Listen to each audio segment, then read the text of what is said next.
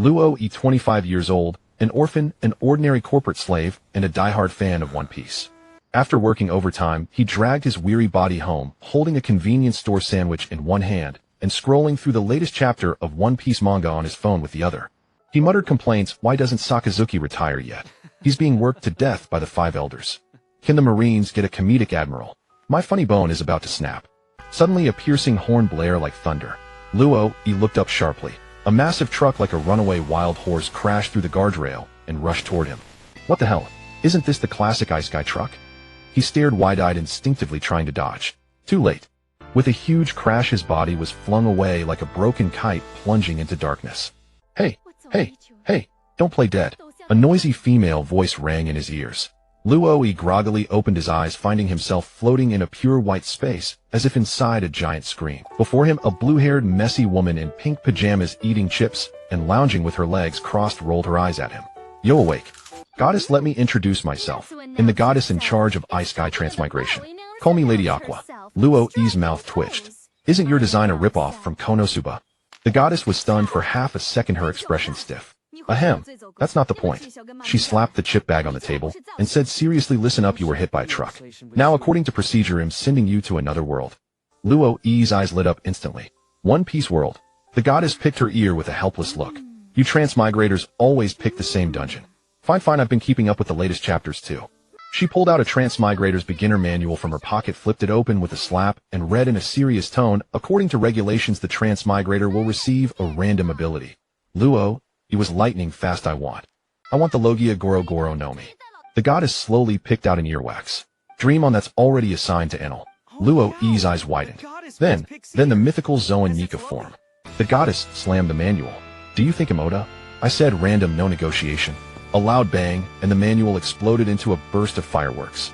The smoke cleared, revealing 2 lines of golden characters. Ability 1, teleport fruit, enhanced note, I can go wherever I want. Ability 2, giant race physique, giant level strength, not height. Note, don't feel pain. When hit, don't tire. When fighting, even Kaido would cry.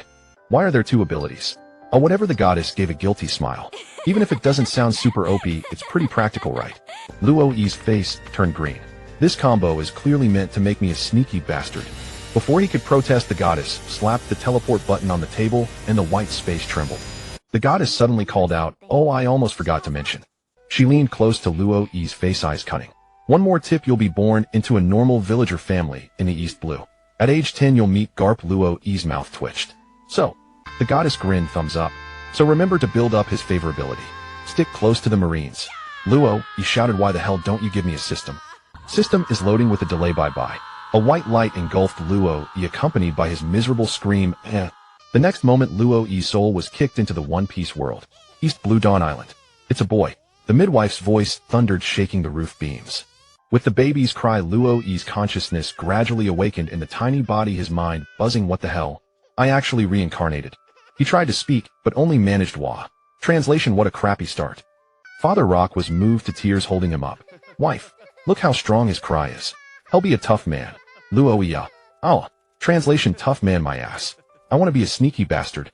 After a flurry of swaddling, feeding, and soothing Luo, he could only close his eyes in resignation. Inner monologue. Alright, let's survive, first play it by ear. 5 years later, East Blue Dawn Island. Luo, you stole my chicken again. The neighbor ant wielded a broom, chasing him like a madwoman. 5-year-old Luo, he sprinted, followed by a group of snotty little kids, shouting Annie. The chicken followed me by itself. It might be seeking freedom. The ant stomped her foot. Freedom, my foot. The chicken's leg is tied with your belt. Luo, he leaped onto a tree holding his prize. This is called strategic cooperation, got it? The kids looked up admiringly. Boss is awesome. Villagers face-bombed. Who does this wild kid take after? In the back mountain orchard, Luo, he crouched on a branch, staring at the plump orange's eyes gleaming. He licked his lips, muttering to himself, ability test activate. The moment he said it, whoosh. No afterimage, no air vibration. He disappeared as if he had vanished into thin air. In the next second, he appeared in the orange grove of the neighboring village, skillfully picking 2 of the biggest and sweetest oranges. Another whoosh. With a silent spatial vibration, he appeared exactly on the original branch, expressionless movements fluid. Munching on the orange, he wore a smug grin. Teleport fruit, the perfect tool for stealing snacks. Not far away, 2 villagers stared in disbelief. Villager A rubbed his eyes. Did 2 oranges just disappear? Villager B remained calm. Don't panic, maybe the new variety of oranges learned to grow legs. Deep in the back mountain, Luo stood with hands on hips challenging a raging wild boar. Come on, hit me, give it your all. With a loud thud, the boy was flung 10 meters, landing on his back. He got up, dusted off, and grinned. That's all you've got? Bring 10 more. The boar's eyes widened, showing a human-like expression of confusion. Luo put his hands on his hips and laughed. I have giant physique stats. Standing here, letting you hit me is like a game. From then on, the legend of invincible Luo spread through the village. That brat got rammed by a wild boar for 3 days straight, and still bounces around, though we're not sure about his brain. 5 years passed quietly, and now it is the year 1500 of the Sea Circle calendar. On the coast of Liming Island in Donghai, waves gently lap against the rocks, and the sea breeze carries a slight salty scent. A 10-year-old boy with a simple cloth garment and a delicate face is squatting on the highest rock by the shore. He holds a dog's tail grass in his mouth, elbows resting on his knees, his deep eyes gazing at the calm sea, as if pondering life. Or rather, he is doubting life. Roger's execution was 2 years ago. The great pirate era has officially begun. He speaks softly, chewing the grass, his eyes complex. Now on the sea, heroes arise and currents surge, but this weakest sea of East Blue is still peaceful. Luffy hasn't been born yet, Ace was just born. I arrived early enough. He sighs softly, gazing at the sparkling sea surface in the distance, his thoughts drifting. Over these 5 years he hasn't been idling. Without a system or a cheat interface, but relying on his persistence and abnormal physique, he has forged himself into half a monster. Teleport fruit enhanced version initially could only flash a few meters, dizzy after. Now, can teleport hundreds of meters, multiple flashes, and still do 300 push-ups without panting. Giant Constitution once knocked flying 20 meters by a wild boar, but got up, chased it 3 blocks, and single-handedly threw it into a pot for soup. His mother was so scared, she almost called the police, thinking her son was possessed by a demon. Haki awakening signs observation. Haki sometimes predicts the angle of his mother's flying slippers from the kitchen, dodging precisely. Armament Haki can already cover his arms solidly. Alas, Luo sighed lazily, turning over to lie on his back on the rock. After all, I lack systematic training. Fumbling by myself is like shaving in the dark, all by feel. He scratched his hair, irritably muttering, that damn goddess didn't even leave a cheat panel. At least she could have left me a book like Haki Training from Beginner to God. As he complained, a familiar thought flashed. Didn't that stupid goddess say, I'd meet Garp? It's been 10 years, where is he? He muttered inwardly. If I met Garp, I could smoothly enter the Navy's high command. But Luffy isn't even born yet, the timeline is too early.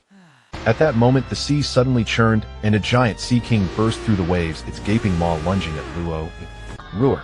Hey, hey, hey. The villagers' screams rose like a tide. Luo, run. Luo, he didn't even bother to lift his head, so noisy and thinking about life. Next second, Luo teleported right in front of the Sea King's face, a fierce grin on his lips. Go back and take a bath. Smack. A loud crash. The Sea King's face deformed, its massive body flew backward like a cannonball, crashing into the sea, sending up a dozen meters. SSS. The villager's jaws nearly dropped. Is this even human? Luo shook his hand, calmly teleported back to shore. Donghai, Sea King's just this level. He continued walking toward the village with the dog's tail grass in his mouth, about to complain again, when suddenly a huge shadow loomed over him. Luo frowned slightly, slowly looked up. There stood a man wearing a dog head, had a goofy big grin on his face, looking down at him, eyes sparkling. Garp grinned, his voice booming. Kid, you're no ordinary power. Luo's pupils contracted. Navy. Garp casually scratched his head, then in the next second directly grabbed Luo by the collar, knocking a Sea King barehanded, teleporting, and that monstrous strength. Ha! I've hit the jackpot. Luo flailed, shouting, wait, I haven't agreed. Garp ignored him, hoisted him over his shoulder. Let's go, come with me to the Navy headquarters. Luo's screams echoed in the sea wind. Kidnapping. Let me down. On the shore, villager wiped tears and waved a handkerchief. Luo remembered to come back and repair the village road when you become an admiral. Villager be holding a chicken, grinned ear to ear. They'll tell your parents you're going to be a soldier. Garp strode toward the port, followed by a sunglasses-wearing, neatly dressed adjutant Bogart. Bogart held his forehead, sighed helplessly. Vice Admiral, can you not just pick up treasures and carry people off every time? Garp laughed, haha. Good saplings don't wait for name cards. Taking them directly saves trouble. Bogart had to shake his head and sigh, yes. Let me first inform the child's family. Under the villager's guidance, Bogart arrived at Luo's doorstep. He knocked politely. The father, Luo, opened the door, looking puzzled. Navy, what can I do for you? Bogart smiled, his tone gentle. Hello, I am Bogart of the Navy headquarters. Just now Luo showed astonishing strength on the shore. Vice Admiral Garp took a liking to him and directly took him to the Navy headquarters for training. Luoku was stunned for a moment, then his eyes lit up. He nearly jumped for joy. Really? Chosen by Vice Admiral Garp? Ha ha. The mother rushed out, hands clasped. Thank you, Navy. That brat is a handful, please discipline him well. Luoku slapped his thigh. Go ahead and train that brat. We trust you. Bogart smiled bitterly and nodded certainly. Turning to see Garp carrying Luo toward the warship, he sighed helplessly. Ah, this really is a treasure. Luo was carried onto the warship like a kitten by Garp, kicking and struggling all the way, but to no avail. Garp held him steady with one hand. Until on the deck, he saw Adjutant Bogart returning from the shore. Luo, he shouted like grabbing a lifeline. Hey, Navy officer, save me. Bogart walked over, calmly glanced at Luo on Garp's shoulder, and said in a flat tone, I've explained the situation to your parents. They support it. Luo suddenly quieted, eyes flickering. Really? Bogart nodded. Your father said that kid wreaks havoc in the village anyway. Luo's mouth twitched. This is my real dad. Bogart added, and your mother cried and stuffed a basket of oranges into my hand, saying please don't let Vice Admiral Garp kill him. Luo covered his face. This is my real mom. Garp laughed. Ha ha. Don't worry kid, I have a light touch. Garp casually dropped Luo onto the deck, sat cross-legged, pulled out a bag of crackers, and crunched away, his eyes glinting as he stared at him. Alright, talk. What's with the teleportation and monster? Luo thought inwardly. If I tell the truth, he'll probably be locked up for dissection. He blinked, looking innocent. This. When I was 5, I was playing in the back mountain and found a weird fruit. It tasted terrible, but after eating it I could swish everywhere. Super fun. Garp raised an eyebrow. Oh, I've never heard of such a fruit. Bogart pushed up his sunglasses and added, it might be the legendary Paramecia teleport fruit. There are scattered records in the Navy headquarters library. Luo played dumb, smiling sweetly. I figured out a lot of uses myself. Like, before he finished he swished behind Garp, winding up a punch. Sneak. Garp didn't even turn his head, his hand precisely caught Luo's fist. Garp grinned. Young man, no martial ethics. Luo's eyes shook. What the? The next second Garp swung his arm, and Luo flew like a rag doll, crashing hard onto the deck, bang, cracking a plank. Luo saw stars. Wait. I wasn't ready. Garp laughed heartily, a glint of killing intent in his eyes. Ready. Do pirates give you time to prepare? His fist coated in thick armament hockey, he punched at Luo's face. Luo's teleport instinct triggered. Swoosh. Dodging to the mast, he gasped for breath, but a killing intent suddenly came from behind. Garp's voice low and amused. Observation hockey is not for show. Thud. A powerful haki-infused punch slammed into Luo's back, blasting him through the deck into the lower cabin. The whole warship echoed with Luo's screams. Not the face. I'm sorry. I want sneak attack again. Mister. Bogart, help. Bogart held a teacup, took a calm sip. You'll get used to it. The Navy soldiers whispered among themselves. That scream. Vice Admiral Garp caught a new punching bag. The last one this miserable was young Admiral Kazan. Half an hour later, Luo bruised and swollen lay sprawled on the deck, feeling like he was in pieces. Garp clapped, laughing. Not bad. Your combat sense is like a headless fly, but your physique is decent. Luo, barely alive, grinned weakly. Thanks. Garp's smile faded, his eyes suddenly sharp. From today on I will personally train you. Luo struggled to protest. Can I refuse? Garp clenched his fist, grinning like a tiger. What do you think? Night fell, and the warship lay still upon the dark sea. Luo sat on the deck, holding a training plan handwritten by Kapu in his hands. After reading it, his vision darkened, and he nearly fainted. The Kapu Elite Training Program Daily Basics, 10,000 punches with seastone weights. Physical special training, dragging a small warship around the beach, add extra laps if you stop. Pain resistance course, stand still, and let Kapu hit you for 10 minutes, no crying allowed. Combat practice, spar with veteran Marines, if you lose no dinner. Luo trembled, his mouth twitching wildly. This is how you train elites. It's clearly how you train a punching bag. Kapu laughed heartily, walking over and patting his shoulder. Starting tomorrow, kid. Under the night sky, the boy's anguished roar echoed across the deck. Stupid goddess. You've doomed me. 3 days later on the warship's deck. Luo was drenched in sweat, his fists tightly wrapped in bandages, as he furiously punched a specially made iron post. 9,998. 9,999. 10,000. With the final punch, the iron post split with a crack. Luo collapsed to the ground, gasping for breath, his eyes gleaming with stubborn light. The surrounding soldiers were stunned. This kid adapted in just 3 days? It took Vice Admiral Kazan half a month to keep up with Vice Admiral Kapu's pace. A monster, truly a monster. Bogart held a teacup, a glint of approval in his eyes. Indeed, a promising talent. The evening sun spilled across the deck. Luo lay sprawled too sore to move, but his eyes were exceptionally bright. Kapu walked over and casually tossed him a bottle of water. How's it going? Still alive.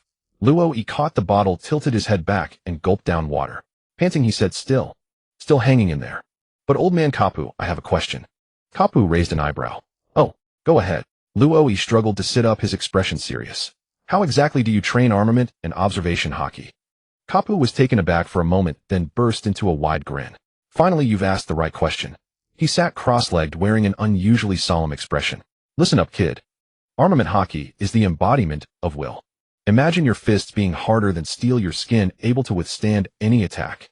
It's not brute force, but the firm belief that you can do it. Kapu swung his fist, demonstrating an aura that seemed capable of splitting mountains. Observation hockey is the extension of perception. Close your eyes. Don't see with your eyes, but feel the surrounding aura with your heart. The enemy's movements, the flow of the wind, even the fluctuations of emotion. You can hear them all. Luo's eyes widened, thoughtful. So when you hit me, you were actually training my observation hockey. Kapu laughed heartily. Exactly. After getting beaten enough, you'll naturally learn to predict. Luo's mouth twitched. Such a crude teaching method. Kapu patted his shoulder. But once we return to headquarters, you'll have a better teacher. Luo's heart jolted, his breathing quickened. A better teacher? Kapu nodded with a smile. That's right. The former Admiral Blackarm Zifa, now the chief instructor of Marine recruits. With his teaching style, you'll master armament and observation hockey much faster. That night, Luo lay in the cabin, recalling Kapu's words. Zifa, former Marine Admiral, now the chief instructor. If I can learn from him, he'll surely grasp armament and observation hockey more quickly. Luo's eyes shone in the moonlight. He clenched his fists tightly, the flames of fierce determination igniting in his heart. Since I've boarded this ship, it'll become strong enough to be invincible. Just as he was filled with lofty ambition, the cabin door creaked open, and Kapu's head poked in, grinning widely. Kid, don't slack off. Tomorrow we'll add an extra armament hockey pain resistance course. Luo, yeah. Again.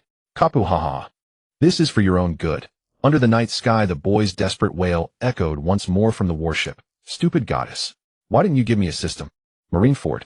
2 days later, Kapu's doghead warship slowly sailed into the harbor of Marineford, the Marine headquarters.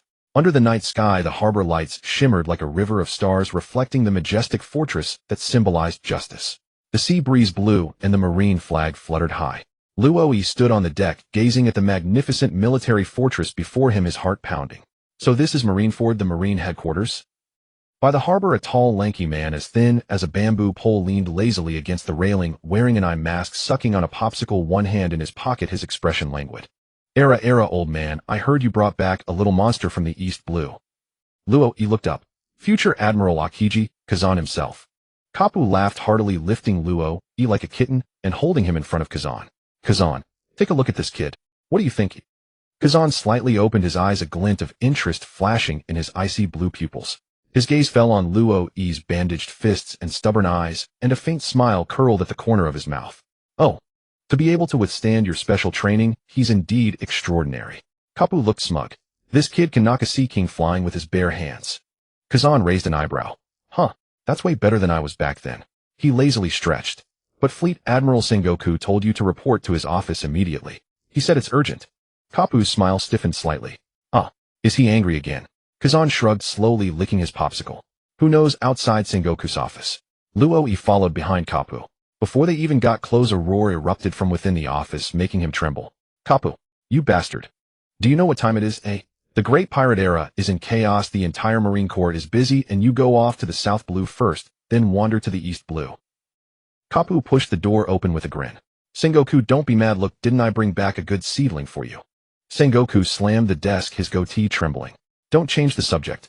Luo peeked inside from the doorway. Fleet Admiral Sengoku's hair stood on end, his eyes behind the glasses as wide as copper bells, his whole body looking like it was about to erupt in flames.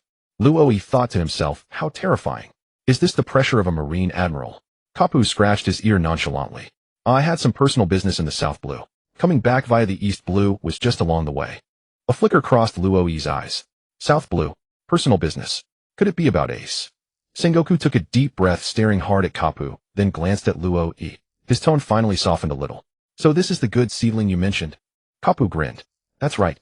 A teleportation fruit user with superhuman strength, and he can even withstand my punches. Sengoku was stunned. Teleportation fruit. He fixed his gaze on Luo, eyes sharp as knives. Kid, what's your name? Luo straightened his back and answered loudly. Reporting, Admiral. My name is Luo. Sengoku's gaze narrowed slightly, then he nodded, his tone softening. Since Kapu has taken a liking to you, train hard, and don't let the Marines down. Yes, sir. After leaving the office, Luo realized his back was drenched in cold sweat. He quietly clenched his fists. So this is the pressure of the top Marine brass. He swore in his heart. One day I too will. Kapu laughed heartily. So, Sengoku isn't as scary as you imagined, is he?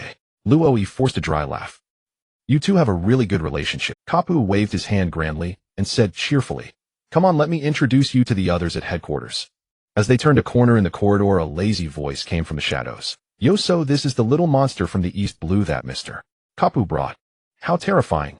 Luo looked up to see a tall, slender man in a yellow striped suit leaning lazily against the wall holding a cup of coffee, a slight smile on it. The slacker Admiral Borsalino Kazuro.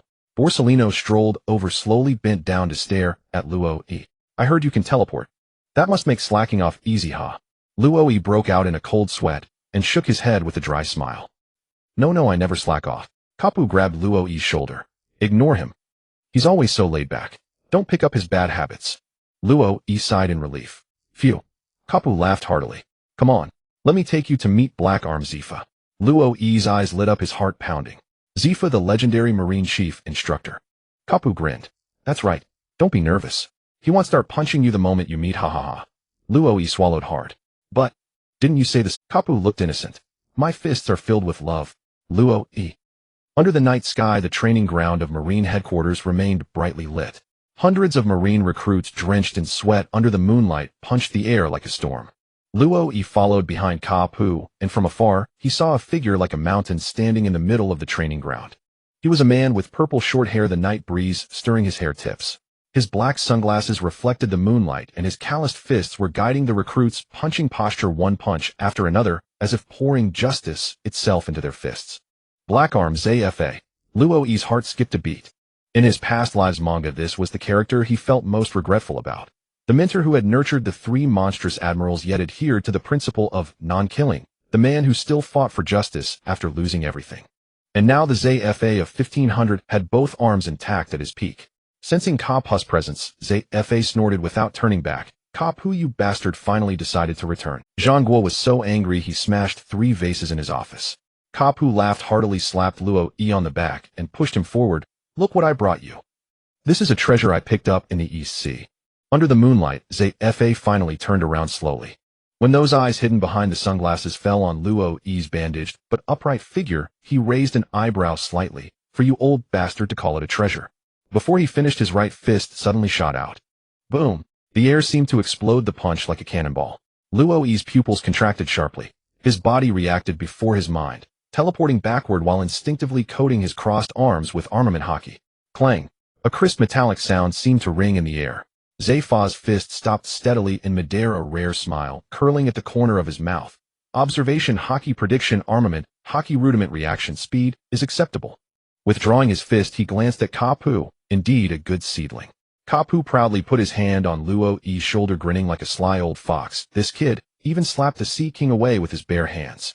Zafa raised an eyebrow, his smile deepening. Is that so? Then it's getting interesting. After the training ended, Zafa led the two into his office. In the office, an old hanging lamp cast a dim yellow light.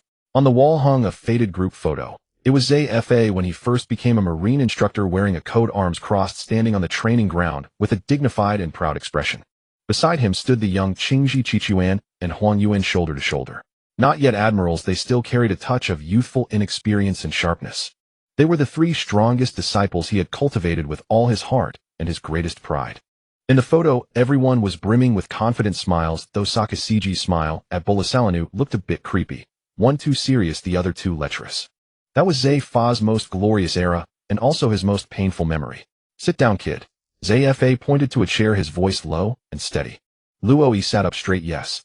Zafa looked at Luo, speaking slowly. Kapu says you ate the teleportation fruit. Luo nodded yes. I call it super teleportation. I can instantly flash to any place I can see. With that, he vanished with a swoosh and stood steadily behind Zafa the next second. Zafa, without turning, suddenly grabbed backward, but caught nothing. Looking up, he saw Luo hanging upside down from the ceiling, grinning smugly. He Zfa showed a rare hint of a smile. Interesting. He stood up, his eyes burning behind the sunglasses. Starting tomorrow you will train with the recruit camp. With that he pointed at Luo, his tone suddenly stern. Add 2 hours of extra training every day. I will personally teach you armament hockey.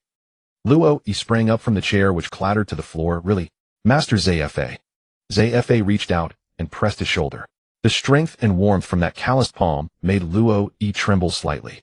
Remember, Zfa's voice was resolute. Ability is just a tool. A true strongman carries out justice with his fists. Kapu suddenly interjected, his hearty laughter echoing in the office. Zfa chuckled lightly. Hockey is the only truth. Kapu laughed uproariously. I was right, wasn't I? Zfa, old buddy, truly worthy of you. Luo stared blankly at the two veterans laughing side by side. Under the moonlight before him, he seemed to see that spirited black arm. Zfa forever guarding justice with eyes shining like stars. At this moment he silently swore in his heart, since I've been given this chance, I will definitely change that tragic future. The next morning, Marine Headquarters training ground. The first rays of dawn spilled onto the training ground. Marine recruits had already assembled, standing in neat ranks. The air was filled with the scent of sweat and sea breeze. Kapu and Zfa stood together in the center of the training ground. To the recruits, this scene was a legendary treatment. Today's focus is hockey combat special training. Zfa took off his sunglasses, revealing sharp eyes, and spoke in a loud metallic voice. Hockey is the foundation of the Marines. If you can't learn it, don't talk about justice. Kapu put his hands on his hips, grinning widely. Listen up, brats. Today we have a special observation hockey and armament hockey combat demonstration. With that he pushed Luo to the center of the field. Luo, this sparring match is personally guided by Zfa. The recruits burst into murmurs, all eyes fixed on Luo. Is that the newcomer from the East Sea? Who is he? He's being instructed by both Master Zfa and Vice Admiral Kapu. What connections? Could he be a relative of the Marine High Command? Luo's heart tightened. He took a breath, walked slowly to Zfa, and clenched his fists. Master Zfa, please guide me. Zfa narrowed his eyes, his voice calm. Don't be nervous. Make your move, kid. Let me see your reaction. As soon as he finished, Zfa's figure flickered, charging forward with a punch, like a sledgehammer, bringing a whistling wind. Boom! Luo's pupils contracted. His observation hockey activated instinctively. With a flash of lightning under his feet, he dodged to the side, with a swoosh. Barely steady, Zfa's spinning side kick came again, like a whirlwind. Whoosh! Armament hockey. Luo instantly coated his arms with armament hockey, crossing them to block. With a loud clang, he was pushed back several meters, sliding on the ground, but he steadied himself. The recruits stared wide-eyed. He can actually fight against Master Zfa. He can actually block Master Zfa's attack. Is he a monster? Zfa's mouth curled up slightly. Not bad. You can use observation hockey to dodge and armament hockey to block in such a short time. Good reaction. However, before he finished, Zfa suddenly withdrew his fist, his steps like thunder, and his body surged forward like a mountain bearing down. Bam, bam, bam. A flurry of punches rained down like a storm. Luo used his teleportation to the fullest, dodging again and again, but Zfa's punches seemed to predict his trajectory, following closely. While dodging, Luo thought to himself, Master Zfa is too strong. His observation hockey's range. It's like he has wall hacks. Suddenly an opening. Zfa seized the moment and threw a heavy punch. Luo instinctively blocked. Boom. His arms went numb, and he was sent flying several meters, crashing to the ground with blood trickling from the corner of his mouth. Suddenly an opening. Zfa seized the moment and threw a heavy punch. Luo instinctively blocked. Boom. His arms went numb, and he was sent flying several meters. Remember, hockey is the extension of will. The stronger your will, the stronger your power. Kapu walked up with a laugh, lifting Luo from the ground. I have high hopes for you. Don't just dodge. Counterattack. Luo gritted his teeth, wiped the blood from his mouth, and his eyes blazed with fighting spirit. Yes. Please continue to guide me. Zfa nodded in satisfaction. Good. Continue. On the training ground, punches whistled, flashes of light streaked, and hockey shockwaves rippled out in circles. The recruits were completely dumbfounded. Heavens, he's been fighting Master Zfa for so long, and hasn't fallen yet.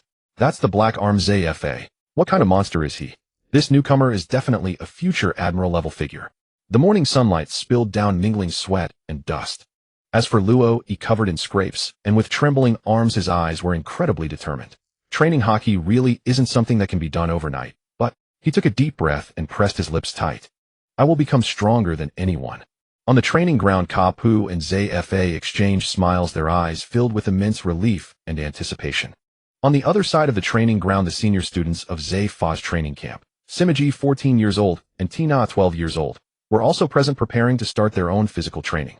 Simoji stared intently at the flickering figure of Luo, in the center, his brow slightly furrowed. That kid. On his first meeting, he can actually go toe-a-toe with Master Zephy for so long, and he can use teleportation. He's really a monster. Tina toyed with the handcuffs in her hand, her tone slightly cool, but unable to hide her approval. Simoji, this newcomer might become your future rival. Simoji snorted, blowing out a puff of smoke. No matter who he is, to become a strong man, he must go through 1,000 trials and 100 refinements. I hope he can withstand Master Zephy's training. Tina's lips curled slightly. Tina is a bit interested in him. The two exchanged a glance, then both looked at the youth standing unyielding in the center of the field under Zephy's storm-like attacks. In the morning training ground, hundreds of naval recruits stood in neat formation, yet all eyes unconsciously drifted to the front row. A black-haired teenager was doing one-arm handstand push-ups, his sweat glistening under the morning sun. 9,998. 9,999. 10,000. Roy flipped over with a sudden motion, landing steadily, sweat flying off his body, as if gilded in gold under the morning sun. Suppressed exclamations immediately arose around. Hey, is this guy really in the same batch as us? I heard he sparred with instructor Zephy for 10 minutes yesterday. Suppressed exclamations immediately arose around. Hey, is this guy really in the same batch as us? A silver-haired teenager with 2 cigars clenched in his teeth glared down at him with razor-sharp eyes. Hey, teleport kid. Roy looked up, meeting the fierce gaze of the newcomer, the mad dog of the Navy, later known as the White Hunter, the king of beating, Smoker. Smoker tore off his training uniform, directly revealing a muscular physique, and raised an eyebrow. Do you dare to fight me? The entire training ground instantly erupted with the recruits holding their breath. Tina jogged over, her pink hair fluttering in the morning breeze, her eyes anxious. Smoker, you're at it again. Fine. Roy's response stunned everyone. He smiled and flexed his wrist, his eyes firm. Just the right time to test the results of my special training. Zephy's whistle sounded at the perfect moment. Everyone clear out. Practical exam advanced. Bang! Smoker instantly elementalized, rolling white smoke surging toward Roy like a tsunami, instantly engulfing a corner of the training ground. If you can't find me, don't talk about justice. Smoker's voice came from the white mist, laced with confidence and provocation. Roy, however, closed his eyes and took a deep breath. His observation hockey expanded. Left. Schwa. Roy flashed like lightning, teleporting to the side of the white smoke, his eyes sharp. His fist instantly coated with black armament hockey, and he slammed it fiercely into the void. Bang! The smoke screen burst apart, and a white figure was blasted into visibility. Smoker stumbled back 2 steps, a dark fist mark slammed onto his shoulder, his face filled with disbelief. How did you predict my position? Roy shook his fist, his gaze resolute. Logia isn't invincible, Smoker. Hockey, that's the key to victory. These words exploded like thunder on the training ground. The recruits' eyes widened. He actually hit Smoker. He's a Logia, and he was actually knocked out. Observation hockey. And that black fist. Is it armament hockey? Smoker stared intently at Roy, his fists clenched white. Hockey. He murmured, a flicker of regret, and also a hint of epiphany in his eyes. Lunch break. Roy was bandaging his swollen fist under the shade of a tree, sweat dripping to the ground, weariness on his face. A plume of white smoke condensed into shape, and Smoker walked over, cigar in his mouth, his expression complex. Hey, teleport kid. Roy looked up and smiled slightly. Want another round? Smoker shook his head, took a drag, and slowly exhaled. That punch just now made me understand. Hey, teleport kid. Roy looked up and smiled slightly. Want another round? Smoker shook his head, took a drag, and slowly exhaled. That punch just now made me. Hockey, I am indeed too lacking. Roy smiled, his gaze gentle. Smoker, you're a natural Navy warrior. You're just one step away. The resolve to face your weaknesses. Smoker froze, then slowly clenched his fist and grinned through gritted teeth. Thanks. From now on I won't rely solely on Logia. Just then the sound of light footsteps approached. Tina walked over with 2 cups of cold juice, the breeze lifting her pink hair. With a gentle smile she offered one. You fought brilliantly. Tina admires you. Roy, who was wiping sweat, paused. As he took the juice, he inadvertently noticed a ring of calluses on her slender fingertips.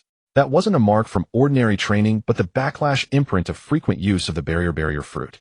He took a sip of the cold juice and said sincerely, actually, Smoker is really strong. He looked at the silver-haired teenager not far away who was doing extra training alone with his back, to everyone a hint of regret in his eyes. He took a sip of the cold juice and said sincerely, actually, Smoker is really strong. He looked at the silver-haired teenager not far away who was doing extra training alone with his back, to everyone a hint of regret in his eye. Shouldn't you point out Tina's weakness too? Before the words faded, Roy's action of drinking juice froze, and he almost spat it out. Cough, cough, cough. Am not that capable. Coughing, he hurriedly stepped back, but with a thud his back hit something as solid as a wall. My. A familiar chilling low hum sounded behind his head. Roy turned stiffly. Instructor Zifa was standing behind him, arms crossed, a death glare reflecting from his sunglasses, his tone sarcastic. Yo, looks like you're full of energy with time to guide others, huh, Roy? Roy's face turned pale. Instructor, please let me explain. This is really just a simple conversation. Oh. Conversation. Zifa slowly took off his sunglasses and casually grabbed Roy by the collar like a restless monkey. Since you're good at communication, you'll practice more armament hockey this afternoon. 2,000 times hardening training. If the form is off, start over. Instructor, help me. At 5 in the morning, Roy was immersed in a miserably short sleep when suddenly a bucket of ice water was poured over his head, freezing him as he jolted upright. Zifa's stern face looked especially terrifying under the night light, his sunglasses reflecting the faint glow. A real Navy man gets up at 5. You should be ready for training by 6. Yes. Roy shuddered and quickly rolled out of bed. Breakfast time. In the cafeteria, Roy was just about to start eating when Zifa walked up from behind and slapped his chopsticks away, sending them flying. And eating is also training. Zifa crossed his arms, his eyes like torches. Use armament hockey to hold your utensils. If the utensils break, you don't get to eat a single bite. Roy's eyes widened on this. In the culture class, history is important. Zifa, standing on the podium, stomped one foot on the desk, holding a thick book of naval history. Don't think only fists are power. Knowledge is also a weapon in battle. In the classroom, Roy was writing furiously while his eyelids drooped from sleepiness. Zifa's mouth twitched, and he suddenly grabbed him and hung him on the flagpole at the door. Are you awake now, eh? Roy hung in midair, wind tousling his hair. I'll awake, instructor. Night extra training. In the late night training ground, the bright moon hung high, casting Roy's long shadow on the ground. Zifa rolled up his sleeves, his muscles bulging like rocks. Hockey is the extension of will. Night extra training. In the late night training ground, the bright moon hung high, casting Roy's long shadow on the ground. Zifa rolled up his sleeves, his muscles bulging like rocks. Hock, bam, bam, bam. Each punch struck like a hammer, sweat and blood mingling, dripping to the ground. The distant infirmary window showed a faint light. The spark of smoker's lit cigar flickered, then was quietly snuffed out. What a madman. He murmured, a flicker of admiration and also a hint of reluctance in his eyes. On the day of the month-end exam, the morning sun shone through the training grounds, flags casting light on the neatly lined-up trainees. Zifa walked step by step to Roy, pinning the medal symbolizing passing onto his blood-stained collar. You passed. Roy looked up, his eyes firm and stubborn. Thank you, Instructor Zifa. The entire ground fell silent, and many recruits stared at him, their eyes flickering with awe and disbelief. Roy was taken aback, then clenched the badge tightly and revealed a sincere smile. I'll be waiting. Tina walked over with a light laugh, her eyes soft and playful. Tina thinks you're both. Roy was taken aback, then clenched the badge tightly and revealed a sincere smile. I'll be waiting. Tina walked over with a light laugh, her eyes soft and playful. Tina thinks you're both fools. She handed Roy a handkerchief, the white cloth reflecting the morning light. Wipe your face, honor student. Roy pursed his lips and gently took the handkerchief. The adjutant walked quietly to his side. Should we report to Admiral Sengoku in advance? Zifa smiled slightly, turned, and walked away, his shadow stretched long by the sunset. The adjutant walked quietly to his side. Should we report to Admiral Sengoku in advance? Zifa smiled slightly, turned, and walked away, his shadow stretched long by the sunset. Wait a little longer. Let the young eagle fly a bit more. The wind lifted his purple hair, as if carrying endless fighting spirit and warmth. Bang! In the center of the training ground, two figures collided and intersected at astonishing speed, the explosive sounds of fists and kicks echoing in waves, causing the surrounding guardrails to hum and vibrate. Seamog's hands were coated with armament hockey, and the power of the smoke fruit no longer erupted chaotically as before, but was precisely compressed between his arms and legs, forming a cyclone-like flow with explosive force. Flash! Luo Yi's figure vanished in an instant, reappearing behind Moj the next second, his fist coated in pitch-black armament hockey, striking like thunder, aimed directly at the opponent's back. I expected that. Moj sneered, his body abruptly elementalizing and dispersing into white smoke spinning in the air before instantly solidifying, his hand sweeping back with a Renkyaku. Luo Yi flashed away like a bolt of lightning, evading the slash while taking a deep breath. Life returned, giant's breath. In an instant, his muscles swelled dramatically, his body towering to nearly 4 meters, his skin taking on a cold metallic sheen. Armament hockey covering his hands like iron armor with fierce battle intent. What a... Seamog's pupils contracted, but his combat instincts drove him to charge forward without hesitation. Bang boom. The violent collision of their fists unleashed a massive shockwave, dust flying, causing the surrounding guardrails of the training ground to collapse entirely. On the spectator's stand, Na bit her straw, her pink hair gently swaying in the wind, a trace of surprise flashing in her eyes. Moj can actually keep up with Luo's pace. Kapu grinned, holding a bag of rice crackers. Haha, that kid has been training like crazy since Luo spurred him on. Zfa stood quietly at the edge of the field, his gaze sharp and gratified behind his sunglasses. Seamog's progress is indeed remarkable, but Luo. His eyes fell on Luo's fist shimmering with dark armament haki, silently praising him. Over a year ago, Zfa had worried that Luo might rely too heavily on the teleportation fruit's ability, neglecting the basic physical training of the Marines. But contrary to his expectations, this young man not only did not slack off, but trained even harder than anyone else. Under Zfa's high-pressure training, Luo relentlessly practiced the 6 styles. Shave, the perfect foundation for teleportation, seamlessly combined with the fruit's ability, forming an even more elusive teleportation footwork. Moonwalk, aerial mobility integrated with teleportation, allowed him to make multiple mid-air turns. Rankyaku armament-enhanced slashes was combined with teleportation assault to create a devastating combo. He even modified Tekai and life return to an almost extreme level, instantly hardening his body to steel-like rigidity in the giant's breath state. Even Shurgan, with the support of teleportation, could be delivered like a ghostly phantom, appearing before the enemy in an instant for a surprise attack. All of this silently earned Zfa's admiration. The teleportation fruit is just his tool. His true weapon is his indomitable will and talent for turning every power into his own. As the dust settled, Moj knelt on one knee, a trace of blood at the corner of his mouth, but his eyes remained sharp as a blade. It's not over yet. Luo's body returned to normal, but the layer of dark armament haki still covered his fists, looking at Moj with a hint of pride. You've grown stronger, Moj.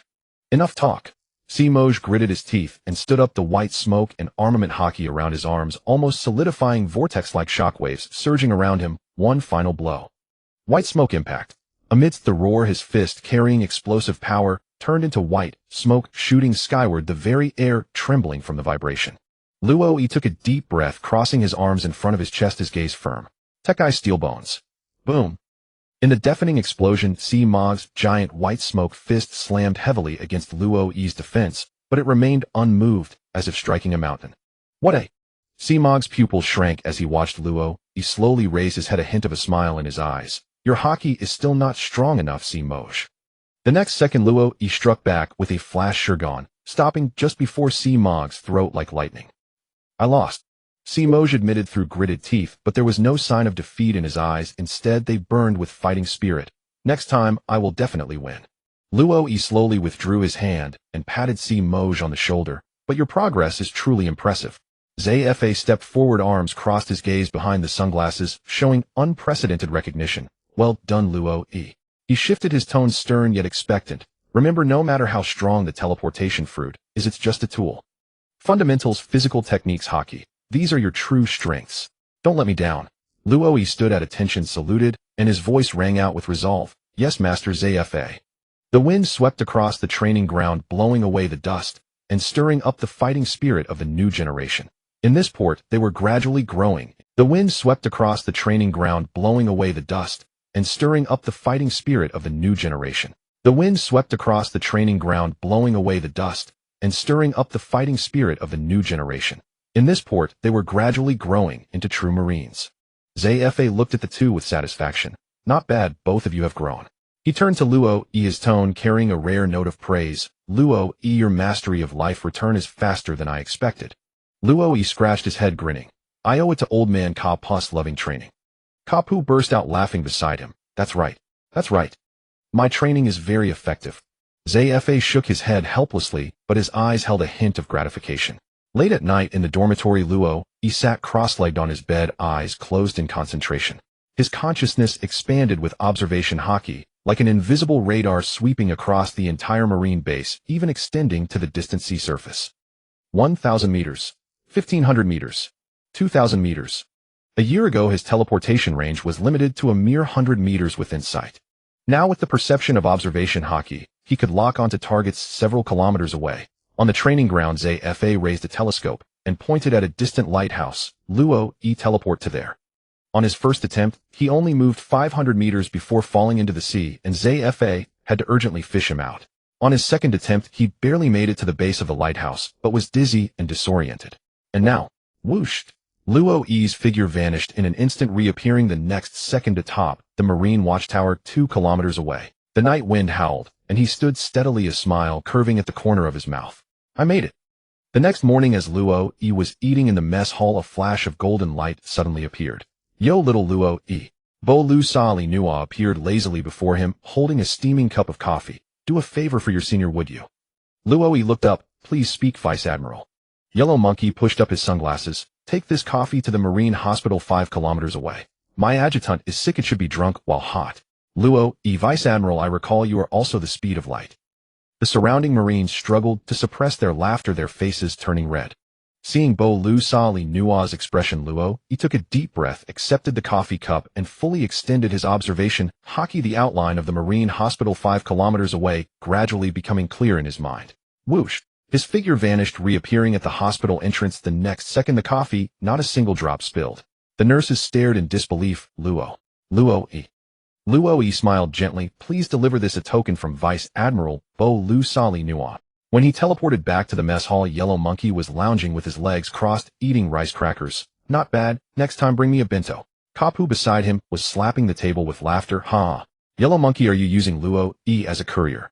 Afternoon training ground, Zafa crossed his arms. Today's test, teleporting with another person. Tina suddenly had a bad feeling. Tina refuses. Refusal invalid. Zafa pointed coldly. Luo, take her to the opposite peak and back. Luo scratched his head and extended his hand to Tina. Sorry, Tina. Tina sighed, reluctantly grabbing his arm. Tina feels you're all bullying me. Whoosh! The two vanished, instantly reappearing 1,000 meters away on the mountaintop. The sea breeze brushed by, and Tina's pink hair flew in the wind. She paused. Pretty fast, actually. Luo smiled. Hold tight, we're going back.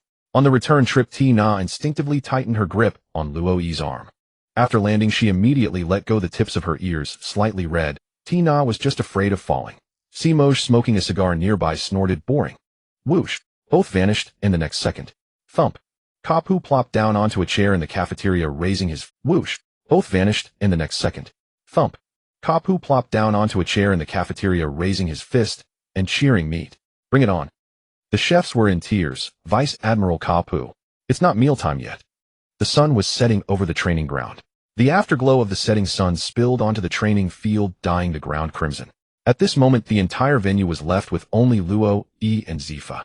Zifa gently flexed his wrist. His right arm, covered in calluses, bulged with muscles that glistened like steel. The final item, teleportation with an attack. His tone was serious, but carried a hint of anticipation. The rule is simple. Hit me 3 times consecutively, and you pass. Luo's breath paused slightly, his eyes suddenly sharpening. Understood. Zifa planted his feet, assuming a combat stance. Begin. Schwat. Luo's figure appeared like lightning to Zifa's left, his pitch-black armament hockey fist tearing through the wind.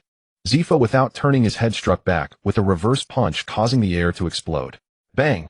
Luo was forced back several steps by the immense recoil, a trace of blood at the corner of his mouth.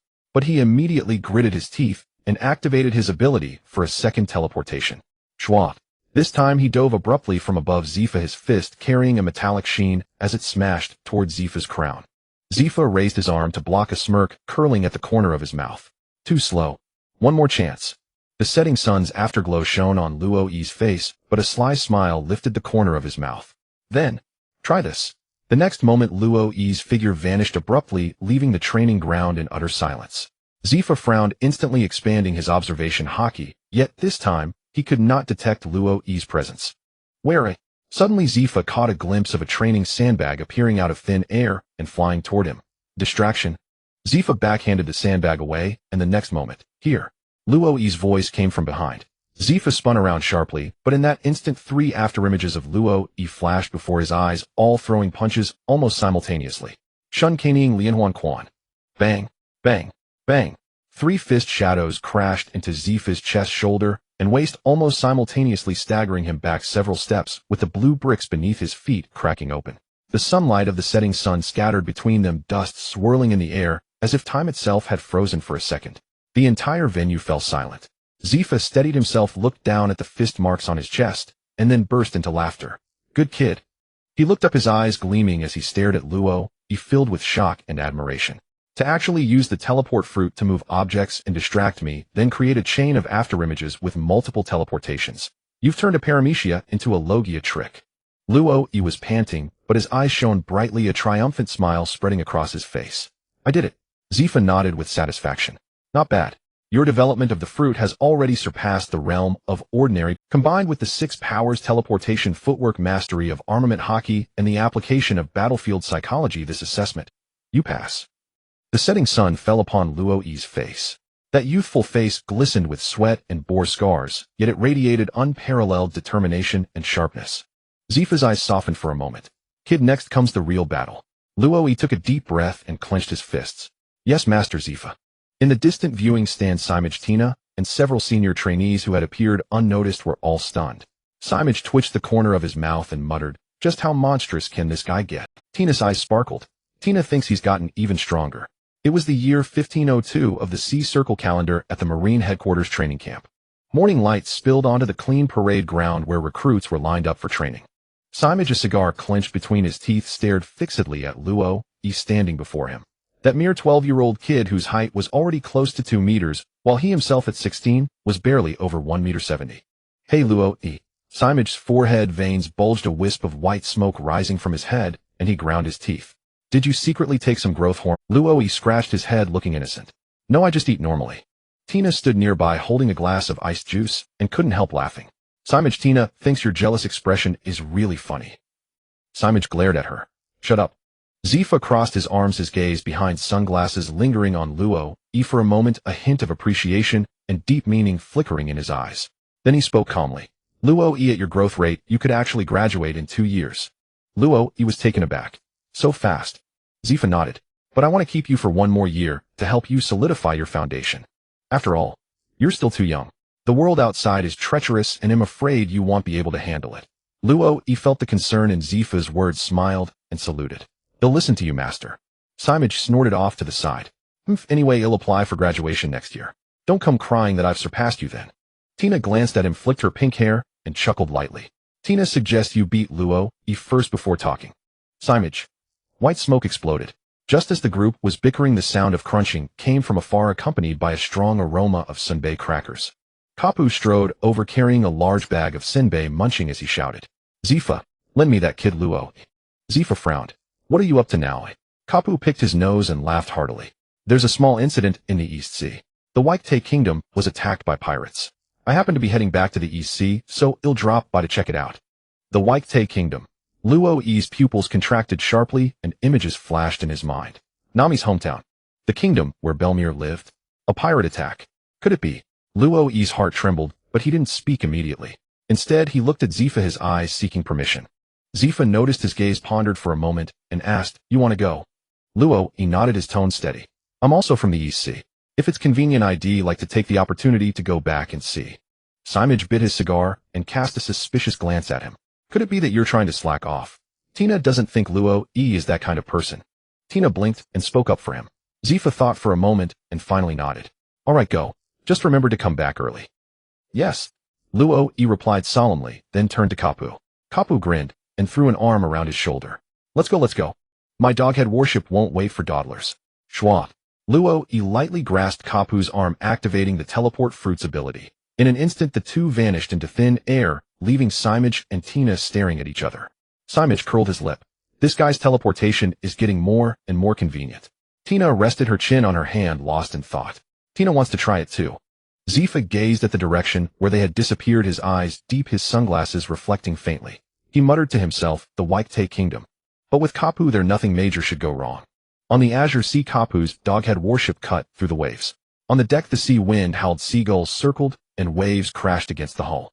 Luo stood by the railing, gripping the rail, the sea breeze brushing his face as turmoil churned in his heart.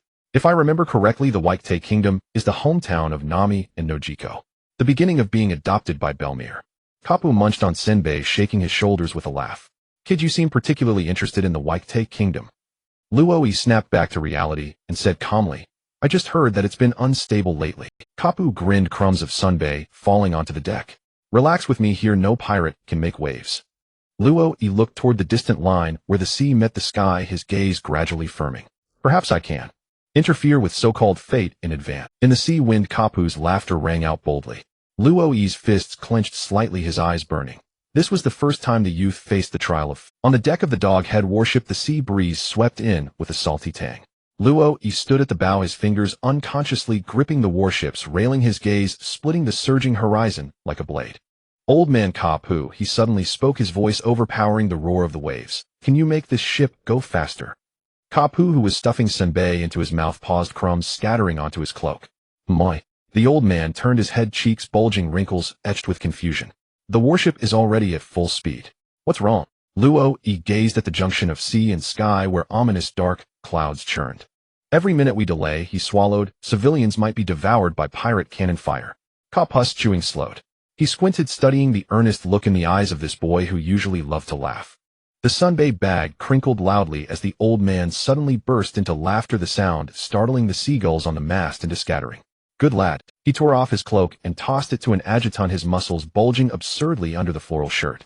Let me show you how I used to chase Roger around back in the day. The moment the words fell, the deck planks groaned under strain. He turned, bent his knees slightly, and reeled his right fist back, veins bulging. Hang on tight, you brats. Boom. Kapus' fist slammed into the stern of the doghead warship.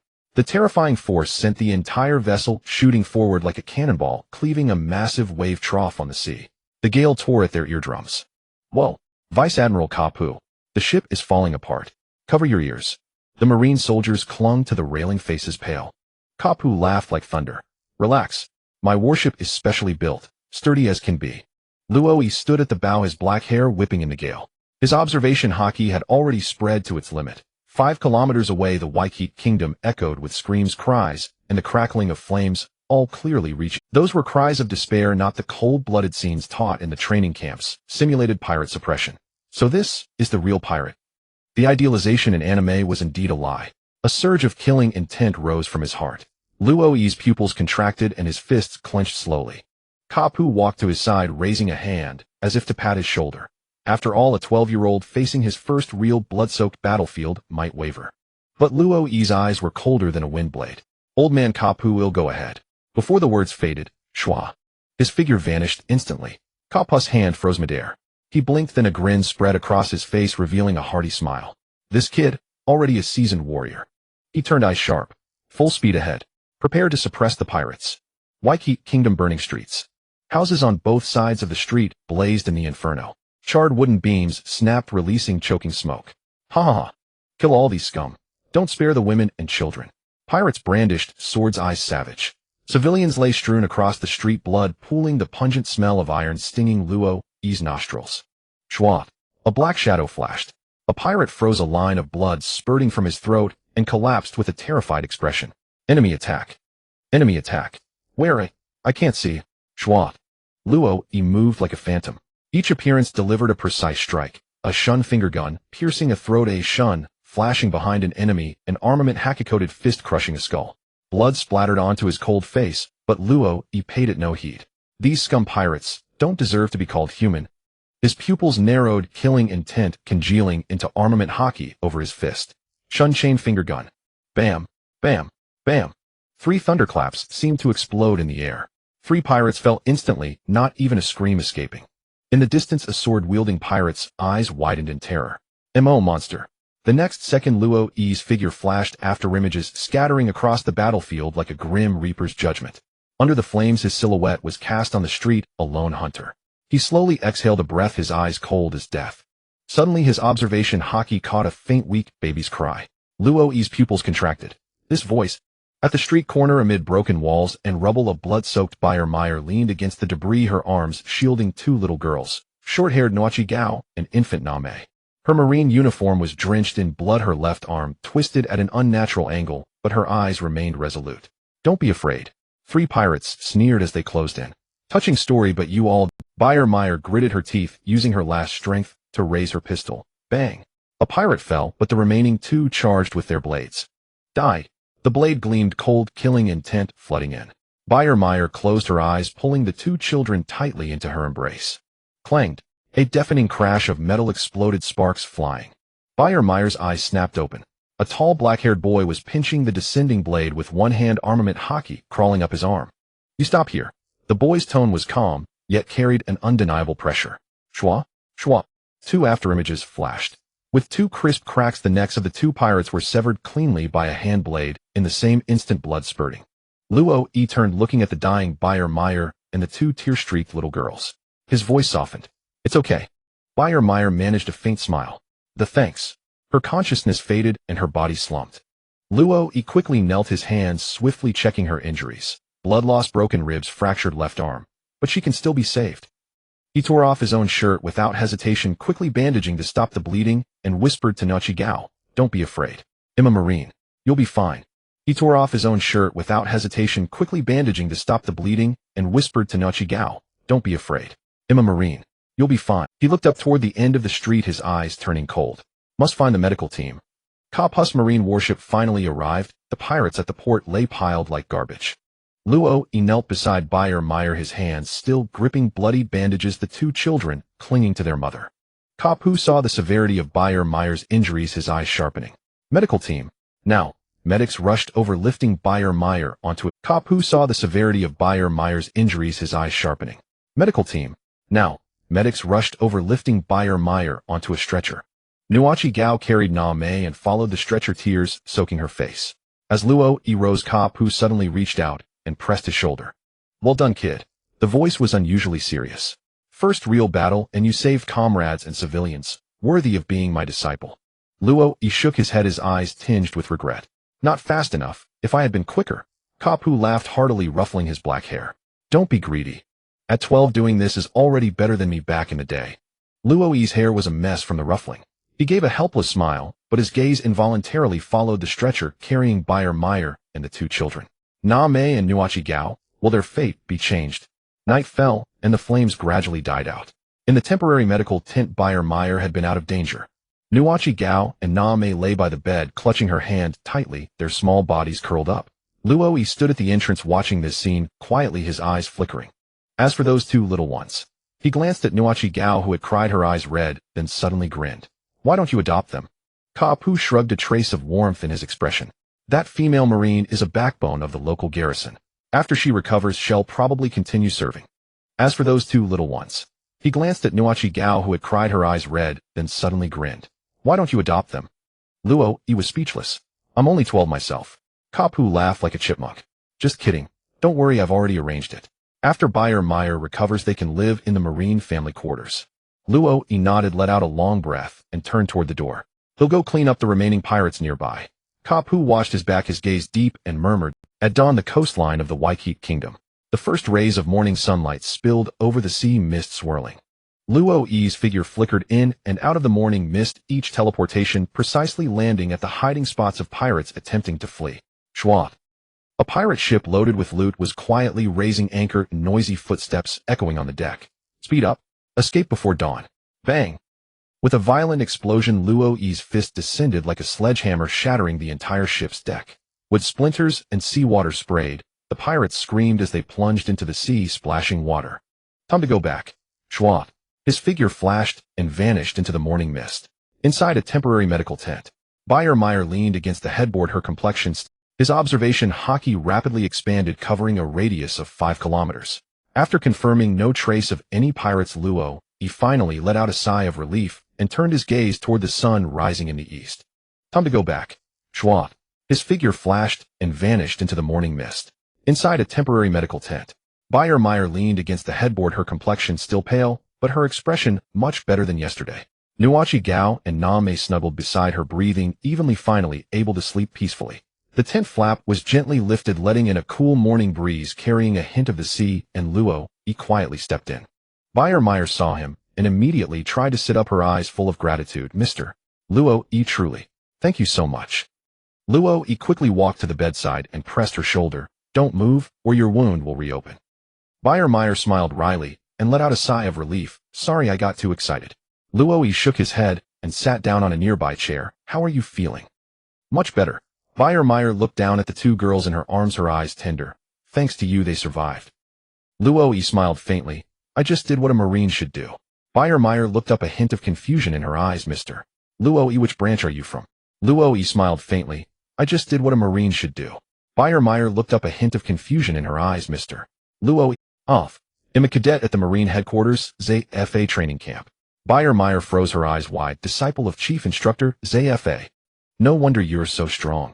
Then, as if something occurred to her, her pupils contracted sharply. Wait. Training camp? Then how old are you? Luo spread his hands. 12. Meyer was completely frozen, as if hearing an unbelievable tale. Her lips slightly parted. 12. 12. That monster who cleared out hundreds of pirates in one night, covered in armament hockey, over 2 meters tall, was actually a 12-year-old brat. Luo saw her expression and couldn't help but chuckle. What's with that look? Don't stare at me like that. Meyer covered her face and sighed to the sky. No. I just suddenly feel that all these years as a Marine were wasted. Luo shook his head, looking at her seriously. No, Meyer, you protected them. That's what matters most. Meyer was stunned, then looked down at Na Mei and Nuachi Gao in her arms, her eyes gradually softening. Yes. This battle made me realize a lot of things. She took a deep breath, as if finally making up her mind. I want to adopt them. Luo nodded, his expression calm. Meyer bit her lip, her voice lower. But I'm worried. Marine work is too busy. I'm afraid I can't take good care of them. Luo smiled, his tone gentle but firm. Adopting them and being a Marine don't conflict. Meyer looked up, a trace of struggle in her eyes, but Luo looked at her, his gaze resolute. These two little girls need someone to protect them, and you need to become stronger. If you encounter a similar pirate attack again, how will you protect them? Meyer's pupils trembled slightly, and the sense of maternal responsibility in her heart was fully awakened. Meyer looked up, a trace of struggle in her eyes, but Luo looked at her, his gaze resolute. Luo, old man Ka Pu has already applied for housing in the Marine family quarters for you. You can live peacefully from now on.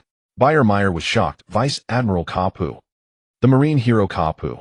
Luo nodded. That's him. Meyer's mouth hung open, her mind almost short-circuiting. Wait. What exactly is your relationship with Vice Admiral Ka Pu? The Marine hero Ka Pu. Luo nodded. That's him. Meyer's mouth hung open, her mind almost short-circuiting. Wait. What exactly is your relationship with Vice? Is he showing off? Just then a hearty laugh came from outside the tent. Huh. Luo, where did you run off to, boy? I've been looking for you for ages. Before the words faded, the curtain was suddenly flung open, and Ka Pu strode in, holding a large bag of senbei. Meyer was dumbfounded, staring stiffly at the entrance. Vice Admiral Ka Pu. Ka Pu casually glanced at her, grinning. Oh, you're that East Blue female soldier who desperately protected the kids, right? Not bad. You've got guts. Meyer's voice trembled with excitement. Why wise? Ka Pu cheerfully slapped her on the shoulder, almost sending her back to the hospital bed. Heal up well. From now on, follow me. It's more promising than being in the East Blue branch. Meyer. Oh. Luo facepalmed, saying helplessly, Mr. Ka Pu, don't just poach people. Ka Pu laughed heartily. What's the big deal? That guy Zhonghua is short of people anyway. He turned to look at the sleeping Nuachi Gao, and Na Mei on the bed suddenly leaned over and pinched Na Mei's cheek. This little one is quite cute. Na Mei groggily opened her eyes only to see a face full of stubble right in front of her, and instantly screamed in fright. Wah. That guy Zhonghua is short of people anyway. He turned to look at the sleeping Nuachi Gao, and Na Mei on the bed suddenly leaned over and pinched Na Mei's cheek. This little Ka Pu scratched his head, then grinned like a chipmunk, pulling out 2 packs of candy from his pocket. Here, want some candy? The two sisters blinked at him with teary eyes for a few seconds, and finally Nuachi Gao stretched out her chubby little hand toward Ka Pu. Ka Pu laughed heartily. That's right. Luo sighed helplessly. Old man Ka Pu, don't scare them. Ka Pu waved his hand. Kids, they'll get used to being scared after a few times. Meyer's mouth twitched. This Marine hero doesn't seem very reliable. A few days later, reconstruction work was in full swing on the streets of the Waikiki Kingdom. The application for the Marine family quarters was quickly approved, and Meyer officially adopted Nuachi Gao and Na Mei. At the harbor, Luo and Ka Pu were preparing to depart for headquarters. Meyer, holding Nuachi Gao's hand and carrying Na Mei, bowed deeply to Luo. Mr. Luo, truly. Thank you so much. Luo smiled faintly. It's nothing. Just live well from now on. Nuachi Gao suddenly ran forward, tugging at Luo's sleeve, her eyes sparkling. Big brother, will you come visit us again? Luo smiled and crouched down, ruffling her blue short hair. I will. Nuachi Gao asked in a small voice. Can we come to Marine headquarters to find you? Luo smiled and crouched down, ruffling her blue short hair. I will. Nuachi Gao asked in a small voice. Can we come to Marine headquarters to find you even stronger than Big Brother? Kapu laughed heartily and patted her head. You've got ambition. I'm counting on you. Bayer Meyer watched from the side, her eyes full of tenderness and hope. Luo Yi stood up looking at Bayer Meyer. Take care. Bayer Meyer nodded, her gaze firm. You too. Kapu waved his hand grandly. Let's go. Luo Yi took one last deep look at them, then turned and followed Kapu. Schwa. Their figures instantly vanished under the morning sun at the harbor, leaving only a breeze. Nuachi Gao's eyes widened, clenching her fists excitedly. Wow. So amazing. Bayer Meyer gently hugged them, her gaze fixed on the distant line where the sea met the sky, a smile tinged with determination. Yes. Truly amazing. Dawn Island at dusk. Whoosh. A tall figure appeared silently at the village entrance. With short black hair, a crisp marine uniform, and a commendation medal personally signed by Admiral ZFA pinned to his chest, it was Luo Yi. He took a deep breath, and the familiar scent of grass and trees washed over him, awakening memories deep within his mind. 2 years. He strode quickly toward the cottage etched in his memory. From afar he saw his father Luo Ku chopping firewood in the yard, and his mother Ai Lin gathering the laundry. Dad, Mom. The familiar voice was like a stone cast into a placid lake, instantly stirring ripples. Luo Kes' axe clattered to the ground, but Luo Yi instantly teleported it onto the table, while Ai Lin's laundry basket toppled over. Luo Yi. Ai Lin's voice trembled slightly, and her eyes instantly reddened. Luo Kes' eyes widened as he looked up and down at the young man, nearly 2 meters tall. His uniform was pressed immaculately, his gaze steady, and his brow exuded a calm fortitude. Was this the same mischievous, troublemaking brat from before? You little. Luo Ku strode forward, his palm landing firmly on his son's shoulder, eyes slightly reddened. You've grown taller than your old man. Ai Lin had already rushed forward, hugging Luo Yi around the waist, tears streaming like broken beads. My child, you've grown thin. Has the Navy not been feeding you well? Luo Yi was torn between laughter and tears. Mom, I've actually gained 30 kilograms since I left. Ai Lin looked up at his face, wiping her tears. But I still worry. How did you get so sunburned? Luo Yi reached out and hugged his mother, his gaze tender. Mom, I'm fine. The hearth fire crackled, and the dining table was laden with a bountiful home-cooked feast: braised meat, stewed fish, stir-fried vegetables, and a large bowl of steam. Luo Ku poured a cup of his homemade rice wine and raised it. Come on, tell your old man what you've been up to these 2 years. Luo Yi smiled, picked up his drink, and clinked glasses with his father. Mainly training at Marine headquarters. These past 2 days I came to the East Blue to hunt pirates. As he spoke, he took out a Marine commendation certificate and a bag of prize money from his bosom, pushing them toward his father. Signed by instructor ZFA himself. Some accumulated rewards from the training camp. Luo Kes' fingers trembled slightly as he gazed at the gold-embossed commendation certificate. A look of both pride and heartache crossed his face. Good kid. No wonder you're my son. Ai Lin quickly ladled a large bowl of food and shoved it into Luo Yi's bowl. Eat more? Look at you, you're almost thinner than that black bear in the village. As she spoke, she reached out and pinched Luo Yi's arm, then gasped sharply. These muscles. Are they even human? Luo Yi chuckled, setting down his chopsticks. It's called iron body. Huh. Luo Yi said calmly. I can catch cannonballs with my bare hands now. Luo Ku spurted out a mouthful of rice wine, nearly choking. Ai Lin looked both amused and exasperated, wiping his mouth with a handkerchief. Don't scare me like that. Luo Ku spurted out a mouthful of rice wine, nearly choking. Ai Lin looked both amused and exasperated, wiping his mouth with a handkerchief. Don't. The dinner table was filled with laughter and warmth. After the meal, Luo Yi helped his mother clear the dishes and also neatly stacked the firewood in the yard for his father. As the night deepened, Luo Yi rose to take his leave. Ai Lin, with a pained look, forcefully stuffed a large bundle of rice balls and pickles into his arms. Take it. The food on the warship can't compare to your mother's cooking. Luo Ku laughed. Wife, I heard the meals on marine ships are top-notch. Ai Lin shot him a glare. Mom's cooking is more delicious. Luo Ku put his hands on his hips, pretending to be stern as he looked at Luo Yi. Remember, son, don't disgrace your old man. Yes, sir. Luo Yi saluted, his face beaming with sunlight. Whoosh. The next moment his figure turned into a blur and vanished into the night breeze at the village entrance. Ai Lin shot him a glare. Mom's cooking is more delicious. Luo Ku put his hands on his hips, pretending to be stern as he looked at Luo Yi. Ai Lin wiped the tears from the corners of her eyes and sighed softly. It's just that he grew up too fast. I didn't even get to hold him enough. In the night sky, a shooting star streaked across, its faint light illuminating the smiles and tears of the two parents. Bam, bam, bam. Luo Yi's entire body was covered in jet-black armament hockey, his black hair dancing in the sea breeze. Each punch carried a fierce wind, as it bam, bam, bam. Luo's entire body was covered in jet-black armament haki, his black hair dancing in the sea breeze. Each punch carried a fierce wind, as if to tear the air itself. Kapu, on the other hand, fought barehanded, his steps as steady as a rock. Each swing of his fist was accompanied by a muffled explosion like the roar of a giant beast. Not bad strength, but still too soft. Bam! Kapu's fist smacked right into Luo's crown, slamming him bodily into the deck, sending wood chips flying. On the deck, the marine soldiers were stunned, holding their breath. Hey, young Luo, he has been smashed into the deck again. This is the third time today, right? So terrifying. That's Vice Admiral Kapu's fist. The adjutant Bo Jiate, with a pipe in his mouth, narrowed his eyes, a hint of undisguised admiration flickering in them. There aren't many in the whole Marine force who can take so many of Kapu's punches without a word.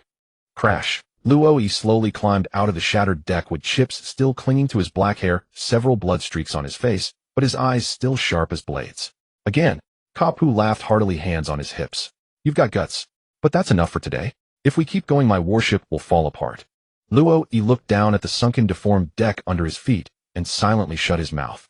The sun was setting, golden ripples sparkling on the horizon.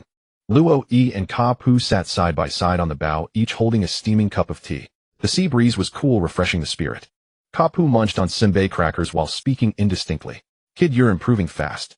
You lasted 3 minutes longer than last time. Luo's face was lined with exasperation as he massaged his sore wrist. But I still can't beat you. Kapu laughed. Nonsense. Want to beat me? Practice for another 20 years. Luo smiled wryly and shook his head. After a moment of silence, he suddenly dropped his smile and looked at Kapu with blazing eyes. Mr. Kapu, I want to learn your fist technique. Kapu's senbei paused slightly as he turned his head. Oh. Luo's gaze was firm. Not ordinary armament, but your kind of iron fist that can shatter everything with one punch. Kapu stared at him for a few seconds, then burst into earth-shattering laughter. Huh, kid, you're still far from it. Luo. Kapu slapped him hard on the back, nearly sending him into the sea. Armament haki is just the basics. The true iron fist doesn't rely on flashy techniques, but on spirit.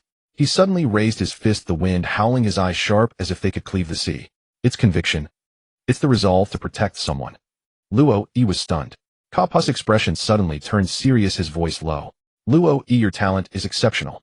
But a true strongman isn't built solely on technique and power. He reached out a finger and poked Luo's chest. How tough you are in here, that's what matters. Luo lowered his head, silent for a long time, his fists on his knees, slowly clenching. Kapu suddenly switched back to his carefree grin, laughing heartily. But hey kid, it's still too early for you to learn. Wait until you can take my punch. Luo's mouth twitched. How long would that take? Kapu raised an eyebrow smugly. At least a century. Luo.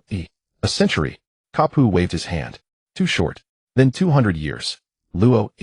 The soldiers on deck watched this scene, each struggling to hold back their laughter until their faces nearly cramped. Bo Jiate sighed, his pipe shaking slightly. Mr. Kapu, please don't bully young Luo. Kapu roared with laughter, his spirits soaring. Bully. This is my love.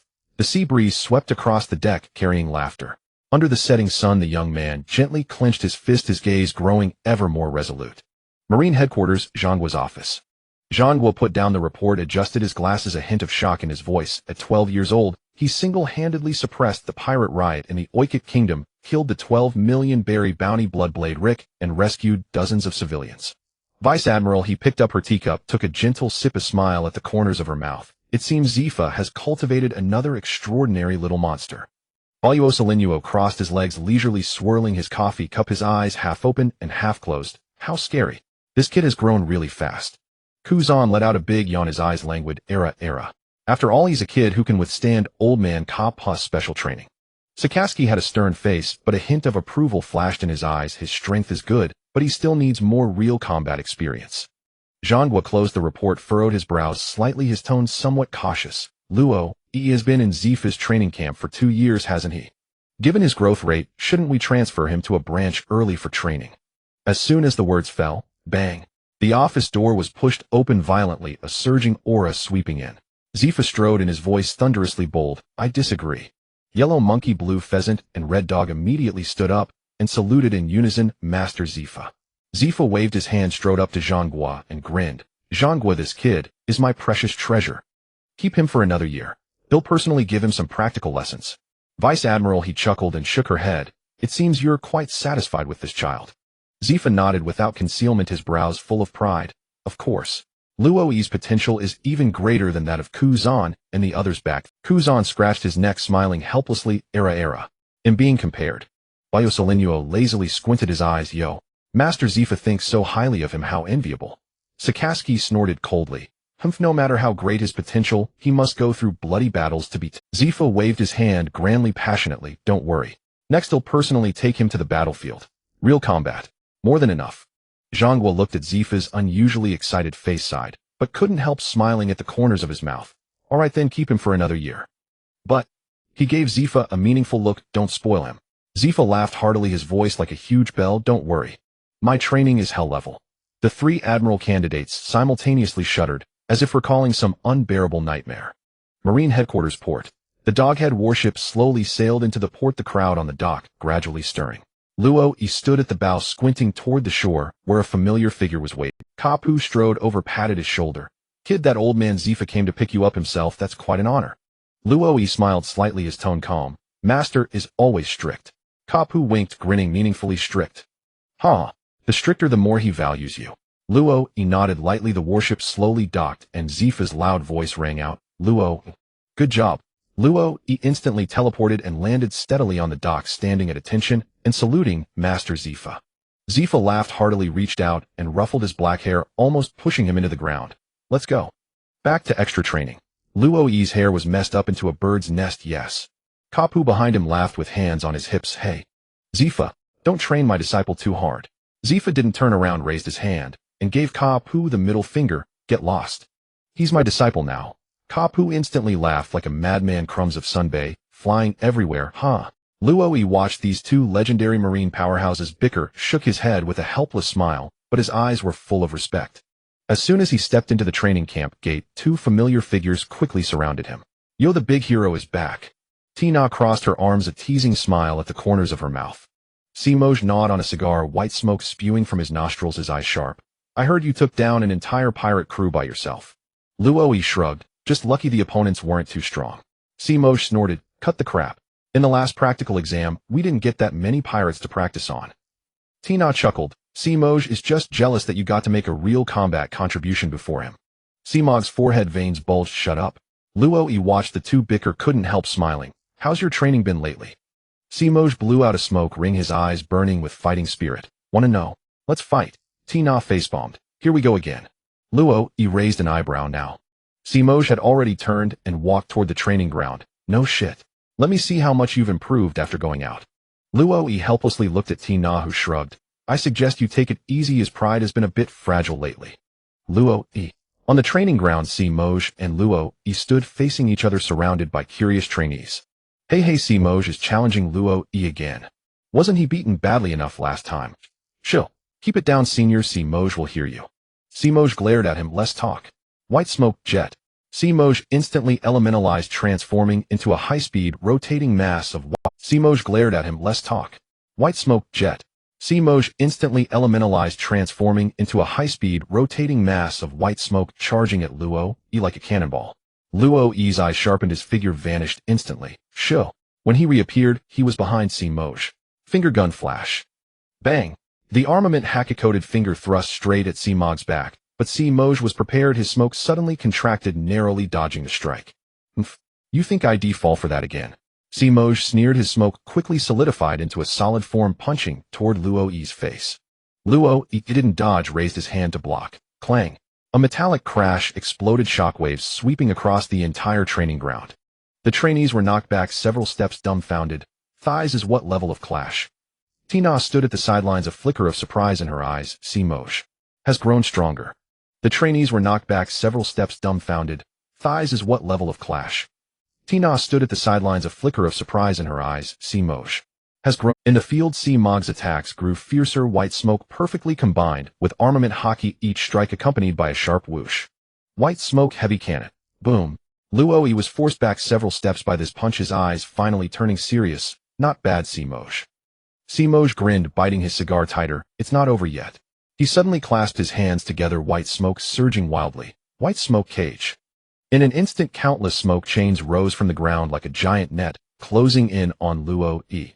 Luo's eyes sharpened, his observation haki fully activated, his figure flickering continuously, darting through the gaps in the smoke.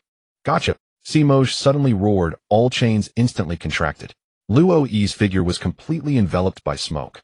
The trainees exclaimed, "Gotcha!" Simoj suddenly roared, all chains instantly contracted. Luo's figure was completely enveloped by smoke. The trainees exclaimed, "Luo, he was caught." Tina frowned, "Not good." Zifa just smiled, "Don't rush, watch. 6 powers ultimate instant hell kill." Boom. Inside the smoke cage, a violent explosion burst out. Luo's figure flashed like a ghost 3 times, each time accompanied by a heavy punch. Bang, bang, bang. Simoj had no time to react. His chest, abdomen, and chin were hit in succession, his whole body flying backward, crashing heavily to the ground.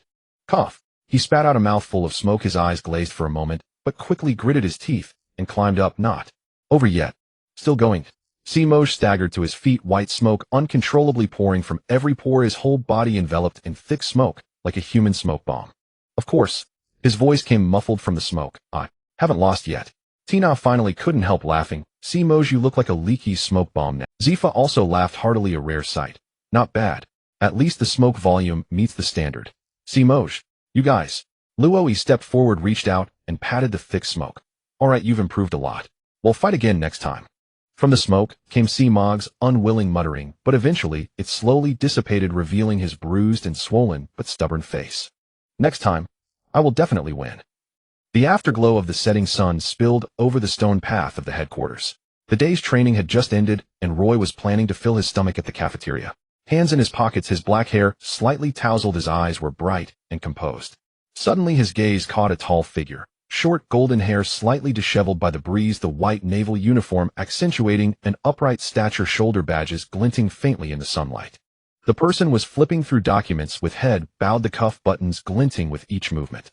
His steps were steady, yet carried a hint of weariness. Luo. Roy paused, slightly, thoughts flashing through his mind about this man. Adopted son of Admiral Zhang Guo, future infiltrator into the Don Quixote family. But right now he's still an active naval officer. He gave a faint smile, then shifted his body with a flash. Shwa. Wah. The sudden figure appearing before him made Luo stumble in fright, documents scattering all over the ground with a rustle. He clutched his chest, eyes wide as saucers. You. Roy bent down to help pick up the papers, looking up with a smile. "Sorry, didn't mean to startle you." Luo focused on the youth and was momentarily taken aback. "You're Roy, under instructor ZFA. Roy raised an eyebrow. "You know me."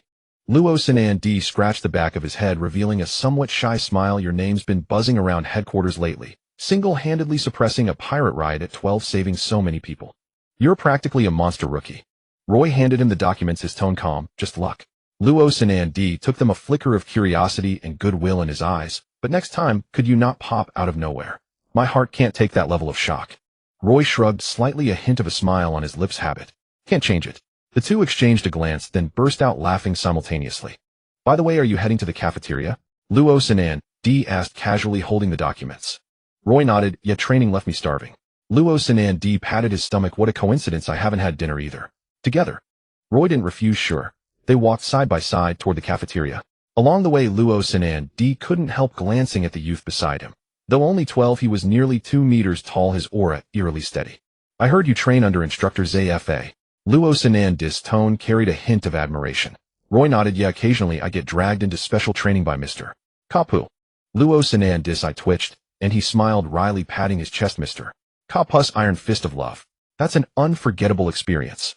Roy glanced at him. "Looks like you've had a taste too." Luo shook his head with a sigh. "When I was little, Mr. Zhangguo took me to see him a few times.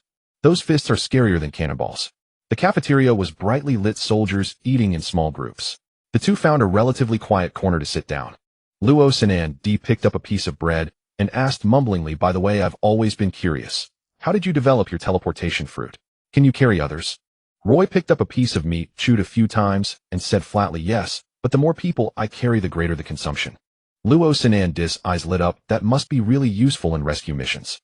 He then realized had asked too much, scratched his head with an awkward smile. "Sorry, occupational hazard. Too many questions." Roy put down his chopsticks, his gaze darkening slightly, as he asked casually, "What about you? Why did you become a Marine?"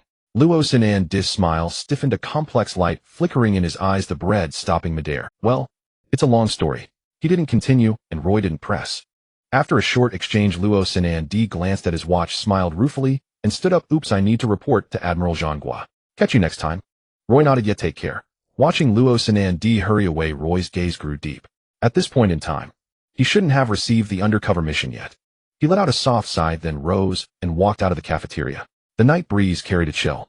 Roy looked up at the light in Zhangguo's office, shook his head, and strode toward the training ground. On the training camp path, the setting sun's rays spilled over the leaves, the breeze carrying a hint of coolness. Suddenly, a lazy conversation drifted from ahead. Era. Smoker, you're smoking more and more heavily. I'm still better than you sleeping all day. Roy paused slightly and looked up. There stood Kuzan lounging against a tree trunk, hands in pocket, sunglasses half hanging on his nose, looking like he just woke up. Smoker stood before him, a cigar in his mouth, face full of annoyance. None of your business. Roy raised an eyebrow, not expecting to run into the future Admiral Akiji here. He stepped forward quickly and saluted politely. Mr. Kuzan. Smoker. Both turned simultaneously. Smoker snorted. Perfect timing. This guy was just talking about you. Kuzan waved lazily, a hint of a smile on his lips. Yo, Roy heard plenty about you around headquarters lately. Roy smiled slightly. Didn't expect you to visit the training camp. Kuzan yawned, said lazily, just finished a meeting, thought I'd drop by and see Instructor ZFA. Ended up running into this kid complaining about how you beat him up. Smoker's face darkened. Hey, that was training. Kuzan ignored him, instead squinting to scrutinize Roy. A hint of sharpness suddenly flickered in his languid eyes. A glint of battle intent flashed in Roy's eyes, catching Kuzan's sharp perception. Smoker froze, then frowned. Hey Roy, you're not. Roy didn't dodge, directly speaking. Mr. Kuzan, would you spar with me? Smoker. Kuzan paused, then revealed a meaningful smile. Oh. Why? Roy said seriously, I want to know where my current limits lie. Smoker immediately tried to dissuade him. Hey, are you crazy? Kuzan is. But Kuzan had already straightened up, his lazy gaze instantly sharpening. Era. Interesting. Just then a steady voice came from not far away. Go ahead and fight. They'll keep watch. The three turned simultaneously to see ZFA standing under a large tree, arms crossed, a hint of amusement in his eyes. Roy was slightly startled. Instructor ZFA. ZFA strode over, patted Roy's shoulder, his smile carrying anticipation. I want to see too what you can achieve at full power. Kuzan scratched his head. Era. If Instructor ZFA says so, I guess I'll have to get serious. Smoker's mouth twitched. Hey, you're really going all out. Kuzan is one of the Navy's strongest Logia users. ZFA shot him a sharp glance. What? Afraid Roy will lose too badly. Smoker. Roy took a deep breath, his fist slowly clenching. Win or lose doesn't matter. I just want to test my current limits. Kuzan curled his lips into a smile, then. Come on. As night fell, the training ground was brilliantly lit. News spread like a whirlwind throughout the entire camp, drawing countless trainees and even many instructors who dropped their work to come watch. Did you hear? Roy is challenging Mr. Kuzan. Are you crazy? He's one of the 3 monster Logia vice admirals. Chill. Teacher Zephyr is here too. There must be a plan. In the center of the field, Roy and Kuzan stood facing each other. A gentle breeze stirred the air, thick with the spirit of combat. Kuzan stood with his hands in his pockets, lounging lazily, a hint of a smile on his lips. Rules. Roy's gaze was focused, his muscles taut. I hope you'll go all out. A flicker of interest crossed Kazan's eyes. La. Fine, kid. Zephyr stood at the edge of the field, arms crossed, his voice low and powerful. Begin. Chew. Roy's figure vanished in an instant. So fast. Is that teleportation? The watching trainees exclaimed in surprise. Kazan narrowed his eyes slightly, unleashing his observation haki, and a ring of pale blue cold air instantly condensed around him. Bang! Roy's fist, carrying a fierce wind, swung almost against Kazan's cheek. The air was blasted open by the punch, producing a thunderous boom. Kuzan's lazy expression stiffened slightly as he tilted his head to dodge his hair, flying up from the force of the fist. Not bad, kid. Before the words had faded, the ground suddenly froze. isekai'd. Crack. The entire training ground froze wildly around Kazan, and countless ice spikes sprang up from the ground, sealing off Roy like sharp swords. Hiss! A chorus of gasps arose. Roy's eyes sharpened, and with a flash of teleportation, a series of movements streaked across the night sky like lightning. Shoo. Afterimages flickered across the ice, each teleport accompanied by the explosive roar of the ground shattering as ice spikes were broken one after another. Teleport gale flash. Boom. A cyan/wave burst from Roy's leg, striking straight at Kazan. Kazan's expression turned serious, and he raised his right hand, cold air surging wildly. Ice shield. Bang! The wave slammed into the ice shield, instantly exploding into countless ice chips. The cold air spread, cracking the ice shield, but it still blocked the earth-shattering strike. Not bad, kid. Kazan revealed a playful smile. Unfortunately. Still can't break my defense. Then I'll keep going. Roy stamped his foot hard and vanished in an instant. Shoo shoo shoo shoo. The afterimages of teleportation in the field were so dense, they were almost untraceable, each appearance accompanied by a fist coated in black armament haki aimed at Kazan's vital points. Bang, bang, bang. The fists rained down like a storm, their power like thunder. But the cold air around Kazan seemed to form an absolute domain, with every attack predicted in advance. His observation haki tracked Roy's every move, and ice shields kept flashing to block the attacks. Boom. His muscles instantly swelled, his body skyrocketing to 5 meters tall, covered in jet black armament haki, like armor. Boom.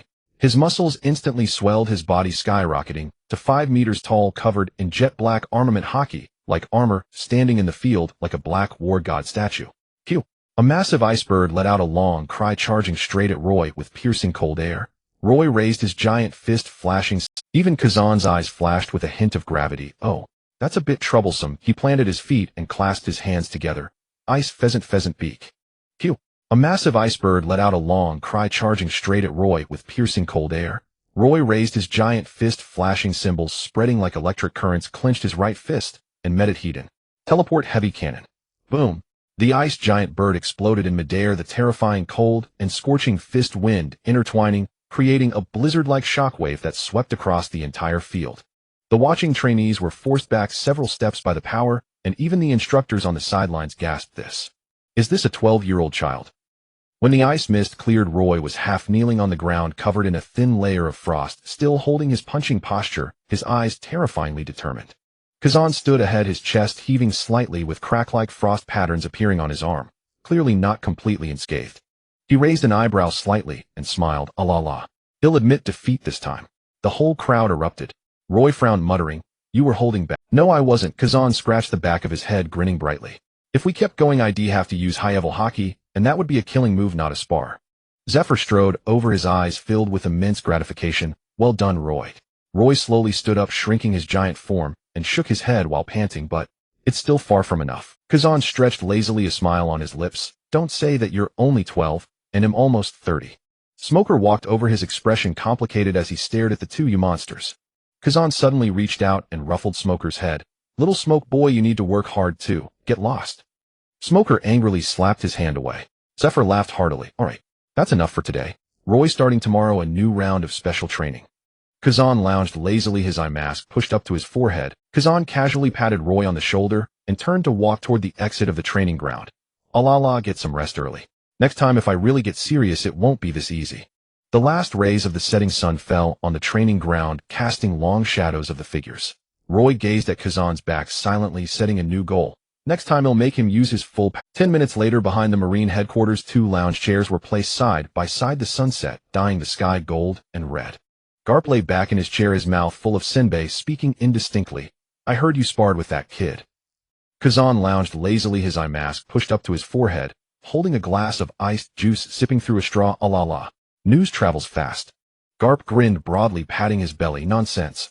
My disciple sparring with a vice admiral candidate. The whole base is buzzing." Kazan raised his eyelids, a slight smile curving his lips. "He's no ordinary kid.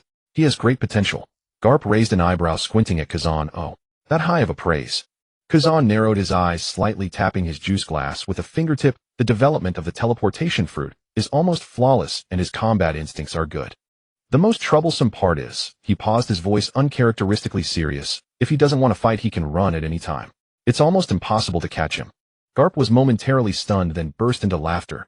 "Huh. True. If that kid really decides to run, even Borsellino might not be able to catch him." Kazan shook his head gently, his gaze sharpening. "And I can sense he didn't use all his trump cards in the fight." Garp chewed on his senbei, raising an eyebrow with interest. "Oh, still holding back." Kazan sighed and stretched. "If I didn't use high-level armament and observation haki, I probably wouldn't have been able to take him down easily. Of course, my special training isn't for nothing." Kazan glanced at him thoughtfully, his tone meaningful. "Did you teach him fist bone?" Garp waved his hand. "Too early. That kid is still building his foundation. We'll talk about it once his haki is solid." Kazan let out a soft laugh, his voice tinged with emotion. "Teacher Zephyr probably thinks the same way." Garp was silent for a moment, then suddenly leaned and lowering his voice. "Hey Kazan, what do you think? How far can that kid go in the future?" Kazan looked toward the distant horizon, a faint light reflected in his eyes. La. "Who knows?" A slight smile tugged at his lips. but I have a feeling that once he fully grows up there will be no one in this world who can completely defeat him. Garp was taken aback, then threw his head back in laughter, his chair shaking with the force. That's worthy of being my disciple. Kazan shook his head helplessly. You're always so confident. Not far away behind a large tree trunk, Sakazuki stood with his arms crossed watching the two men's conversation coldly. His expression was stern, but a flicker of unexpected anticipation crossed his mind. Teleportation fruit. Armament hockey. Life return. A good seedling indeed. After a moment of thought he frowned slightly, clenching his fists, but it's still not enough. Meanwhile, on the rooftop of the training camp, Roy lay alone on the rooftop, the sunset casting a faint golden glow on his black hair. He toyed with a coin between his fingers, spinning it rapidly, sometimes disappearing, sometimes reappearing. In his ears it seemed as if Kuzan's light-hearted laughter still echoed, "Ah la la. If I were to get serious it wouldn't be a spar anymore." Roy muttered to himself, his eyes sharp. Kuzan held back. "If he used high-level armament and observation hockey, I wouldn't last 3 moves." The coin suddenly stopped in his fingers, vanishing with a shoo, as if it had never existed. Still a long way to go. In the South Sea on Castro Island, a dilapidated fishing village twisted in flames, half the sky swallowed by smoke. "Huh. Hand over all your valuables." The Bone Crusher, pirate crew with a bounty of 80 million berries. Captain Bone Crusher, Barrow kicked over an old man begging for mercy, sneered as he raised his blood-stained iron hook, eyes gleaming with brutality. "Old geezer. If you keep crying like that, I'll gouge out your granddaughter's eyes." Behind him dozens of pirates laughed heartily, some pulling stolen fishing nets and grain, others dragging weeping women still more gleefully, holding torches to thatched huts, watching the flames devour the wooden beams. "Stop. Please. We're just fishermen, we have no money." The old man clung to Barrow's leg, voice trembling. "Annoying." Barrow's eyes turned fierce, his iron hook raised high, a cold gleam flashed. Whoosh. A black streak tore through the night sky, sudden wind arose. Barrow's iron hook swung down violently, but only hit air. "Huh." Barrow paused, his hand momentarily still. The next second a powerful arm supported the old man. A black-haired youth in navy uniform gazed. "I see. Pirates. Truly disgusting creatures." The next second a powerful arm supported the old man. A black-haired youth in navy uniform gazed. "I see. Pirates." Before the words faded his figure vanished. "Where is he?" "Above." Amidst cries Roy appeared midair, holding 2 flintlock pistols taken from pirates, black hair fluttering in the wind. Bang. Bang. 2 gunshots, bullets pierced through 2 pirates' heads precisely, blood spattered under the firelight, glaring and gory. "Bastard. Kill him." Barrow roared. His pirates charged forward, bullets raining toward Roy. Yet all bullets passed through his afterimage. Whoosh. Roy appeared behind a sword-wielding pirate, fingers flickered slightly. Finger gun flash. Crack. The pirate's neck snapped instantly, eyes wide, falling with a terrified expression. "Damn. He's a devil fruit user. Don't let him pick us off one by one." The pirates began retreating in panic, but Roy's figure flickered like a ghost, each teleport accompanied by a pirate falling. Tempest kick flash. His feet traced smooth arcs in the air, shockwaves refracted 3 times in succession, severing the weapons and bodies of 10 pirates, sparks flying. How is this?" Cold sweat beaded on Barrow's forehead, his iron hook trembling slightly. "What kind of monster?" Roy landed, staring coldly at him. "You people don't even deserve judgment." In the distance, Zifa watched with the new batch of trainees. "No way." The recruit's eyes widened, staring at the youth who descended like a divine soldier. One man, crushing the entire pirate crew. Those slashes and gunshots were performed mid-teleport. It's like dancing. Zifa stood at the edge, eyes gleaming behind his sunglasses. Barrow's face turned pale, finally unable to hold back a roar. "Don't underestimate me." Covered in blood and wounds, his arms suddenly coated with faint armament hockey, the roar. Barrow's face turned pale, finally unable to hold back a roar. "Don't underestimate me." Covered in blood and wounds, his arms suddenly coated with faint armament hockey, the roar seemed to shatter the sky. "I am Bone Crusher Barrow." Roy remained expressionless, slowly raising his right hand, fingers curling. "Bone Crusher." He clenched his fist into a punching stance. The air began to distort, and a single punch sent a shockwave instantly before Barrow. "Teleport sky cannon." Boom. With a thunderous roar, the punch transformed into an invisible shockwave that shattered Barrow's iron hook instantly, the blast striking his face, slamming his massive body into the ground, creating a 10-meter-wide crater. As the smoke cleared, Barrow's pupils had lost focus, half his teeth scattered at the bottom of the pit, his body flattened like a pancake, crushed by a giant hammer, clearly dead beyond death. The entire village fell into dead silence, only the howl of wind passing through. Barrow's corpse was still embedded in the crater, blood slowly seeping through the cracked ground, carrying a strong smell of iron rust. Zifa stood on the half-destroyed rooftop, his eyes burning behind his sunglasses, watching the black-haired youth walking back slowly, his heart filled with immense relief. Roy shook his wrist, still wrapped in armament hockey paste, toward the coast, eyes calm. Mission complete. No sooner had the words left his mouth than a burst of passionate shouts erupted. Senior Roy, can you teach me that move? That was awesome. How did you do the consecutive teleport tempest kick? Senior, can I have your autograph? New recruits swarmed around, their eyes sparkling with admiration. Some bold ones had already pulled out pens and notebooks, acting like fervent fans.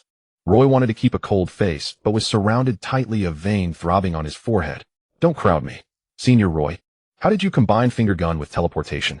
Oh, that punch was so cool. Please teach us. Roy's head ached from the noise. Just as he was about to speak, he felt a large hand on his shoulder. Silence. Zifa had somehow appeared behind him, arms crossed, voice booming like a bell. Want to learn? Finish my basic training first. The moment those words fell, the recruits deflated like punctured balloons, heads drooping. Ugh. Basic training. Roy finally breathed a sigh of relief, looking at Zifa with gratitude in his eyes. Zifa glanced at him, grinned. Don't look at me like that. This is just the beginning. Yes, sir. The setting sun dyed the sea red golden, afterglow shimmering on the waves. The warship slowly departed, the South Sea breeze carrying a salty tang across the deck. Roy stood at the bow, black hair tousled by the wind, gazed deep, staring at the fading fishing village in the South Sea. What are you thinking about? A low voice sounded. Zifa approached with 2 cups of hot tea, handing one to Roy. Roy took a small sip, and said calmly, that village just now. Those people who survived might encounter pirates again. Zifa was silent for a moment, his eyes dimming, sighed. The atrocities of pirates will never stop. All we can do is save as many as possible. Roy tightened his grip on the teacup, voice firm. Saving alone is not enough. Zifa raised an eyebrow, turned to him. Oh. Roy lifted his head, black eyes gleaming with cold light. Pirates must be exterminated completely. Zifa was taken aback, then burst into laughter, but a glint of relief flashed in his eyes. Ha! With that ferocity, you're right. The laughter subsided. He took a deep breath, drank some tea, and his tone suddenly turned serious. Roy, I've taught you just about everything I can. Roy was slightly startled, looked up. Sir. Zifa gazed at the distant horizon, voice low and powerful. Your current strength has outgrown the training camp. There's nothing more to learn here. It's time to send you out for real experience. He turned to Roy, a smile curling at the corner of his mouth. Of course, with your skills now, even if you meet someone you can't beat, you can still run away. Ha ha. Roy nodded gently, eyes firm. Sir, can I choose where to go? Zifa raised an eyebrow, smiled. Oh. Where do you want to go? Roy's eyes blazed with fervor. Where there are many pirates. Zifa laughed heartily. Ha. I knew you'd say that. He stroked the stubble on his chin, pretended to think seriously. In that case, head to the G3 branch first. G3. Roy was slightly taken aback. Zifa squinted. That old rascal Garp is stationed there, though he's probably lazing around and sleeping. He straightened his expression, tone carrying a hint of advice. G3 is located at the border between Paradise and the New World in the first half of the Grand Line. The number and quality of pirates there are enough for your training. Besides, with Garp there, I can rest a bit easier. Roy nodded solemnly. Understood. The night grew deeper, sea breeze chilly, the warship's lights cast golden specks on the sea. Zifa pulled an exquisite pocket watch from his bosom, handed it to Roy. Take it. A farewell gift. Roy took the watch, opened it gently. Inside was a miniature sea chart, the needle forever pointing toward Marineford. Zifa grunted, said gruffly, if you get lost, follow this to come back. Don't keep me waiting too long. Roy clutched the watch tightly, bowed deeply. Yes. Zifa turned his face away, voice low. Brat. Don't disgrace me at G3. Roy pursed his lips into a smile, noticing the faint reddening of Zifa's ear. Sir, thank you. Zifa waved his hand back, still straight. Stop the chatter. Pack your things quickly. Set off tomorrow morning. The sea breeze swept across the deck, ruffling Roy's black hair. A small warship slowly sailed into the G3 branch, port, the gunwale glittering with golden light under the setting sun.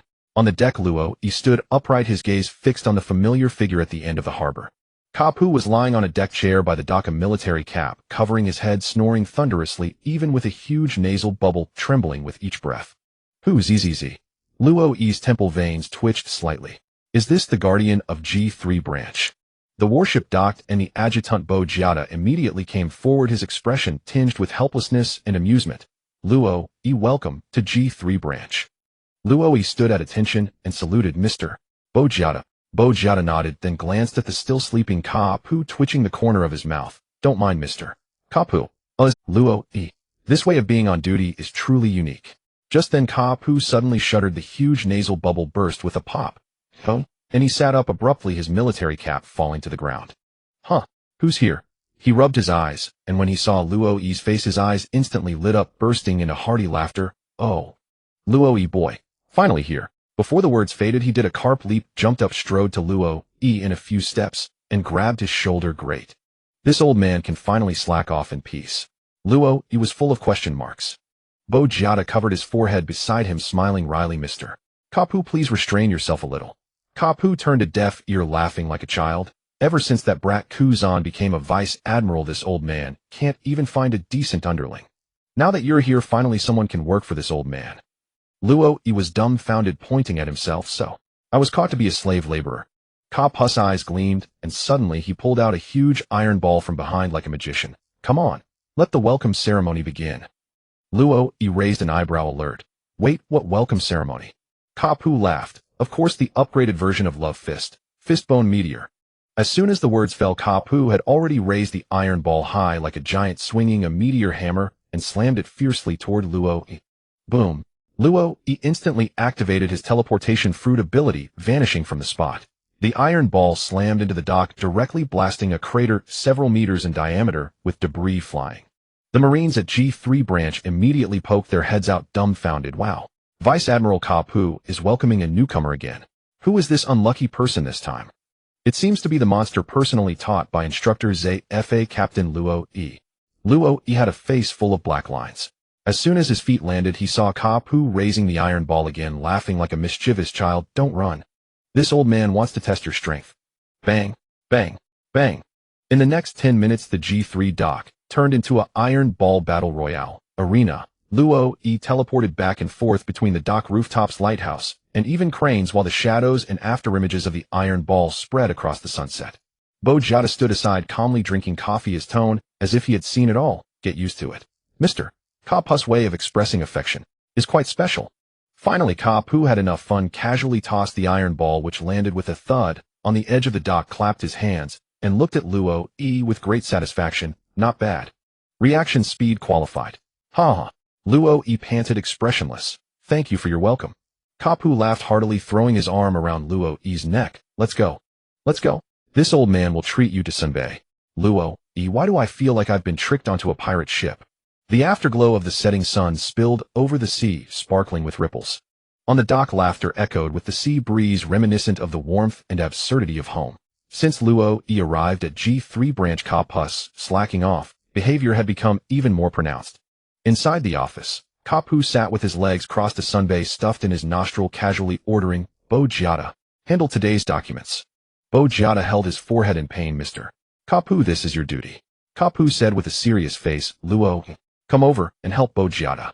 Luo was confused, pointing at himself. Me. In the cafeteria, Kapu stood with hands on his hips at the entrance, grinning and shouting. Luo, bring this old man's meal back, it's faster to teleport. Luo was full of black lines. Don't you have hands? Kapu said righteously. This is training. Train your fruit ability, and check if there are any potential assassins in the cafeteria. Luo, there was a mission to eliminate pirates. Kapu slapped the table. Bo Jiata, take Luo out to sea to eliminate pirates. This old man wants to take a nap. Bo Jiata sighed. Yes. Luo helplessly. Mr. Kapu, aren't you a bit too lazy? Kapu said righteously. Nonsense. This old man is cultivating your independent combat ability. Always making excuses. Although he was habitually slacking off, Kapu was never perfunctory when it came to training Luo. Every morning the soldiers at G3 branch could see this scene. Kapu carrying a large bag of iron balls, chasing Luo wildly across the beach, throwing iron balls and shouting, faster. Faster. Luo dodged while complaining. Can't you change your training method? Kapu laughed like a mischievous old child. No. This is this old man's loved special training. During the days at G3, Luo's strength increased at an astonishing pace. When eliminating pirates, Luo's gaze was sharp. 6 styles instant hell kill. Shwa shwa shwa. Several afterimages flashed, accompanied by the pirates' screams. Dong, dong, dong. The entire pirate crew fell to the ground instantly. Bo Jiata nodded lightly at the bow. Not bad, wrap it up. During daily training, Kapu laughed and swung his fist. Take this old man's punch. Luo withstood it forcefully. Bang! The wall burst open with a crash, and Luo was smashed into the wall, leaving only half of his body. But soon he crawled out again, his eyes determined again. Kapu grinned, spirited. During night extra training, Under the moonlight of the training ground, Luo was alone, surrounded by faint armament hockey, the afterimages of his flash training interweaving on the cold ground. He kept trying to perfectly combine the power of teleportation and hockey, each move becoming sharper and faster than before. G3 branch office. Bo Jiata strode into the G3 office, reporting with a grim expression. Vice Admiral Kapu, a pirate crew with a bounty over 300 million berry, has appeared nearby, reportedly carrying a large number of armed firearms and poison gas bombs. Kapu was originally dozing with his legs crossed, but upon hearing this his eyes lit up, and he laughed heartily. Great. Just in time for me to warm up after a long time. But just as he was about to stand up, the office door was pushed open. Luo strode in, his eyes flashing with a sharp light. Old man, let me go. Kapu was stunned for a moment, then burst into hearty laughter. Huh? This is my disciple. He patted Luo's shoulder firmly. All right. Go. But remember, if you encounter someone you can't beat, run back. Don't die. Luo nodded firmly, rest assured. Near the nameless solitary island in the harbor, the three-masted sailing ship, Blood Shark, flying a skull and crossbones flag, was slowly approaching the shore. The bloodstained shark flag fluttered noisily in the wind. On the deck the pirates laughed wildly, their voices mingling with the clinking of drinking cups. The air was thick with the pungent stench of seawater and alcohol. Captain, isn't this route a bit too close to the G3 base? A burly man with a scarred face and a necklace of human bones around his neck chugged his drink, his expression worried. I heard that place is under the watch of the marine hero Kapu. At the bow a man nearly 3 meters tall, bare-chested, and covered in eerie blood-red tattoos slowly turned around. His face was a mass of scars and burns, his eyes bloodshot, and a grin revealed jagged fangs. Bloodshark Samayer. Bounty. 3200 berries. Zoan-type fish fruit, ancient model megalodon form user. He crushed a wine barrel in his hands as he laughed arrogantly, his voice hoarse and low. Kapu. Just an old dog. If I actually run into him, I'll tear him apart. Long live the captain. To hell with that old dog, Kapu. To hell with the Marines. We are the Blood Shark Pirates. Ravage a village. Long live the captain. To hell with that old dog, Kapu. To hell with the Marines. We are the Blood Shark Pirates. Samayer stepped onto the railing, gazing at the dilapidated port with bloodthirsty eyes. Men, tonight we feast. Find me women, wine, and meat. Tomorrow we'll charge into the new world and crush the territories of Whitebeard and Kaido. Well, the pirates were at their peak of excitement, eager to slaughter the entire island.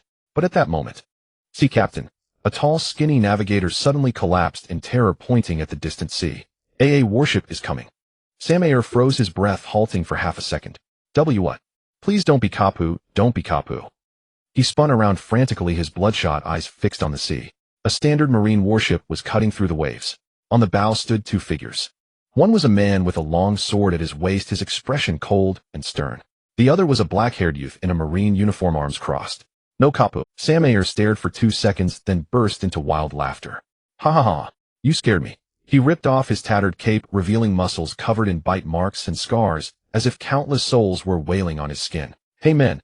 He glared at the crew with bloodshot eyes, his voice hoarse but grinning. Watch closely. I'm going to chop these 2 reckless brats into pieces and soak them in wine. Well, on the deck the pirates were in full ugliness, sneering, screaming, and spitting. Their filthy blood-red flag fluttered behind them, symbolizing their cruelty and arrogance. What are the Marines? They're less than ants before the Blood Shark Pirates. Aim the cannons at them. I want to see them blown to bits. The crew frantically operated the cannons, bottles and bones rolling across the deck with harsh clattering sounds. On the warship, Bojiate rested his hand on the hilt of his sword, calm as still water. The target is Blood Shark Samayer, a Zoan ancient model user with a bounty of 3200. Luo stood with arms crossed, his black hair tousled by the wind, his eyes cold as the deep sea. Bojiate raised an eyebrow. Need help? Luo shook his head, a sharp glint in his eyes. No. The next moment he slowly raised his hand, and armament hockey like flowing black metal enveloped his entire arm. His voice was calm in the sea breeze. I alone am enough. Bojiate's lips curled slightly. Let me see the results of Kapuzan's special training then. With his swish, Luo's figure vanished like a ghost. Samayer's pupils contracted. He blinked, and only one of the 2 figures on the distant warship remained. Where did he go? The next moment, boom. The deck of the Blood Shark exploded. A black shadow carrying a terrifying shockwave flashed across the entire ship. Finger gun, instant pressure. With a crack, a pirate's throat was pierced precisely. He didn't even have time to scream before collapsing backward. Tempest kick, instant flash. The slash waves refracted in the air, forming crescent-shaped cuts. 5 pirates were sliced in half, instantly blood spraying across the already blood-soaked deck of the bastard. What the hell is this? It's a devil fruit user. Release the sea stone net. The panicked pirates pulled out specially made nets laced with sea stone powder, trying to trap him. But Luo's movements were like a phantom, each flash accompanied by the fall of another pirate. The scene was a bloody hell. Swish, swish, swish. Cold sweat formed on Samayer's forehead, his blood-red tattoos seeming to tremble. What kind of monster is this guy? Just then Luo appeared directly in front of him, his black hair whipping in the gale, his eyes sharp as blades. Your turn. Samayer roared in rage. Don't underestimate me. Full beast form. Roar. The blood-red tattoos writhed and his body swelled several times, transforming into a prehistoric megalodon over 10 meters long with rows of razor-sharp fangs and a massive maw lunging at Luo. Luo's expression remained impassive. His right fist coated in jet-black armament hockey struck back. Instant iron fist. Boom! The fist and the fangs clashed violently, sending a shockwave that tore through the deck debris like a storm. Crack! Samayer's fangs shattered under the eyes of all. Ugh! The megalodon-formed Samayer let out a heart-wrenching scream. His massive body was hurled by the impact, crashing into the port and raising a huge cloud of dust. Luo flickered and appeared above the port, staring down at the giant shark, thrashing wildly on the ground, his eyes cold and merciless. Instantly, he grabbed Samayer's shark head, his haka-covered arm gripping it like a vice, and teleported to midair. Instant seafloor drop. Bang! The ground seemed to tear open as a massive shadow fell from the sky with a sonic boom. Boom! The giant shark slammed into the port like a meteor, the shockwave sending up a massive wave over 10 meters high. The entire dock shook, creating a huge crater. Dust and debris scattered, the sea churned. After a long moment, Luo walked out from the edge of the crater, holding Samayer by the neck. Eyes rolled back, body battered, foaming at the mouth, like a dead fish. He tossed him casually onto the deck. Mission complete. On the warship, Bojiate's eyes widened in disbelief as he stared at the massive crater. Was that Vice Admiral Kapu's sea? The wind blew through Luo's black hair. He lowered his head, a faint smile curling at the corner of his mouth. Yeah, I've been working hard to learn the old man's fistbone technique. As Luo stepped into the G3 base, dragging Samayer's massive body, the entire base erupted. Hey, isn't that Bloodshark Samayer? A 3-0 belly pirate defeated single-handedly by 13-year-old Luo. He's incredible. Captain Luo is a monster. Ah, so cool. The soldiers stared wide-eyed as if witnessing the return of a mythical hero. Kapu was already mingling in the crowd, holding a bag of rice crackers. When he saw Luo dragging Samayer in, his mouth fell open in an O, then he burst into roaring laughter. Wahaha! Well done! He slapped Luo hard on the back with a BAM, nearly driving him into the ground. Luo staggered, almost twisting his waist. Capusin, could you be a bit lighter? Kapu completely ignored him, turning to shout at Bojiate. Hey, Bojiate, get ready for a celebration feast. We're having meat tonight. They'll cook a big pot.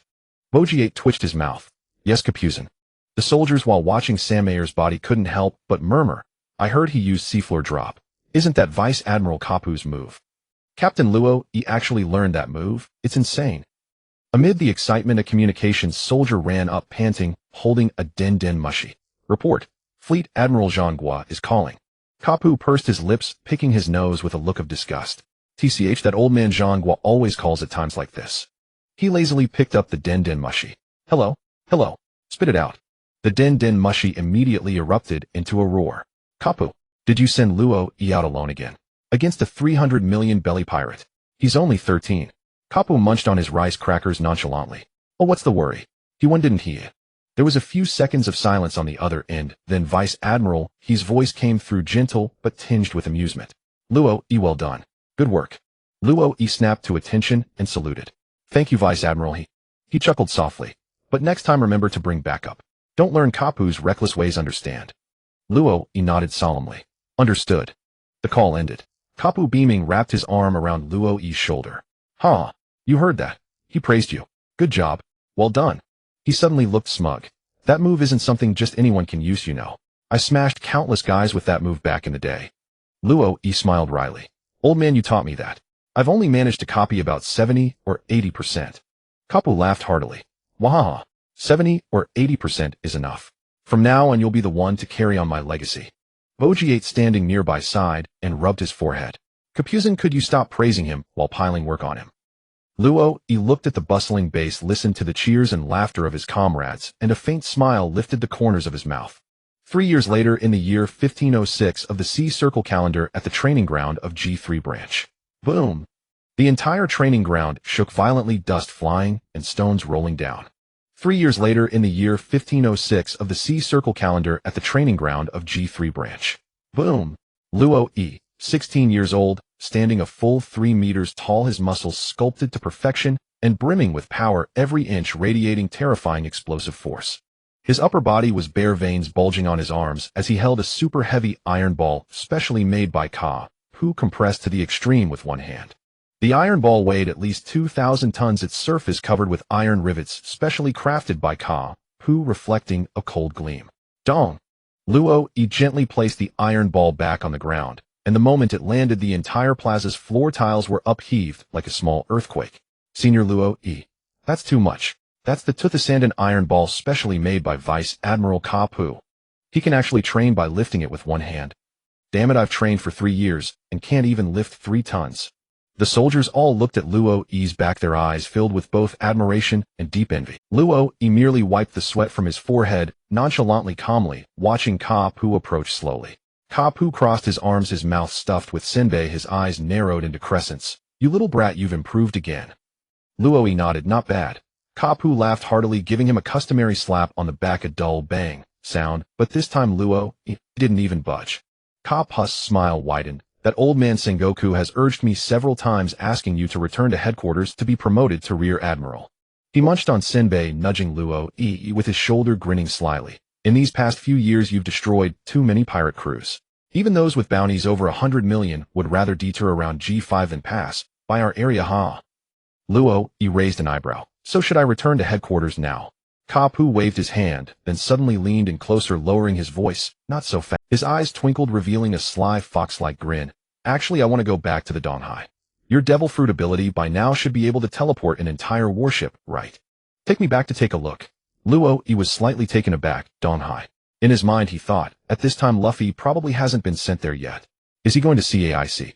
After a moment of contemplation he nodded. Alright. Ka Pu's eyes lit up as if he had seen a new toy, gleaming with excitement. As expected of my disciple. Let's go set off now. At the port of G3 branch, the iconic dog-headed warship was docked. The adjutant Bo Jiate was standing on the deck with his arms crossed, holding a sword.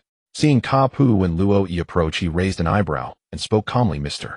Ka Pu, where are we going this time? Ka Pu waved. Bo Jiate. You're coming with me too. Bo Jiate was startled. Yes, sir. The three boarded the warship. Luo Yi walked steadily to the center of the ship, placed his hands on the railing, closed his eyes, and felt the sea breeze. Ka Pu waved. Bo Jiate. You're coming with me too. Bo Jiate was startled. Yes, sir. The three boarded the warship. Luo Yi walked steadily to the center of the ship, placed his hands on the railing, closed his eyes, and felt the sea breeze. Ka Pu stood on the deck, eyes gleaming, shouting with childlike anticipation. Quick! Show me your limit. Schwa. Space twisted in an instant. The entire warship seemed to be kneaded into a canvas by an invisible giant hand, and then unfolded again in 1/100th of a second. The whole warship disappeared amidst the cries of astonishment. Only faint ripples spread across the sea surface as if nothing had happened. The soldiers at the port of G3 branch stared wide-eyed at the suddenly vanished warship, looking bewildered. What just happened? Only faint ripples spread across the sea surface as if nothing had happened. The soldiers at the port of G3 branch stared wide-eyed at the suddenly vanished. Luo Yi let out a sigh of relief, a slight sweat on his forehead. As expected, teleporting an entire warship is much more exhausting than teleporting alone. Bo Jiate held his sword, unable to hide his shock. A single teleport spanning dozens of kilometers. If used repeatedly, you could quickly approach a target sea area without following a route. This is already close to space jumping. Luo Yi let out a sigh of relief, a slight sweat on his forehead. As expected, teleporting an entire warship is much more exhausting. Luo Yi's mouth twitched. This isn't a taxi service. Ka Pu slapped him on the shoulder. Since we're on the way, let's do a few more teleports. The warship shuddered violently again, transforming into a pale blue streak of light crossing. The warship shuddered violently again, transforming into a pale blue streak of light, crossing dozens of nautical miles and appearing directly in a brand new sea area. Schwa. Continuous teleports made the warship glide like a ghost, constantly shuttling across the sea surface as if leaping over the waves. The next day, off the coast of the Gaia Kingdom. This is awesome. Luo, I love this move. Bo Jiate rarely showed a hint of a smile. In less than a day we've crossed from the Grand Line to the Dawn High. If this gets to headquarters, this is awesome. Luo, I love this move. Bo Jiate rarely showed a hint of a smile. In less than a day we've crossed from the Grand Line to the Dawn High. If this gets to headquarters, even Admiral Sengoku would be shocked. Luo was panting slightly, wiping his sweat. The consumption is indeed considerable, but it's still bearable. Kapu put his arm around his shoulder, grinning like a child. Let's go, let's go. He'll take you to meet someone. Luo was slightly startled too. Kapu grinned mysteriously, my grandson. So it's AIC after all. The sea breeze brushed his face. Luo's heart stirred slightly as he looked at that familiar coastline. Mount Kolbo, the back mountain forest. A gentle breeze rustled the leaves. A little boy with black hair and freckles was swinging a wooden stick, desperately striking a thick old tree. AIC. A loud voice like a cannon blast suddenly rang out. AIC's whole body jolted. He turned sharply and bristled the moment he saw the newcomer, Old Man. AIC. A loud voice like a cannon blast suddenly rang out. AIC's whole body jolted. He turned sharply and bristled the moment he saw the newcomer, Old Man. Why are you here again? Kapu laughed heartily, moving swiftly like the wind, and in the blink of an eye reached AIC, landing a love fist directly on his head. So disrespectful. Call me Grandpa. Bang! A large lump rose on AIC's head, causing him to wince and grimace in pain. It hurts so much. You damn old. Luo stood by calmly watching the future fire fist. AIC before him, secretly comparing him to the image in his memory. AIC quickly noticed Luo's presence, his eyes turning sharp. Who are you? Kapu laughed heartily, pressing down on AIC's head. This is my disciple Luo. He's 1,000 times stronger than you. Let me go. You'll definitely become stronger than him in the future. AIC struggled and shouted. Luo smiled slightly, crouching down. Want to get... AIC glared at him, gritting his teeth. Of course. Luo nodded, speaking calmly. Then you'll have to put in more effort than ordinary people. AIC was stunned, staring blankly at Luo's deep eyes. I know that without you telling me. He snorted stubbornly, turning his head away. Kapu was grinning from ear to ear, ruffling AIC's hair. You little brat, you've got guts. Then he turned to Luo. Hey Luo, show this kid your special skill. Luo felt a bit helpless, but still stood up slowly. His gaze swept around, finally, settling on a large boulder in the distance. He raised his right hand, fingers slightly spread schwa. The boulder vanished without warning, and the next second it appeared 100 meters in the air. Bang!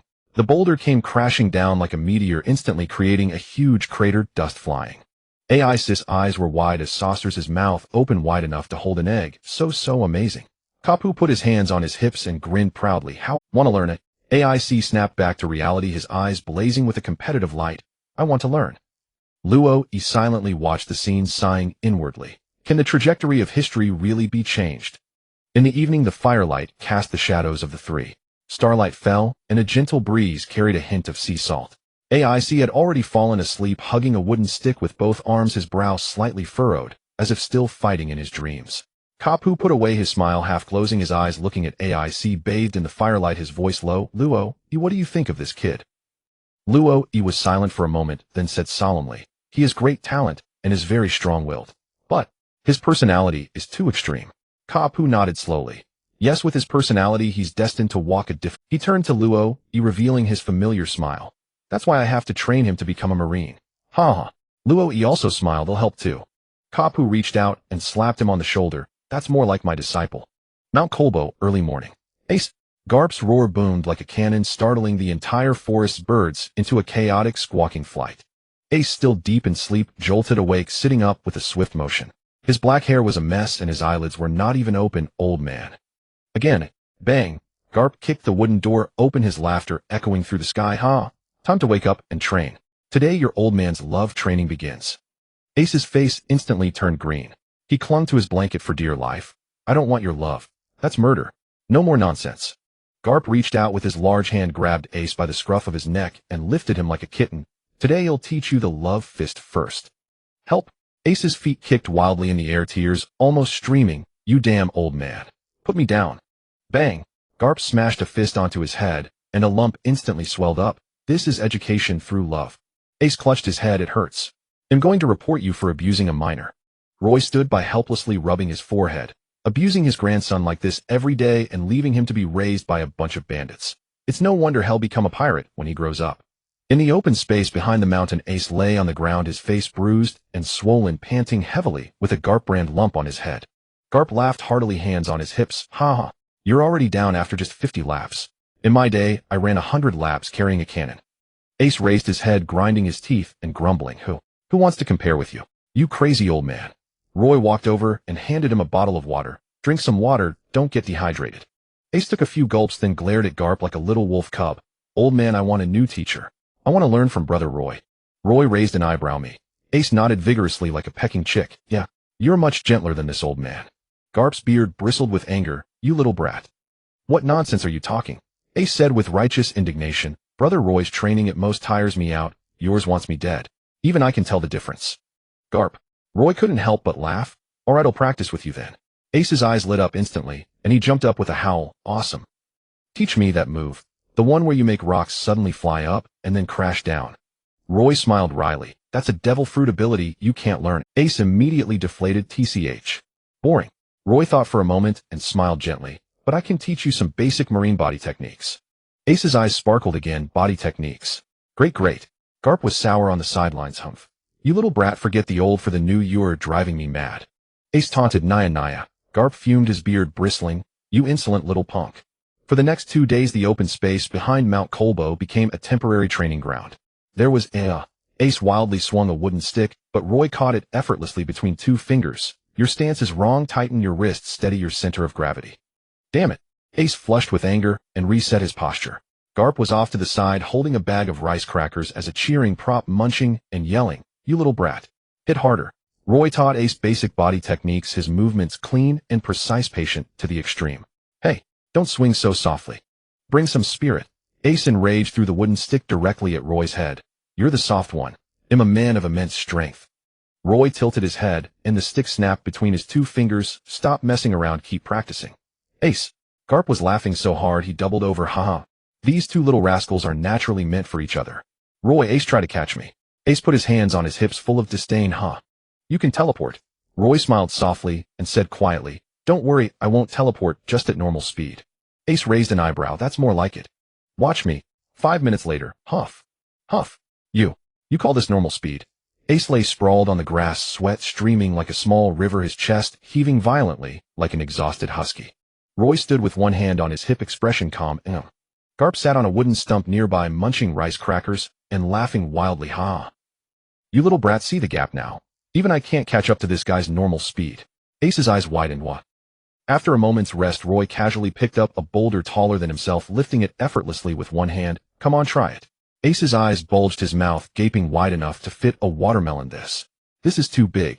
My iron balls are specially made. Ace. Teary-eyed, he gritted his teeth, wrapped his arms around the boulder, strained with all his might, his face turning. My iron balls are specially made. Ace. Teary-eyed, he gritted his teeth, wrapped his arms around the boulder, strained with all his might, his face turning beet red, but the boulder didn't budge an inch.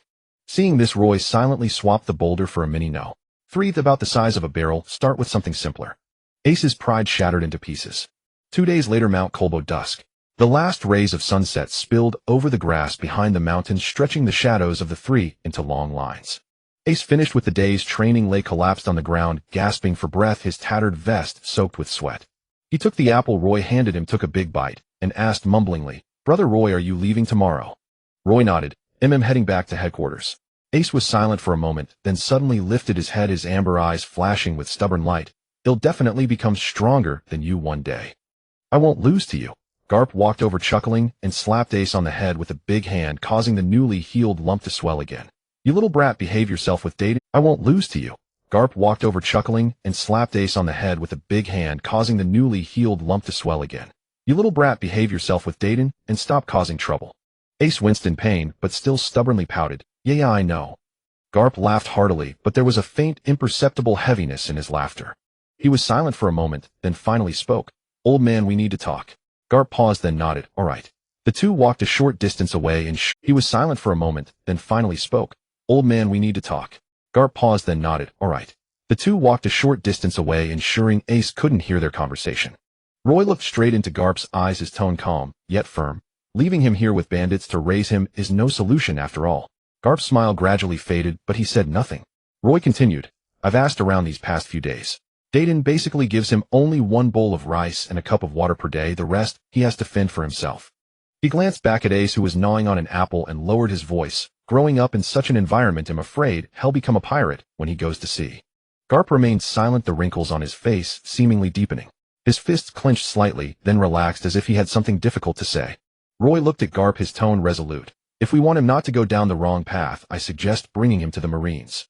At this, Garp's face suddenly darkened, as if he had made some kind of decision. Roy looked at Garp, his tone resolute. If we want him not to go down the wrong path, I suggest bringing him to the Marines. At this, Garp, after he spoke, he locked his gaze on Roy's face, as if waiting for some expected shock or fear. However, Roy merely replied calmly, "Oh." Garp's eyes flew wide open in disbelief. "Wait. That's your only reaction?" Roy remained unruffled, his gaze deep and firm. "The child is innocent. He can still be saved now. If he really becomes a pirate, then he'll be beyond saving." These words struck Garp's heart like a thunderbolt. He stood frozen, his pupils trembling slightly, as if shaken by some immense impact. Roy continued, "His birth is not his fault. It's beyond his control. But if we let him slide into darkness because of that birth, that would be our fault."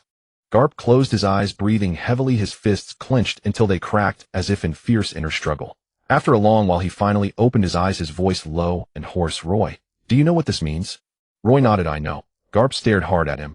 "Once his identity is exposed, the Marines, the world government, even the entire sea will see him as an enemy." Roy said calmly, "That's exactly why he must stand on the side of justice.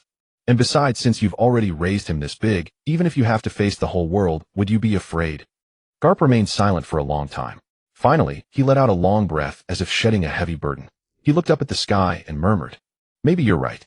He turned to look at Ace, his eyes now filled with a new determination, and shouted, "You little brat, pack your things." Ace was startled and looked up in confusion. "Where to?" Garp grinned, revealing a long-lost bold smile. "Come back to the Marines with your old man." Ace's eyes went wide, and the apple in his hand dropped with a thud. "What?" Roy's lips curled into a faint smile, and he once again gazed toward the distant sea. Maybe something can really change. 2 days later, at the Malinfando Navy headquarters dock. Under Luoi's deliberate control of the teleportation ship's frequency, he allowed AC to experience the sensation of sailing on a warship across the vast ocean. The thrill of battling wind and waves made AC shout with excitement. Finally, the familiar outlines of the harbor came into view.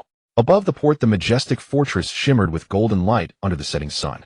Kapu stood at the bow, gazing at the familiar Malinfando, falling into an uncharacteristic silence. He clenched his fists slightly, then slowly released them, as if psyching himself up.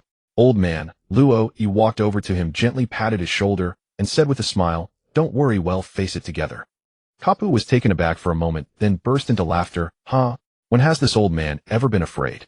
Yet in that laughter there was more complexity and weight than usual. AC stood behind the two, looking up at this fortress, symbolizing justice, his eyes flickering with curiosity, nervousness, and a hint of unease. "So this is the Navy headquarters." The matter of Kapu bringing back his grandson instantly caused a huge uproar. From officers to soldiers, everyone was whispering, "Did you hear?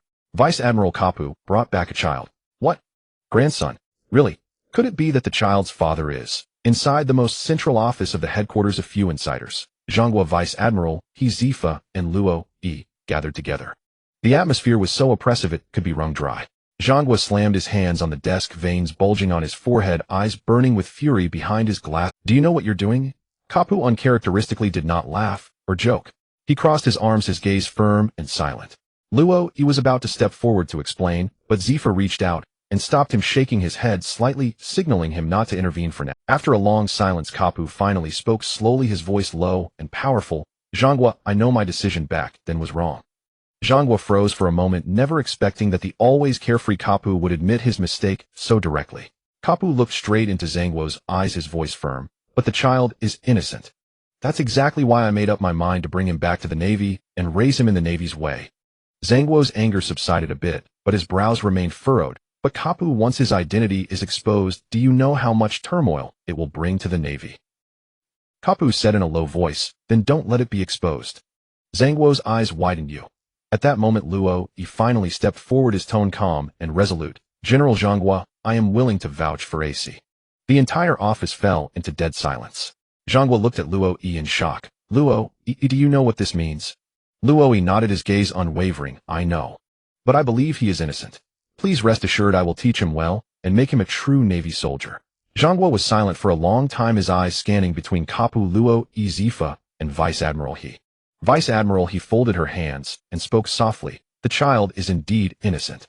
Zifa crossed his arms, snorted coldly, but his words carried a rare seriousness. This old man hates trouble, but a child should not bear the sins of his father. Zhangguo looked at these familiar faces, and the anger in his heart finally gradually subsided. He slowly sat back down, took off his glasses, rubbed his brow, and sighed. You've really given me a big problem. Kapu grinned, but there was an unprecedented seriousness in his smile. Thanks, Zhangguo. Zhangguo glared at him and said angrily, Don't be too happy. This matter must be kept strictly confidential. No one beyond the five of us here must know. They all nodded solemnly. Zhangguo put his glasses back on and looked at Luo Yi with burning eyes. Since you are vouching for him, then AC's training and supervision are your responsibility. Luo Yi snapped to attention and saluted with a standard military salute. Yes. Zhangguo then looked at Kapu, his face darkening. Kapu, you'd better rein it in. Don't go around shouting that he's your grandson. Kapu laughed heartily. Don't worry. This old man knows what he's doing. Zhangguo's veins bulged again, and he slammed the table in anger. You have no idea what you're doing. The office was filled with a mix of laughter and helplessness, and the tense atmosphere eased a bit. Walking out of Zhangguo's office, the empty echoes in the corridor sounded especially clear. Kapu let out a long breath and patted Luo Yi's shoulder. You little rascal, thanks. Luo Yi shook his head, his gaze steady. I just did what I had to do. Zifa walked over, crossed his arms, and snorted. You two always causing me trouble. Yet in his eyes, hidden behind the sunglasses, there was a rare warmth and approval. Vice Admiral, he smiled gently, her tone soft. All right, now we need to think about how to settle the child. Luo Yi nodded. I plan to have him stay with me, starting with basic training step by step. Kapu grinned widely. Then I'll leave it to you. This old man still needs to go to the Donghai. It's about time to bring that kid Luffy back. Luo Yi raised an eyebrow, teasing. Are you trying to collect the whole set of troubled children? Zifa held his forehead, sighing in exasperation. Kapu, that's enough. Kapu laughed heartily, waved his hand, and strode out. Don't worry. This old man knows what he's doing. Everyone. Evening, the dormitory area of the Malinfando military camp. The setting sun dyed the sky outside the window a warm orange. AC sat on a wooden chair by the window, arms wrapped around his knees, his head buried low like a lost little beast. His gaze drifted through the window to the distant setting sun, his eyes full of complexity. What are you thinking? Luo Yi entered the room holding a steaming cup of milk and asked softly. AC was slightly startled, took the milk, and muttered lowly. Can I really become a Navy soldier? Luo Yi sat down beside him, resting his elbows on his knees, and said calmly, That depends on you. AC tightened his grip on the milk cup, his lips trembling slightly. But what if they find out whose son I am? Luo Yi's gaze turned to the glow outside the window, his tone calm but firm. Whose son you are does not determine who you will become. What matters is who you yourself want to become. AC was stunned, a glimmer of light slowly appearing in his eyes.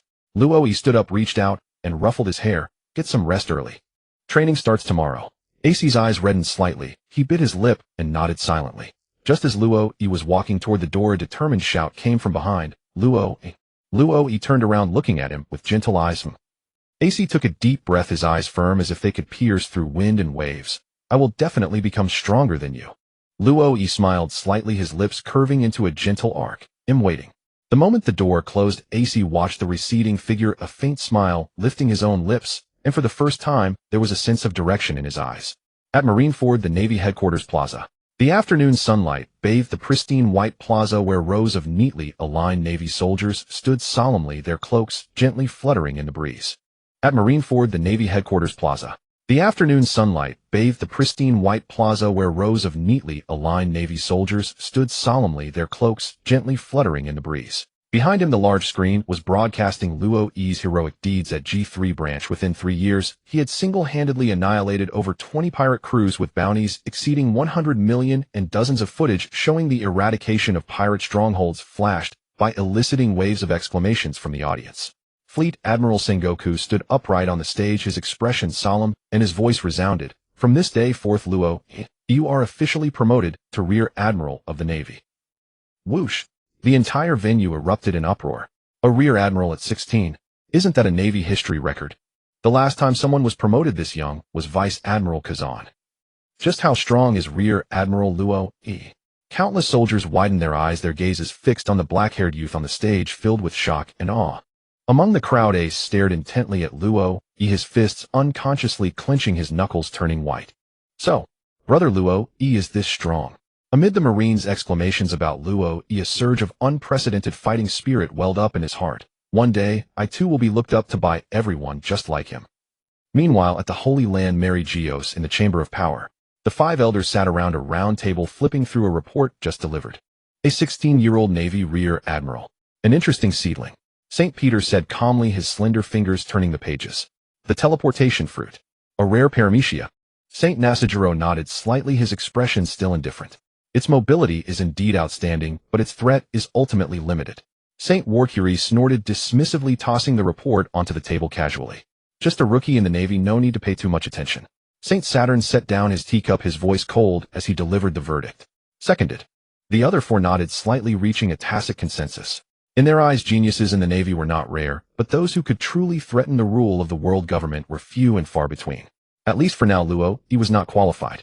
After the promotion ceremony, the setting sun cast its glow over the Navy dormitory area in Marineford. Luo pushed open the door and saw Ace in the yard gripping a wooden stick practicing swings while panting heavily. Training. Luo raised an eyebrow. Ace abruptly stopped, wiped his sweat, and looked at him with determination. I want to get stronger. Luo walked over and smiled gently. Becoming stronger is not something that happens. Ace tightened his grip on the wooden stick and said in a low voice, today, I saw everyone respecting you, admiring you. He lifted his head, his eyes blazing with fiery passion. Ace tightened his grip on the wooden stick and said in a low voice, today, I saw everyone respecting you, admiring you. He lifted his head, his eyes blazing with fiery passion. I want to become that kind of person too. Luo was stunned for a moment, then let out a soft laugh. Then work hard. With that, he took out a brand new Navy insignia from his pocket and handed it to Ace, a gift for you. Ace's breath caught, and then he clutched the insignia tightly in both hands, as if grasping the future itself. I will definitely surpass you. Ace's breath caught, and then he clutched the insignia tightly in both hands, as if grasping the future itself. I will definitely surpass you. Luo ruffled his hair, his gaze tender. I'm waiting. Under the night sky, the door gently closed, and the corner of Ace's mouth lifted quietly, that smile shining exceptionally bright under the moonlight. At night, Luo stood alone by the window, gazing at the starry sky over Marineford. The distant lights and starlight intertwined, as if countless unknown destinies awaited him. At night, Luo stood alone by the window, gazing at the starry sky over Marineford.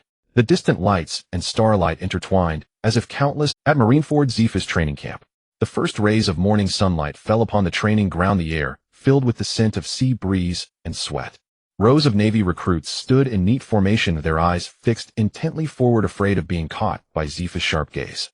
In a corner of this bustling training ground, a little boy with black hair and freckles, his face covered in sweat, was secretly imitating the movements of the recruits. 997, 998, 999, 1000.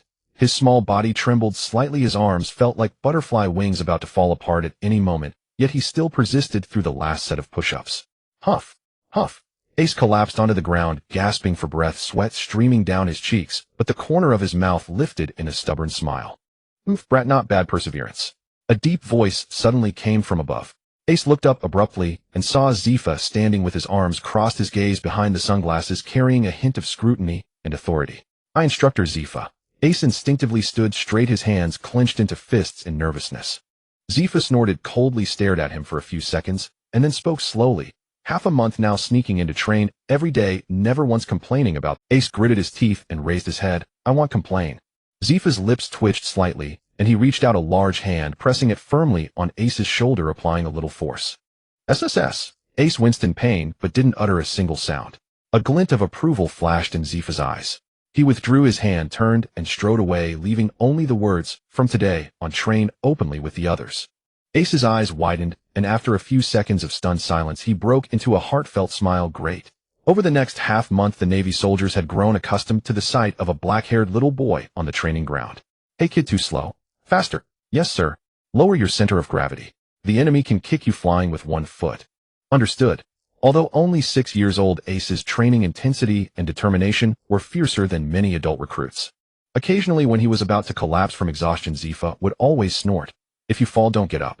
No one's forcing you. But Ace would grit his teeth and climb back up, persevering again and again.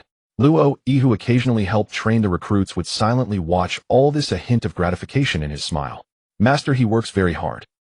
Still a brat, but he reminds me of myself when I was young, Zepha said, handing Ace a bottle of water. Ace took the water, grinning like a little son. Thank you, Grandpa Zepha. Hearing Ace call him Grandpa, Zepha paused for a moment, then turned and walked away. Luo washed his master's back and smiled softly. Evening at Luo's residence. Golden sunset streamed into the room, illuminating a table on which lay several mission briefings. What a... Ace leaped up from his chair, eyes sparkling. You're going on a mission to eradicate pirates.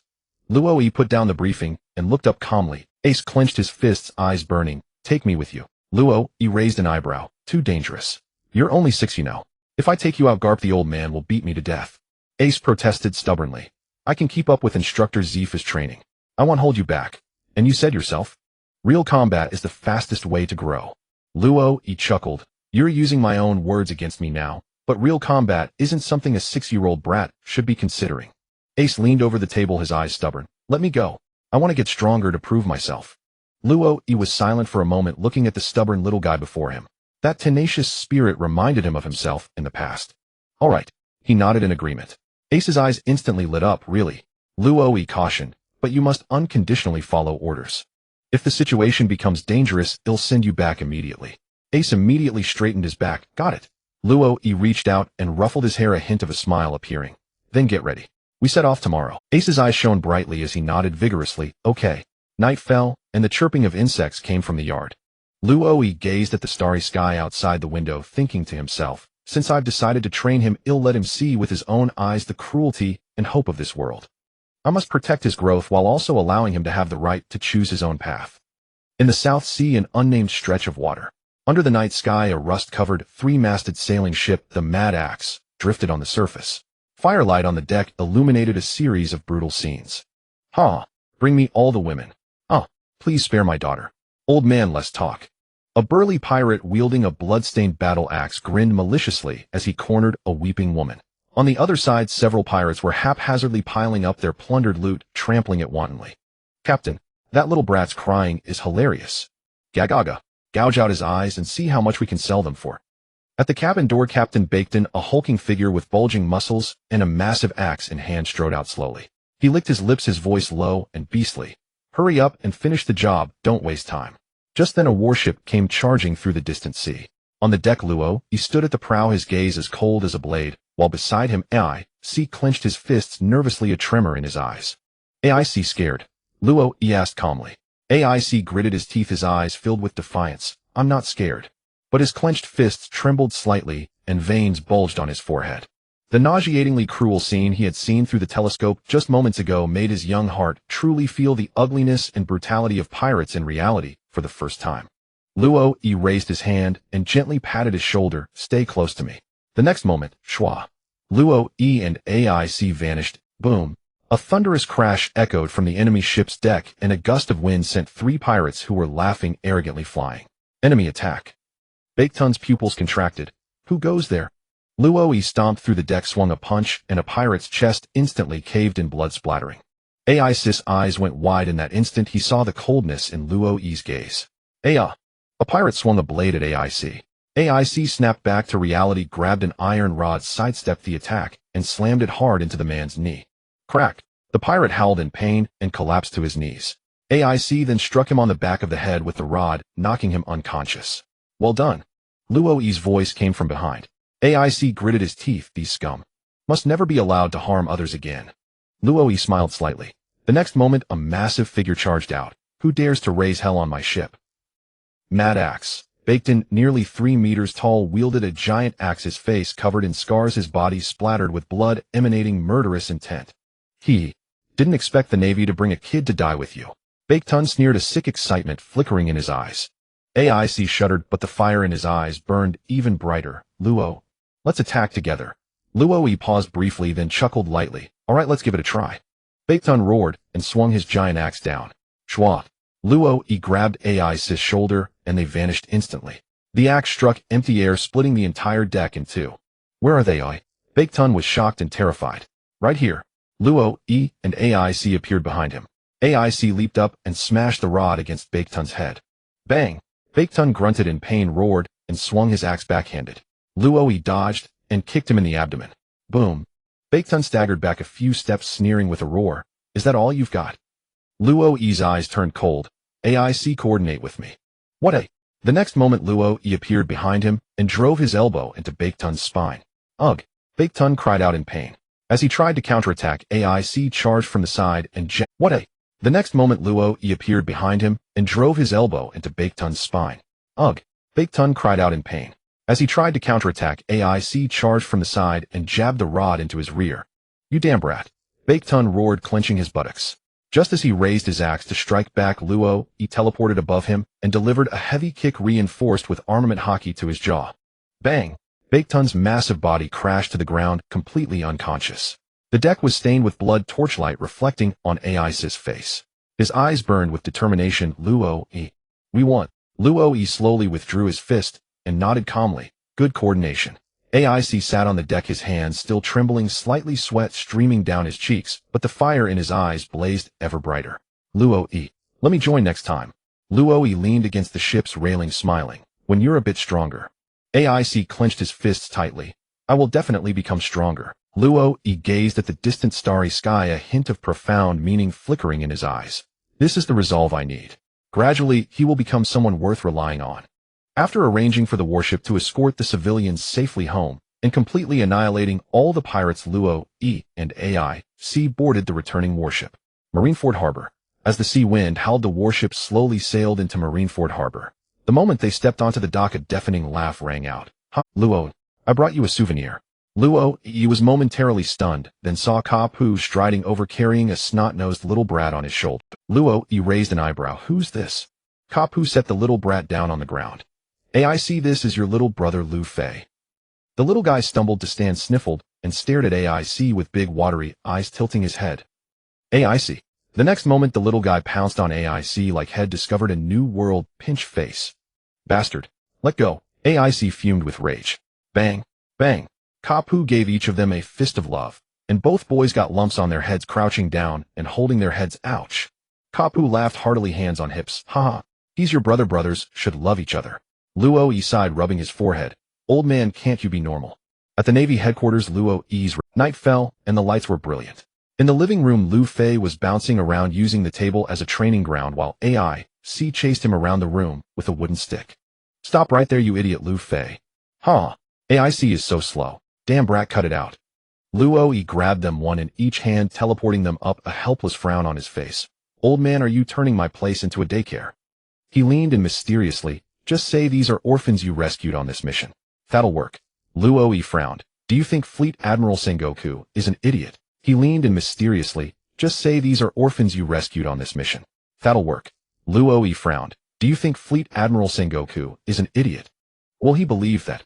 Ka-pu, ha. That old man Sengoku is soft-hearted, maybe he will. Just then Luffy suddenly pounced and hung onto Luo-e's back. Big brother, you're so... AIC fumed. Idiot. Get down. Luo-e was about to set Luffy down when a thought struck him. He turned to Ka-pu. Old man, do you remember Bell? Ka-pu was taken aback. The female marine from the East Blue. The one who adopted 2 little girls. Luo-e nodded, a hint of a smile on his lips. Transfer her to headquarters. She's already taken care of 2, so she won't mind 2 more, right? Ka-pu's eyes widened. Hey, you little rascal, you're not thinking of bringing those 2 little girls here too, are you? Luo-e spread his hands matter-of-factly. Since we're already raising kids, we might as well raise them all together. ITLL, give the little ones some company. Ka-pu was speechless. You're even bolder than me. After a moment of thought, Ka-pu said seriously, maybe. It could work. From then on, Luo-e's residence became a full-fledged problem child shelter. Meat? I want meat. Shut up. That's mine. Grab the meat. Bastard. Bang. Bang. Be quiet when you're eating. Luo-e gave each brother a fist, and they both got lumps on their heads, but obediently ate their meals. On the training ground, watch my iron fist. Ouch. AIC was crouching in front of the training post, holding his fist. Ha. AIC is so weak. Luffy was rolling on the ground, laughing, holding his stomach. You want to die, eh? AIC pounced on him, and they rolled into a tangle. Finally, Zephyr picked them up, one in each hand. If you want to fight, run 100 laps first. At night, Luffy hugged AIC. AIC, let's sleep together. AIC frowned in disgust. Get off. You're too hot. Luffy with teary eyes. Wah. AIC is so mean. AIC turned away awkwardly. TCH, fine, do what you want. At the doorway, Luo-e leaned against the frame, watching the 2 quiet down, a faint smile curling at the corner of his mouth. 2 days later at Marineford Sengoku's office. Sengoku slammed the table in anger. Ka-pu. Is this you're doing again? Ka-pu was casually picking his nose. I didn't do a thing. Luo-e applied for it. Sengoku's forehead veins bulged. Do you think I'd believe that? Even if Belmere was transferred, why did you have to bring the 2 little girls along? Vice Admiral Tsuru chuckled softly. It's nice, isn't it? Headquarters could use a bit of human warmth. Zephyr snorted. Better than some old bastard who keeps stuffing grandsons into headquarters. Kapu picked his boogers. Someone also likes to raise little rice cakes. Sengoku held his forehead. You bunch will drive me insane sooner or later. At the port of Malinfanguo, early morning. The morning light spilled over the sea, shimmering and sparkling. A naval warship slowly docked. Beyermeyer, dressed in a crisp naval uniform with a straight back, held the hand of 6-year-old Nachi Gao in one hand and 4-year-old Na Mei in the other, gazing at the magnificent Marine headquarters fortress before her pupils trembling slightly. Is this the Marine headquarters? The towering Gate of Justice, the imposing fortress walls, the dozens of giant warships docked at the port, and in the distance the Fortress of Justice, symbolizing the Navy's highest authority. The majesty and oppressive aura of Malinfanguo struck her, leaving the female naval lieutenant from the east blue momentarily speechless. 3 years ago in the Battle of Oikit Kingdom, she risked her life to protect the 2 children during a pirate attack, and thus forged a deep bond with Luo-e. After that battle, Luo-e was stationed at the G3 branch, and later, due to mission requirements, he transferred Beyermeyer to the headquarters, which was why she was now stepping onto this unfamiliar and Nuachi Gao looked up with her little face eyes sparkling. Beyermeyer, this place is so big. Name, on the other hand, tightly clutched Beyermeyer's hand, looking nervously and curiously at the bustling naval soldiers. Will we live here from now on? Beyermeyer took a deep breath and was about to answer when suddenly, shwa! A tall figure instantly appeared before them. Up. Name was startled, directly hiding behind Beyermeyer, while Nuachi Gao gasped. Long time no see, Beyermeyer. The familiar voice instantly relaxed Beyermeyer, and she looked up to see the young man who had rescued her and the 2 children 3 years ago at Oikit Kingdom. Now a tall, sharp-tempered Marine Rear Admiral Luo-e. Luo-e, Rear Admiral.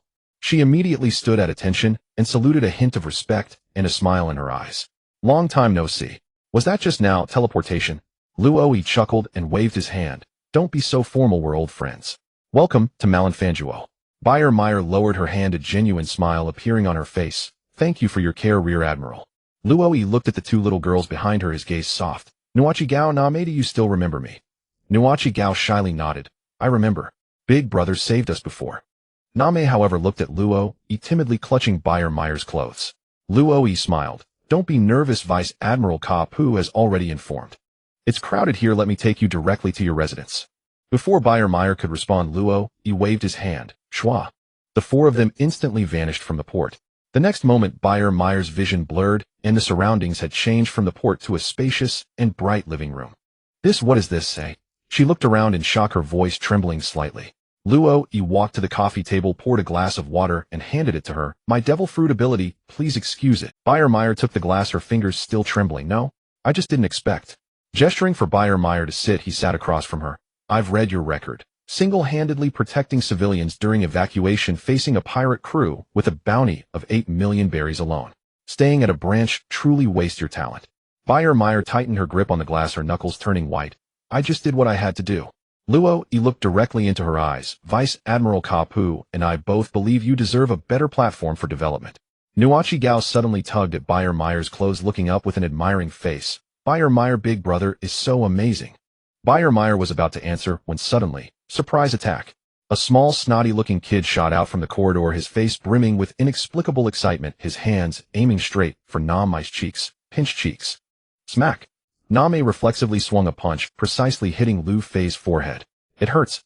Lu Fei clutched the swollen bump on his head, rolling on the ground, wailing with tears. What? My head. My head. Luo-e watched this scene and couldn't help laughing. So this is how it goes, huh? Ha! Nuachi Gao and Name were both startled. Nuachi Gao cautiously hid behind Beyermeyer. Who is this kid? So weird. Beyermeyer was bewildered. Thai's child is. Luo-e stood aside, covering his forehead and laughing. Sigh. This guy is Lu Fei, Grandpa Kapu's grandson. As soon as the words were spoken, Lu Fei instantly scrambled up, making a huge face at Name. You hit hard. Next time I'll definitely dodge. Name put her hands on her hips, waving her little fists angrily. Who told you to rush over suddenly? Serves you right.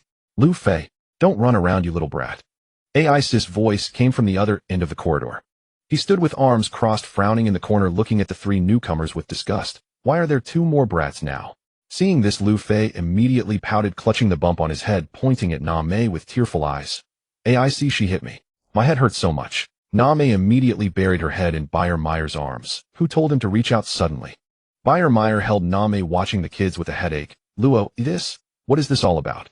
Luo sighed helplessly pointing at the two brothers. Meyer, let me formally introduce you. This is Mingxi D. Lu Fei, Vice Admiral Ka Pu's grandson. This is Botica CDAI, currently under my care. Meyer's mouth twitched violently as if struck by a thunderbolt. So this place is. Luo shrugged, spreading his hands expressionlessly, the temporary shelter for problematic children of the Navy. Meyer's mouth twitched violently as if struck by a thunderbolt. So this place is. Luo shrugged. Ai's face darkened. Bastard. Not this again. Bang.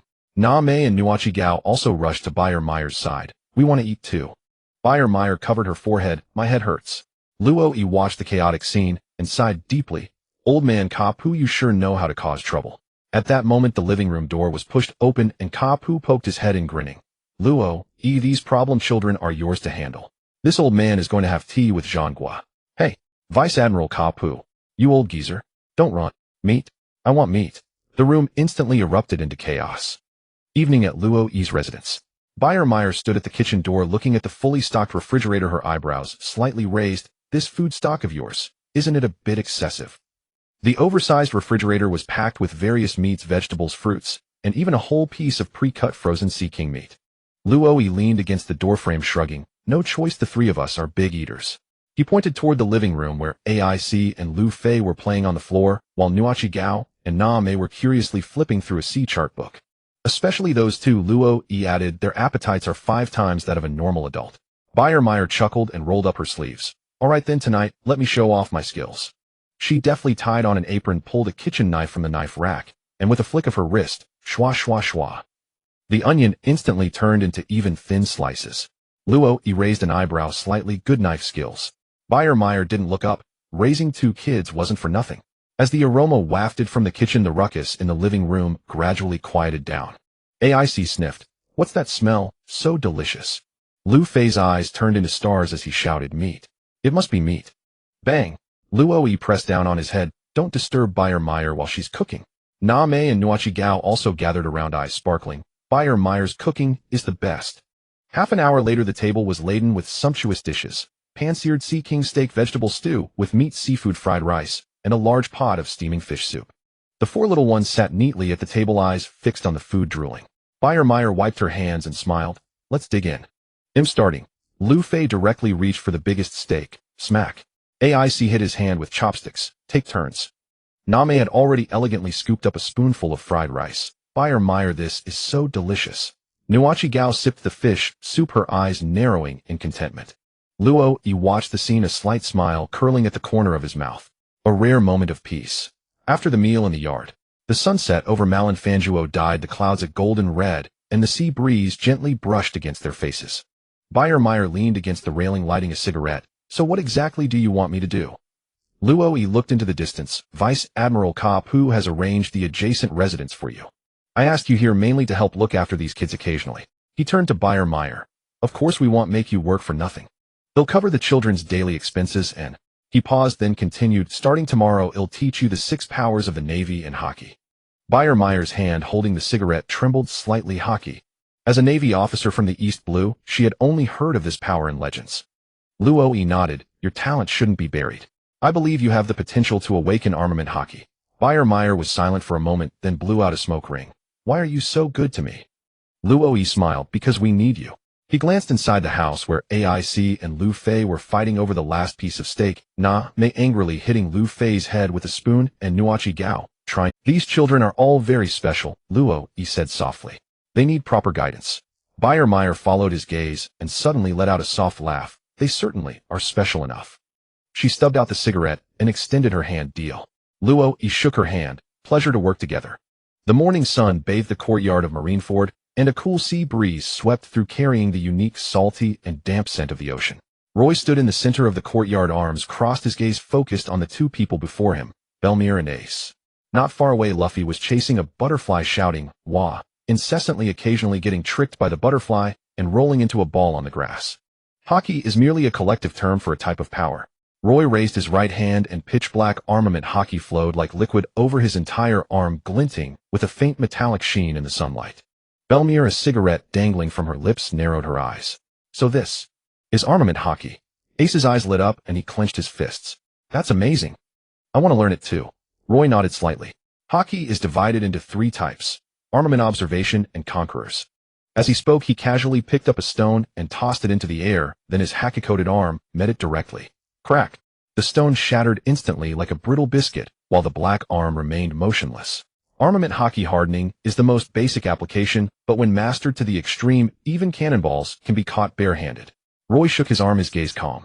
Moreover, in the Grand Line, armament haki is the most important weapon against devil fruit users. Belmir's eyes flickered and she murmured around the cigarette, but even the legendary devil fruit users can be suppressed. Roy smiled. In the second half of the Grand Line, this is just common knowledge. The information from the East Blue is still too isolated. Observation haki allows you to sense the present sounds and even predict the trajectory of an opponent's attacks. As he spoke, he closed his eyes as if entering a meditative state. Try it. Close your eyes, don't rely on your eyes or ears, but sense the presence around you. Ace clenched his fist, struggling to calm himself down. Roy said calmly, focus your mind, feel the flow of the wind, feel the breath of others, feel every pulse. A few seconds later, whoosh. But Ace looked frustrated. Damn it, why can't I feel anything? Roy walked up to him and gently tapped his forehead with a finger. Because your heart is too impatient. When your mind is calm, you will naturally perceive the presence. Ace was stunned. He slowly closed his eyes, and his breathing gradually steadied. Just then footsteps suddenly sounded from the back door of the yard. Thump! Ace snapped his eyes open, his gaze locking precisely on the direction of the door. Someone's coming. The door swung open, and Nojiko was peeking in at the 3 of them. Roy smiled and nodded. Not bad, Ace. Observation haki doesn't require strength, but a settled heart. Belmir looked at Roy thoughtfully. So haki training is not just about physical training, but also an inner cultivation. Roy said seriously, exactly. To become a true strong person, the heart must be calm and the fists must be steady. At that moment, Luffy suddenly pounced over. I want to learn this skill of sensing presence too. Ace pressed his head down. Wait until you stop running around everywhere. Nami and Nojiko, meanwhile, were lying on the windowsill nearby, watching the teaching. Ace suddenly raised his hand. What about Conqueror's haki? Roy glanced at him, his tone calm. That is the talent of a very few. 1 in a million. Ace listened thoughtfully and lowered his head, but his fists clenched tighter. Now first try to feel the power within your body. Roy's voice was low and steady. Imagine your blood boiling, your muscles contracting. That power has always been hidden deep within your body. You just never truly summoned it. Belmir sat cross-legged in a corner of the training ground, an unlit cigarette dangling from her lips, her brows furrowed. Power within the body, she murmured, closing her eyes. The cigarette swayed slightly, as if moving with her. She began to try the method Roy had described. Guide, compress, awaken. After a moment, a faint mist-like shadow appeared on the surface of her arms, like a condensation of mist, and a certain power could be faintly felt pulsing. The power suddenly became chaotic, and the patterns shattered and dissipated in an instant, like a newly formed water mirror blown away by the wind. Belmir's eyes snapped open, a flicker of shock and unwillingness in her gaze. This caught a hint of it on the first try. Roy took 2 steps closer, his gaze falling on the fleeting shadow on her arm, and nodded lightly. Even though you couldn't solidify it, you are already on the right path. Many people spend a week without feeling anything, but you got a response from your presence on the first try. That's already excellent. Belmir gritted her teeth, her gaze darkening, and muttered in a low voice. That feeling. It's like something roaring inside my bones, almost able to grasp it, yet it slips through my fingers. Roy smiled, a warmth of affirmation in his eyes. You've already found the door. Next, it depends on whether you can tame it. Belmir shot him a glance, a defiant curve lifting her lips. I've never met anything I couldn't tame in my whole life. Ace, watching with sparkling eyes, came over enviously. I want to learn too. I want haki too. Don't rush. Roy reached out, placed a hand on his head, and ruffled it with a smile. Don't rush. First learn how to mobilize the power within your body, then learn the application of haki. Belmir stood up, looking at Roy's fists, a glint of determination in her eyes. With this ability, even without a gun, I can smash a pirate's head into a pulp. Roy nodded slightly, his gaze steady. A wise choice. But you also need to consider carefully whether to focus on physical combat, or try swordsmanship, or... I speak with my fists. Belmir spat out the cigarette, her tone crisp and decisive. Ace gritted his teeth as he looked at her with a demeanor of, I have to catch up too. All right, that's enough for today. Roy smiled and withdrew his presence. Belmir, this afternoon, I'll take you to the headquarters training ground. With systematic marine training, I believe you will achieve something. Belmir tugged at her sleeves and grinned. All right, let me show you what the fierceness of an East Blue woman means. As soon as she finished speaking, I want to learn too. Luffy lunged and hung onto Roy's back, eyes sparkling. Teach me. Teach me. Roy helplessly picked up Luffy. Wait until you're older. Luffy pouted angrily. Not fair. Ace can learn. Ace proudly raised his chin, hands on his hips. That's because I'm older than you. Nami jumped down from the windowsill with a thud, hands on her little hips. I want to learn too. Nojiko stumbled out, her eyes serious like a little adult. 2 wanted to. Roy watched as a group of kids instantly surrounded him and helplessly pressed his forehead. Old man Garp, you've really left me a fine task. In the afternoon, Belmere changed into a crisp marine uniform and her entire aura transformed. Roy handed her a document, his expression calm and serious. The headquarters training camp has systematic hockey courses in elite camp, personally instructed by Chief Instructor Zephyr. Belmere took the document, a hint of doubt in her eyes, and looked up. Roy, why did you choose me? Roy's gaze fell on the children chasing and playing in the yard, his voice low and firm. Because we need more people like you. He turned and walked toward the gate, his back steady. Let's go. Let Black Arm Zephyr see the weight of an East Blue fist. Belmere was slightly startled, then revealed a confident smile and strode after him. All right, let him see. Just then a familiar small head popped out from the top of the wall. Ace gripped the wall with both hands, eyes sparkling. Wait for me. I want to go too. Roy turned around with a helpless smile, but a softness flickered in his heart. Since I've been given this chance, I want to try to completely change this world. Perhaps they can truly uphold the banner of justice. Swoosh. On the training ground of the elite camp, the scorching sun hung high and waves of heat churned. As the air slightly distorted, 3 figures materialized out of thin air. Zephyr, who had his back to the trainees while scolding a few loafing soldiers with hands on his hips, suddenly sensed a fluctuation in aura and whipped around.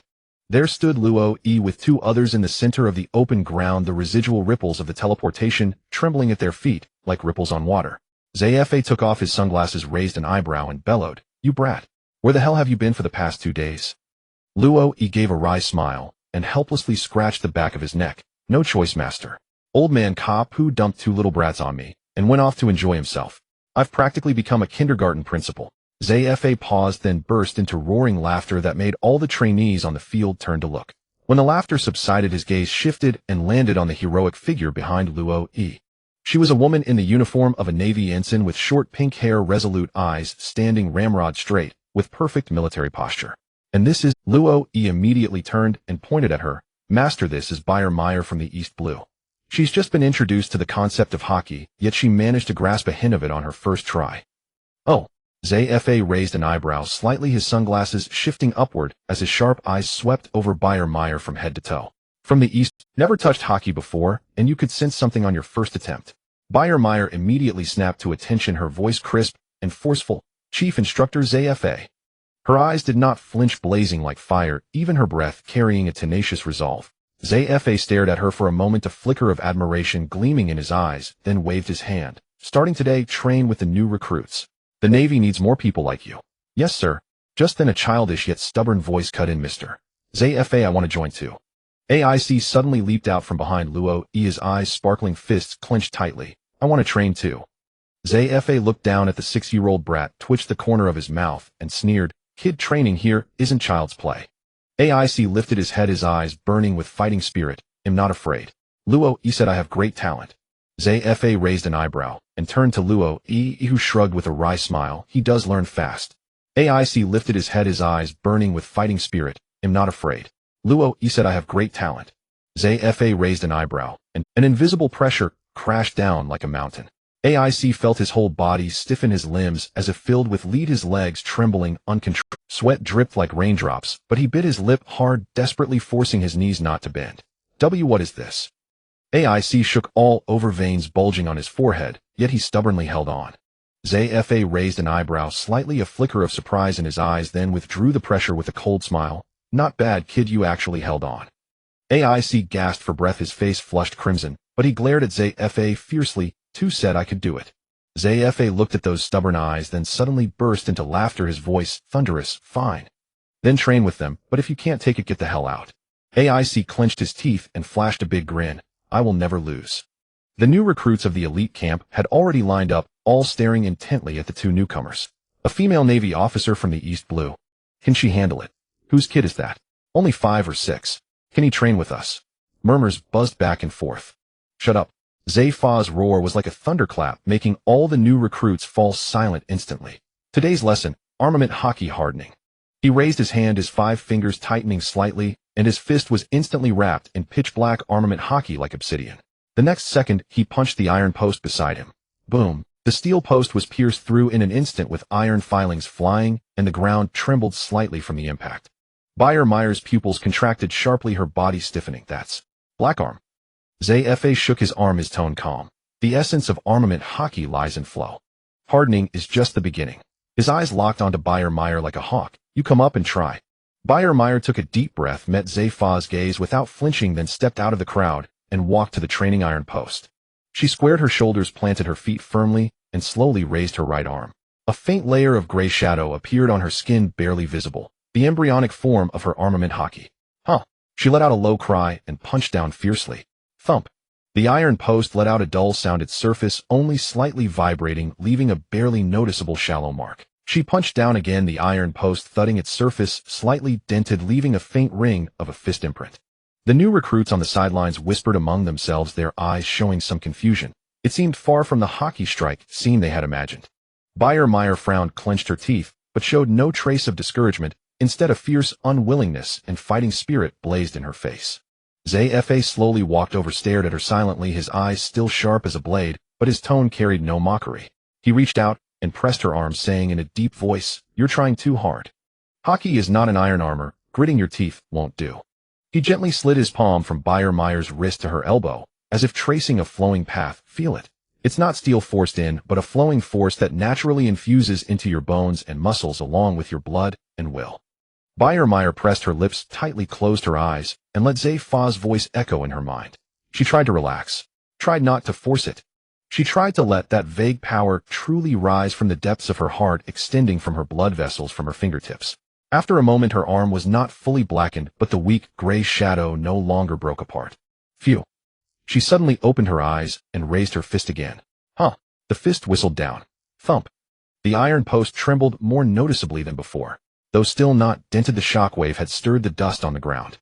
She shook her fist, exhaled with a light sweat on her forehead, but grinned. Not enough yet, but I've got a feel for it now. Zay did not respond, but his eyes held a deeper meaning as he stared at her. He turned around and said flatly, that unyielding grit. Not bad. The new recruits standing nearby did not hear clearly, but they saw it. The corner of Zayfa's mouth lifted slightly. For these recruits, that was practically a legendary, exceptional commendation. Meyer watched Zayfa's back, her fists clenched, her eyes burning like fire. On the other side, AIC was placed in front of the lightest iron post, looking up at it, muttering defiantly, "Underestimating me. Little brat, don't be reckless. First learn to control your power." Zay casually tossed him a pair of gloves and said coldly, "Don't cripple your hands." AIC reluctantly put them on, clenched his fists like Meyer closed his eyes and imagined the flow of power. Thump. Ouch. The iron post didn't budge, but AIC's hand swelled up, making him wince in pain. He helplessly crouched down, gently holding AIC's wrist, and said warmly, "Hockey isn't about brute force. Feel my arm." As he spoke, he coated his right arm with his own armament hockey and extended it to AIC. "Here, do you feel it? This isn't brute force, it's the power of density and flow." AIC froze, his fingertips touching the arm that felt like steel, yet was supple, and his eyes suddenly lit up. To get it. He punched again, and this time a faint black ripple appeared on his fist. Clang. The iron post quivered slightly, and even emitted a faint hum. Zay glanced from afar, the corner of his mouth lifting. He does have some talent. The new recruits nearby were stunned. That kid. He could harden it too. What a frustrating comparison.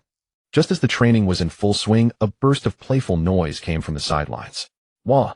AIC. I want to play too. Luffy, who had somehow sneaked in stealthily, was holding onto an iron post with both hands, swinging his legs like a pendulum, his face full of... Luo's face darkened. How did this little troublemaker follow us? Zayfa's temple veins bulged, and his eyes glared. That bastard Kapus genes are a disaster.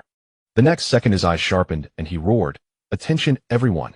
Extra drill today. Catch the monkey. Whoever catches that kid, skip 10 laps. Yes, sir. The new recruits swarmed like hunting dogs. Luffy screamed in terror as he darted between the iron posts. Help. AIC. AIC covered his face. Idiot. Meyer watched the scene, the corner of her mouth lifting slightly. This training camp is really lively. Luo looked at the chaotic scene in front of him and couldn't help but smile, thinking to himself, maybe a navy like this isn't so bad. 3 years passed in the blink of an eye. In the Marine Fort of the year 1509 of the Sea Circle calendar, the elite training camp at dawn was a tapestry of morning light and sweat the air thick with a fervent spirit. Huh! A crisp shout pierced the sky. 9-year-old AIC leaped into the air, his fists wrapped in pitch-black armament hockey, and slammed them into the training iron post with brutal force. Boom! The iron post caved in deeply cracks, spreading like a spiderweb. Not bad. ZFA stood by with arms crossed, a hint of approval glinting behind his sunglasses. Your control has improved by 30% compared to last week.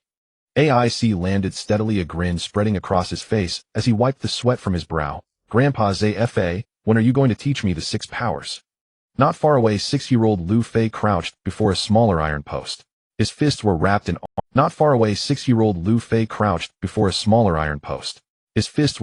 armament hockey so faint it was almost invisible, and he struck with all his might. Hiya!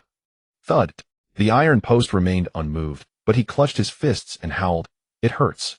AIC pressed his forehead in exasperation. Idiot, I told you to feel the flow of power. Pure brute force won't work. Luffy whined with teary eyes, but it's so hard. ZFA sighed, watching the brothers. That bastard Kapu left me nothing but troublemakers. Meanwhile, inside the Marine headquarters conference room, a promotion ceremony was underway. Fleet Admiral Jean Guo personally pinned the gleaming captain's insignia onto Bayer-Meyer's uniform, his voice solemn and dignified. Captain Bayer-Meyer, I hope you continue to excel. Yes, sir. Bayer-Meyer's eyes were resolute as she saluted with crisp precision, exuding an air of unwavering determination. Below the stage, Luo E stood shoulder to shoulder with ZFA, their gazes fixed on the figure above. Kapu whispered beside them, his voice tinged with awe. In just 3 years from a branch lieutenant to a headquarters captain, this girl's growth rate is beyond even my comprehension. Luo E smiled faintly, his tone calm. The East Sea's horizons limited her. Once someone guides her onto the right path, her potential naturally erupts. Over these 3 years, Bayer-Meyer had not only mastered armament hockey hardening, but had also awakened observation hockey, enabling her to perceive the movements and killing intent around her. When she fought alongside Luo, she once single-handedly suppressed a pirate crew with a bounty over 100 million a feet that shook the entire Marine headquarters. Kapu sighed, good thing we didn't let her stay in the East Sea, wasting that talent. In the Marine headquarters garden, the sunlight was just right, and a gentle breeze rustled through. A group of female Marines surrounded a pair of sisters, laughter and chatter filling the air. Name, come try this new hairpin. Vice Admiral Ji Yuan held a delicate butterfly clip and gently pinned it onto Name's orange hair. 7-year-old Name twirled joyfully, her skirt fluttering. Do I look pretty? Adorable. The female Marines clutched their hearts, letting out maternal coos of wonder. 9-year-old Nua Chi Gao sat obediently beside Vice Admiral, her small hands swiftly organizing documents and intelligence materials. Vice Admiral, he affectionately ruffled her hair. No, Chi Gao is such a thoughtful girl. Suddenly Name ran to the window, closed her eyes, and felt the sea breeze. Her eyelashes trembled and her brow furrowed slightly. A heavy rainstorm is coming tomorrow. Vice Admiral, he paused, her gaze sharpening. How do you know? Name opened her eyes, amber pupils gleaming with confidence. I can sense the humidity, wind direction, and subtle changes in air pressure. Vice Admiral, his eyes narrowed, then she smiled. A talent for meteorological perception. Name smiled shyly, and I can draw sea charts. Saying this, she carefully took out a small notebook from her skirt pocket. It was densely filled with markings of East Blue Island's sea routes, currents, and wind directions. Vice Admiral Ji Yuan leaned in, picking up the notebook in astonishment. You drew this? Name nodded yes. I want to be able to chart the entire world's oceans someday. Vice Admiral, he exchanged a glance with Ji Yuan, both seeing shock and delight in each other's eyes. This child's talent in navigation and meteorology is extraordinary. She's a natural navigator. Vice Admiral, he made a swift decision. Name starting today report to the Intelligence Division 3 days a week for professional training in meteorology and navigation. Vice Admiral Ji Yuan added with a smile. And you're welcome to join the Women's Marine Club the rest of the time. Everyone is looking forward to having you, little cutie. Name's face flushed really. Nua Chi Gao patted Name's shoulder, beaming with pride. That's awesome. The garden's sunlight bathed the two sisters as if gilding them with a layer of gold. After the ceremony, a burst of laughter suddenly echoed from the training ground. Ha! The brat's him back. Oh no, that old man is back. AIC and Luffy's faces turned pale instantly, and they turned to flee. Kapu dashed forward in a single stride, fists swinging in unison, double love fist. Bang! Bang! The fists landed precisely on the tops of AIC and Luffy's heads, instantly raising large lumps. You try to run when you see your grandpa. How disrespectful. AIC crouched and covered his head. That hurts. You violent old man. Luffy whimpered. I'm telling Grandma. Kapu laughed heartily, hands on his hips. Ha! Even tattling won't help. Come on, train with me. In the distance, Luo, E, and Bayer Meyer, who were walking slowly simultaneously, pressed their foreheads in unison. Mr. Kapu's educational method is always full of love. Night fell quietly, the sea breeze picked up, and the marine headquarters shone brightly with lights. In Zhangguo's office, he was reading a thick training plan, his brow furrowed, the cold light of the lamp reflecting off his glasses. Luo, E, are you sure these children's training plans are feasible? Luo E stood straight, his voice firm. AIC and Lu Fei have immense potential and will surely become the pillars of the Marines. Mei has a natural talent for meteorological perception and cartography suitable for the intelligence division. Nua Chi Gao is meticulous and steady, fit for logistics and medical management. He took a sip of tea, a slight smile curving at the corners of her mouth. I support Luo Yi's plan. The children have different personalities and need tailored training. Zfa snorted, arms crossed. At least it's better than letting that bastard Kapu let them run wild. At least someone is watching them. Kapu scratched the back of his head and laughed. Well, I trust Luo E. Zhangguo was silent for a long moment, then finally sighed deeply and stamped his seal. I hope this time you don't give me a headache. Yes, sir. Luo E stood at attention, his eyes sharp. At that moment, his gaze inadvertently swept out the window. In the night, Lu Fei and AIC were tussling, chasing each other, their laughter and sweat intertwining. Luo E paused, a flash of insight striking him. By the way, isn't this the year that Gu Inam meets her accident? He recalled the swordswoman in the East Blue who always competed with So Long, and his heart tightened slightly. If I could meet So Long early. That guy seems suited to be a Marine too. His gaze darkened as he made a silent resolution. Once I'm done with matters here, I must go to the East Blue and see those two. The office lamp illuminated his slightly sharp profile, and the night breeze wafted through the window, carrying the scent of the sea. Upon the azure ocean, a warship carved through the waves, the sea breeze brushing against their faces, carrying a salty tang. Wow, the sea is so huge. Luffy clung to the ship's railing, his eyes sparkling, the military cap blown askew by the wind. He shouted and gesticulated wildly, like a monkey brimming with endless energy. Nami stood beside him, arms outstretched to greet the wind, her short orange hair dancing in the breeze, the azure sky reflected in her eyes, a pure smile on her face. Brother Luo, the sea breeze feels so wonderful. Luo leaned against the mast, smiling gently at the two children, his gaze tender. Do you like it? We love it. Luffy leaped with a sudden bound, hanging onto Luo's back, his arms looped around his neck, curiosity gleaming in his eyes. Luo, where exactly are we going? Luo, shaken by his antics, could only helplessly pluck him off. To meet someone who might become your destined first mate. What's a first mate? Luffy tilted his head, blinking like a curious squirrel. Can you eat it? Nami rolled her eyes, hands on her hips, putting on an adult air. A first mate is a partner who will go on adventures and fight alongside you. Luffy's eyes lit up instantly, his grin stretching almost to his ears. Really? Can he fight? Can he eat meat with me?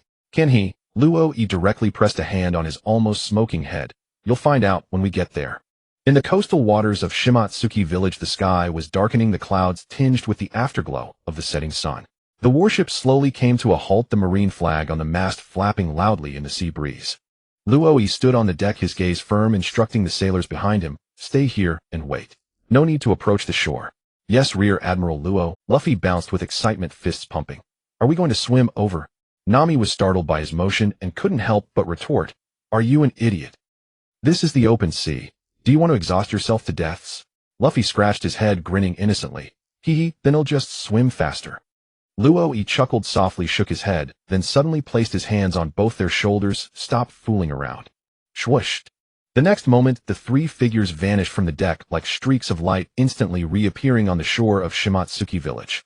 Luffy's eyes widened, darting left and right round as saucers. Wow. That was amazing. Do it again, do it again. Nami's mouth also hung slightly open, clearly startled by the sudden teleportation, but she quickly composed herself, coughing deliberately. Humph. This level. They'll learn it too someday. Luo couldn't help but smile, reaching out to ruffle her soft orange hair. Alright, as long as you study hard, you'll definitely make it. As he spoke, he raised his head, gazing at a winding path ahead, at the end of which an ancient wooden dojo was faintly visible. Let's go. A glint flashed in his eyes as he said softly, Target, Shimatsuki Dojo. The three walked slowly along the country path, wildflowers swaying gently in the breeze, the occasional moo of a cow from the fields breaking the serene pastoral. From afar, a chorus of rhythmic, powerful shouts pierced the tranquility. Heave. Huh. Heave. Huh. From afar, a chorus of rhythmic, powerful shouts pierced the tranquility. Heave. Huh. Heave. Huh. Exasperation, idiot. That's the sound of sword practice. Luo's eyes flickered with a smile. They seemed very diligent. At the entrance, a little boy with green algae-like hair was leaning against the wall, fast asleep, clutching a wooden sword in his arms. Drool, hanging from the corner of... At the entrance, a little boy with green algae-like hair was leaning against the wall, fast asleep, clutching a wooden sword in his arms. Drool, hanging from the corner of his mouth, as if dreaming of fighting. Luffy pointed at him, doubled over with laughter. Huh? Luo, there's a green algae head sleeping on the job and drooling. The corners of Luo's mouth lifted slightly. Luffy rushed forward excitedly, as if discovering a new continent. Hey, green algae head, wake up. Grumble. Kuina, let me sleep 5 more minutes.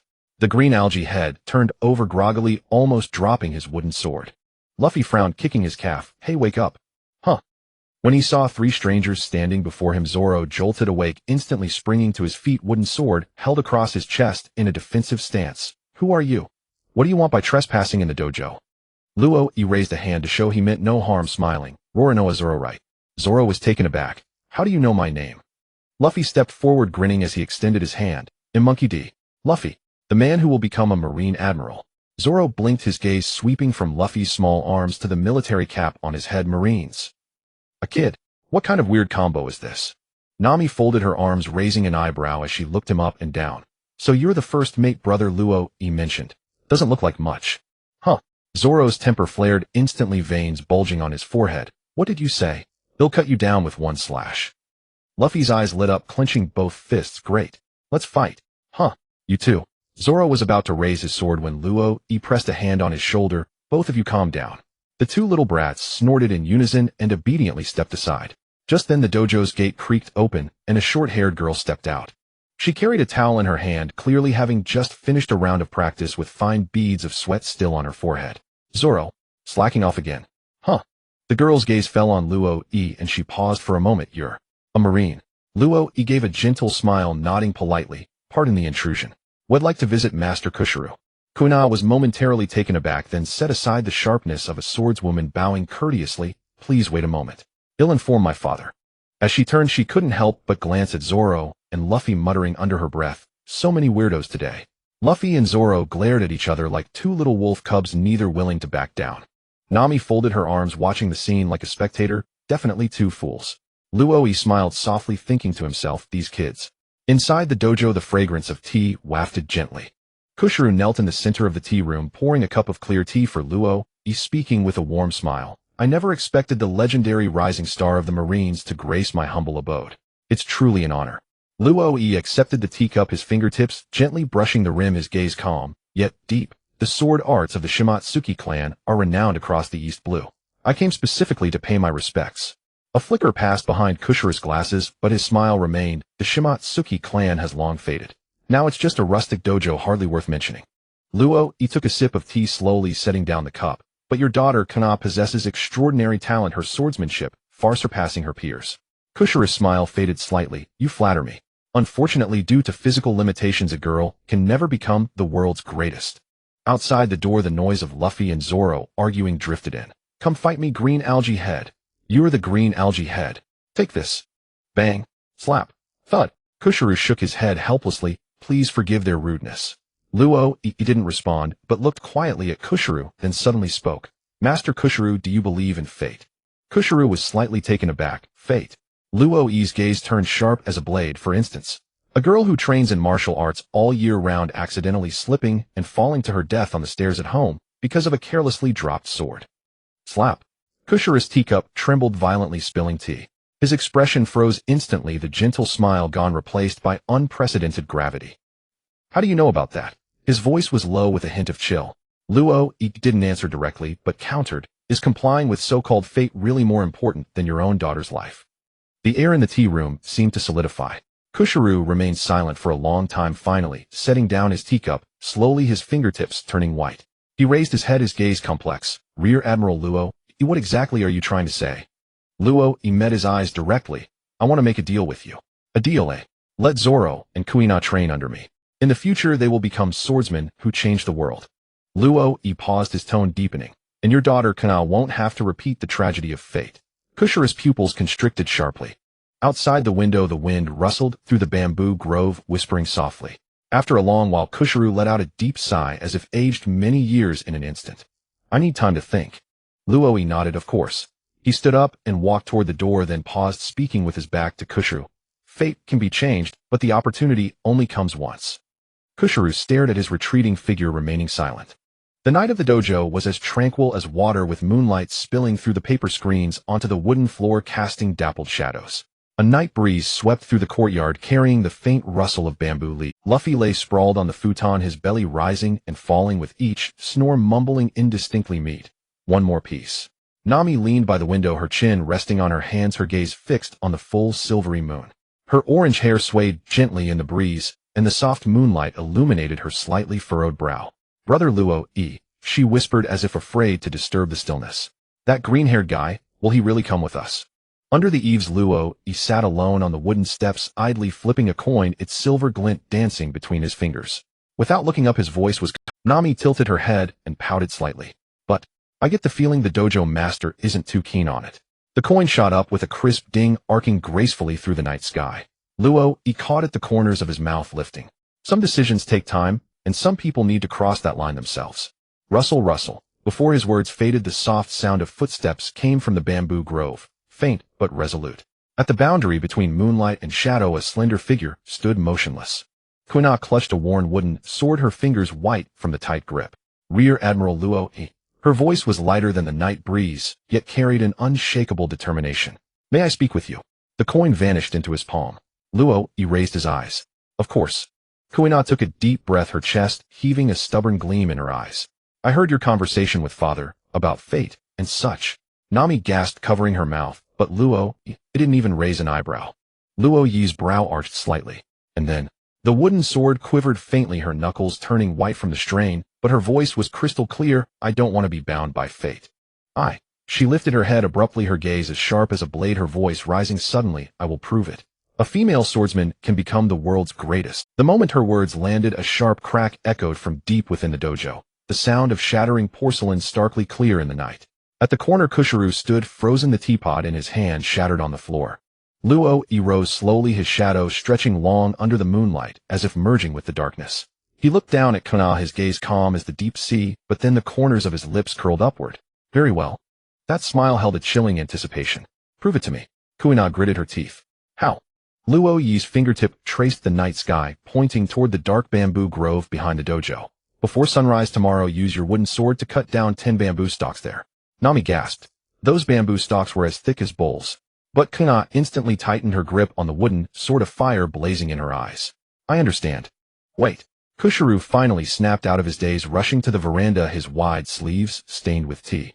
"Kuina, you can't possibly, father." The girl turned at the edge of the bamboo grove, moonlight illuminating her resolute profile, the night wind blowing her ponytail loose. "You taught me that the sword is an extension of the heart. Now are you going to deny my heart?" Kushuru stood frozen, as if struck by lightning, his lips trembling slightly, unable to utter a word. The moonlight was like water spilling over the bamboo grove. When the first rays of dawn pierced the sky, Kushuru walked slowly to the bamboo grove. Amid the scattered broken bamboos, he saw his daughter kneeling in a pool. The severed bamboo stalks lay strewn about, each cut clean and mirror smooth.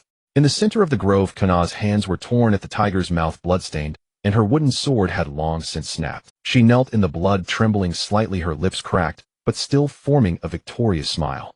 "I did it." Kushuru's hands trembled as he removed his glasses. The morning light fell on his face, etching a moment of dazed recognition. In a daze, he seemed to see again that same stubborn woman from years ago. Beside his wife's sickbed, her face pale, she had gripped his hand tightly, her voice weak, but resolute. "Let the child choose for herself." Back then he had only smiled bitterly and agreed, but in his heart he vowed to shield his daughter from all storms. But now, the bamboo grove before him, the blood-stained white robe, those eyes so stubborn they bordered on obsessive. They were just like those eyes back then. "Zoro can go with you." He suddenly spoke, his voice so soft it seemed afraid to disturb the morning dew. "But Kuina?" His gaze fell on his daughter's hand, gripping the broken sword handle, polished smooth by years of practice. Her swordsmanship shouldn't end here in the dojo. Luo appeared behind him, idly tossing a blood-stained bamboo leaf, the blood blooming in the dawn light, like a mark of destiny. Her swordsmanship, Luo's voice was clear and firm, should be tested in a wider world. "Father." Kuina bit her lower lip stubbornly, using the broken sword to support herself, as she stood up, blood blooming, like red plum blossoms on her white robe. Rather than letting me die in some forgotten corner, she said word by word, her voice hoarse as she shouted the vow she had buried for years. Watch me. She raised the broken wooden sword, pointing at the sky, her bright eyes reflecting the light of dawn, as if she would cut down the stars themselves, become the female swordsman who can sever fate. Suddenly the wind rose and bamboo leaves danced like snow in the air. Kushiru gazed at his daughter, pain and pride intertwining in his eyes. He wiped his glasses with a bitter smile. Rear Admiral Luo-e, can you really guarantee she won't? Shards of the teapot had deeply pierced his palm, blood seeping through his fingers. Luo-e's voice drifted like morning mist. Mr. Kushiru, how much time do they have left for you? The children around them all showed puzzled expressions. His words were like a blade, piercing the secret buried deep in the heart. Kushiru's figure trembled violently, his eyes wavering for a moment. Finally his voice was hoarse, almost distorted. 1 month. The voice seemed squeezed from the depths of his lungs, every word accompanied by intense pain. Luo-e's eyes narrowed slightly. Then he turned slowly, his navy cloak flapping in the morning breeze. That's enough. Take good care of these 2 kids, he said, walking to the dojo entrance, stopping where the first golden rays of sunlight fell. The morning light gilded his profile with a soft golden glow, reflecting his resolute and fearless eyes. I will prove to you. He smiled slightly, a smile of unshakable confidence and determination. I have the strength to rewrite this rotten fate. The wind grew stronger, like distant waves. Kuina clutched the broken wooden sword tightly, watching the back that was destined to change everything, a flicker of inexpressible light shining in her eye. Above the clouds of the Donghai, the wind howled like blades, whistling sharply past the ears.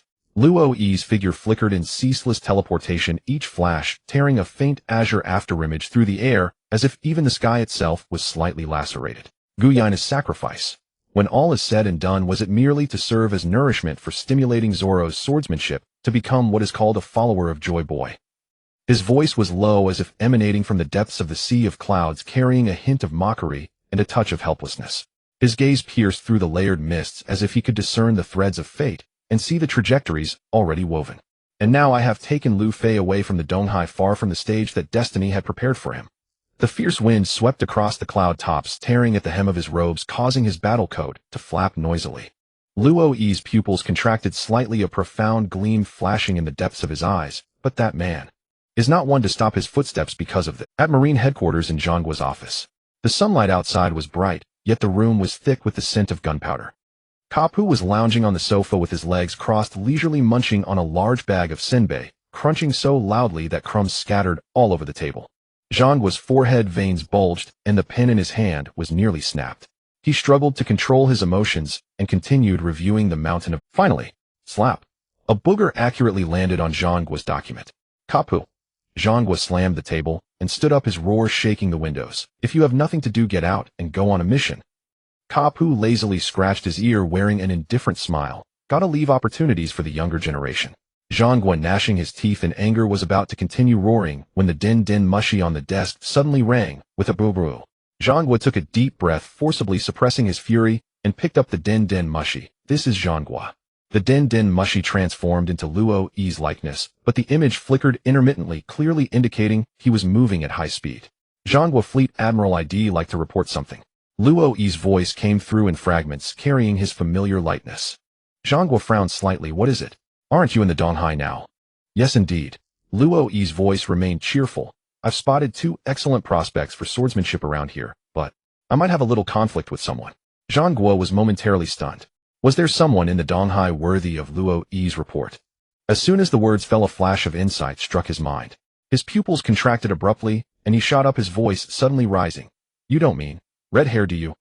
Kapu, who had been lounging, instantly straightened up, his eyes sharp and fierce, sunbei scattering all over the floor. Through the din-din mushy, Luo-e's image swayed, his tone laced with mirth. Yes, might have a fight with red hair, but don't worry. Even if I can't beat him, I'm fast enough to run away. Kapu snatched the din-din mushy, his voice urgent. Want me to come? No need, Luo-e chuckled from the other end. By the time you old men get here, it'll all be over. Zhongguo's expression turned solemn. After a long silence, he finally sighed. If possible, try not to go too hard. The peace in the Donghai is hard won. Understood. Luo-e's reply was crisp and decisive. Do. The din-din mushy hung up, and the office fell into a brief silence.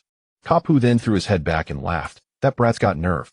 Zhongguo rubbed his temples, sighing helplessly. Hope he doesn't cause too much of a stir. Kapu scratched his head, a flicker in his eyes, but Shanks was also a crew member of Roger's. If they really clash, it won't be simple. At this, Zhang's brow furrowed deeper. His gaze profound and heavy fixed on the sea horizon outside the window. Under the dim lamplight, stacks of thick documents lay on the desk, the topmost one a red file, marked with highest alert. Zhang's fingers slowly traced the gilded text on the parchment. Red Hair Pirates, Captain Red Hair Shanks. Bounty 8490000 berries. Origin, former Roger Pirates apprentice crewmate. Danger level S. Kapu stood by the window, unusually not eating senbei, but crossing his arms as he gazed at the star chart of the Donghai. His voice was low and grave. That kid from Roger's ship now flies his own flag. Zhang adjusted his glasses, the lenses reflecting cold light. In just a few years from a nobody to a force shaking the new world. His crew. The file flipped, revealing subsequent information.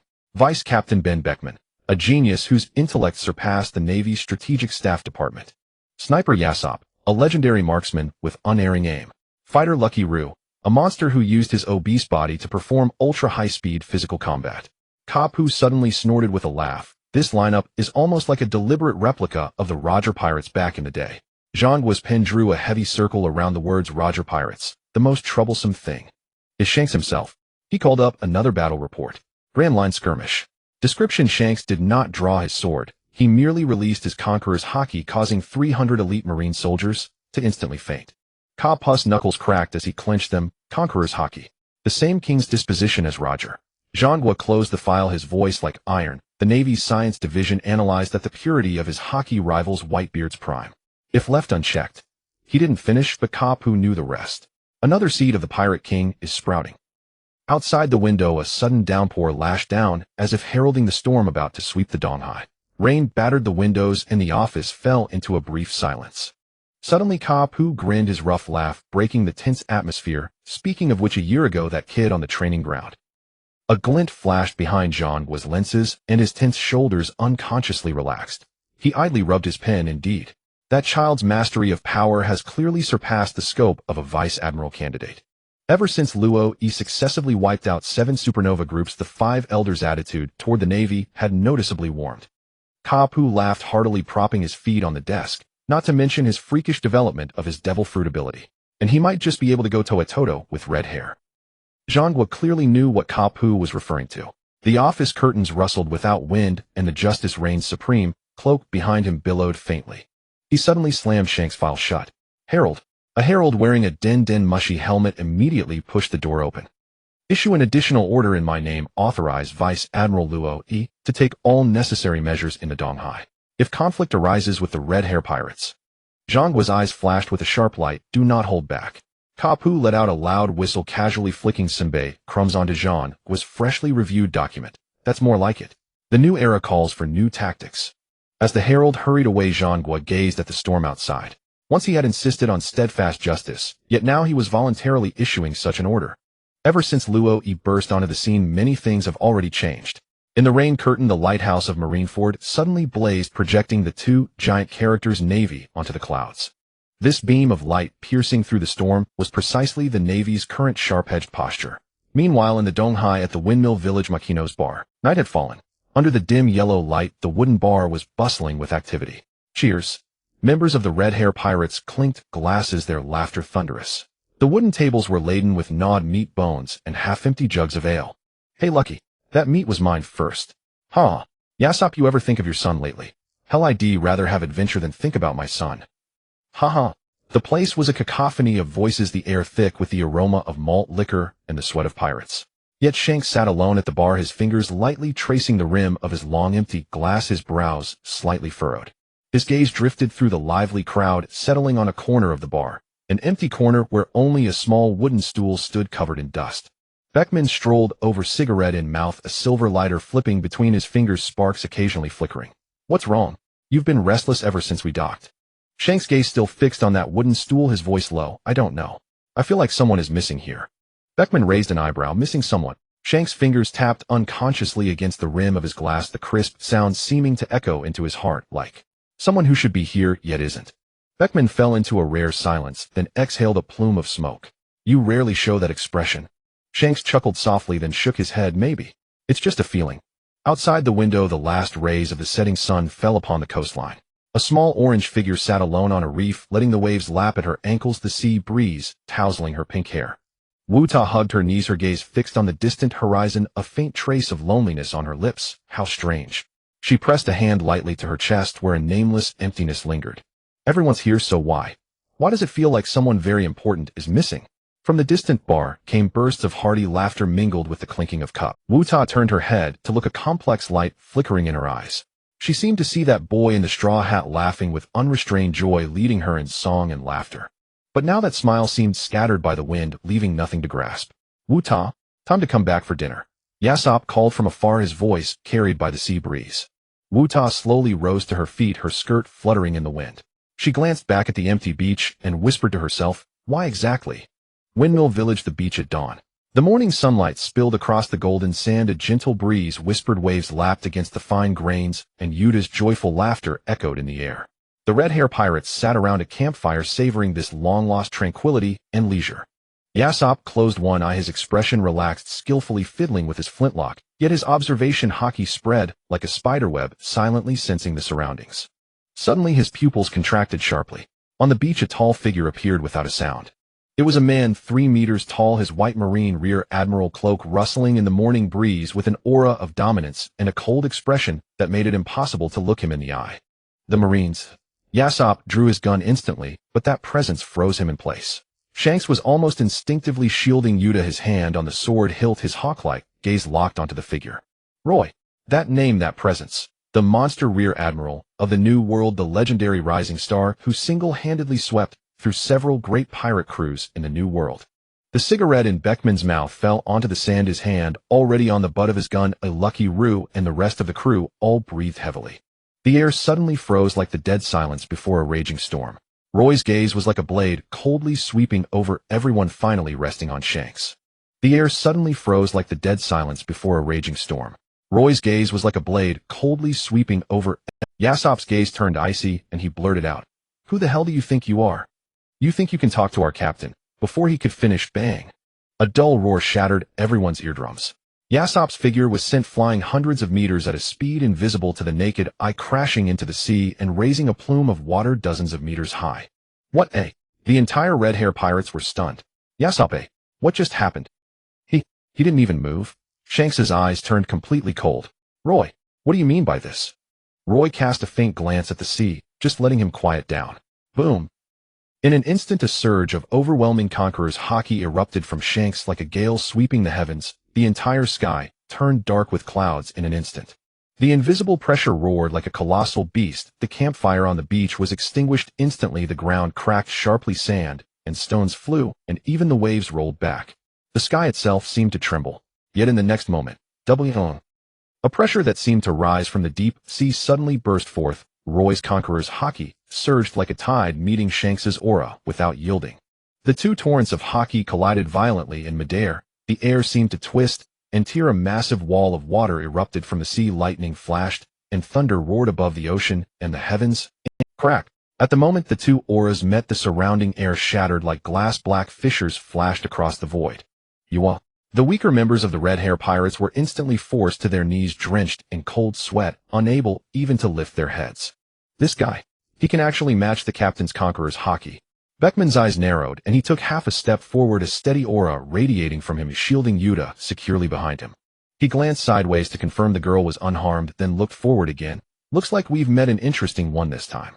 Shanks's pupils sharply contracted, a rare gravity flashing in his eyes. Roy, you actually...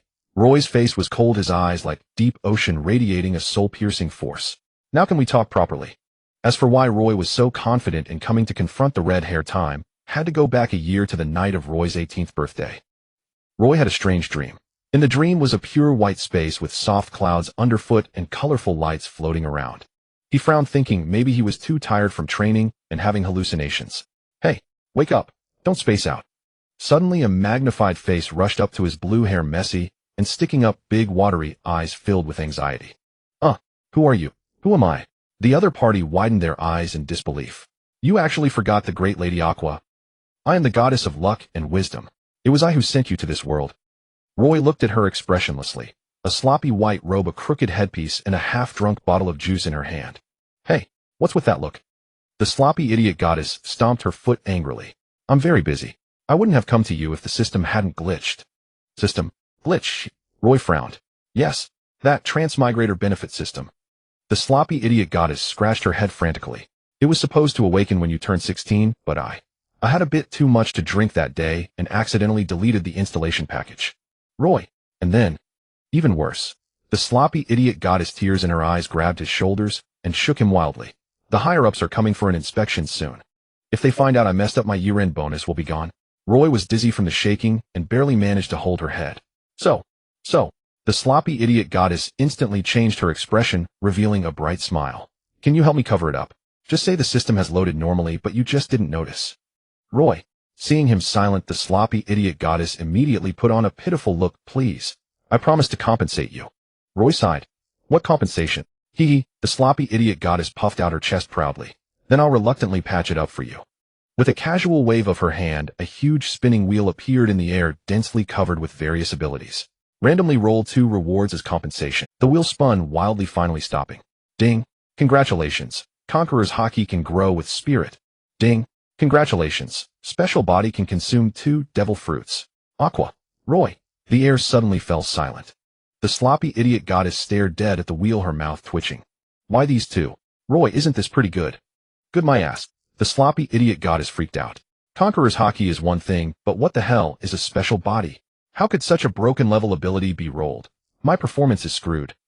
Roy silently watched her go crazy, thinking this goddess was really unreliable. No. The sloppy idiot goddess suddenly leaned in serious. Listen, these 2 abilities are way too overpowered. You absolutely cannot use them casually. Especially the dual devil fruit ability. If the world government finds out, you'll definitely be taken for research. Roy. So, the idiot goddess showed a sly smile.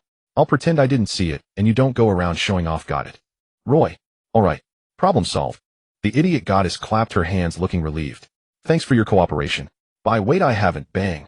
Before Roy could finish, the sloppy goddess kicked him out of the dream. The next day, Marine Headquarters training ground. Brat. Today you'll feel my love properly. Garp laughed and charged with a punch. Roy had just woken up and was still dazed, but when he looked up, a fist the size of a sandbag was coming straight at him. W. In an instant, a terrifying pressure burst from him. The air trembled, the ground cracked. Garp. Sengoku. Zephyr. The entire training ground Marines froze instantly. Those with weaker strength rolled their eyes and fainted. Garp forcibly stopped, his eyes wide. Conqueror's Haki. In the office, the documents in Sengoku's hand fell to the floor with a thud, his pupils behind the glasses violently shrinking. The Marines. A third Conqueror's Haki. Zephyr was too shocked to speak. How did this kid wake up with Conqueror's Haki? Roy himself was stunned, looking down at his hands. So it wasn't a dream.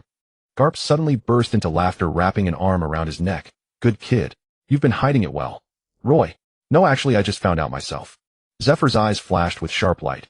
Roy, starting today, your training plan is doubled. Roy, stupid goddess you. And thus the youngest Conqueror's Haki user in Marine history was born. On the beach of Windmill Village, the residual might of Conqueror's Haki still trembled in the air. Luo slowly retracted his aura, his cloak falling, still his gaze remaining calm. Shanks stared at him, his brow slightly furrowed. This Marine captain's actions defied all logic. I just don't want to fight you in Windmill Village. Luo spoke indifferently, his eyes sweeping over the terrified villagers in the distance, and Yuta, who was clutching Shanks' cloak tightly. Follow me to the nearby deserted island. Before his words faded, his figure vanished abruptly, as if he had never existed. Swish. Lucky Roo, seeing the Marine leave, wasted no time diving into the sea and swiftly retrieving Yasop, who had been sent flying by a single punch. Beckman strode forward, lowering his voice. Are you really going? This guy is off. A faint smile tugged at Shanks' lips, yet his eyes glinted with danger. He's practically slapped me in the face. Not going isn't my style. Yuta clung tightly to his cloak, her small face etched with worry. Shanks turned back, ruffled her hair, and smiled warmly. Don't worry, you'll be back soon. The next moment his figure erupted. The residual ripples of Conqueror's Haki exploded beneath his feet, and he shot toward the direction where Luo's presence had vanished like a cannonball. Several nautical miles away on a lone deserted island, Luo stood at the edge of a cliff. The sea wind billowed his cloak, whooshing loudly. Swish! A crimson figure seemed to tear through space, accompanied by a Conqueror's Haki pressure like a monstrous roar. Shanks' body landed with a thunderous impact. Boom! The rocks beneath his feet instantly cracked, air currents surged, and debris flew. Shanks' left hand was already on the hilt of Griffin, his fierce aura as sharp as a blade, his entire body wreathed in Redan black hockey lightning. Marine, what exactly do you want? His voice was low enough to crush the air, his hawk-like gaze locked onto Luo-e. Luo-e turned his back to him, his cloak fluttering in the sea breeze. As he slowly turned, a fighting spirit flickered in his jet-black eyes, yet a hint of mockery curled at the corner of his mouth. The so-called light. Swish. Before he could finish, Shanks had already drawn his blade, the edge wrapped in Crimson Conqueror's hockey, cleaving toward Luo-e like a sky-splitting thunderbolt. What exactly do you know? The ground instantly shattered, and the enormous shockwave pulverized the surrounding cliffs into dust. But Luo-e's figure vanished into an afterimage the moment the slash arrived, and the next second a fist coiled, with jet-black armament, hockey smashed through the void. Bang! Shanks hurriedly turned and crossed his blade to block, yet the force of that punch traveled through the sword, driving his feet deep into the rock. The ground beneath him exploded into a spiderweb of cracks, and the entire island trembled. This power. It's the same as that guy's. Shanks' eyes narrowed, veins bulging on his forehead. Griffin in his hand vibrated with a low hum. Luo-e slowly withdrew his fist, pitch-black hockey boiling around him like a tide, blackened lightning splitting the night sky. I have no intention of meddling with your little schemes. Luo-e stood with his fist retracted, Redan black conqueror's hockey lightning dancing around him. I'm only here to warn you. I want the 2 young swordsmen from the Shimatsuki dojo. Find someone else. Shanks' pupils constricted, shockwaves surging in his heart. This marine not only knew about the light plan, but had precisely pinpointed the target in Shimatsuki village. The marine's intelligence capabilities are more terrifying than I imagined. He tightened his grip on Griffin, then suddenly grinned. Looks like I can't let you leave. Swish. Before the words faded, Shanks stamped his foot, the rocks beneath shattering inch by inch. Conqueror's hockey erupted like a volcanic explosion, and a crimson sword aura instantly tore a huge rift in the night sky. Luo-e's eyes turned cold. He tore off his white cloak and tossed it away, his fists wrapped in deeper armament hockey. A few words really aren't enough, it seems. He bent his knees slightly, and the rock beneath him suddenly shattered. Boom. 2 forces of Conqueror's hockey collided violently. The night sky seemed to be torn apart, waves rose 100 meters high, the lone island shuddered violently, and the entire sea fell into a dead silence. Shanks struck first, swinging Griffin in a horizontal slash, divine departure. The slash roared like a crimson dragon, the air current instantly flipping vast sheets of rock. But Luo-e flickered, teleporting into midair. Only a fool would clash heat in with divine departure. His fist condensed with Conqueror's hockey, plummeted like a meteor. Fistbone meteor. Clang. The blade and fist collided fiercely. A massive shockwave exploded from the 2 of them. The night sky quaked, and the sea surface churned into towering waves. Shanks felt an irresistible force pressing down through the blade. His tiger's mouth instantly split, blood splattering. This power. Garp's technique. Luo-e did not answer. His form flickered again. This time he appeared at 3 different positions, simultaneously throwing punches at once. Instant hell calm. Shanks' observation hockey screamed a frantic warning. Griffin danced into a sword curtain, but still a heavy punch grazed his cheek, blood flying. Bastard. Shanks steadied his stance, his observation hockey expanding abruptly. In an instant he predicted Luo-e's killing intent. Swish. Shanks' figure flickered, his blade sweeping like lightning toward the empty space on the left. Slash. Blood bloomed, and a ferocious gash opened on Luo-e's shoulder. He retreated in surprise. This was the first time someone had injured him. Observation kill. Shanks flicked the blood off his blade. You're fast, but your killing intent can't be hidden. Luo-e paused briefly, blood trickling down his arm. But in an instant he closed in again, his pitch-black fists wrapped in Conqueror's and armament hockey. Then how about this? Hockey infused instant collapse. Boom. This punch was like a falling star. The air twisted and collapsed, the entire island's surface exploded inch by inch, mountains crumbled, and waves surged backward into the night sky. Shanks hastily crossed his blade to block Redan black lightning crackling wildly around him. Bang! The 2 auras completely tore the lone island. Jet black and crimson Conqueror's hockey tangled in the night sky like gods and demons battling. Rocks shattered heaven, and earth changed color, gales howled, and monstrous waves rose. A trickle of blood seeped from the corner of Redhair's mouth, yet he still grinned. Interesting. 2 figures collided violently again amidst the ruins. On the beach, Beckman frowned deeply, his fingertips pressed against his temple, his expression grim. Observation hockey is being interfered with by the aura. He slowly opened his eyes and gazed at the sky torn apart by Redan black lightning in the distance.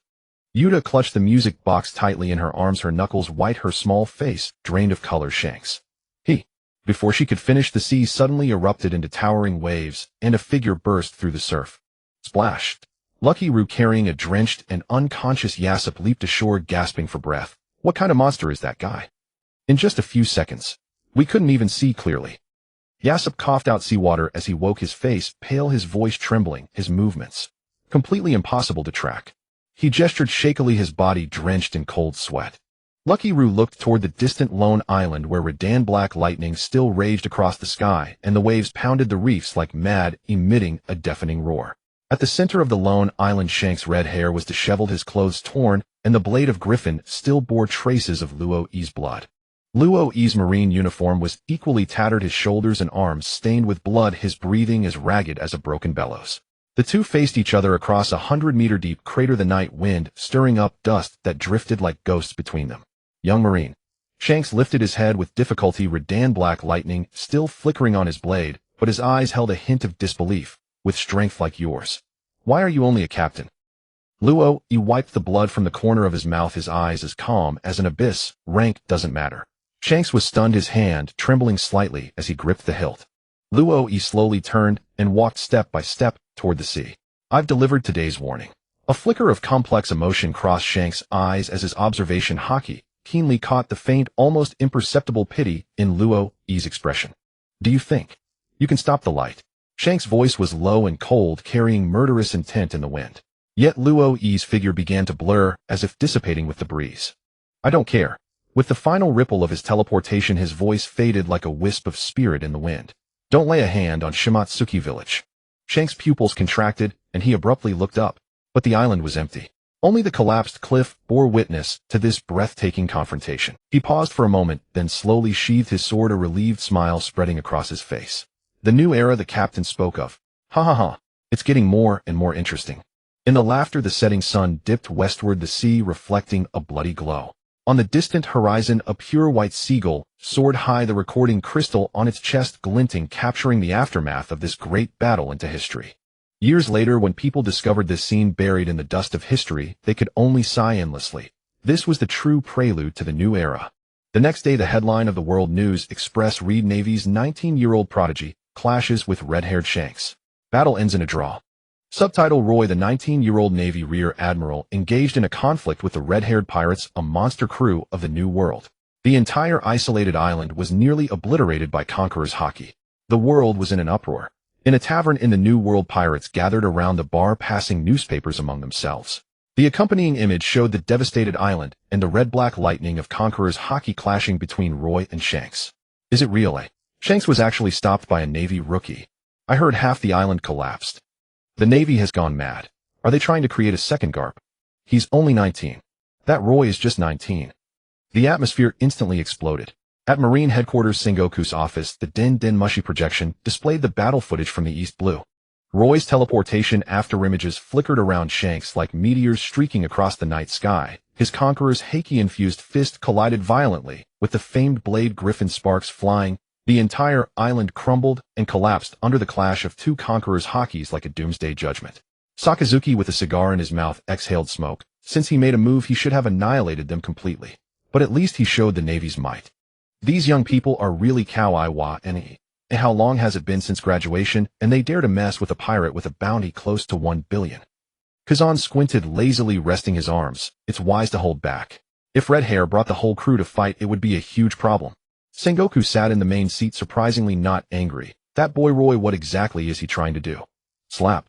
Garp suddenly smashed the table with a fist, trembling with excitement. Haha, that kid's fistbone meteor is even more ruthless than the islands I smashed back in the day. Zephyr adjusted his sunglasses, sneering. Had Garp, besides teaching him useless things like eating sunbae with tea, what else have you taught him? Garp snorted. Bullshit. Roy's fistbone meteor was personally taught by me. Your rigid 6 powers training almost ruined him. Hearing this, Zephyr immediately slammed the table. Nonsense. His armament haki hardening technique was trained by me. Garp grinned widely. Oh. What about his Conqueror's haki? Can you teach that? Zephyr's forehead bulged with veins. That's because you old bastard took him to fight in the New World every day. The two argued closer and closer, their faces almost touching. Garp suddenly reached out. Since you're not convinced, let's settle it like men. Zephyr sneered. Just what I wanted. The next moment, Garp's index finger suddenly thrust into Zephyr's nostril. Zephyr, not to be outdone, also thrust his fingers into Garp's nostrils. The two thus locked noses, glaring at each other. Sakazuki covered his forehead, his cigar falling to the ground. Borsellino, ye cow yne, is this the legendary Navy legend? Kazan directly lay back on the sofa. He'll sleep for a while, call me when it's over. Sengoku's forehead veins bulged, fists clenched with cracking sounds. You too. That's enough. Just as Sengoku was about to explode, Schwa. Vice Admiral Tsuru calmly walked over, grabbing both by the back of their collars. If you want to fight, do it outside. Don't dirty the office. Zephyr struggled slightly. Tsuru, let me go? I have to teach this old bastard a lesson today. Garp still had his fingers in Zephyr's nostrils. Ha ha ha. Old man, your nose is pretty elastic. Sengoku finally roared. You too. In the end, amid Sengoku's roar, the three admirals' speechlessness and Tsuru's helpless sigh, this farce came to an end. In the East Blue Windmill Village, Shanks pressed his tiger's mouth, cracked by armament hockey, and gazed in the direction where Roy had disappeared, his eyes deep. Only 19 years old. And already this strong. The sea breeze brushed his red hair, the ends swaying slightly, a hint of complex emotion in his smoke. He turned and looked at Beckman. Beckman lit a cigarette, exhaled a long plume of smoke, his eyes narrowing. That guy's teleportation range is at least 20 nautical miles. Observation hockey can't stop him. Shanks gently patted the hilt of his sword, muttering, this guy is also a monster of the new era. Captain. Yasop, carrying a sniper rifle, ran over quickly, looking tense. We just received news that the Whitebeard pirates are near our territory. As his words fell, the members of the Red Hair pirates all became alert, and the atmosphere suddenly grew heavy. Shanks narrowed his eyes, a sharp glint flashing in his gaze, then grinned. Ha! Whitebeard pirates. One wave after another. As his words ended, the entire crew immediately prepared to set off. All hands, return to the new world. I'd. The members of the Red Hair pirates responded in unison, quickly packing up and heading for the ship. Only Shanks remained standing by the sea waves crashing against the rocks at his feet. He gazed at the once peaceful village. In the breeze, the sound of the windmill turning seemed especially lonely. Shimatsuki Village. Shanks' eyes were deep, his brow slightly furrowed. Since that guy has taken notice, it seems the plan needs to change. Thinking of Roy's elusive teleportation ability, his expression gradually darkened. This ability is not easy to deal with. At Shimatsuki Village, Shimatsuki Dojo, the setting sun's glow spilled onto the wooden floor of the dojo, casting a warm, yet slightly solemn atmosphere. The air was faintly scented with medicinal herbs. Wooden swords for practice hung on the walls, swaying gently in the wind. Wah! Brother Roy, you're covered in blood. Little Nami was so scared that tears fell, her small hands tightly clutching Roy's cloak as if afraid he might collapse. Luffy was even more panicked, waving his arms. Doctor. Call a doctor. Roy chuckled and ruffled the heads of the two little ones. Don't panic, they're just minor injuries. Saying this, he lifted the hem of his uniform, revealing a scabbed wound. See, it's almost healed. Nami sniffled, reached out to poke the scar, and only when she confirmed it was fine did she break into a smile through her tears. Luffy instantly forgot his tension, leaned in with wide eyes. Amazing. How did you do that? Roy chuckled, slightly turning. I forgot to show you this. Before his words faded, his figure blurred and instantly vanished from the spot. The next second, he had changed into a brand new Navy uniform, his white cloak fluttering in the sunset glow. Wow! The two children's eyes widened, their faces flushed with excitement. Tap, tap. The sound of wooden clogs came from the other end of the corridor. Koshiro walked slowly with Zoro and Kuina, clutching the morning newspaper, its edges wrinkled from his grip. On the front page of the morning paper, the battle photo of overwhelming hockey caught their eyes. Rear Admiral Roy and Red Hair Shanks clashing with Conqueror's hockey, the entire island shattered in the battle. Mr. Roy. Koshiro adjusted his glasses, the lenses reflecting the orange sunset, hiding the shock in his eyes. This morning's news. Truly impressive. Zoro's gaze was fixed on the obvious sword scar on Roy's waist, his three bamboo swords creaking under his grip. Kuina bit her lower lip. Her father's rare loss of composure made her realize that this seemingly gentle Navy boy might be more terrifying than any pirate. Koshiro's gaze fell on his two exceptionally talented disciples, a thought flashing through his mind. A person who can face a new world monster pirate crew Heaton at 19. Perhaps he can really change something. Mr. Koshiro. Roy suddenly turned serious, giving a standard Navy salute. I came this time to formally make a request. The sea breeze swept by, lifting the petals of the cherry blossom forest falling like snow. Please allow Kuina and Zoro to join the Navy's elite training camp. Zoro's bamboo sword clattered to the ground. Kuina looked up sharply, her eyes filled with indescribable shock. Nami and Luffy blinked in confusion, but they saw the usually composed Koshiro's fingers trembling slightly. Of course, after they finished their basic training. Roy's voice was gentle but firm, his gaze blazing as he swept over the two young swordsmen. After all, With that, he moved his figure like a gust of wind darting to the century-old cherry tree in the courtyard. He gently pressed the trunk, a faint glimmer of armament hockey on his fingertips. Schwa! The petals of the entire cherry tree cascaded down like a waterfall of sky, full of pink falling flowers dreamlike in the sunset. Amidst the falling flower rain, Roy's voice rang clearly. To cut through fate, mere wooden swords from the dojo are not enough. Kuina's pupils contracted sharply. Those words were exactly what her father had said to her last night. Koshiro stood frozen, the tightly gripped morning paper trembling in the wind. The newspaper prominently displayed words like Red Hair Pirates and Conquerors Hockey Clash. He took a deep breath, and never-before-seen determination flashing in his eyes, and amidst the cherry blossoms flying throughout the courtyard, he bowed deeply. Then, I entrust them to you. In the distance, Nami screamed with excitement at the cherry blossoms. Luffy's noisy shouts about wanting to learn teleportation came while Zoro had already picked up his bamboo sword, his expression serious. Roy looked at them, a slight smile on his lips. From today, your world will no longer be just a corner of the East Blue. Frostmoon Village, Frostmoon Dojo. The setting sun gilded the wooden eaves of the dojo in a golden-red hue, and a gentle breeze stirred cherry blossom petals, scattering them upon the bluestone path, as if draping a soft veil over this parting moment. Roy stood at the dojo entrance, his white marine cloak fluttering in the wind. He looked at Koshiro, his voice low and resolute. Kuina will no longer be targeted by fate, and Zoro need not bear any destiny either. His gaze slowly swept over the two young swordsmen, gentle yet encouraging. You only need to complete your basic training here in peace. When you are truly ready, come find me in the Marines. Kuina gripped her wooden sword tightly, her knuckles white, but her eyes were as sharp as a blade. I will definitely become the world's greatest female swordsman. Zoro immediately looked up, his fighting spirit blazing as he glared at her. What are you talking about? I'm the one who will become the world's greatest swordsman. Their gazes clashed fiercely in the air, sparks flying, but this time it was no longer mere rivalry. It carried a mutual understanding of helping each other grow. Koshiro stood by, watching the unwavering determination in his two disciples' eyes, a faint smile tugging at the corners of his mouth. A glimmer of moisture appeared in his eyes, but he merely raised a hand gently, as if smoothing over the emotions within. He looked at Roy and gave a deep nod. I will teach them well. Roy nodded slightly, then turned his gaze, falling on Luffy and Nami. All right, it's time for us to go home. Oh. Luffy jumped up excitedly, waving vigorously at Zoro and shouting, green-haired guy, you better come soon and become my whatchamacallit. Nami angrily punched Luffy on the head, instantly raising a large bump. Idiot. That's called a first mate. Zoro stared at Luffy, who was seeing stars from the punch, his mouth twitching, but a genuine smile flickered in his eyes. He clenched his fists and muttered to himself, I will definitely come. Kuina watched Zoro's determined stance and finally couldn't help but let out a soft laugh, her eyes filled with trust and anticipation. Through these past few days, the four youngsters had forged a deep friendship amidst their roughhousing training and arguments. Roy placed his hands on Luffy and Nami's shoulders, turned slightly, and looked back at the familiar eaves of Frostmoon Village. The breeze lifted his white cloak like rolling waves. Let's go. Shoo. In an instant, three figures vanished into the twilight glow, leaving only scattered cherry blossom petals lying quietly at the dojo entrance, silhouetting Koshiro, Zoro, and Kuina standing before the door. Off the coast of Frostmoon Village marine battleship deck, the dusk deepened, and the last ray of sunlight sank below the horizon. The searchlights on the battleship lit up one by one, casting a silver path across the dark sea. Shoo. With a slight distortion of space, Roy appeared on the deck with Luffy and Nami. Attention! The Marines lined up neatly on the deck instantly straightened their backs, their salutes more forceful than usual. Their eyes followed Roy with burning fervor. The morning newspaper, delivered by the newsbird, was now carefully tucked into a soldier's breast pocket. Marine Monster Rear Admiral duel with red-haired Shanks.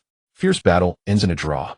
Under that headline, the photo showed their commanding officer clashing with a New World pirate emperor, using a fist wrapped in Conqueror's hockey sight that still made these young Marines' blood boil. Set course back to Marineford. Roy's voice was not loud, but it cut through the night like an unsheathed sword. Yes, Rear Admiral Roy. The response was so loud it startled the seagulls on the mast into flight. The old helmsman quietly wiped his eyes. Since the era of Roger ended, the Marines had not seen such a promising rising star in a long time. By the railing, Luffy leaned half his body out, his arms waving wildly. Green-haired guy. Short-haired girl. You must, idiot.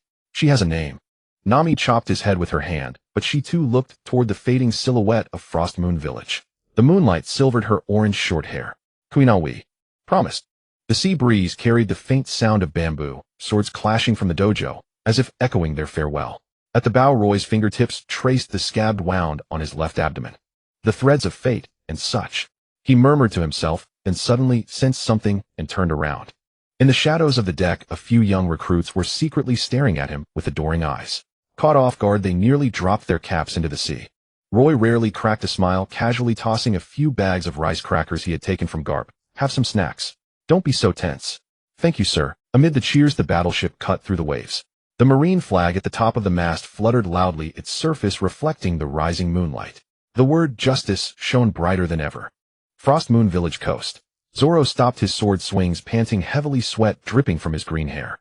He stared at the long-gone battleship, 3 bamboo swords glinting coldly in the moonlight. Wait for me, Luffy. And he turned to look toward the dojo where Kuina was holding the Wado Ikemanji above her head for a basic swing practice. I will definitely surpass everyone. The sound of 2 wooden swords clashing echoed far and wide in the tide's roar. The threads of fate seemed to have begun to change. Marineford Harbor. With Roy's teleportation ability, they returned from the East Blue to Marine headquarters in just 2 days. The morning mist had not yet cleared the seagulls at the harbor, and the battleship's steam whistles interwove into a low symphony. Roy's battleship slowly sailed into the harbor. Before the ship had even fully docked, the Marines on deck had already lined up neatly, their eyes burning as they looked toward the pier. On the pier, 2 tall figures stood side by side. Hey, Zephyr, did you see that? The kid's cloak isn't even wrinkled. Garp put his hands on his hips and laughed heartily, bits of cracker crumbs flying everywhere. As expected of my disciple. Zephyr adjusted his sunglasses, the corner of his mouth lifting slightly, and snorted, "Humph, clearly it's the result of my training." As soon as the words were spoken, Roy on the battleship deck sensed the familiar presence and grinned. Both these old-timers came to watch the excitement.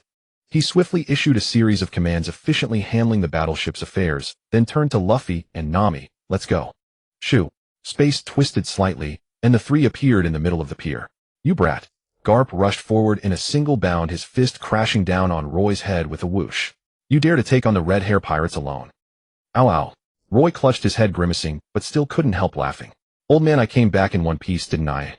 A flicker of relief passed through Garp's eyes, but he was about to throw another punch when Zephyr stopped him. Zephyr stepped forward, his sharp gaze sweeping over Roy. Seeing that his breathing was steady, he nodded in satisfaction. Not bad. You didn't embarrass the Marines. Of course. How could my disciple embarrass the Marines? Garp immediately chimed in smugly. Bullshit. Zephyr shot back, pointing a finger at Garp's nose. His Rokushiki mastery and armament hockey were clearly trained by me. Huh. Garp's eyes went wide. The 2 argued louder and louder, their noses nearly touching, spittle flying, and the scene nearly spiraled out of control. Seeing this, Roy quickly grabbed both their shoulders and said with a wry smile, Wait, you 2 old-timers, there are so many people watching at the harbor. Zephyr snorted, put away his sunglasses, adjusted his coat, and suddenly turned serious. All right, Roy. Sengoku wants to see you. Garp pursed his lips, reached out to grab Luffy by the collar and hoist him up, then picked up Nami. Let's go, kids. Grandpa will take you to eat some barbecue. Luffy kicked his legs excitedly. Meat. Nami cast a worried glance at Roy, who gave her a slight nod to reassure her. Garp pursed his lips, reached out to grab Luffy by the collar and hoist him up, then picked up Nami. Let's go, kids. Grandpa will take you to eat some. He pushed the door open. Sengoku sat behind his desk, his gaze sharp as a hawk behind his glasses, holding a thick file with a furrowed brow. Reporting, Fleet Admiral. Rear Admiral Roy reporting. Sengoku slowly put down the file and looked up at Roy, a flicker of complex emotion in his eyes sit. Roy sat down, his back straight as a ramrod. Red-haired Shanks. Sengoku cut straight to the point, his voice low. What do you think of him? Roy frowned slightly and said in a low voice, He is very strong, but... He paused, his gaze firm. It seems he does not want to be an enemy of the Marines. Sengoku's eyes flickered. Oh, he probably has other objectives. Sengoku's fingers tapped lightly on the desk, and the office fell into a brief silence. After a moment, he suddenly changed the subject. Those 2 children in Frostmoon Village. Are you sure you want to train them? Roy's eyes were as unwavering as a rock. Yes. Even if the world government might object. Roy's eyes were like knives. They are children with extremely high potential. The Marines need such fresh blood. Sengoku stared at him for a long time without speaking. After a while, he slowly let out a laugh. Garp and Zephyr were right. You really are. Before he finished, the office door was suddenly pushed open. Sengoku. My disciple is not for. Garp's loud voice cut off abruptly as he saw that Sengoku's hand now held a thick stack of documents precisely aimed at his face. A vein bulged on Sengoku's forehead. Garp paused, scratched the back of his head awkwardly, and stuck out his tongue. Ahem, Sengoku, old man, don't get angry. Roy. After a brief silence, Sengoku let out a light sigh, adjusted his glasses, and turned his gaze to Roy. The seas are complicated now. Be careful. Roy straightened his expression, his eyes blazing. Understood. The morning sun cast its rays upon the sandy training ground of Marine Headquarters Elite Training Camp, carrying a wave of heat. Sand grains danced in the air like a miniature golden storm. Bang! At the age of 9, isekai'd's feet sank deep into the sand, his arms crossed in a defensive block, his skin hardened by armament haki, gleaming with a metallic black luster. Yet even so, he was sent flying several meters backward by a clean, crisp, straight punch from Luo, carving 2 deep furrows in the ground as dust and sand billowed, nearly obscuring his figure. Cough. Aik gritted his teeth, shaking his numb arms, his eyes blazing with defiance. Damn it. Again. The trainees on the sidelines gasped. Is that kid really only 9 years old? Is he even human? That's the monster Rear Admiral after all. Even though he hasn't even used his devil fruit ability. I heard Aik is Vice Admiral Ka Pu's grandson. Zfa stood with his arms crossed, his gaze sharp as a blade beneath his sunglasses. He glanced at the record board beside him, which prominently displayed continuous use of the 6 powers combination for 17 minutes, a figure that would have made even the smog of those days feel ashamed. Truly worthy of being that man's. A thought stirred in his heart, but he instantly extinguished that dangerous notion, his eyes coldly fixed on the field. Right now he is a Marine. In the center of the field, Luo's breathing was steady as a mountain. Great improvement. The corner of his mouth lifted slightly, though his tone was indifferent. But you still have a long way to go. Don't be so cocky. Aik suddenly stomped the ground, sending sand flying. Shave. The next moment his figure vanished instantly, his fist wreathed in pitch-black armament haki, driving straight toward Luo's back. Clang. The fist struck Luo's back, producing a sound of metal clashing, numbing Aik's arm slightly. What? A flicker of shock passed through Aik's eyes. In the next instant, Luo's backhand struck him lightly on the top of his head. Slap. Aik crouched down, clutching his head, a few strands of white smoke rising from his black hair. Ow ow. Luo calmly withdrew his hand, as if he had merely brushed dust off his shoulder. The trainees on the sidelines stared wide-eyed. Rear Admiral Luo, he didn't even bother to dodge. That's terrifying. That was an armament haki attack. Aik looked up, a huge bump still on his forehead, yet he suddenly broke into a grin. Don't think you've won. He pressed his hands to the ground, flipped his feet into the air, and unleashed a rapid series of kicks. Tempest kick barrage. Shishishishi. Dozens of vacuum slashes shot up from the ground, sweeping across the field like a violent storm. Luo raised an eyebrow, slightly, finally taking things a bit more seriously. His body swayed with minimal movements, threading through the gaps between every slash, not even a corner of his clothes being grazed. Not a bad idea. Before he finished, Luo appeared directly in front of Aik, his index finger lightly tapping the boy's forehead. But the openings are too big, kid. Walk. Aik plopped into the sand pit, slapping the ground in frustration. Not fair. You're only 10 years older than me. Luo chuckled and reached out to pull him up. When you're my age, maybe you'll be able to beat me up. Those words ignited a fire in Aik's eyes. Just you wait. When that day comes, I'll beat you until you give up. Suddenly, a crack came from the sidelines. The two turned to see Zfa crushing the edge of the record board, his gaze dark as he glared at Luo. Luo, who gave you permission to raise the training difficulty on your own? Luo quickly snapped to attention. Sorry, instructor. Aik, however, bounced excitedly in front of Zfa. Grandpa Zfa. I want to learn the moonwalk propulsion tomorrow. I told you in the training camp, call me instructor. Zfa's temple bulged with veins, but a faint smile secretly tugged at the corner of his mouth. He looked at Luo, a flicker of complexity in his eyes. The two exchanged a glance, both seeing the same thought in each other's eyes. This kid might just be able to surpass his father. Just then, bam! The training ground doors were violently flung open. Luffy, covered head to toe in bandages with a half-dead crocodile hanging around his neck, grinned widely. Aik. I beat the crocodile from the cafeteria. Let's have a banquet tonight. Name stormed up furiously. You idiot. That was the science division's experimental sub. Zfa's roar instantly exploded. Kapu. Control your monkey. For a moment, the entire elite training ground descended into chaos. Time passed peacefully for several months. At Marine Headquarters training ground, sunlight bathed the vast field, heat and sweat intermingling the air, filled with the shouts of young trainees. Aik sat cross-legged on the ground, his cheeks slightly flushed from the sun. His arms were wrapped in black armament haki, veins bulging on the backs of his hands, as if he were suppressing the power within. Luo crouched before him, one hand lightly resting on Aik's fist, his voice steady and firm. Remember, haki is not brute force, it is an extension of will. Beads of sweat dotted Aik's forehead. His eyes were closed, his breathing rapid, and his fists trembled slightly. Like breathing, imagine it flowing rhythmically, covering every muscle along with your blood. Aik's brow furrowed deeply. Suddenly he opened his eyes, a black luster flowing over his fists before dissipating. I think I'm getting the hang of it. He clenched his fists excitedly, a flame of fighting spirit blazing in his eyes. Luo Yi smiled faintly and raised his hand to pat his shoulder. Good, keep practicing. Before he could finish, his smile abruptly vanished, his pupils contracted, and his gaze snapped toward the training ground exit. Ji Yuan was striding quickly across the corridor, her long hair flying in the wind, her expression unusually tense. Luo Yi frowned, and his figure vanished in an instant. Whoosh! The next moment he appeared in front of Ji Yuan. Sister Ji Yuan, what's wrong? Ji Yuan was startled by the sudden appearance, but quickly composed herself. Luo Yi. Intelligence intercepted information about a surgery fruit transaction. Fleet Admiral Zhang Gua has already dispatched personnel, but the situation is complicated. Surgery fruit.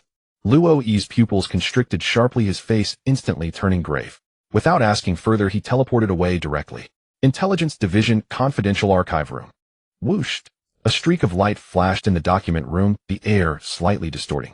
Vice Admiral, he was sitting at the long table, her fingers flipping through the latest intelligence files, her gaze sharp as a blade. She instinctively looked up, her glasses reflecting a cold gleam. Luo. Why are you? Madam, he the surgery fruit intelligence. Please let me see it immediately. Luo Yi's voice carried a rare urgency, his usual calm and composure gone. Vice Admiral, he was slightly taken aback, but her trust in Luo Yi left no hesitation. Her fingers quickly tapped the file cabinet's combination lock, and with a click, the data compartment popped open. She swiftly pulled out an encrypted file and brought up a projection screen. The screen lit up instantly, rows of dense intelligence scrolling rapidly. Target surgery fruit. Holder former Marine officer, now pirate DAI, in Ba Lei Air's crew. Trading party Tang, Ji, Hida family intermediary. Marine contact confidential. Vice Admiral, he stared at the projection screen, frowning deeply, her voice low. Zhang Gua has already sent people to take over the fruit. Is there a problem?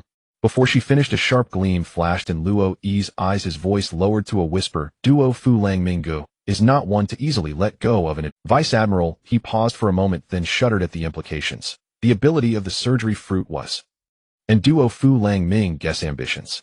The air between them instantly solidified, the light of the projection screen flickering on their faces. Vice Admiral, he abruptly raised her head, her eyes stern and resolute. Luo Yi, head to the transaction location immediately. They'll report directly to Zhang Gua. Yes, ma'am. Whoosh! A streak of azure afterimage flashed past, leaving only fluttering documents, and Vice Admiral, he's deep sigh in the archive room. The wind howled like blades, clouds surged like a sea. Luo Yi's figure flickered at near light speed, each teleportation twisting a pale blue afterimage in the air. The location of the surgery fruit transaction. His gaze fixed on the direction of the north, blue, the distant horizon reflected in his pupils, a warm, smiling face of a young boy flashing through his mind. Fleet Admiral Zhang Gua, as if echoing in his ears a familiar voice, calm and kindly. Luo, do you have the entire Marine Corps behind you? You've helped us so many times this time. He murmured, his fists clenching silently, a dark and profound light flickering in his eyes. It's my turn to repay you. The wind roared, his breathing gradually steadied. Luo Shi Nendi. You have to hold on. His eyes turned sharp as a hawk's, and the next moment his figure merged into space, flickering rapidly toward the North Blue. North Blue Minion Island. The leaden sky hung like a colossal cauldron on the verge of collapse, its snow-covered ruins and wrecked ships forming the desolate backdrop of this battlefield. The sea wind carried a bone-chilling cold slicing through the eardrums like a blade, while the distant air reeked of rust and blood. The op fruit worth 5 billion berries was about to unleash a storm of bloodshed upon this island. On the island cliff, Doflamingo stood high above, his eyes behind the sunglasses gleaming with greed and cruelty. Fuah! The eternal youth surgery. Finally within my grasp. The biting wind howled, his pink coat glaring against the snow. Behind him, Treble Pica Diamante and other family executives stood in formation, radiating murderous intent. Treble sneered. Young master, the Marines have landed, but no matter. Our men have infiltrated them. Doflamingo slowly raised a hand, flicking his fingers lightly. Then let them watch their hopes shatter. At the dilapidated dock, 3 Marine warships lay moored like steel beasts, their hull numbers blurred by the snowstorm. Admiral Sengoku's orders. The op fruit must be secured. A Vice Admiral gripped his sword at his waist, cold sweat beading on his brow. Footsteps clattered chaotically, and the air was thick with gunpowder and The Marines were unaware of the Don Quixote family's spies among them. Deep in the island's warehouse, an oil lamp swayed in the wind, its flickering light casting long shadows on the walls. The transaction will begin at noon tomorrow. Diaz Barrel's voice was low and hoarse, his eyes glinting with greed in the dim light. The world government demands that the op fruit must never fall into pirate hands. From the shadows, another figure licked his cracked lips and sneered. Doflamingo's ship is already approaching the North Blue. Do you really think the Marines can? In the snow, a pair of black leather boots left deep footprints. Rocinante, the Corazon of the Don Quixote family, had already landed on the island ahead of. Now the barrel of his pistol still smoked. Several unconscious guards lay at the entrance, the firelight reflecting on his resolute face. Law, stay close to me. He turned to look at the frail boy wrapped in a blanket, whose golden eyes sparkled in the darkness, his face ravaged by the cracks of amber-lead disease. Corazon, where are we going? Rocinante's azure eyes flashed with determination. To steal something that can save your life. The North Blue's icy wind swept snowflakes against the abandoned warehouse of Minion Island. Rocinante lowered his hat brim, his black coat blending into the night. The North Blue's icy wind swept snowflakes against the abandoned warehouse of Minion Island. Rocinante lowered his hat brim, his black coat blending into. I must get the op fruit quickly. He took a deep breath, and the power of the silent fruit silently expanded, swallowing even the sound of falling snowflakes hitting the ground. Inside the warehouse, Diaz Barrel's pirate crew was inventorying the goods. The metal case containing the op fruit sat on a wooden table in the center, surrounded by several armed pirates. Rocinante narrowed his eyes, pulled a Molotov cocktail from his coat, lit it, and gently rolled it into a corner of the warehouse. Boom! Flames erupted instantly, and the pirates shouted in panic, "Fire! Put it out!" Yet their voices were completely sealed off by the silent fruit's power. The warehouse remained eerily silent. Amid the chaos, Rocinante slipped in like a ghost, his fingers touching the cold metal case. Got it. But as he turned to leave, he stepped on an oil spill, thud, and crashed heavily to the ground, the metal case flying from his hand and hitting the floor with a dull sound. Who's there? The pirates immediately reacted, blades and gun barrels aiming at him. TCH. Rocinante gritted his teeth, rolling quickly to dodge the first volley of bullets while drawing his gun to fire back. Bang, bang, bang. His precise shots took down several pirates, but a few still closed in. A long blade slashed down. Rocinante sidestepped, but was cut across the back, blood soaking his coat. Damn it. He gritted through the pain, grabbed the op fruit, and crashed through a window to escape. The biting wind sliced past his ears like knives. Everything was white, and blood spread red cracks across the snow. The North Blue blizzard swallowed Minion Island's outline. Rocinante staggered into an abandoned lighthouse, the knife wound on his back, leaving a glaring trail of blood on the wall. Corazon. Law rushed over, supporting his swaying body, urgently, trying to stop the gushing blood. Rocinante curved his lips, his face pale as snow. Don't worry. Trembling, he pulled the spiral-patterned fruit from his coat and pressed it into Law's arms. Quick, eat it. Law stared at the bizarre fruit in his hands. The white patches of amber-lead disease had spread across his cheeks, and each breath brought a burning pain. He looked up at Rocinante, his voice hoarse. Corazon. This. No more talk. Rocinante coughed violently, blood spilling from the corner of his mouth. Do you want to die? Law gritted his teeth and took a fierce bite. The fruit's bitterness nearly made him vomit, but the next second a strange force exploded inside him, replaced by an unprecedented clarity. This is... Law stared at his own hands in shock. Rocinante smiled weakly and ruffled his hair. Now you're free. Take this. To the Marine outpost, give it to someone in white uniform. He pulled a blood-stained intelligence document from his coat and pressed it into Law's hands. Remember, trust no one, go directly to Sengoku. Law clutched the document tightly, tears splashing onto the snow. Corazon. Seeing Rocinante's resolute gaze, he nodded, firmly gripped the document, and charged into the blizzard.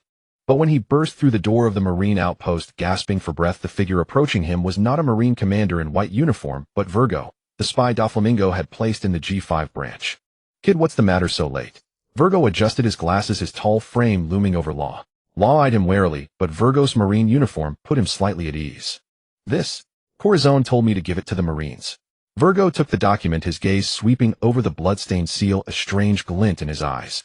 He slowly opened the document. The moment he saw its contents, his pupils shrank. It was a map of the Don Quixote family's troop deployment, along with operational orders for a Marine mole, signed Corazon. Heh. A cold smile curled at the corner of Virgo's mouth. So that's it. When Law appeared outside the lighthouse with Virgo in Marine uniform, Rocinante's heart nearly stopped. What a surprise, Corazon. Virgo's voice was icy. 10 years and I never realized you were a spy who could talk. Rocinante's throat tightened, but he still wore that foolish grin. Mr. Virgo, what are you talking about? Playing dumb. Virgo suddenly slammed a fist into Rocinante's abdomen, sending him flying. Crash. Rocinante smashed through a wooden crate, blood gushing from his mouth. Virgo strode forward, grabbed him by the collar, and lifted him up.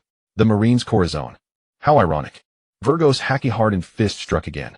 What would Doflamingo's face look like if he knew his own brother was a Marine? Rosinante coughed blood, but suddenly smiled. Heh, he already knew. Virgo froze, but the next second Law's roar came from behind.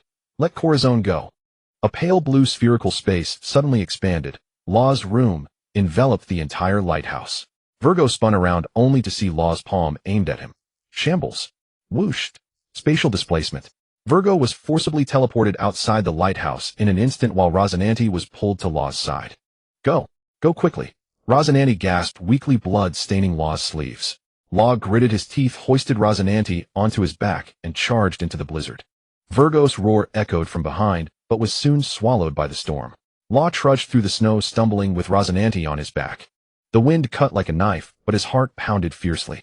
The power of the op-op fruit flowed through his body, and the man on his back was his only family. Law. Rosinante's voice was faint. I'm sorry for dragging you into this. Law's tears hit the snow and froze instantly. Shut up. You promised to take me to the sea. Rosinante smiled, his bloodied hand patting Law's shoulder gently. Yeah, I haven't done that yet. In the snowstorm, their figures gradually vanished at the edge of Minion Island. And in the distance, the Don Quixote family's flag flapped violently in the gale, as if proclaiming that this betrayal was far from over. Doflamingo, who was leading his family members in battle against the Navy, watched Virgo approach directly and wondered why he had come at this hour. As the words fell, the air seemed to freeze into ice. Doflamingo's lips slowly curled upward, his smile as savage as the words fell. The air seemed to freeze into ice. Doflamingo's lips slowly curled upward, his smile as savage as a hellflower. My dear brother. Betrayed me. The blizzard over Minion Island was sliced into fragments by sudden threads. Doflamingo stood in the center of the town, his pink feathered coat fluttering wildly in the snowstorm. His 5 fingers slightly spread, countless nearly invisible threads burst from his fingertips, rampaging like blades. The entire Minion Island seemed bound tightly by an inverted cage. Fufufu. What an unpleasant night. His laughter was bone-chillingly cold. The pupils behind his lenses contracted with fury, killing intent. Almost. Boom. Conqueror's haki suddenly erupted like a thunderbolt. Kill him. Bring that brat back. Deep in the snow, Law carried the dying Rosinante on his back, blood dripping through his fingers, winding into a glaring red line. In the blizzard, his steps staggered, but behind him the onslaught of death howled. Law, put me down. Rosinante's voice was weak, yet carried a resolute determination. No, we have to escape. Law gritted his teeth, tears welling in his eyes. Rosinante gently patted his shoulder, that familiar silly grin appearing on his pale face. Idiot, listen to me. My brother might not kill me immediately, but you're different. He pointed a finger toward a half-hidden, discarded treasure chest ahead. Hide inside.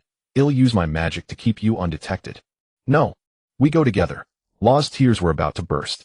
That's an order. Rosinante's voice suddenly turned harsh. The power of the silent fruit instantly activated. An invisible barrier pushed Law into the chest, then the lid gently closed. Remember, no matter what you hear, don't make a sound. Snowflakes danced wildly. The world seemed frozen. Doflamingo's figure slowly approached, his aura as sharp as a blade. Corazon. The voice was as low as from hell, carrying uncontrollable killing intent. 10 years you've been playing dumb, quite happily, haven't you? Rosinante leaned against the broken wall, that silly grin still on his face, his golden hair disheveled like blood. Long time no see, brother. Doflamingo's fingertips trembled slightly, threads cutting cold arcs in the air. Where's the op-op fruit? Rosinante looked up calmly. It's been eaten by that child. He's already escaped the birdcage. Fufufu. Doflamingo's laughter twisted into a savage roar, bloodshot eyes dense. Don't feed me such pathetic lies. The next second, threads burst violently, piercing through Rosinante's shoulder. Ugh. Blood bloomed on the snow, staining the entire world red. Inside the chest, Law bit his lip hard, tears blurring his vision. He desperately held back any sound. Doflamingo approached slowly, raising a gun, the cold muzzle pointed at Rosinante's forehead. Last chance. Where's that brat? Rosinante slowly looked up, tears glistening in his eyes, yet he still smiled warmly. He's free now. Brother. Bang. Just as the trigger was pulled, space twisted violently. Swoosh. A tall figure appeared out of nowhere, white military coat flapping in the wind, an arm coated in armament haki, firmly catching the bullet. Roy. Doflamingo's pupils contracted sharply, retreating rapidly, his voice a strained growl. Roy. Why are you here? At that moment his hands trembled slightly. The man before him was a monster of a rear admiral who could clash head-in with the red hair pirates. Roy ignored the furious and panicked Flamingo, only glancing sideways at the severely wounded Rosinante, his voice low. You've done well. Leave the rest to me. Rosinante's pupils widened slightly, then he smiled in relief. Ah, finally someone reliable shows up. Fu. You think you can escape my grasp? Ignored, Doflamingo grinned savagely, his fingers moving slightly. The threads of the birdcage began to contract slowly like the sickle of death, gleaming. The entire Minion Island under his control was like a sealed prison. The whole island is my cage. Doflamingo spread his arms and laughed, his voice exuding unparalleled confidence and dominance. Yet facing this terrifying blockade, Roy only raised a hand and snapped his fingers lightly. Swoosh! Space twisted instantly. Roy, Rosinante, and Law in the chest vanished without a trace. Only the swirling snowflakes remained spinning in the cold wind. What a... Doflamingo's smile froze instantly, his eyes bulging wide, observation hockey spreading like a tide to capture the vanished traces. I can't sense their presence at all. His heart jolted, then rage surged. Could it be that this guy's teleportation is not restricted by the birdcage? Outwardly he still gritted his teeth, but a flicker of relief quietly passed through his eyes. It's better that monster of a rear admiral fled. If we really fought, the outcome would be hard to say. But before that thought fully formed, what are you thinking about, little Flamingo? A mocking voice suddenly sounded in his ear. Doflamingo's expression changed drastically. He whirled around, his pupils contracting. A mocking voice suddenly sounded in his ear. Doflamingo's expression changed drastically. He whirled around. I just placed them in a safe place. Roy's voice was indifferent, his gaze as cold as polar ice, carrying an air of superiority. Now it's our turn to settle accounts. Fu. Doflamingo paused, then bared a savage grin. Interesting. Bullet thread. He flicked his fingers. Several threads wrapped in hockey tore through the air like blades, aiming straight for Roy's vitals. Swoosh! Roy's figure flickered in place, gone the next instant, the bullet thread passing through only an afterimage. Behind you. The icy voice sounded like a nightmare. Doflamingo felt a chill on his back, and before he could turn, boom! A heavy punch coated in armament hockey slammed into his back. The massive impact sent him flying like a cannonball, crashing through several buildings, snow and rubble flying together. Cough. Damn it. Doflamingo wiped blood from the corner of his mouth, the sinister look in his eyes growing fiercer. Overheat. His arms swung out violently, a thick column of threads howling across demolishing streets and buildings as if the apocalypse had arrived. Yet facing this astonishing attack, Roy simply raised his hand and clenched his fist. Boom. A single punch shattered the thread column. The powerful shockwave blew away the snow from the entire street, dust and snow swirling. Doflamingo's pupils narrowed, his expression no longer arrogant. Ordinary moves are completely useless against him. He grinned savagely, spreading his arms wide as the ground beneath him began to tremble violently, awakening raging white waves. The entire island's surface stirred like an awakened beast, transforming into surging waves of threads. Countless serpentine lines rolled and writhed, lunging at Roy to crush him. Swoosh! Swoosh! Swoosh! Roy's figure flashed rapidly among the sea of threads, each time dodging with precision, moving like a phantom, closing in on Doflamingo. It's useless. Inside the birdcage you have nowhere to run. Doflamingo laughed wildly, his voice echoing in the snowy night. Is that so? Roy smiled faintly, a sharp light flashing in his eyes. 6 powers ultimate instant prison collapse. Boom. The next second Roy's figure split into dozens of afterimages, like a demonic procession attacking Doflamingo from all directions simultaneously. Doflamingo's expression changed drastically, hastily weaving a giant shield of threads to defend, but several Haki-infused punches still pierced. Doflamingo's expression changed drastically, hastily weaving a giant shield of threads to defend, but several Haki-infused punches still pierced, through sending blood spraying. Fu. He staggered back, a trembling undertone in his mad laughter. Monster. You're a real monster, Roy. Fu. Doflamingo's maniacal laughter echoed through the blizzard, his face twisted in ferocity. His pink feather coat was already drenched in blood, thick crimson dripping from his chin, yet it did nothing to mask the madness gleaming in his eyes. He flung his arms wide, and the earth beneath him suddenly swelled, surging like ocean waves. The awakened power of the string fruit instantly transformed the surrounding hundreds of meters of ruins into a domain of white threads. Luoik. That roar erupted like a volcano, his conqueror's hockey exploding violently. Red-black lightning split the night sky, radiating in all directions with an aura of annihilation. The snow was blasted away by the shockwave, and the very air seemed to burn.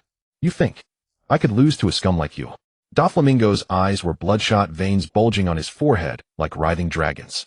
Luo Yi stared at him coldly, his gaze utterly devoid of emotion. Yet the corner of his mouth slowly curled into a disdainful smirk. Conqueror's Haki. The next second, boom. A Conqueror's Haki far more violent than Doflamingo's erupted from Luo Yi's body. Black-red lightning like a dragon that devoured everything instantly shattered Doflamingo's Haki domain. That aura was like a divine descent.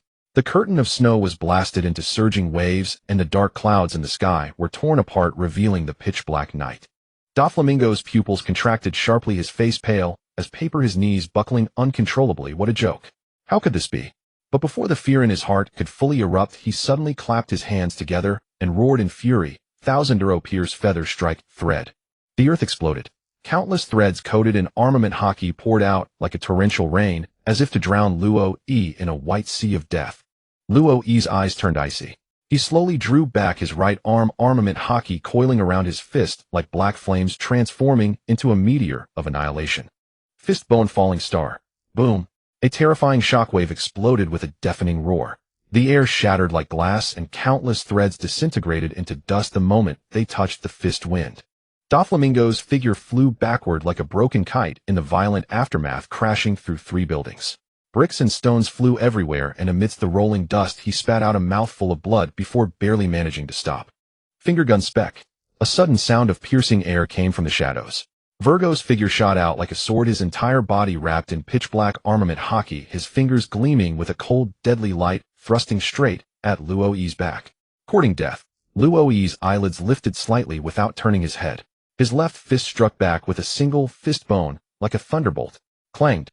In that instant, Virgo's armament Haki clashed with Luo Yi's fist, producing a sound of metal striking metal. Sparks flew, and the air trembled violently. Useless. Virgo sneered, a hint of smugness flashing in his eyes. My armament Haki is... Crack. A cracking sound suddenly rang out. Virgo's pupils dilated, his face filled with disbelief. The seemingly thick layer of armament Haki on his body shattered like glass. What a... Boom. The next instant, that fist slammed solidly into Virgo's chest. His ribcage collapsed violently, blood mixed with bone fragments spurting out. Virgo flew backward like a broken puppet, crashing dozens of meters into the depths of the ruins, his entire body swallowed by rubble. Blood seeped through the gaps of the debris, staining the snow red. At that moment, 8 divine sacred bullets, divine judgment.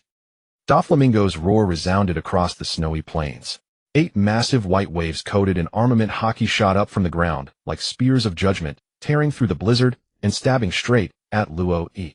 Luo Yi finally turned around, his eyes as cold as ice. One by one. You think you're worthy, huh? A spatial ripple suddenly appeared in his palm. SHFFD. The 8 divine judgments vanished collectively, reappearing the next moment before the severely wounded Virgo. Boom, boom, boom, boom.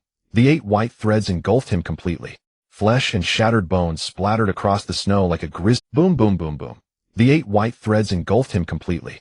Flesh and shattered bones splattered across the snow like a grisly totem, his screams drowned in the roar. Go. Doflamingo stood frozen in place, his sunglasses slipping off, revealing bloodshot eyes. His lips trembled, and a distorted wail squeezed from his throat.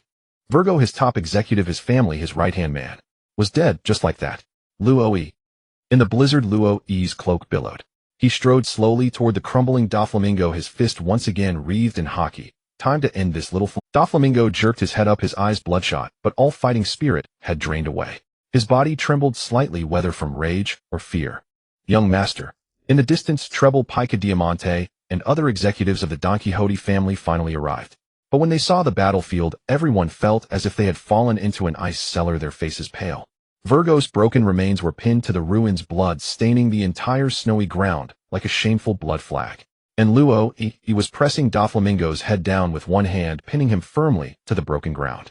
That fist covered in black flame-like armament Haki was raised high as if at any moment it would crush that proud head to pieces. Young master, please spare him. Treble wailed as he rushed forward, snot and tears smearing his bloated face, utterly pathetic. Luo Yi turned his head slightly, his cold gaze sweeping over him as if looking at an ant. What right do pirates have to negotiate with me? Treble fell to his knees in the snow with a thud, his voice trembling. We are willing to pay a price. As long as you spare the young master, we can give anything. Treasures. Wealth. Luo Yi sneered, the armament Haki on his fist flickering faintly. What could you possibly have that's worth me sparing him? Treble hurriedly kowtowed, his voice shaking. Devil fruits. And intelligence. Just say the word, and we will deliver them with both hands. Diamante quickly added, Lord Commander, we recently acquired a Logia-type devil fruit that can definitely buy the young master's life. At those words, Doflamingo, pinned to the ground, suddenly felt his pupils contract, his face instantly darkening with fury. Clearly he was extremely reluctant to the proposal of trading a fruit for his life. His face twitched as if he wanted to say something, but under the crushing pressure of Luo-Yi's mountain-like palm, he ultimately failed to speak. Luo-Yi raised an eyebrow, slightly a hint of depth flashing in his eyes. Logia, huh? He swept his gaze over the kneeling executives, then looked down at the subdued Doflamingo, his expression as cold as the abyss. For now, the Navy cannot openly defy the world government. It's time to find suitable devil fruits for Ace and the others. For now, the Navy cannot openly defy the world government. It's time to find suitable devil fruits for. As for Dressrosa, they probably won't have a chance. He withdrew his gaze, his tone icy and calm. Fine. Trade all your devil fruits and intelligence for Doflamingo's life. And that Logia fruit, deliver it to the designated location within a week. Don't think you can fool me. As long as I want to find you, you can't escape. Treble, as if granted a great pardon, kowtowed repeatedly. Yes. Yes. Well, prepare immediately. Luo-Yi slowly released his hand. Doflamingo staggered to his feet, his face twisting for a moment. The humiliation and rage in his eyes nearly burst forth, but in the end he chose silence. Get lost, Luo-Yi said indifferently, his gaze like ice. There won't be a next time, little flamingo. The Don Quixote family executives hurriedly helped Doflamingo, retreating in utter disgrace. In the blizzard, Doflamingo looked back at Luo-Yi, his eyes as sinister as a venomous snake, as if engraving this moment of humiliation deep into his soul. He would never forget this disgrace. Luo-Yi stood in the wind and snow watching the Don Quixote family retreat. After a long while he slowly turned and walked toward the hiding place of Rosinante and Trafalgar Law. Phew. At that moment, fine particles of light slowly coalesced beside him, forming a blurry figure. Yellow Monkey lazily materialized, hands in his pockets, a faint, enigmatic smile on his lips. Oh my, quite impressive, Commander. Luo-Yi making a deal with them. Yellow Monkey's gaze was meaningful as he looked at Luo-Yi, clearly having noticed everything but not intending to interfere. But well, I can roughly guess who that fruit is for. He narrowed his eyes, his smile seeming to deepen. Well, the mission is done. Let's head back to the warship. The night wind was cool, and the snow still fell. Luo-Yi nodded slightly, his gaze deep as an abyss, then turned and strode into the snowy night. Mission complete. Time to go back. On the returning naval warship in the medical bay, the air was thick with the scent of disinfectant, the walls a pristine white, and the instruments emitted a faint, steady glow. Rosinante lay quietly on the hospital bed, his entire body swathed in bandages, his breathing faint yet steady. By the bedside, the young Law was sprawled over the bedsheet, his small hands clutching the corner of the blanket, tear stains still fresh on his face, yet he had fallen into a deep sleep, his long eyelashes trembling slightly, evoking an image of profound fragility. At the doorway, Luo-Yi stood silently observing the scene, his gaze tender, yet a flicker of complex emotion passed through his eyes. He raised a hand to adjust his cloak, but ultimately chose not to intrude, gently closing the door with a care that seemed afraid to disturb the tranquility within. Turning and walking toward the bow, the sea wind howled, carrying a slightly salty tang. The morning light streamed through the thin clouds, casting a warm glow upon the deck, as if bestowing a layer of warmth upon the cold steel. Luo-Yi stood at the bow, his gaze profound as he looked toward the horizon, gradually illuminated by the rising sun, as if lost in thought. A lazy voice suddenly sounded from behind him, laced with a hint of mockery. Huang Yuan appeared beside him, hands in pockets, shoulders slightly hunched, wearing an expression of utter nonchalance. Luo-Yi did not turn around. The op fruit has already been consumed by Law. Huang Yuan raised an eyebrow, a faint, enigmatic smile playing on his lips. How troublesome, that kid is now a walking 5 billion berry bounty. He'll have to be careful when he goes out. Luo-Yi's voice was low and resolute. So he must return to the Navy with us. Huang Yuan shrugged, appearing utterly indifferent. Such matters are best left for you to discuss with Fleet Admiral Sengoku. This old man doesn't wish to meddle. As the words left his lips, his entire form dissolved into countless golden particles scattering with the morning breeze. Clearly he was off to slack off again. Luo-Yi watched the fading glow dissipate at the edge of the deck, shook his head helplessly, and let out a resigned sigh. Just then, buru buru, buru buru. The den mushi in his pocket suddenly rang, its half-closed eyes emitting a rhythmic buru buru sound. Luo-Yi lowered his head, took the den mushi in his palm, his eyes flickering. Hello, Luo-Yi. The voice of Sengoku came through the receiver, hoarse and weary, as if after a night of toil. Luo-Yi lowered his head, took the den mushi in his palm, his eyes flickering. Hello, Luo-Yi. The voice of Sengoku came through the receiver, hoarse and weary, as if after a night. There was a silence on the other end of the line, as if Sengoku was composing himself. Then he took a deep breath, his voice low and earnest. Thank you for saving Razananti. Luo paused for a moment, his eyes flickering, then he shook his head gently, his voice warm yet firm. You are too kind, Fleet Admiral Sengoku. It was no. Sengoku's voice suddenly trembled, carrying deep-seated emotion and guilt. That child means a great deal to me. Luo did not respond immediately, merely listening silently, as if he could perceive the heartbeat and breathing on the other end of the line. After a long moment, as if Sengoku had regained his composure, he continued, I have heard about the op fruit. Yes. Luo nodded, his brows slightly furrowed. Law has consumed the op fruit. His abilities now hold a lure for all factions. There was a long silence on the other end of the line, with only the wind whistling through the gaps in the bridge. Then a deep sigh resounded. Bring him back to Marineford. I will personally arrange for his subsequent— Understood. Luo gently closed his eyes, then slowly raised his gaze toward the sunlit deck, a faint smile flickering at the corner of his lips. When the first light of dawn streamed through the porthole into the medical bay, warm and gentle, it fell upon the hospital bed. The faint scent of disinfectant lingered in the air, the silence so profound it felt as if time itself had slowed. Razananti slowly opened his eyes, squinting slightly, as if still adjusting to the brightness before him. He felt the softness of the bed beneath him and the bandages wrapped around his body, realizing that he was still alive, a faint sense of relief welling up within him. He slowly turned his head, his gaze falling upon the small figure by the bedside. The young Law was lying at the edge of his bed, sound asleep. The boy's face was buried in the sheets, slightly flushed, his long eyelashes fluttering like butterfly wings, one small hand still clutching the corner of Razananti's blanket, as if afraid of waking to find it gone. Razananti was momentarily stunned, then a smile unconsciously tugged at his lips, a tender affection and pity shining in his eyes. This kid. Did he keep watch here all along? As if sensing his gaze, Law's eyelashes fluttered slightly, and he slowly opened his eyes. When he saw the familiar warm figure before him, his golden pupils instantly widened, tears surging violently in his eyes, then streaming down uncontrollably.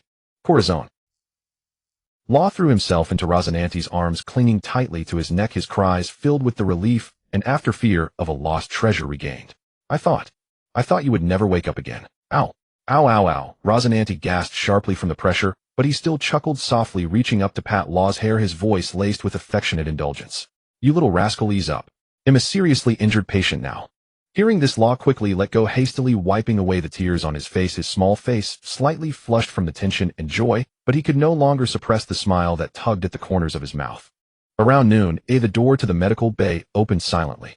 Luo stood at the entrance, holding 2 trays of steaming hot lunch, leaning casually against the doorframe, his gaze carrying a gentle smile as he watched the two engrossed in conversation on the bed. Looks like you're recovering well, Razananti. Razananti and Law both turned at the same time. Seeing the visitor, Razananti instinctively moved to sit up and salute. Rear Admiral Luo. Don't bother. Luo raised a hand to indicate he should stay, lying down, stepping into the room and placing the trays on the bedside table. Your lunch. Eat it while it's hot. The trays held a lavish and delicate navy meal, the meat broth exuding an enticing aroma that stirred the appetite. Razananti looked at the 2 plates of food, scratching his head a little sheepishly. Thank you. If it weren't for you, we would probably have. Luo pulled up a chair and sat down, his gaze calm, yet radiating a reassuring strength. It's my duty.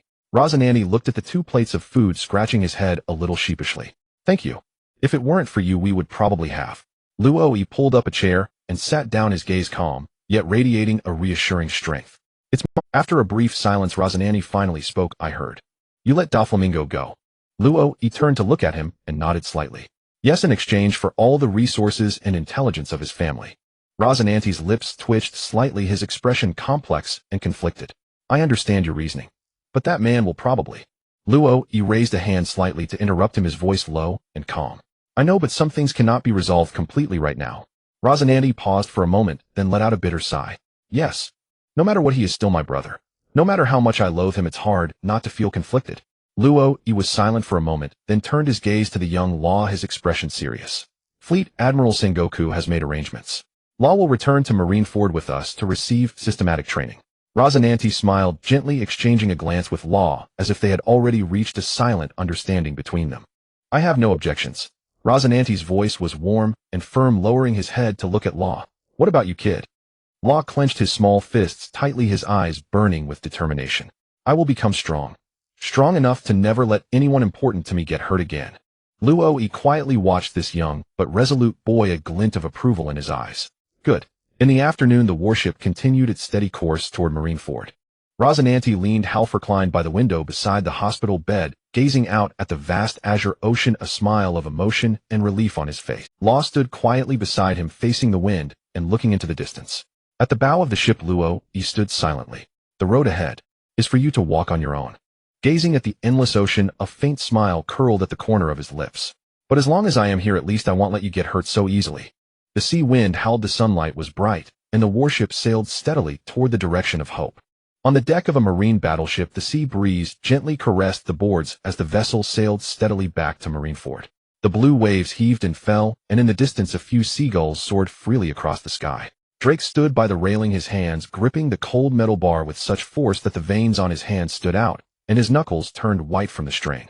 His eyes were filled with conflict and torment as he gazed at the surging waves, his mind replaying the twisted, contorted face of his father Beru over and over again.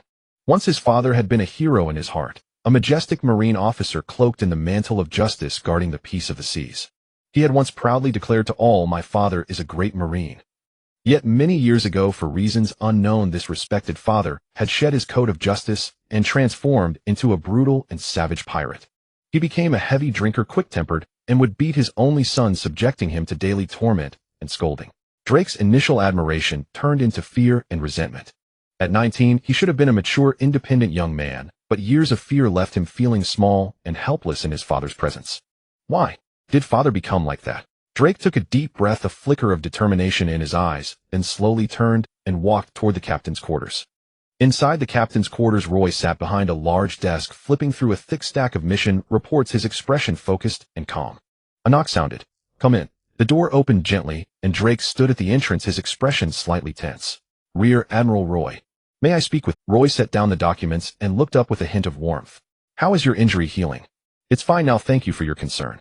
Drake hesitated, lowering his head, then seemed to make a decision. He looked up firmly, his voice clear, but trembling slightly. I want to join the Marines." Roy raised an eyebrow slightly, signaling him to continue. Drake clenched his fists, his throat moving as he spoke. "My father Beru was once a Marine officer. When I was young, I always saw him as a hero and role model, dreaming that one day I could wear the cloak of justice like him." His voice grew low, his eyes flickering with pain. "But later my father betrayed the Marines and fell into piracy. He drank, went mad, became extremely violent, often beating me for no reason."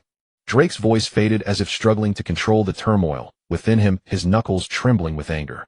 "I feared him, even hated him, but what I hated more was that I could do nothing at that time."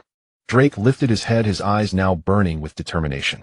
"So, I want to become a Marine, not to follow in his footsteps, but to never repeat the same mistakes.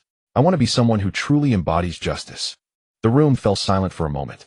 A faint smile gradually appeared at the corner of Roy's mouth, as if he had long anticipated this outcome.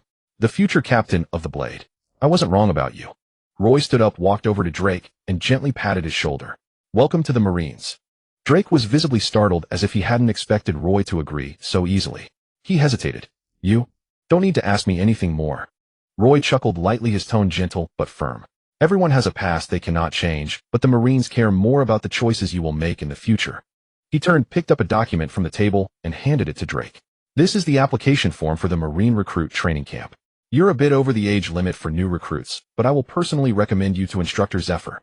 Drake took the document slowly, his eyes fixed on the word Marines. For some reason his eyes grew warm. He looked up abruptly, his voice earnest and grateful. "Thank you, Rear Admiral Roy." Roy nodded, his eyes encouraging. "Don't let me down." At dusk, the setting sun, like a giant red gem, slowly sank below the horizon, its glow reflected on the sparkling sea, painting a magnificent tableau. Drake walked slowly to the bow of the deck and saw Roy standing with his hands behind his back, gazing at the sunset, his silhouette as steadfast as a mountain. He hesitated, then finally couldn't help asking, "Rear Admiral Roy, why did you trust me so easily and let me join the Marines?" Roy gazed into the distance, his voice low and calm. "Because I saw a true resolve in your eyes." He turned his head slightly to look at Drake, his gaze warm yet sharp. "What the Marines need is precisely young people like you. Someone who dares to face the past and bravely forge the future." Drake was stunned, feeling a warm current flow through his heart. The confusion and gloom on his face gradually gave way to a genuine smile. "I will prove with my actions that your choice was right." Roy smiled softly and patted his shoulder. "I look forward to it." The battleship continued steadily onward, the sea breeze blowing gently. Drake stood on the deck, gazing at the vast ocean, a newfound determination surging in his heart. Father, this time I will not follow in your shadow. This time I will live for my own justice. The next day the ship was about to leave the north blue waters. The azure sea sparkled in the sunlight, which fell softly on the deck, warm and pleasant. Kizaru was lounging comfortably on a deck chair, sunglasses on his face, holding a glass of iced juice, humming a strange little tune. Oh, what a peaceful day. Suddenly a figure teleported beside him, and a familiar shadow blocked his sunlight. Kizaru looked up lazily, saw who it was through his sunglasses, and a familiar teasing smile appeared. La, isn't this our busy little Roy? Roy put his hands in his pockets, a slight grin on his lips, looking at him with a smile. Old man living the good life, huh? La, slacking off is one of life's greatest pleasures. Kizaru leaned back into his chair again, took a sip of the iced juice, and let out a satisfied sigh. Roy didn't stand on ceremony, leaning casually against the railing nearby. His white justice cloak fluttered gently in the sea breeze. Looking at the north blue waters they were about to leave, he said casually, I have some personal business to attend to. The ship is in your care. Kizaru raised an eyebrow, slightly took off his sunglasses. Collecting that special cargo, You young people are really formidable, Roy shrugged. You know, some debts are best not left too long. Kizaru chuckled, put his sunglasses back on, and said in a sly tone, How troublesome if Fleet Admiral Sengoku asks. Roy finished smoothly. Just say I went to inspect the North Blue branch on short notice. Kizaru grinned. Young people are so thorough, even have an excuse ready. I should learn a thing or two from you. Roy shook his head in resignation. Old man, spare me. No one beats you at slacking off. Kizaru swirled his glass, the ice cubes clinking lightly, and waved his hand with a smile. All right, go ahead. They'll get this ship safely back to Marineford. Roy smiled and nodded, turning to leave when Kizaru added meaningfully, Don't forget to bring me some North Blue specialties when you come back. Roy paused, turned back with a smile. Don't worry. It'll be a big gift. The moment he finished speaking, his figure vanished into a blur in the sea breeze, leaving only the leisurely Kizaru behind. Kizaru looked in the direction Roy had gone, reached into his pocket, and pulled out a din mushy, hesitated for a moment, then put it back, shrugging and muttering to himself, How troublesome, it's easier to just pretend I didn't notice. He took another sip of juice, a slight smile on his lips, and murmured, Not that it's bad for the Marines anyway, that kid Doflamingo is in for a rough time, tsk. Seagulls leisurely flew past the ship's mast as the vessel continued steadily toward Marineford. North Blue, a remote island. Roy's figure appeared silently on the harbor dock. The sea breeze carried a damp, salty scent, and the familiar aura of bloodshed made the corner of his mouth curl into a cold smirk. He slowly looked up into the distance, his eyes sharp and icy. Doflamingo, you owe me a life debt. Time to pay up. Bay High, unnamed deserted island coastline. The sun slowly sank westward, casting golden afterglow over the desolate and silent beach. A group of fervent small-time pirates formed a circle, staring at the metal chest on the ground, waving their arms and feet in excitement, their faces beaming with undisguised pride. Ha. Finally. It's finally my turn to make a name for myself. Bellamy, hands on his hips, threw back his head and laughed, the sound extremely exaggerated, as if he wanted the entire North Sea to hear his voice. Lord Doflamingo has finally recognized us. He proudly thumped his chest. As long as we deliver this chest to the contact, we can officially join the Don Quixote. Boss, this is a rare opportunity. Sarkis rubbed his hands excitedly, his eyes gleaming and almost drooling. Joining the Don Quixote family, from now on we can run rampant in the North Sea. From now on we can beat up anyone we don't like, whether Marine or pirate. When they see the Bellamy pirates, they'll have to tuck their tails between their legs. Hee. Hewitt, grinning with a mouthful of sharp teeth, snickered. Then we can be just like the executives, having endless glory, picking any beautiful woman and spending berries freely. The air fell silent in an instant. Bellamy's Boss, this is a rare opportunity. Sarkis rubbed his hands excitedly, his eyes gleaming and almost drooling. Joining the Don Quixote family, from now on we can run rampant in the North Sea. The air fell silent in an instant. Bellamy's exaggerated laughter abruptly stopped, his expression stiffening, the corner of his mouth twitching slightly. Huh. Sarkis, Hewitt, and Libas all looked at Bellamy simultaneously, their eyes clear, foolish, and filled with confusion and doubt, as if saying, Boss, you really don't know, do you? A cold sweat immediately broke out on Bellamy's forehead. He swallowed, but quickly forced himself to stay calm, puffed out his chest, and said arrogantly, Humph. On this deserted island, not a single soul, not even a ghost. If the contact comes, I'll recognize them at a glance. Why ask such a trivial question? Oh. As expected of our boss, so thoughtful. Sarkis immediately began flattering excitedly, his eyes nearly squinting into slits. This simple mission can't possibly go wrong. The boss is amazing. Yes. Hewitt and Libas chimed in eagerly. The boss is smart. Ordinary people can't think of that. Bellamy grinned from ear to ear, his nose nearly pointing to the sky. The tension in his heart vanished, and he was about to boast about his great wisdom when suddenly someone tapped him on the shoulder. Sarkis pointed to the distant beach. Boss, it looks like someone's coming. Bellamy froze, then turned to look into the distance. Under the afterglow of the setting sun, a tall figure walked slowly toward them, a white cloak fluttering in the wind, his silhouette growing clearer. Huh! Bellamy quickly became excited again, thumping his chest and shouting exaggeratedly, "It must be the contact." See, my deduction was right. The members of the Bellamy pirates cheered wildly as if their dream of joining the Don Quixote family was within reach, completely unaware of the chilling aura emanating from the approaching figure. They turned to look, and under the sunset glow a slender upright figure walked slowly toward them. A white justice cape fluttered in the sea breeze, and on the young handsome face was a faint, unsettling smile, calm, yet disquieting. Marine. Bellamy squinted, scrutinizing the figure, then sneered with utter disdain, "Tch, so young and handsome, obviously a Marine rookie. A mere newbie dares to come alone to the territory of the Don Quixote family." "Boss," Sarkis hesitantly whispered, "but how dare he come alone? What's there to fear?" Bellamy waved his hand dismissively. "I'm the Spring Man, Bellamy, a user of the spring fruit. A mere Marine brat is just coming to die." With that he strode forward, pointing arrogantly at Luo Yi's nose and shouting, "Hey Marine brat, do you know whose territory this is? How dare you swagger in looking for death?"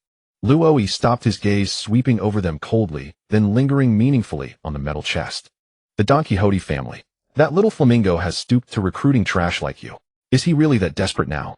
Even hiring ignorant fools like you as scapegoats? What did you say?" Bellamy's face darkened instantly, his eyes turning bloodshot, roaring furiously, "How dare you insult Lord Doflamingo? You're dead." With that he stomped hard, his legs instantly compressing into a spring state, and the next second, he shot toward Luo Yi like a cannonball, his fist whistling through the air, aiming straight for Luo Yi's face. Spring snipe.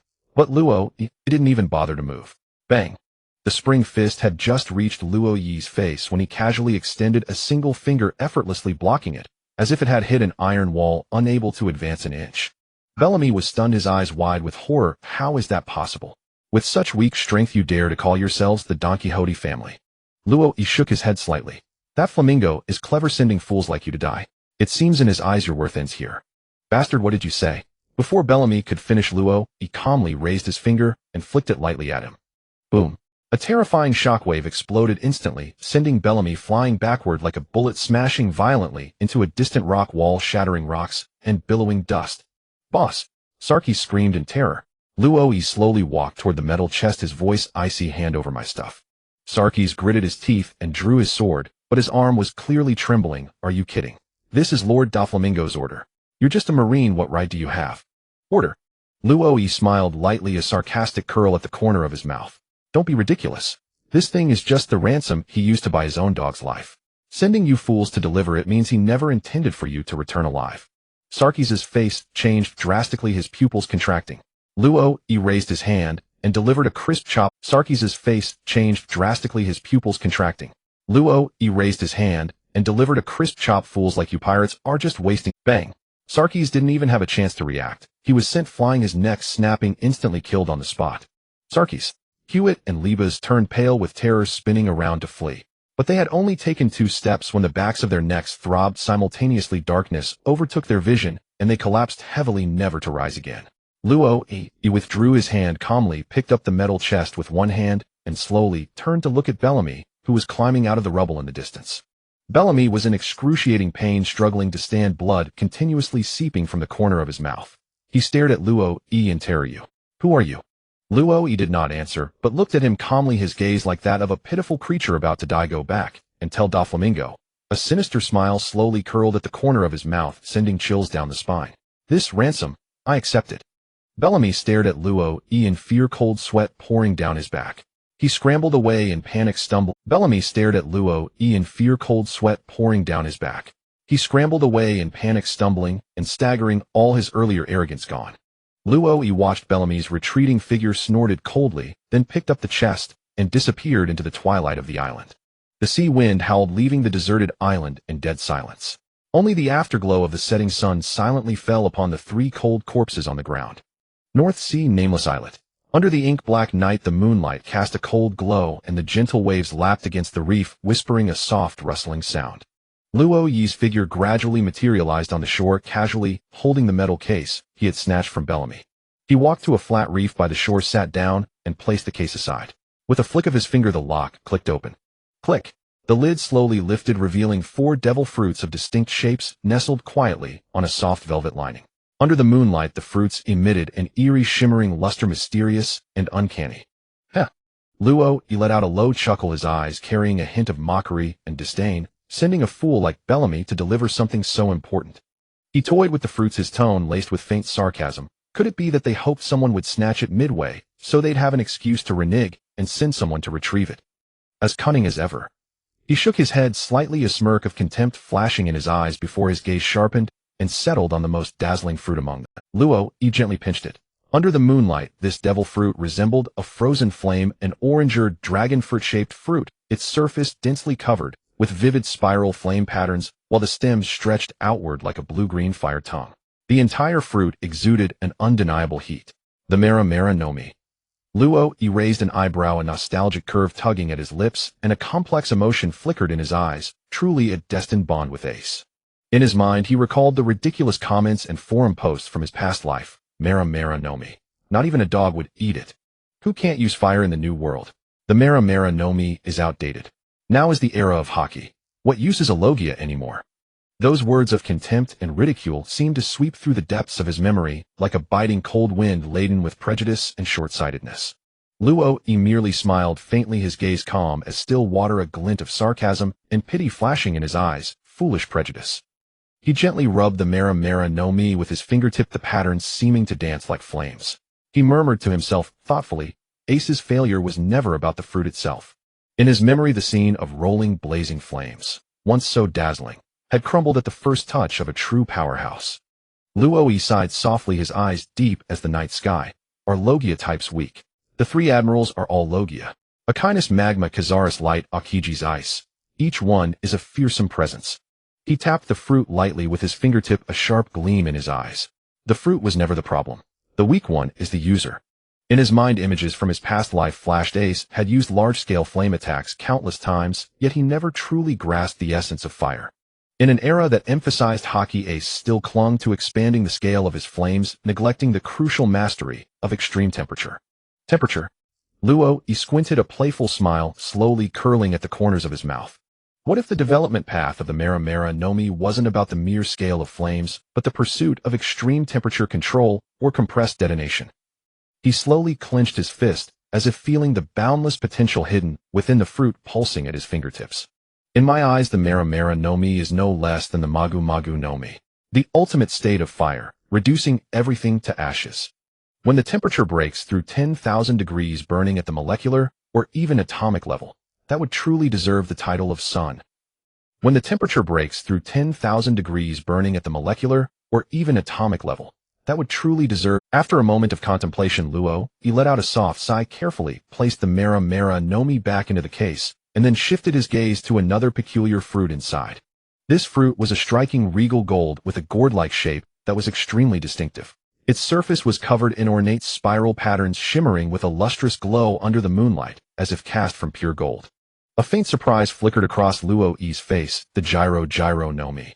His tone carried a hint of unexpected amusement as he recalled some fragmented information, chuckling softly. An unexpected gain. As I recall, Doflamingo originally planned to use this fruit at an auction next year to attract the attention of the big shots, but Zoro and his crew intercepted it. He paused, a slight smirk on his lips. Zoro, I might have to deal with that guy sooner or later. Luo Yi placed the Gyro no Mi back into the case, a look of contentment and satisfaction in his eyes. This trip was truly worthwhile. His gaze swept over the 2 remaining oddly shaped devil fruits. Strange. I have no recollection of these 2 fruits at all. He frowned, reaching for one of them first. A brownish-yellow elongated fruit with a densely spiraled surface, its short curled stem making it look like an over-twisted sausage. This shape. It's like a leaking sausage casing. He picked up the other one. A dark green spherical fruit with tortoiseshell-like patterns, its stem short and thick with a hard, rigid texture. Looks like a cheap hybrid of the Inu no Mi and the Kame no Mi. Luo Yi fell into thought. By all rights, in his past life, he had been one of the most devoted fans of One Piece, having at least memorized a good portion of the Devil Fruit Encyclopedia. Yet the shapes of these 2 fruits matched none of the known forms. Could they be undocumented, rare, mythical zoans? or experimental products. Just as he was torn between taking the fruits back to Marine headquarters first. Ding. A crisp system notification chimed in his mind. System loading progress 11. Due to an upper-level operational error, system loading failed. Recaking. Partial permissions released. Devil Fruit Encyclopedia viewing function unlocked. Upper-level operational error. Luo paused for 2 seconds, a vein bulging on his forehead as his mouth twitched. Could that idiot goddess be drunk again? In the main god space. In a dimly lit office, the blue-haired, green-eyed idiot goddess was sprawled on a sofa, clutching a half-empty bottle of beer. Her cheeks were flushed in a drunken stupor. She mumbled indistinctly, burp. One more round. This goddess can still drink. She hiccuped, rolled over drunkenly, and her bare foot smacked the control panel with a thud. Warning. Transmigrate a system program encountered an abnormal operation. System cache resetting. Partial functions restored. Unaware, the goddess murmured, ugh. Forget about the system. Just keep sleeping. Luo took a deep breath, pinched the bridge of his nose, and suppressed the urge to curse. Whatever. Something is better than nothing. He looked back at the 2 fruits, and a clear line of encyclopedia information immediately appeared in his mind. Zoan Inu Nomi Model Dachshund. Ability gains canine olfactory sensitivity, can track scent within 3 kilometers. Body can freely stretch up to 2 meters, but too low to the ground, prone to tripping. No significant combat enhancement. Rating. Suitable for a police dog, not a fighter. Luo He looked at the other one. Zoan Nomi Model Re-Deered Slider. Ability gains tortoise shell defense, hardness, ordinary iron plate. Gains underwater breathing, but swimming speed reduced by 70. Can survive without food for 3 months. Rating. Suitable for a punching bag, not for fighting. Luo He silently closed the case and looked up at the sky. The night wind brushed through his hair, carrying the saltiness of the sea. The waves gently lapped the shore, as if mocking the uselessness of these 2 fruits. Silence was the Cambridge of the night. After packing the 4 fruits, Roy closed the metal case and set it casually beside him. He gently patted the lid, tapping out a random rhythm with his fingertips, as if digesting the system's utterly speechless prompt. If it weren't for this damn system popping up ID, almost forgotten. He sighed softly, his mind flashing back to the image of that silly goddess grinning as she tossed him the reward. Reward special constitution, multi-fruit adaptability. Indeed, with this reward, he possessed a power coveted by all in the One Piece world, the ability to safely consume a second devil fruit, with his body perfectly adapting to it, avoiding the risk of rejection and explosion. This was the golden finger every transmigrator dreamed of. Ironically, with everything had been busy with, he had nearly forgotten it. Roy let out a helpless chuckle, rubbed his brow, and his gaze slowly deepened like the ocean shrouded in night. Special constitution. A body that can eat 2 fruits. He murmured, then turned his gaze to the blazing red flame like Mera no Mi, in the case, a flicker of tenderness and resolve shining in his eyes. The Mera no Mi. He'll leave it for Ace. In his mind, he saw Ace's casual grinning face at Marineford. With my guidance, at least he won't repeat his past mistakes. The fruit itself has immense potential. If developed properly, his future achievements will be no less than any Logia admiral. The pinnacle of fire is never just a simple area effect fire fist, it's the limit and control of temperature. Moonlight spilled down, and he slowly lifted his head, gazing at the vast night sky. But the fruit worthy of me eating is certainly not just the Mera no Mi. He closed his eyes, and the name that inspired countless hearts flashed through his mind. The Goro no Mi. Frowning slightly, Roy quickly searched his memory of the timeline from his past life. If I remember correctly, by this time, Enel should have already eaten the Goro no Mi, right? He shook his head, a helpless smile curling at the corner of his lips. Even if he hasn't eaten it, Skypea is huge. I could go find it, but it would take too much time. A sea breeze brushed past, carrying a salty, damp scent, stirring the hem of his cloak. Besides, this is a critical time for the kids to build their foundation. I don't want to go searching for a fruit only to come back and find some kid led astray by so-called fate. He let out a low laugh, shaking his head in self-mockery. Moreover, no matter how strong the Goro no Mi is, it's only powerful in terms of large-scale destruction and lightning speed.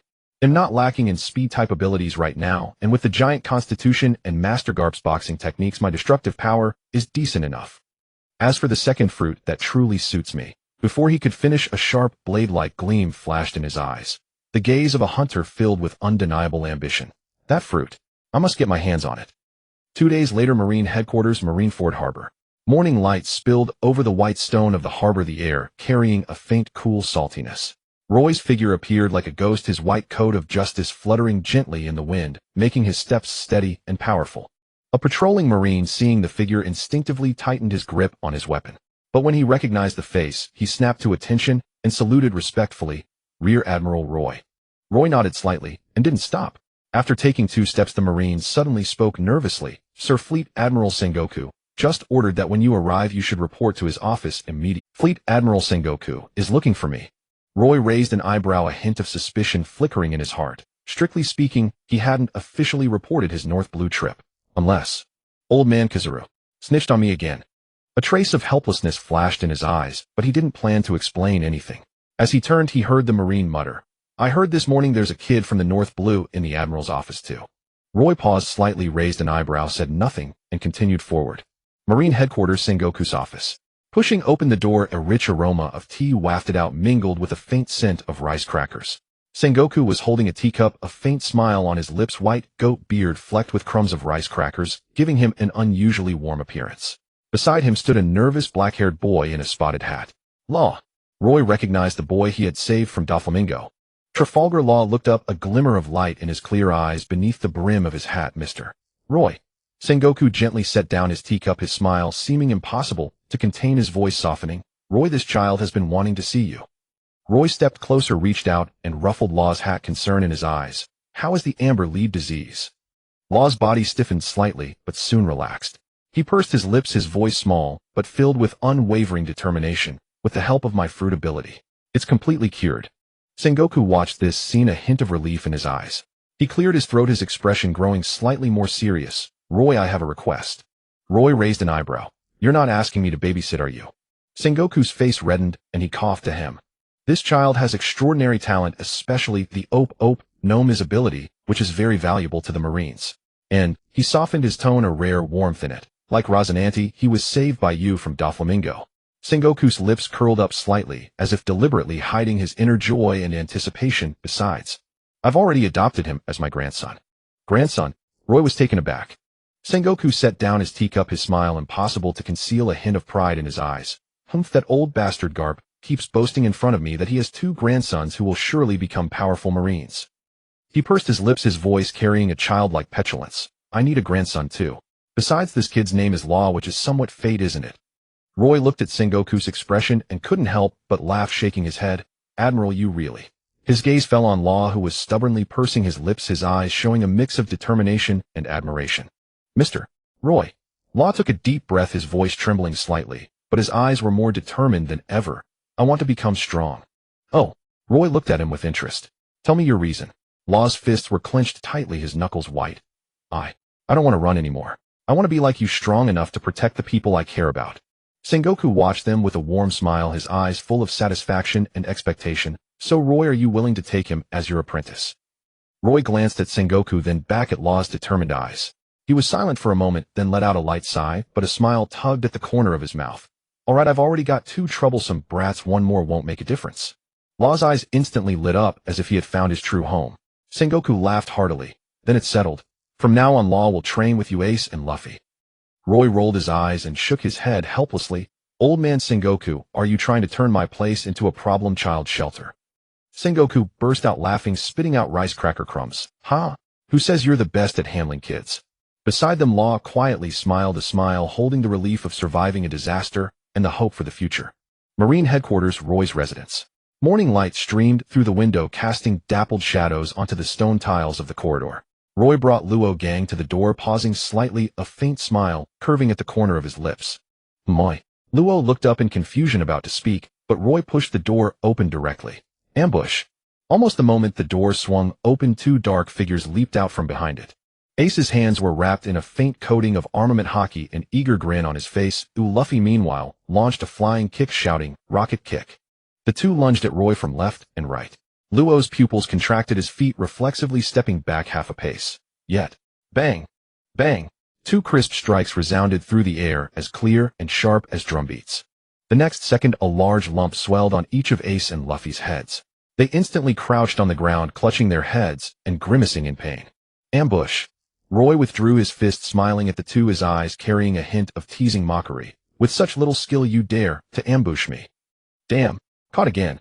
Ace pouted, a look of defiance on his face as he clutched his head. "Next time he'll succeed for sure. It hurts so much." Roy's fists hurt even more than Grandpa's. Luffy wailed, tears streaming, his lips pressed into a thin line. Just then the kitchen door opened, and the aroma of stew wafted out. Belmere was carrying a steaming pot of food, a gentle smile on her face. Yo, Roy's back. Brother Roy. Nami and Nojiko popped their heads out from behind, her eyes sparkling, shouting in unison, their faces full of anticipation. Roy smiled and nodded at them. I'm home. Ace pouted, his tone carrying a hint of complaint. Who told you to disappear for days without a word? I thought you'd been sent on some dangerous mission again. Luffy, holding the lump on his head with both hands, nodded vigorously. Yeah.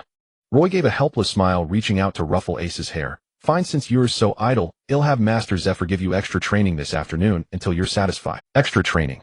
Bring it on. I'm not afraid. Ace blustered, though his eyes looked a bit shifty. Luffy nodded eagerly. Awesome. Awesome.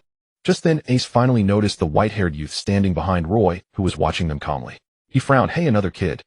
Luo's expression was indifferent, just a slight glance without a word. Roy chuckled softly, placing his hand on Luo's head. He's not a kid, he's 4 years older than you.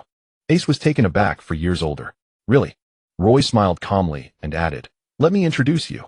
This is Fleet Admiral Sengoku's grandson, Trafalgar Law. From now on, he'll be living and training with us. What a... Ace and Luffy's eyes widened simultaneously, their jaws nearly hitting the floor. Fleet Admiral Sengoku's grandson.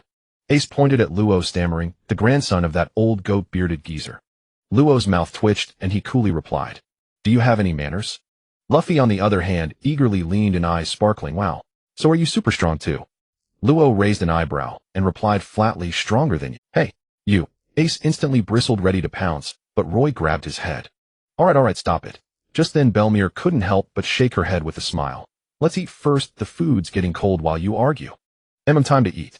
Nami and Nojiko quickly helped set the table, cheerful smiles on their faces.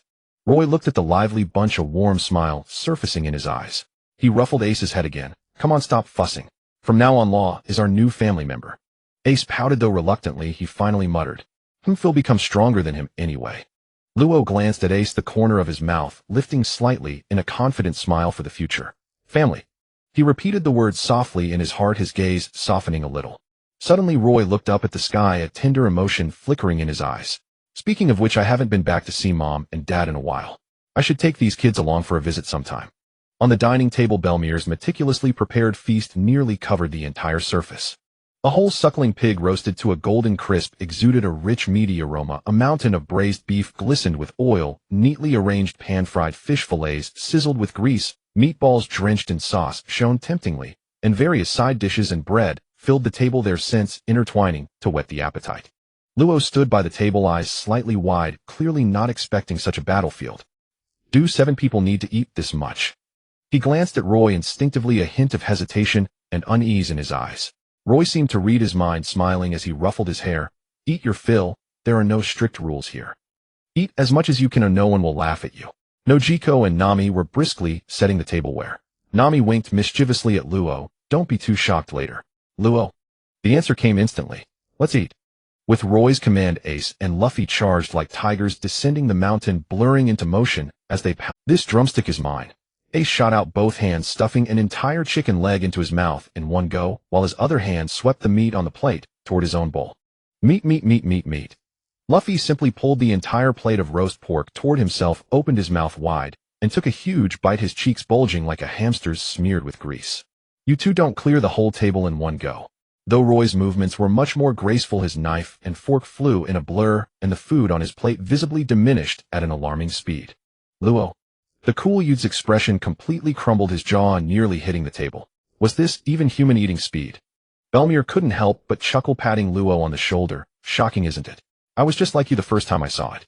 She casually placed a large piece of roast beef onto Luo's plate, her smile warm. Eat it while it's hot, otherwise I'll be gone into those two's stomachs soon. Luo stared blankly at the steaming roast beef on his plate, then looked up at the nearly empty dishes on the table. Finally, he stiffly picked up his fork and took a cautious bite. Delicious. In that moment, his eyes brightened slightly, as if a layer of frost had quietly melted. Nami grinned and leaned in, her eyes crinkling. Belmere's cooking is even better than the Navy mess hall chefs. Nojiko also handed him a glass of juice with a smile. Don't just eat meat, have some juice to wet your throat. Luo nodded, his movements a bit stiff, but the corner of his mouth lifted imperceptibly. Over at the table, Ace and Luffy were fighting over the last meatball, one wielding a fork, the other shouting, "That's mine." Both had several fist-shaped bruises on their heads.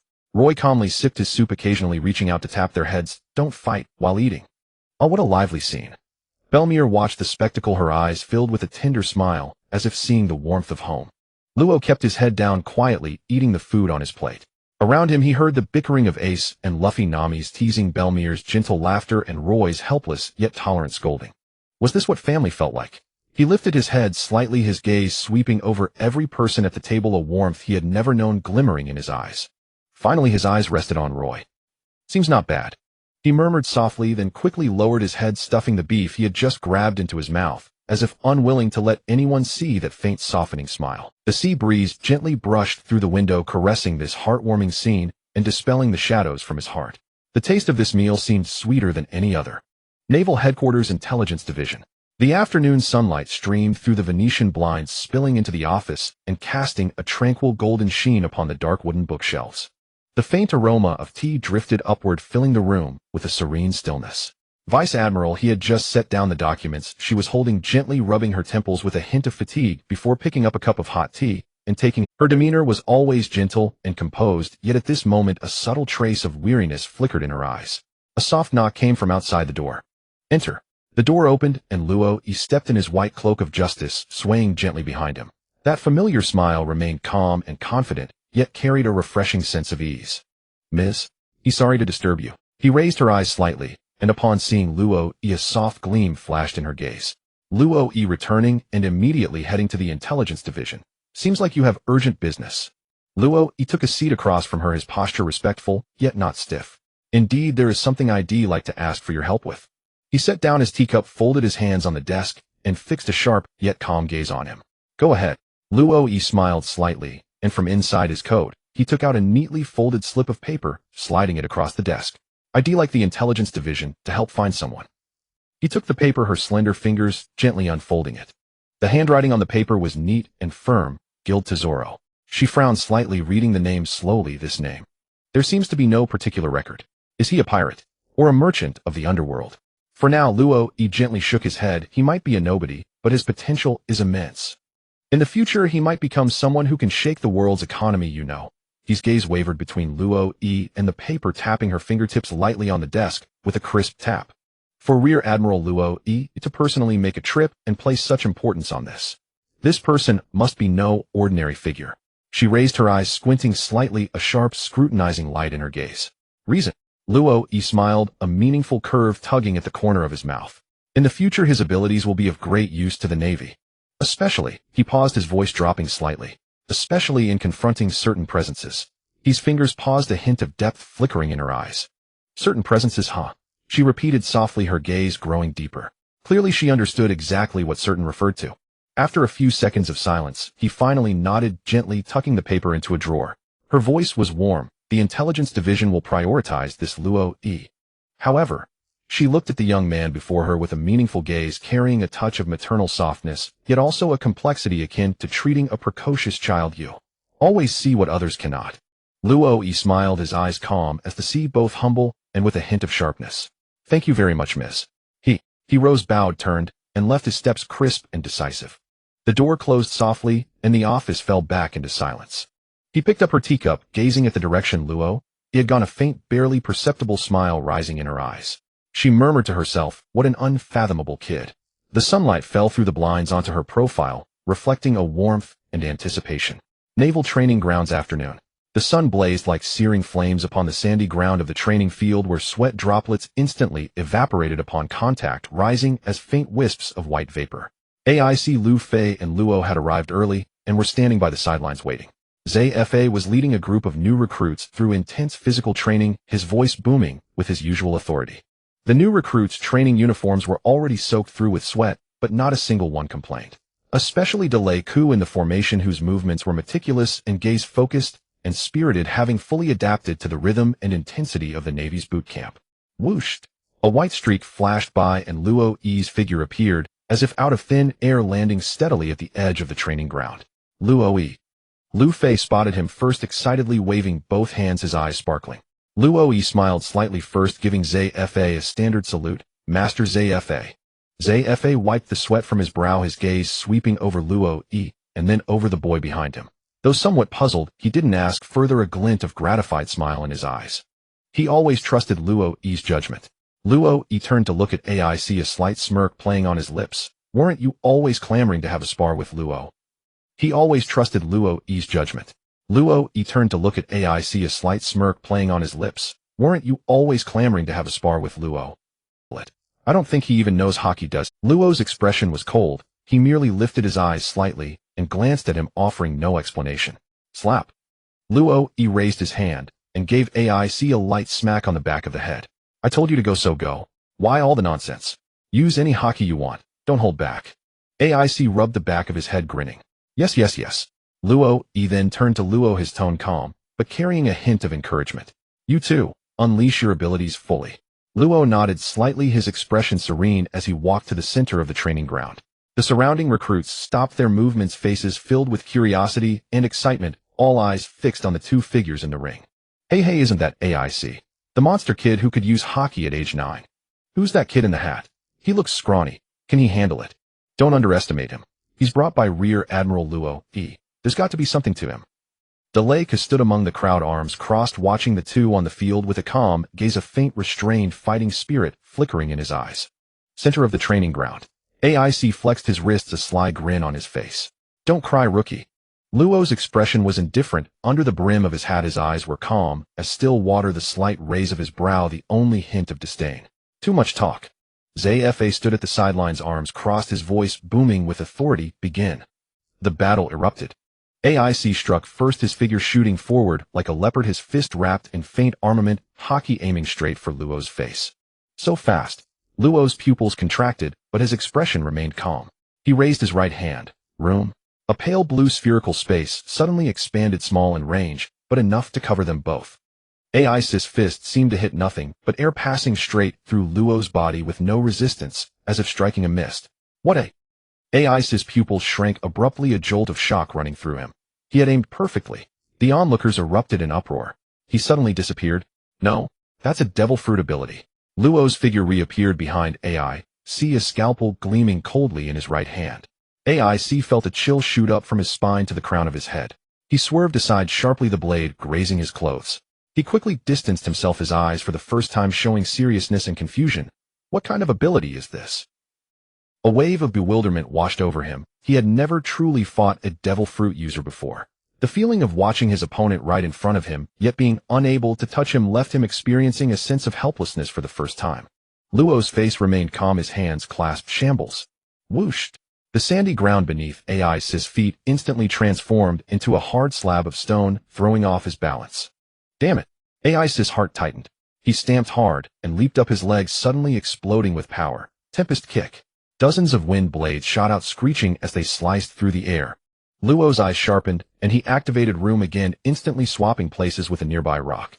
The wind blades roared past, hitting empty air and kicking up a cloud of dust. Outside the ring, Luffy bounced up and down excitedly. Amazing. Aic can't hit him. Deleka frowned, a look of awe in his eyes, a spatial ability. No wonder Rear Admiral Luo values him so much. Zafa stroked his chin deep in thought. The op fruit. That old man Zhang was sure adopted an extraordinary grandson. Center of the training ground. Aic was panting heavily, sweat beading on his forehead. For the first time facing a devil fruit user, he felt an almost desperate sense of helplessness. This won't do. He gritted his teeth, his mind racing. Suddenly he pushed off the ground with explosive force, muscles tensed like a bowstring. Shaved. His figure vanished, instantly reappearing right in front of Luo. Got you. His fist wrapped in hockey slammed straight toward Luo's abdomen. Bam! Luo let out a grunt, blasted back several meters, landing on one knee, his face pale. The crowd outside gasped. He hit him. Aic panted, staring at Luo's figure, a fighting spirit and excitement he had never felt before surging within him. So, devil fruit users aren't invincible after all. However, Luo slowly raised his head, a cold smirk curling at the corner of his mouth, his eyes seeming to see through Aic's thoughts. He flicked his finger upward. Scalpel. Aic was startled, trying to use Iron Body, but suddenly felt a chill on his chest. Looking down, his coat was neatly sliced open, yet his skin was untouched. If that strike had not been held back, he might have been. A cold sweat dripped from Aic's temple. Luo slowly stood up, brushing the dust off his clothes, his expression indifferent. Still want to fight? Aic was silent for a moment, then suddenly burst out laughing. Interesting. Round 2. But Zafa raised his hand at that moment, his voice commanding. Enough. Both of them looked at him. Zafa stepped forward, his expression stern. I see your hockey control is still not refined enough. He then turned to Luo, his gaze softening a little. Luo, this is your first time using your fruit ability in actual combat. Your stamina must be nearly at its limit, right? Luo, still panting, slightly nodded, his face still calm. Luo, he walked over at that moment, smiling as he patted both their shoulders. Good job. AIC pouted, but a resolute glint shone in his eyes. He'll win next time for sure. Luo glanced at him coolly, his expression serene. As you wish. Zafa looked at them, then suddenly laughed heartily. Luo, these two kids. They're interesting. Luo's lips curled slightly. So we'll have to trouble you, master, to take good care of them from now on. Zafa waved his hand generously. No problem. The more future pillars of the Navy, the better. The recruits outside buzzed with chatter, while the Lake stared intently at Luo's back, clenching his fist secretly. I too must become stronger. The sunlight bathed the training ground, reflecting the blazing dreams and aspirations burning in the hearts of the new recruits. Marine Headquarters, Roy's residence. Nightfall. The night was as fluid as water, and the warm lamplight cast the living room in a cozy and tranquil glow. Belmere sat in the center of the living room, a storybook spread open on her lap. Luffy and Nami huddled on either side of her, their eyes sparkling as they stared at the pages, occasionally letting out exclamations of wonder. Nojiko sat on the sofa, knitting a light blue sweater. She occasionally looked up, a gentle smile curving the corners of her lips. Swoosh. A light breeze swept by and Roy's figure appeared silently beside him. He lay down as well, hands behind his head, looking at Ace with a nonchalant air. Kid, what's wrong? On the rooftop, the night breeze carried a slight chill, rustling the tiles softly. Ace lay with his hands behind his head, gazing up at the starry sky, a hint of complex emotions flickering in his eyes. Swoosh. A light breeze swept by and Roy's figure appeared silently beside him. He lay down as well, hands behind his head, looking at Ace with a nonchalant air. Kid, what's wrong? You look all gloomy. That's not like you. Ace pursed his lips, staying silent, his ears tinged with red. Roy squinted his eyes like a sly fox, reached out and ruffled his hair. What? Feeling down after getting beaten by that kid Law? Ace was silent for a moment before he finally muttered, devil fruit abilities are really something. Just eating one can make you that strong, even stronger than what I've trained for years. His voice carried a hint of reluctance and a longing for the unknown. Roy chuckled softly, flicking Ace's forehead with his finger. Idiot. Ow. Ace covered his forehead with one hand, glaring at him ferociously, but there was a hint of playfulness in his eyes. Roy withdrew his hand, looked up at the night sky, and spoke in a rare, serious tone. Devil fruit abilities aren't all benefits. The night breeze carried a faint scent of sea salt. Those who eat a devil fruit can never swim for life. Once they fall into the sea, they become useless. Not to mention being countered by sea stone. He slowly turned his head to look at Ace, his gaze deep and resolute. And hockey, that is the one true truth in this world. Ace was silent, his eyes flickering, but Roy smiled, slightly changing the subject. But then again, if you can develop a devil fruit's ability to its utmost, it can indeed make a person incredibly powerful. He stretched out his hand, gesturing in the night sky, his fingers faintly glowing under the starlight. For example, Law's Ope no Mi. If fully developed, it could even grant immortality, the perpetual youth surgery. And Whitebeard's Gura no Mi. One punch can shatter an entire island. Ace's eyes widened in shock. One punch can shatter an island. Perpetual youth surgery. Is that for real? Roy nodded gently, his gaze soft yet profound. But that's a matter for the future. Even if he has potential, it will take a long time to develop. There are no shortcuts, only step-by-step accumulation. And I don't hope he ever has to use that. Ace stared at the night sky, silent for a moment, a flicker of understanding crossing his eyes. He turned his head to look at Roy, a slight smile tugging at the corners of his mouth. Roy, I'm definitely going to become stronger through my own power, right? Roy looked at him quietly as the night breeze brushed through the hair on his forehead. Of course I believe in you. And I've always been watching over you all. The night breeze swept by, and the two fell silent for a moment. Then as the night deepened, the sea breeze blew gently over the rooftop, starlight spilling onto their shoulders. Roy suddenly turned his head, his tone casual. Ace. Huh. Ace was lying with his arms behind his head, gazing at the stars, still chewing on the dried meat Roy had given him earlier, his voice muffled. Roy glanced at him sideways, his lips curling into that familiar, infuriating grin. Do you want to eat a devil fruit? Cough, cough. Ace almost choked on the dried meat. He sat up abruptly, staring at him in shock. What did you say? Roy smiled mysteriously, slowly extending his right hand palm open. A fruit entirely crimson, with spiral flame patterns covering its surface, lay quietly there like solidified fire, faintly glowing with an eerie light. Thighs. Ace's throat felt dry. Logia Mera no Mi. Roy spoke calmly, his voice low and powerful. Eat it, and you'll gain the power to control fire. He instinctively looked at Roy's face only to see eyes that held a smile, but also undeniable seriousness and warmth. Ace's hand trembled, really trembled. He was a Marine protege trained by Roy, a genius kid who had grown up at Marine headquarters. He knew too well what a devil fruit meant, especially a Logia, a universally recognized human-shaped mobile disaster. How many vice admirals had never even seen a paramecia? At his age ability, users were rare. And yet here was someone offering him such a precious devil fruit, without reservation. Ace's hand trembled slightly as he slowly reached out, but stopped midway, his gaze complex, as if afraid this was all an illusion. Can I really? Ace's voice was hoarse, his Adam's apple bobbing. His hand hung in the air, hesitant to reach out. Roy didn't answer. He simply smiled, and gently placed the fruit into Ace's hand, his gaze warm and resolute. At that moment a flood of thoughts rushed through Ace's mind. Luffy's carefree smile, Bellemere's warm back as she cooked Zephyr's roar about hockey not being good enough, and Roy's ever-tolerant, unwavering gaze. He looked down at the fruit, the flame patterns pulsing like a heartbeat in his palm, illuminating his trembling fingertips. This is the power to protect them. Thank you, Roy. He didn't say it out loud, but the clear light in his eyes was more sincere than any words. I won't let you down. Ace grinned, the familiar confidence finally returning. Roy smiled and reached out to ruffle his hair. Eat it. From now on I'll be counting on you. Ace's lips curled up and he clenched his fist. Yeah. But just as he was about to bite into it, Roy suddenly turned around, secretly pulled out a den mushy from his sleeve, pressed the record button, and a mischievous glint flashed in his eyes. He gotta capture this first experience as a souvenir. Ace, unaware, bit into it without hesitation. Blorrgh.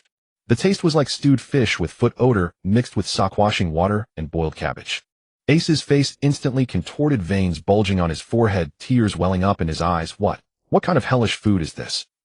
In the den mushy's lens, Roy could barely contain his laughter, his shoulders shaking like reeds in the wind, laughter rolling out from his belly. Forgot to tell you, devil fruits are one of the worst tasting things in the world. You bastard. You knew all along, didn't you? Ace shouted while gagging, tears still clinging to his eyes. Roy was beside himself with joy, rolling on the rooftop, laughing, nearly knocking the den mushy off. Of course I knew, but you were eating so seriously I couldn't miss the opportunity. Just you wait. I'll get my revenge someday. Ace stomped in fury, tears and snot almost streaming, but he still gritted his teeth and swallowed the fruit. Oh, by the way, I forgot to tell you. You only need to eat the first bite. Ace was about to curse when suddenly, boom. A surge of blazing energy exploded from his chest, searing heat flooding through his limbs. He froze. The next second, a brilliant flame burst into life in his palm, scorching hot, bright enough to illuminate half the rooftop. The wind whipped the flames, and the boy's shocked face was etched like a sculpture in the firelight. Roy calmly put away the den mushy, made a victory sign at the lens, then turned his gaze softly to Ace. Welcome to the world of fire. On the rooftop, the two boys smiled at each other, surrounded by flames and starlight. This was a mark of growth, a testament of family trust, and the starting point of Ace the Sun's flame. Doflamingo sat with his legs crossed, fingers tapping lightly on the armrest, his pink feather coat trailing to the floor, his eyes behind the sunglasses cold and piercing. Doflamingo sat with his legs crossed, fingers tapping lightly on the armrest, his pink feather coat trailing to the floor, his eyes behind the sunglasses cold and piercing. In the center of the hall, Bellamy knelt prostrate, covered in wounds, his clothes torn and ragged, traces of dried blood on his forehead. He looked utterly wretched, like a stray dog. Fufufu. Doflamingo's laughter was low and dangerous, echoing through the silent hall. Bellamy. He slowly rose, looking down at the kneeling man with undisguised mockery. How do you have the face to come back alive? Bellamy shuddered, lifting his head in disbelief. Dito Flamingo Sama. He desperately wanted to explain, but the words caught in his throat as he suddenly remembered what the Marine boy had said 3 days ago before leaving. Fall guy. So, that's really how it was. Bellamy's face turned deathly pale, his lips trembling as if he wanted to plead further. But Doflamingo had already lost patience. Trash. With a flick of his finger, nearly invisible threads coiled around Bellamy's neck. No. Doffy. Bellamy struggled in terror, but the threads had already cut deep into his flesh, blood seeping along the lines. Doflamingo's eyes were ice cold. With a light twitch of his finger, swoosh. Blood sprayed as Bellamy's head rolled to the floor, his eyes still wide open, staring into death. The hall fell into dead silence. The family executives stood on both sides, not daring to make a sound. Doflamingo slowly sat back on his throne, blood dripping from the threads at his fingertips, his expression dark and terrifying. Roy. He muttered the name under his breath, his tone carrying suppressed fury. Marine Headquarters, Luo-E's residence the next morning. Boom. The morning silence was shattered by an earth-shattering roar. Thick black smoke billowed from the kitchen and window fragments flew out along with blazing flames. Fire! In the living room, Name screamed while holding a toothbrush, and Nua Chigao instinctively rushed toward Bei Meyer while covering her ears. Sis, how did you blow up the kitchen? That's not my breakfast. Bei Meyer quickly distanced herself. Luo Yi, who was drinking tea in the yard, flickered and teleported into the kitchen wreckage, grabbing the culprit. AIC, whose face was covered in black soot and hair looked like fried chicken. Ahem. I didn't mean to. AIC waved his smoking hand, explaining awkwardly, I just wanted to toast a bread. You turned the entire kitchen into a volcano just to toast a bread. Luo Yi glanced at the overturned oven and the half-melted ceiling, his tone incredibly calm. I can't control it. AIC crouched down, holding his head in pain. The fire listens to me too well. But sometimes it doesn't listen to me at all. Luo Yi's mouth twitched, and he sighed. Looks like we need to arrange some intensive training. Marine Headquarters Training Ground Morning. Fire Fist. AIC roared, thrusting his right fist forward. Intense flames erupted from his knuckles, forming a massive flaming fist, like a burning mountain roaring towards ZFA opposite him. Waves of fire rolled, the heat oppressive. ZFA, however, stood still, his gaze cold as his right arm slowly wrapped in a layer of jet black armament haki. Humph! He raised his hand and swung it casually. Bang! The blazing flames shattered, dispersing like smoke, and the air trembled with a rumbling sound. The recruits watching from the sidelines stepped back a few paces, exclaiming in awe. AIC gritted his teeth, kicked off the ground, and charged forward again. What about this flame whip? He flipped and leaped into the air, his right leg wrapped in flames, drawing a blazing crescent in the sky, lashing down like a burning whip. Humph, just a flashy trick. ZFA snorted and threw a punch straight ahead. The flames burst, the shockwave kicked up dust, and AIC was sent flying in midair, landing, clumsily rolling several times before stopping. Ugh! He propped himself up on the ground, struggling to stand, clenching his teeth, sweat beading on his forehead. ZFA stepped forward slowly, his tone cold. Your attack range is large, and the momentum is strong. But your flame temperature is insufficient, density is insufficient, and concentration is terribly lacking. He pointed at his own arm where the flame attack had only left a slight scorch mark. It can't even redden my skin. Who do you want to burn? AIC's face flushed with embarrassment. I am still getting used to the fruit. ZFA frowned slightly. That's no excuse. Your current control is like a 3-year-old playing with matches and gunpowder ready to blow up at any moment. If you don't learn to refine your flames and just keep stacking range and showmanship, you'll never be able to defeat Luo. AIC lowered his head, clenching his fists, the flames quietly dancing in his palm. Though burning hot, it only made him feel a helpless restlessness. Then what should I do? He finally asked in a low voice, his tone carrying unprecedented seriousness and reluctance. Luo Yi stepped forward, patted his shoulder, and the corner of his mouth lifted. Start by learning to light a fire. Flames are not meant to be flailed around. He looked into AIC's eyes, his voice slow and steady. It's a blade, not a firework. Hearing this, ZFA nodded and continued. Control temperature, control output, control trajectory. Start by training to ignite a flame on one finger without burning the skin. AIC was stunned, his mouth open. Luo Yi casually picked up a twig and tossed it to him. Here, first make it charred, but don't burn it through. AIC looked at the twig, thinner than his finger, then looked at them, complaining. You adults really know how to torment a child. Wrong. Luo Yi and ZFA almost said in unison. This is teaching you to control. On the other side of the training ground, the recruits gathered in a circle to watch. Dulike stared silently at AIC, his fists unconsciously clenching. Luo squinted, a hint of solemnity in his eyes. Indeed, Mr. Luo Yi's teaching is not just simple knowledge infusion. Just as AIC was struggling to control the flame without burning the twig, Luo Yi, standing beside ZFA, spoke again. AIC, come here. AIC quickly trotted over. Luo Yi sat cross-legged and pointed to the spot beside him. Sit. He casually drew a diagram in the sand with a simple flame pattern and a series of numbers beside it. AIC, which devil fruit ability do you think is the most offensive in the Marines currently? AIC blurted out, of course, Vice Admiral Saka CJI's lava fruit. Correct. Luo Yi nodded, raising 3 fingers. But his strength is not solely due to the lava fruit. First, Vice Admiral Saka CJI's armament haki is also ridiculously strong. Second, his observation haki prediction is extremely accurate, allowing his lava to pierce through the opponent's defensive gaps. Third, he wrote a line of numbers in the sand. Lava temperature approximately 1200 C. AIC's eyes widened. Only 1000. Luo Yi chuckled, his gaze falling on AIC's flames, and the theoretical upper limit of flames is close to 5000 degrees. Do you know what that means, Oi? AIC held his breath. If you can finally control the flame temperature, for example, raising it to 4000 C and concentrating it on the tip of a needle, you can melt through the keel of an entire warship in 1 second. At 5000 degrees, a single strike can burn through armored steel walls, evaporate the moisture in an enemy's breath, and even instantly defeat a master with low proficiency in armament hockey. He paused, looking at the training dummy in the distant equipment room. Don't be fooled by its hard material. It's a special composite steel from the Marine Science Department. But if you use high-temperature flame to concentrate point burning, he pointed at isekai'd's hand, like a needle, you can make the enemy turn to ash before even letting out a scream. isekai'd's pupils contracted, and the flame in his palm trembled involuntarily. So, Luffy stared at him, his voice low and firm. Don't treat the Mera no Mi as a giant lighter. What you possess within you is the authority of destruction and rebirth. Zafei spoke slowly from the side. From today, report to the science unit every afternoon. Lieutenant Firecraft will take you through thermodynamic model training. Before you clamor to fight, learn energy control first. The two expected isekai'd to complain about the trouble of studying, but instead found his eyes growing bright. Wow! His eyes lit up as if he had heard some battle scripture. So in the future, I can evaporate a pirate fleet with one finger. Luffy put a hand to his forehead. That's not the point, okay? Zafei laughed. Never mind, as long as he understood.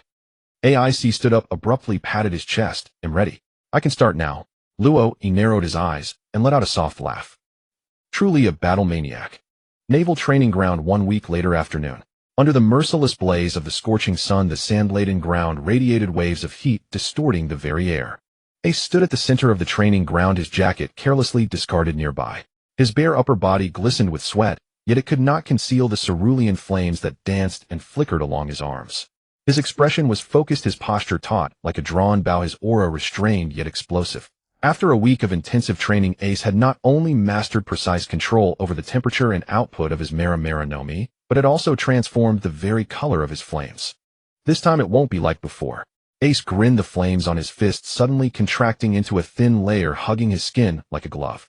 Across from him, Law stood silently, hands in his pockets, his gaze as cold as ice. His room, space enveloped his surroundings, its faintly rippling edges wavering like mist, exuding a steady, commanding presence. Though the blade he held was a standard-issue naval sword, it emanated an undeniable pressure in his hands. This was his first time fighting as a swordsman in actual combat, yet the sharpness and intimidation were impossible to ignore. The sidelines were crowded with Marines who had come to watch, and even Drake, who had been training, couldn't help but stop to observe. The clash of two prodigious youths was a rare spectacle at Marine headquarters. Ready? Ace's lips curled upward as cerulean flames spread from his forearm to his fist, and the searing heat burst forth like a storm. Law did not respond, but merely lowered his head, his right hand resting on the hilt of his sword, as his room silently expanded by a notch. Gunfire modified. With a series of sharp whooshes, Ace struck first. His hands formed pistol shapes, and dozens of tiny finger-sized fire bullets like shooting stars shot out from between his fingers. Each bullet was compressed to the size of a marble, yet it carried a temperature of 30 degrees, far surpassing the penetration and density of before. The air crackled with a sizzling sound, as if even light was warped by the intense heat. Law's eyes narrowed. Shambles. In an instant, he swapped positions with a stone at the edge of the field. The fire bullets missed, hitting the ground and turning the sand into chunks of dark glass-like crystals as the air was torn by the burning heat. The watching Marines collectively gasped. His flame intensity now. It's nothing like the playful fire before. He turned sand into glass. Is that the compressed high-temperature gunfire? Law wasted no time. His room flickered, and he teleported to Ace's side rear, a flash of steel cutting through the air. Scalpel. Ace's eyes sharpened as his observation hockey instantly caught the incoming airflow. He crouched low and dodged backward, the blade barely grazing the tip of his nose. Reacting swiftly, he pushed off the ground, flames erupting like a rocket as he leaped. Flame kick pierce. Flames coiled around his leg as he delivered a powerful kick, the heat scorching the air with immense pressure. Clang. Law gritted his teeth and parried the sand beneath him, cracking as his legs went numb from the force, but he remained steady. Calm and composed, he once again activated his spatial ability, swapping places with a nearby rock to instantly close in on Ace's back. Surgery injection. The blade descended like a shadow toward Ace's back, but this time, swoosh. Ace anticipated it, his body dissolving into flames, the slash passing through the scorching illusion before he materialized midair. In midair, Ace unleashed a burst of flames from his legs, a novel application of the Rokushiki technique, Zoro, combined with his flame propulsion.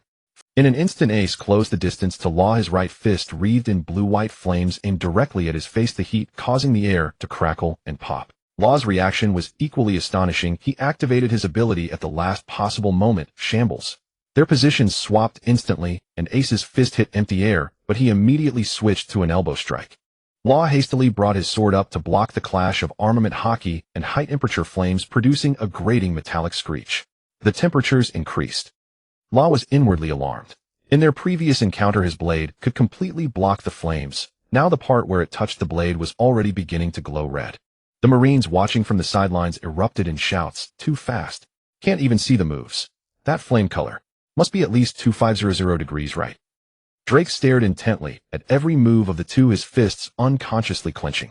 This level of combat far exceeded the average Marine headquarters. The fierce battle lasted 20 minutes, and finally Ace seized the moment when Law's stamina faltered, using flame pressure point shot to break through Room's defense. The highly compressed flame line left a scorched mark on Law's chest, and Ace followed up with a flame Zoro charge. A fire fist. His right fist shot forward, the compressed azure flames erupting as if igniting the entire air. Boom. Law was sent flying several meters, crashing into the training ground wall, sending stone chips and dust flying. After 2 seconds of silence, thunderous applause and cheers erupted. Ace won. That fight was incredible. Are these two still kids?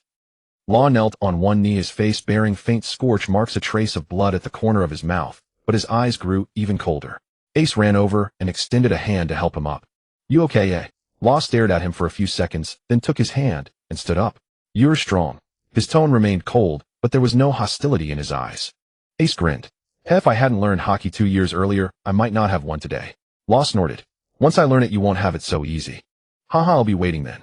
At the edge of Marine headquarters training ground, Zephyr and Roy stood side by side, their gazes crossing the swirling dust to land on the two figures who had just finished their fierce battle. These two brats. Zephyr stroked his chin, a rare smile of contentment spreading across his face. The future is truly promising. Roy nodded, his gaze carrying admiration and a hint of hidden pride. Ace's flames can now maintain a high-temperature compressed state for over 30 seconds. Law's control over Room is becoming more refined. But his stamina consumption is still too high. We need to strengthen his basic training. He paused, a slight smile tugging at his lips. Once they both fully master armament and observation hockey, some Commodores will have to take these kids seriously. Ha ha ha. Zephyr laughed heartily. That's what makes it interesting. The old bones of the Marines will eventually be carried by the young. This old man has been waiting for that day for a long time. Just then the din-din mushy in Roy's pocket suddenly started ringing. Brr-brr-brew. The snail opened its eyes, revealing a female model with thin-rimmed glasses, its tone crisp and professional. Rear Admiral Roy, please report to the Intelligence Division immediately. There is an urgent intelligence update. Intelligence Division office.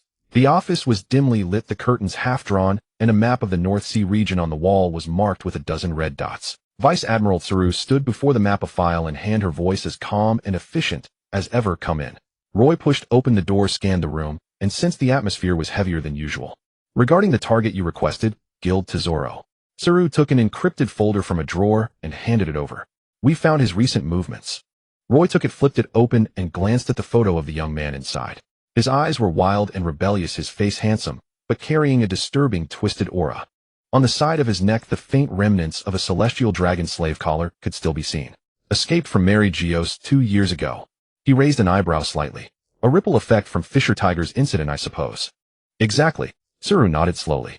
He was once a celestial dragon's slave, harboring an abnormal hatred for nobles and the wealthy, but his obsession with money is even stronger. She pointed to a red dot on the map. His last known coordinates are the Crimea transit port in the North Sea, a gray zone mixing nobles, wealthy merchants, and smugglers. Roy closed the file, his expression darkening. I'll go myself. Zoro paused, frowning slightly. Now, you know the North Sea is still a hotbed of Doflamingo's informants, right? Roy chuckled, his tone playful. Don't worry, Miss Zoro. That little turkey doesn't intimidate me. Zoro was momentarily stunned, then smiled softly, shaking her head. Little turkey. Quite fitting. Corridor outside the training ground. Leaving the Intelligence Division, Roy walked along the corridor back to his quarters, then suddenly stopped. He pulled a folded Vivre card from his pocket. Ace's Vivre card. At that moment, the edge of the paper was slightly curling and twisting, indicating that the card's owner was in a state of intense emotional fluctuation. Got into trouble again. He sighed softly, and in the next moment his figure vanished with a whoosh. Training Ground Science Division, Special Testing Area. Quick. Do that high temperature flame emission again. When the blue-white flames form, please maintain a constant temperature. We need to read the plasma state data. At the edge of the training ground, Ace was surrounded by several Science Division researchers' various instruments aimed at him, recording everything from energy fluctuations to heat focal points across his body. He looked utterly resigned. I am not a lab animal. But you're the youngest Logia-type user in the Marines, and you can control the blue flame state. Your scientific value is immeasurable, a researcher shouted excitedly, while operating. Not far away, Law stood under the shade of a tree, arms crossed, watching the scene. At last, a faint, barely perceptible smile tugged at the corner of his lips. The morning mist, like a gossamer veil, lay quietly over this most chaotic trade port of the North Sea. In the distance, waves surged on the dock. A cacophony of voices mingled with the sounds of cargo loading, vendor hawking, arguments, and laughter, painting a tableau of survival under a gray order. Crimea Transit Port, one of the most notorious gray zones in the North Sea, where nobles, wealthy merchants, smugglers, bounty hunters, and black market traders converged. Money and power flowed in the shadows, while the surface order was barely maintained by the port's so-called managers. Here everyone worshipped but one creed: whoever had more money called the shots. An ordinary passenger ship slowly docked, and passengers disembarked one after another, merging into the clamorous crowd. Just then, whoosh, a tall, slender figure materialized at the edge of the passenger ship, as if condensed from the air itself. With slightly wavy black hair, a towering 3-meter stature, broad shoulders, and a narrow waist, his muscles were perfectly defined, yet not exaggerated. His exquisitely tailored dark gray suit accentuated his tall, straight frame, lending him an air of cold elegance. His deep black eyes swept calmly across the dock, his expression utterly serene, yet impossible to look away from. It was Luo, not in military uniform. "We've arrived," he murmured, his voice low and gentle, tinged with a hint of languor. The moment his words fell, the bustling port fell into a sudden hush. Vendors' cries ceased mid-sentence. Passing noble ladies gasped with hands over their mouths. Even the dock workers froze, oblivious to the boxes crashing onto their feet. All eyes were irresistibly drawn to the man who had appeared out of nowhere. That hat person. Who is that? So tall. And so handsome. Is he a noble from some country? Or a celebrity? Chill. Keep your voice down. What if he's someone important? Luo ignored the commotion, striding down the gangplank at a leisurely pace. His leather shoes struck the wooden dock with a steady rhythm. What a hassle. He had originally wanted to avoid attracting attention, so he hadn't worn his naval uniform. But his height and appearance were far too conspicuous in this place. But it didn't matter anymore. Luo curled his lips slightly, his gaze sweeping over the hidden corners of the port. Their several greedy or wary eyes had already locked onto him. Perfect. Saves me the trouble of hunting them down one by one. He casually walked into a tavern that looked reasonably clean. The moment he pushed open the door, the clamor inside fell silent. The atmosphere froze. The barkeep behind the counter paused, sweat beading on his forehead. Forcing a smile, he stepped forward. "Sir, what would you like to drink?" Luo sat down, his long fingers tapping lightly on the counter. His voice was calm and low. "I want information." The smile on the barkeep's face stiffened instantly. "Information. Guild to Zoro is there." Luo lifted his eyes, his gaze like a blade cutting through hearts. His tone remained gentle, yet brooked no refusal. The air turned icy. In a corner of the tavern, a group of burly men rose silently, their hands resting on the weapons at their waists. Luo didn't even turn his head, offering a faint smile. "If you don't want to die, sit down." His voice was not heavy, but it pierced like shards of ice, stabbing into the marrow of every soul. The men instinctively froze, alarm bells ringing in their hearts. A beastly instinct roared danger. Extreme danger. The men who had stood up slowly sat back, down, their movements stiff, cold sweat trickling down the backs of their necks. Luo looked at the trembling barkeep again. "So can you answer my question now?" The barkeep behind the counter, his lips pale, stammered. He was at the Golden Sand Casino yesterday. But this morning, he went to the abandoned mine area to the north. "Good." Luo nodded, fished a belly coin from his pocket, and tossed it carelessly. "Much obliged." He got up and left, and only then did the tavern's patrons breathe a sigh of relief. Stepping out of the tavern, Luo gazed at the faint outline of the mines to the north, squinting. The abandoned mine area? So it seems this future Golden Emperor is still scavenging for scraps. The next moment his figure vanished into the morning mist, as if he had never existed. All that remained was the bustling port, filled with hushed whispers, and a few stalkers who had followed him, but utterly lost their target, left standing there bewildered. Beihai abandoned mine area. The scorching sun baked the barren pits, and the air was thick with the acrid smell of metal and the dry tang of dust. This mine had once been jointly exploited by the royal family and merchant guilds, but long ago abandoned by the authorities. Now it had become a new stronghold for exiles and ambitious men. Guild Tesoro, 28 years old, was bare-chested, his blonde hair, disheveled, sweat beading on his forehead. A dark circular brand scarred his back, the mark of a Tianlong slave, ugly and glaring. He stood at the edge of the mine pit, tightly gripping a piece of ore that glowed with a golden-red luster, his knuckles white from the strain. It was a piece of star iron, or extremely rare and rich in metallic essence, used for high-grade weapons and noble ornaments. A hotly contested prize on the black market. Dig carefully, all of you, he roared, turning back to the dozen laborers at the bottom of the pit. They were ragged and emaciated, yet they gritted their teeth and swung their pickaxes, sweat and dust mixing into mud that slid down their faces. This, or sells for a fortune on the black market. Just a bit more, and we can buy a decent ship and get the hell out of this godforsaken place. A nearly obsessive flame flickered in his eyes, as if that ship was the first step toward conquering the world. Star iron in hand, he seemed to see another life, a rainy night, his girlfriend Sherdila being dragged away by Tianlong people, her skirt tearing in the mud, he in rage lashing out at the Tianlong, only to be captured and taken to Mali Chaoya as a slave, kneeling on the marble floor of Mali Chaoya, kicked by golden boots until his mouth filled with blood, crawling in chains, a slave dog who fawned for a single gold coin. He muttered hoarsely, his voice broken.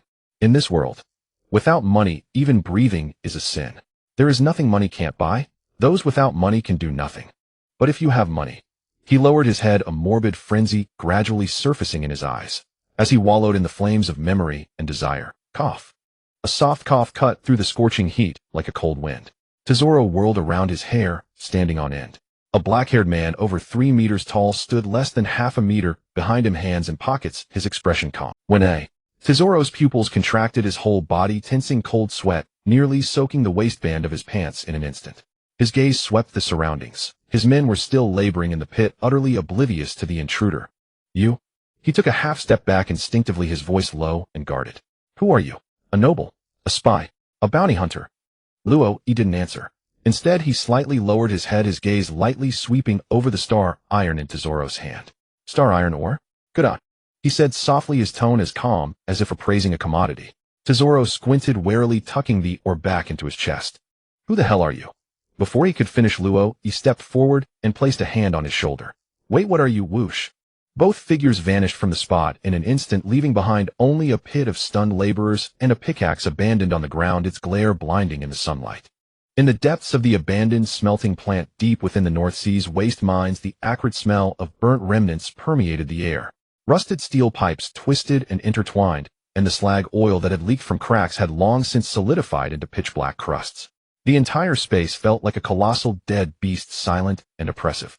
A sudden sharp sound tore through the air, as if the very fabric of space was being ripped apart. Tesoro's vision blurred instantly, and he stumbled into this silent graveyard of steel, losing his balance.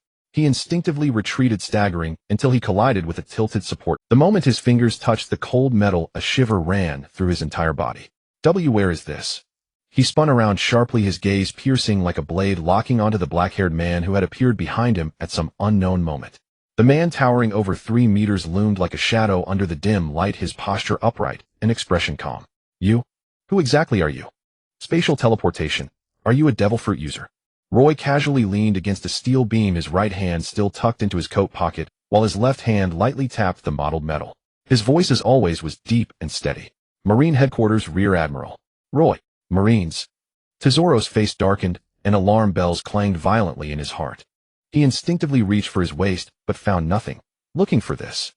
Roy held up the dagger that should have been concealed in his coat, twirling it lightly between his fingers with a practiced dance-like motion. The cold gleam of the blade traced a sharp silver line through the air. Coated with poison, double-edged, specifically aimed at vital points. Very professional. Roy looked up at him, a smile on his lips, but no warmth in his eyes. What exactly do you want? Tesoro's voice tightened, his guard intensifying. I'm not here to arrest you. Roy casually thrust the dagger into a rusted steel plate beside him. I'm here to discuss a partnership. Partnership? Tesoro let out a derisive laugh, his expression mocking. The Marines are in the business of making deals now. Don't tell me you're the champion of justice and order, and then you want to shake hands with a runaway slave. He abruptly pulled down his collar, revealing the horrifying scar on the back of his neck, the brand of a celestial dragon's slave collar. Do you know what this represents? He sneered, his words cutting like knives. This is the footprint the world has stamped on me, the gift from those heavenly beings you so-called protect. Yet Roy merely gazed at him in silence for a moment before responding calmly, I'm not here to talk to a slave. I'm here to talk to the future Golden Emperor about a partnership. At that single sentence, Zoro's sneer froze, and the frenzy in his eyes trembled almost imperceptibly. Are you insulting me? He asked, his voice hoarse. I'm acknowledging you. Roy leaned forward slightly, his tone earnest. A man who discovered star iron, or in a mine abandoned for 30 years, a man who turned beggars into semi-professional workers in just half a month. He pulled out the dagger, a flash of cold light, then slowly sheathed it. You have vision, intelligence, means, and ambition. You're only missing a real opportunity. Zoro's lips still curled in a cold smile, but the mirth had already faded. He stared at Roy as if assessing a strange gamble. So, you want to co-opt me, put a gilded dog chain on me, and let me settle down as a national mine owner? You're wrong. Roy stood upright, his silhouette casting a long shadow under the broken skylight. His gaze was firm, his voice deep. I want to invest in you to make you the richest man in this world. The air froze for several seconds. Huh. Zoro was stunned, as if he hadn't understood the meaning of those words. What did you just say? I said what you're after isn't just money. Roy pointed at his chest. You want to use money to shatter that lofty world above. Forge a sword from gold and cut off their necks. Those words struck Zoro's heart like a heavy hammer. At that moment, Zoro's pupils trembled slightly, and the sarcasm and caution he had forced up finally showed a crack. He tried to sneer but found his lips strangely stiff. How can you say that? His voice carried hesitation, reluctance, and a hint of probing. Because I'm not talking empty words with you. Roy's answer was devoid of any superfluous embellishment, yet it carried immense weight. The next second, the dust at their feet swirled violently, and an indescribable pressure erupted from within him like a thunderclap. A wave of conqueror's haki burst forth like a thunderbolt, tearing through the sky, shaking the entire abandoned smelting plant. Rusted steel beams groaned, plaster peeled off the walls, and the ceiling trembled violently, as if it might collapse at any moment. Zoro felt his breath instantly stolen, his knees giving way and crashing to the ground. Cold sweat poured like a waterfall, and his spine felt pierced by ice. The air froze, time stood still. In that raging torrent of haki, he felt as if thrown into a howling beast forest with thousands of wild beasts roaring in his ears. This was not oppression. This was a declaration. The declaration of a king. Just as his consciousness was nearly torn apart, the terrifying pressure receded like a tide. Gasping for air, Zoro lay on the ground, his knuckles white, his entire body trembling. He lifted his head and looked into those calm, yet suffocating eyes, feeling genuine fear for the first time. You? His voice was hoarse. What exactly do you want? Roy walked closer, his voice low like a demon whispering temptations in his ear. I can not only let you control money, but also let you personally overthrow your nightmares. At that moment, Zoro's pupils contracted sharply. He seemed to see it. He saw that dark rainy night when Stella was dragged away by the celestial dragons, her screams tearing through the night. He saw himself chained to the marble floor of Mary Geo's, knees bleeding, palms scraped raw, crawling like a dog beneath the boots of countless nobles. He saw that celestial dragon, with a contemptuous gaze, raising a golden scepter in an instant when he thought he would die there. Money, he murmured, as if chewing on the humiliation of the past. Without it, you're nothing. His fingernails dug into the sandy ground, blood seeping out. He slowly lifted his head, gritting his teeth. What do you want me to do? Roy didn't answer, but slowly took out a black metal case from inside his coat. With a click, the lid flipped open. A devil fruit lay quietly inside, its entire body flowing like liquid gold with an eerie light, as if a condensed mass of burning greed had taken shape. Paramecia type gold fruit. Roy spoke calmly. It grants the user absolute control over gold. Whether solid, liquid, or dust form, it can be shaped, manipulated, and reconstituted at will. All properties of gold will become your most powerful weapon. With it, you can control value, shake the order, and define the rules. Zoro's breathing grew heavier. He naturally knew what this meant. Gold was the lifeblood of kingdoms, the fuel of war, the currency of power, the shell of faith. To master gold was to hold the throat of the world. The fluctuations of the gold market, the demands of the military-industrial complex, the trading rules of the underworld. Countless possibilities exploded in his mind. You? Zoro stared at Roy, a complex light appearing in his eyes for the first time. You're willing to entrust such power to me, eh? This is just the beginning. Roy chuckled softly, his voice calm, yet carrying a cold edge. I don't need your loyalty. I only need your success. He added lightly. I simply placed the right person in the right position. Silence fell, as if the entire ruins were holding their breath. After a long while, Zoro knelt heavily. Not because of the pressure of haki, but because the 20 years of humiliation, suppression, hatred, and longing that had weighed on his heart all burst forth at this moment. For the first time in 20 years, someone had seen through the layers of disguise he had worn. Not a vengeful demon, not a money-crazed lunatic, but a master strategist driven to genius by despair. Fine. He extended his trembling fingers, and when they touched the fruit, it was as if his entire being was ignited by fate, the blazing ambition erupting from his chest. Roy gently placed the fruit into his palm, and said calmly, "Eat it." Zoro stared at the fruit, his eyes burning. "From today onwards," he murmured, as if making a vow, "it's not me bowing to money but money serving me." He bit into the fruit fiercely, the crisp sound of chewing exploding in the silent ruins. Roy turned and walked toward the rusted iron door, sunlight slanting through the broken window and falling on his shoulder. "Remember, when you say money is everything, make sure you yourself are money incarnate." North Sea abandoned smelter. The air simmered with the metallic scent of heat. Zoro swallowed the last morsel of the gold fruit, its bitter taste drawing his brow into a deep frown. Suddenly a strange power surged within him, as if resonating mysteriously with some precious metal. He slowly extended his right hand, his fingertips brushing lightly against the iron rack beside him. To his astonishment, tiny golden specks emerged on the rack's surface like dormant gold awakened by an unseen force. The specks gathered swiftly, forming a thin layer of gold leaf over the rusted iron. "This is..." Zoro's voice trembled with disbelief. He spread his fingers, and the gold leaf instantly detached from the rack, flowing and reforming in the air before coalescing into an exquisite gold coin that landed steadily in his palm. Sunlight streamed through the dilapidated roof, casting a dazzling gleam on the coin's surface. Zoro gazed at the pure gold coin, his eyes reflecting a complex shimmer. "So that's it," he murmured to himself. "It's not creating gold out of nothing, but awakening and manipulating the gold elements dormant within metal." He clenched his fist, feeling the power flowing within him.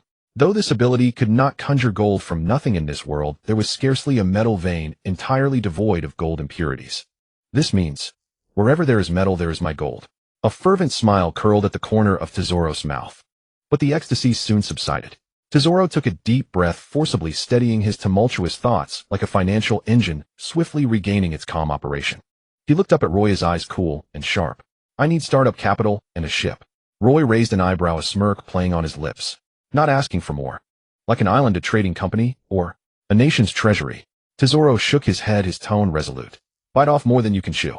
Am not yet qualified to ask for too much." Roy's lips curled slightly, a hint of hidden admiration in his eyes. "This kid is calmer than I thought." Having just gained his power, he could immediately and soberly assess resources and risks. No greed, no chaos, clearly judging that he lacked the capital to contend with the whole world. "Good," Roy said softly, his gaze turning more serious. "Since I've put you on the table, I'll make sure you can afford the first round." He paused, then slowly turned to look beyond the decrepit factory. "Startup capital. A ship." He repeated under his breath, the traces of thought on his brow swiftly shifting into a contemptuous curve. Suddenly, he let out a cold laugh. "Seems there's something ready-made." Zoro was startled, instinctively stepping back half a pace. He keenly sensed from Roy's smile a blend of inexplicable pleasure and sinister chill, a very, very ominous premonition. "What are you plotting?"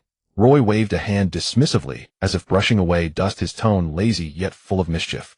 "There's a flamingo in the North Sea who seems to have left some assets here. Casinos, cargo ships, underground funds. Tisk as messy as an opium pile. Picking one up would suit you, wouldn't it?" "You mean?" Zoro's eyes narrowed sharply, the image of that arrogant, sleazy face flashing in his mind. "Da flamingo. Are you insane?" Roy grinned, his tone casual. "What's scared?" Zoro was silent for a moment, then a cold, sinister curve slowly crept across his lips. "But insane. I like it." Roy extended his hand, his voice light, yet carrying an unmistakable command. "Let's go. He'll take you to collect your newbie package." North Sea Kelimia Transit Port. Late night. The night was like ink, yet the port blazed with lights. The sound of waves lapping against the dock seemed eerily quiet in the darkness. A massive merchant ship coated in garish pink paint was moored at the edge of the harbor. On its sail was emblazoned a flamingo with outstretched wings, the emblem of the Don Quixote family. A group of pirates, well-dressed yet coarse in manner, were patrolling the deck. "Damn it, we've been waiting all day. Is this big client ever coming?" one pirate complained. "Shut up," another hissed. "Do you know who's on the ship? Diamante-sama, a high-ranking officer of the Don Quixote family, and you dare complain?" "Well, what?" The first man's face turned ashen, and he immediately fell silent. Just then the cabin door clicked open. A tall, cloaked man stepped out, his blonde hair draped over his shoulders, a flamboyant smirk fixed on his lips, though a shadow of unease lurked between his brows. One of the Don Quixote family's highest-ranking officers, codename Diamond, commander of the family's fighting group, Flutter Fruit user, Diamante. He stood at the center of the deck, gazing into the distant night, muttering lowly, "Something feels off. Why does my observation haki feel oppressive? As if death is approaching." Diamanasoma, a nearby pirate, asked cautiously. Diamante didn't answer. His eye twitched violently. The next second, boom. The very air seemed to tear apart, and the entire merchant ship lurched downward. Several pirates lost their footing and fell onto the deck. And in the night sky, a tall, slender figure stood silently on the gunwale, black hair tousled by the night wind, his suit rustling in the moonlight. The man wore a nonchalant curve on his lips, as if the entire ship was merely an after-dinner amusement. "Good evening, little native," Aroid. Diamante's pupils contracted violently, his legs trembling uncontrollably, his face drained of all color. Aroid. Diamante's pupils contracted violently, his legs trembling uncontrollably, his face drained of all color. He never imagined that instead of the client, this monster would come to the ship. The monster marine who had effortlessly subdued Doflamingo at Minion Island and even personally slain Virgo. "Well, what are you doing here?" Diamante's voice quivered, and he instinctively stepped back. "Just picking up something," Roy said flatly, raising a hand lightly. Bam! Several pirates on the deck who had just reached for their swords were sent flying, not even letting out a groan. I understand." Diamante let out a shriek and dropped to his knees with a thud. "The ship, the money, the cargo, all yours. Don't kill me." Bam! Several pirates on the deck who had just reached for their swords were sent flying, not even letting out a groan. I understand." Diamante let out a shriek and dropped to his knees with a thud. "The ship, the money, the cargo, all yours. Don't kill me." I understand." Diamante let out a shriek and dropped to his knees with a thud. "The ship, the money, the cargo, all yours. Don't kill me." As he spoke, he tremblingly kicked out the heavy chest of gold behind him, his face filled with terror and humiliation. Roy stood at the center of the deck, looking down at him from above, his tone languid. "Tell Doflamingo. Better drop the idea of Dressrosa, or he'll pluck every single one of his feathers." Diamante's heart jolted in shock. How does he know about that? Sensing that Roy had no further moves, he stumbled onto a spare dinghy and fled in panic, not daring to look back. 10 minutes later, on the deck of the Flamingo merchant ship, inside the cabin, a heavy gold coin rolled slowly between Tesoro's fingers. The crisp metallic clink echoed in the silent night, as if playing the prelude to a new era. The cabin door swung open, and Tesoro emerged carrying a heavy chest in each hand. Golden light spilled through the cracks onto the deck, bathing him as if in a sea of gold. 300 million berries in total. He set the chests down steadily. Plus a merchant ship with near-luxury fittings. His voice was calm, but his knuckles gripping the handles were turning white. "Done." Roy leaned against the mast, enjoying the night breeze, his expression relaxed. "You're satisfied with the newbie package?" He winked, his tone teasing with a hint of sincerity. Tesoro glanced at him, said nothing, but his gaze crossed the deck and fixed on the direction of the escaping dinghy, his brow furrowed. After a moment of silence, he asked in a low voice, "That Diamante? He's a high-ranking officer of the Don Quixote family, right?" He didn't even dare resist, and just handed everything over. He seemed to be talking to himself, or trying to find an answer from Roy. He had seen the cruelty and arrogance of those people in the North Sea, but that Diamante had fled like he'd seen a ghost. He slowly turned to look at Roy, a hint of inquiry in his eyes. "Are you really a Marine?" The question was heavy, but Roy didn't take offense. Instead, he chuckled lightly. "Of course," he stretched lazily, not bothering to explain. "I just have more important things to do. And you," he pointed to the golden chest at his feet, "are my specially chosen partner." Tesoro gazed at his unbridled smile, a complex mix of chill and anticipation stirring within him. Tesoro gazed at his unbridled smile, a complex mix of chill and anticipation stirring within him. He looked down at the coin he had shaped with his own ability. Under the moonlight, the coin seemed to whisper softly, "Let money take back everything for you." The night wind filled the sails, and the Flamingo merchant ship became a silhouette, slowly sailing into the dark channel toward an unknown horizon. The night wind filled the sails, and the Flamingo merchant ship became a silhouette, slowly sailing into the dark channel toward an unknown horizon. The next day, at the Don Quixote family's stronghold in the North Blue. Boom. The entire castle violently trembled in an instant, cracks spreading across the walls like a spider web, and hundreds of glass windows shattered under the terrifying impact of Conqueror's haki, like an omen of doomsday. In the center of the hall, Doflamingo stood like a demon in his long feather coat, the floor tiles cracking inch by inch under the chaotic dance of his threads, the air thick with murderous intent and oppressive fear. A trademark smile hung on his lips, but it was twisted beyond recognition by rage, and even the eyes behind his sunglasses were bloodshot. Luo-e, Luo-e. His voice was low like the roar of a beast from hell, making the entire hall tremble. On the ground, Diamante knelt like a corpse, his forehead pressed against the floor tiles, cold sweat dripping like rain his cape already soaked through. Dodo Flamingo. He also asked me to tell you something. His voice trembling, barely able to articulate. Doflamingo suddenly leaned down, grabbed him with one hand, and glared fiercely. Speak. Diamante almost cried and forced himself to say, he said, don't mess with Dressrosa anymore. What? The hall fell into a brief silence. The next moment Doflamingo's pupils contracted sharply, and he stood frozen, as if struck by lightning. How could he know about that? That's the kingdom I've been planning for 10 years. This is information that even the world government may not have. He took a step back, his expression instantly turning extremely grim. In his mind flashed like a revolving lantern, the cold-eyed boy with a spotted hat. The traitorous younger brother who hid everything behind his smile. Rosinante. Traitor. Damn traitor. Doflamingo gritted his teeth, clenched his fists tightly, knuckles cracking, blood slowly dripping from his palm. Luo-e. What exactly are you trying to do? He felt an unprecedented pressure, a man who didn't belong to the Marines but held dangerous rules, disintegrating his throne bit by bit in a seemingly playful way. Just as his mind grew colder, bang!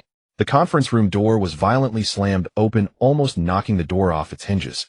Treble stumbled in, mucus flying everywhere. In a panic, Dodo Flamingo-sama. Something happened. Disaster. Something terrible. What now? Doflamingo roared. Treble was so scared he almost knelt. It's Queen of the Beasts pirates. He's already outside the castle. He's already outside the castle. Queen. This time Doflamingo was no longer angry, but fell into genuine alertness and contemplation. His usual wild laughter briefly disappeared, replaced by a deep furrow of his brow. Cadus men. Coming to seek cooperation at this time. Is it to pull me into the game? Or to share the pressure? He was silent for a moment, a cold glint flashed in his eyes. Let him in. Treble quickly nodded and withdrew. Doflamingo walked to the shattered window, gazing at the dark sky. A smile again crept onto his lips, but this time not arrogant, but cold, oppressive, and unfathomable. Interesting. Luo-e, you are forcing my hand. Marine headquarters, Marine Fort. Sunlight fell on the white, magnificent buildings. The morning sea breeze blew through the central avenue, rustling the metal clasps on the hem of Luo-e's uniform.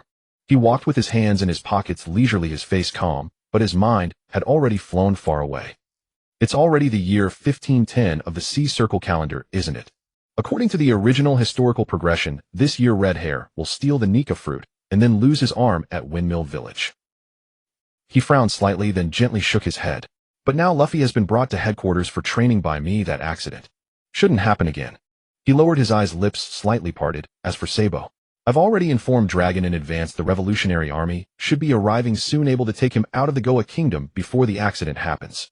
This way at least his darkest fate can be rewritten and he can grow up in the Revolutionary Army. As he was pondering, a light footstep came from ahead. Brother Luo. Two small figures rushed up like the wind, hugging his legs tightly from left and right. Nojiko. Nami. Luo-e looked down and couldn't help laughing. The two sisters looked up at him, their eyes sparkling as if filled with starlight.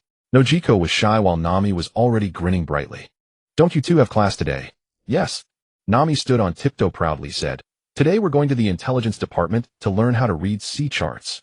We're going to be super powerful Marines. Nojiko also nodded firmly, her little hands clenched into fists. Before Luo-e could speak, a lazy, smiling female voice came from behind. Yo, the busy man finally deigned to come back. He looked up and saw Gion standing on the steps with her arms crossed, a teasing smile on her lips. Today she wasn't wearing her flowing kimono but had changed into a standard dark blue marine uniform, the tailored waist emphasizing her striking figure and a sharp heroic aura in her eyes. Behind her a slightly shy girl followed, strawberry blonde hair flowing softly to her waist, clear emerald eyes like gems reflected in the deep blue sea. As soon as she saw Luo-e, her face instantly turned red. Conques. Luo-e was slightly startled, then a gentle smile rose on his lips. Long time no see, Conque. Brother Luo-e. Conque almost bit her lips, shyly responding, her fingers constantly twisting the hem of her clothes like butter melting in the sun. Vice Admiral Tsuru's granddaughter, future headquarters Rear Admiral. Her mind is frighteningly sharp, but she blushes too easily. Luo-e thought to himself, but his gaze softened. Where are you all heading? Of course to class. Nami raised her little hand. Sister Gion said she would teach us chart navigation. We also need to learn code analysis. Nojiko said seriously. An excellent navigator doesn't rely only on sense of direction. Gion stepped forward, patted their shoulders. Stop arguing, business first. She turned back and gave Luo-e a meaningful wink. By the way, Fleet Admiral Sengoku mentioned that you caused quite a stir in the North Blue. Huh? Luo-e shrugged with a smile. Just took something, not that big a deal. Gion didn't press further turned and led the three girls towards the intelligence department. Before leaving, Kankei secretly glanced back and finding Luo, also looking at her, she immediately turned away as if scalded, the tips of her ears red as if they could bleed. Watching them leave, Luo smiled, looked up at the boundless blue sky, sunlight streaming through the pure white clouds onto his shoulders, warm and quiet. Next, it's time to check on the training results of Ace and Law. The sunlight bathed the vast training ground, the air thick with the scent of dust, sweat, and metal. Clang! The blade clashed violently with the blazing flames, sending a shower of sparks and a shockwave that swept across the area. Fire Fist, ROM shambles.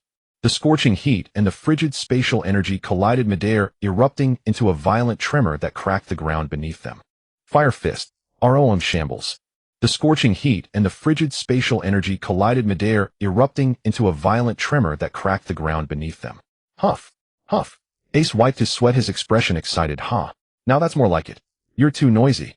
Law remained calm as ever, but his focus was notably sharper as he twisted his right hand, expanding the space once more. Whoa! The observing Marines stepped back, their faces filled with awe. Those two kids are already at officer-level combat power, aren't they? The flames are hot enough to scorch the rocks at the edge of the field. Law's spatial domain is getting more stable too. He can keep deploying it mid-battle. On the sidelines, Garp sat cross-legged on the sandy ground, munching on senbei, while giving Luffy a special training of love, which was essentially a one-sided beating with his fists. Faster your fists. Where's your hockey? Use it. Wah? Grandpa, that hurts. 7-year-old Luffy ran around clutching his head, but no matter how he dodged, he couldn't escape Garp's iron fist. Faster your fists. Where's your hockey? Use it. Wah? Grandpa, that hurts. 7-year-old Luffy ran around clutching his head, but no matter how he dodged, he couldn't escape Garp's iron fist. Luffy, shut up. Ace roared, veins bulging on his forehead. Distracted, he lost his footing and was forced back 3 steps by Law's short sword. Don't let your mind wander in the middle of a fight, Law said quietly. Ace gritted his teeth and his flames erupted violently, as if determined to burn the outcome out of this duel. Just as everyone was immersed in the training atmosphere, a familiar dark figure walked slowly toward them. Luo, he had his hands in his pockets, his gait relaxed, his gaze sweeping across the entire tree. When he caught sight of a familiar silhouette under a tree not far away, his pace slowed slightly. It was Kazan. He leaned against the trunk, his cloak half covering his body, one eye hidden behind an eye patch, appearing to be dozing off. But Luo, he knew he was observing the battle. Brother Kazan. Luo, he walked up to him and said softly, what brings you to the training ground today? Kazan lifted his eye patch, revealing his deep, calm eyes. Era. Luo, he just passing by, thought I'd take a look. He glanced at Ace and Law, paused for a few seconds, then spoke slowly. Are you sure you want to raise him this way? Luo, he knew who he was asking about. He looked at the fiery young figure in the middle of the field and answered softly, Ace is a good kid. He shouldn't be denied because of his bloodline. Those who made this world the way it is are the ones to blame, not him. Those words struck Kazan's heart like a heavy hammer. He lowered his gaze, memories of a swallowed past flooding his mind. The sea of fire at O'Hara Saul's collapsing back, the smile that refused to close in the frozen stillness. You bastard. Kazan said quietly, you're really bold, aren't you? Do you know what kind of structure you're challenging? Of course I do. Luo smiled calmly. But if we don't break those structures, why are we Marines? Kazan didn't answer, only let out a low chuckle. He stared at the children, suddenly unsure of what he was holding on to or what he was running from. I'm leaving. He brushed the dust off his coat and turned away. See you next time, senior brother. Luo whispered as he watched his retreating figure. Kazan's steps faltered almost imperceptibly, but in the end, he didn't look back, just raised a hand in a wave, his silhouette stretching long in the sunlight, as if walking a path with no return. Still wavering, senior brother. Luo withdrew his gaze. But it's okay.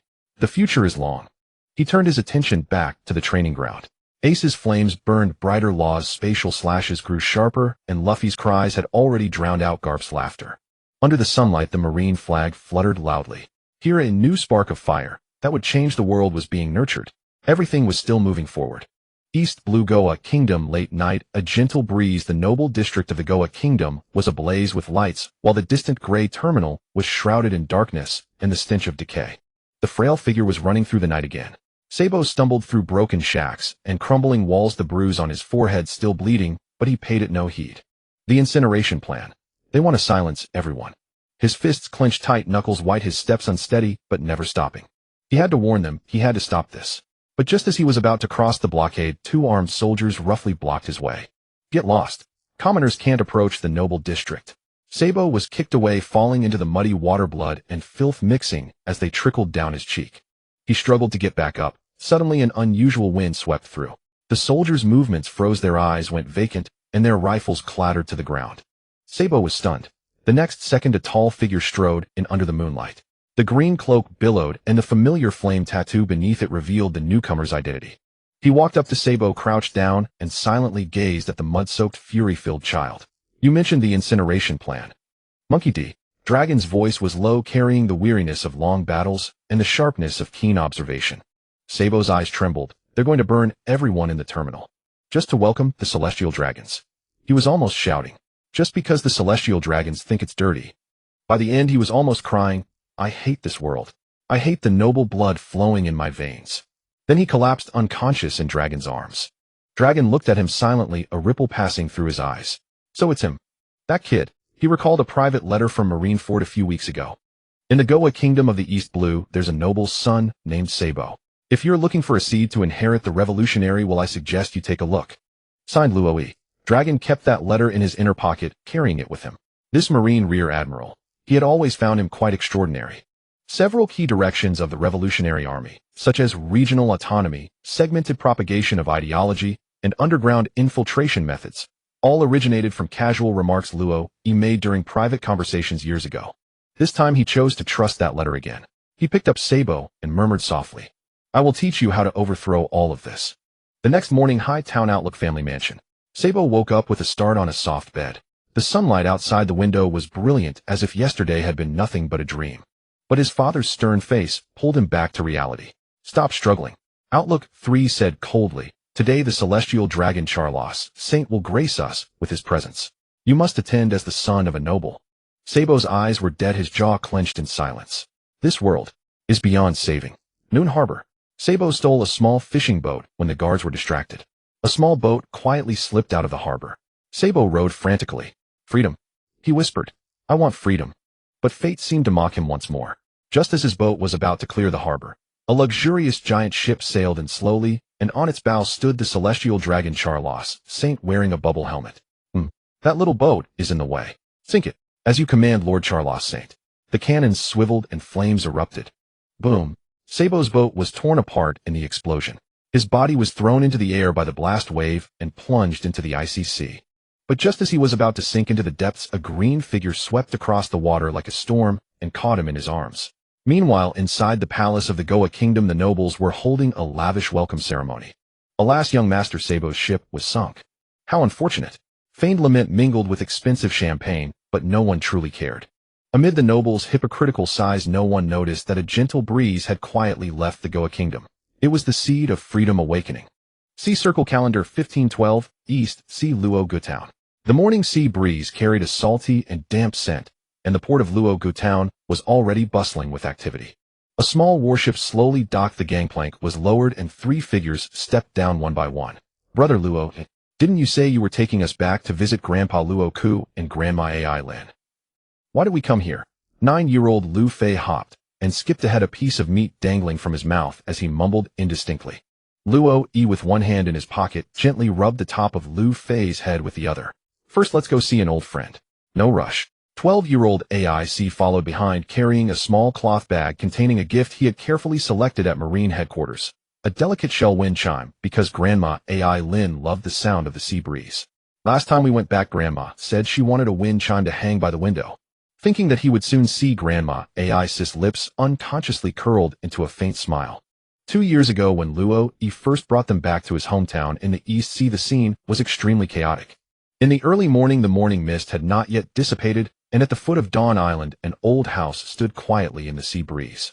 3 figures walked slowly to the door. Young AIC and Lu Fei, carrying small bags, looked around with alertness and curiosity. "Dad, Mom, I'm home." Luo stood at the door, a gentle smile on his lips. Creak. The door slowly pushed open. Luo Ku, a sturdy figure, poked his head out and was about to scold his son. "You finally decided to come back, huh?" Then he saw that behind Luo, 2 little kids were poking their heads out from left and right. "Huh, who are these 2?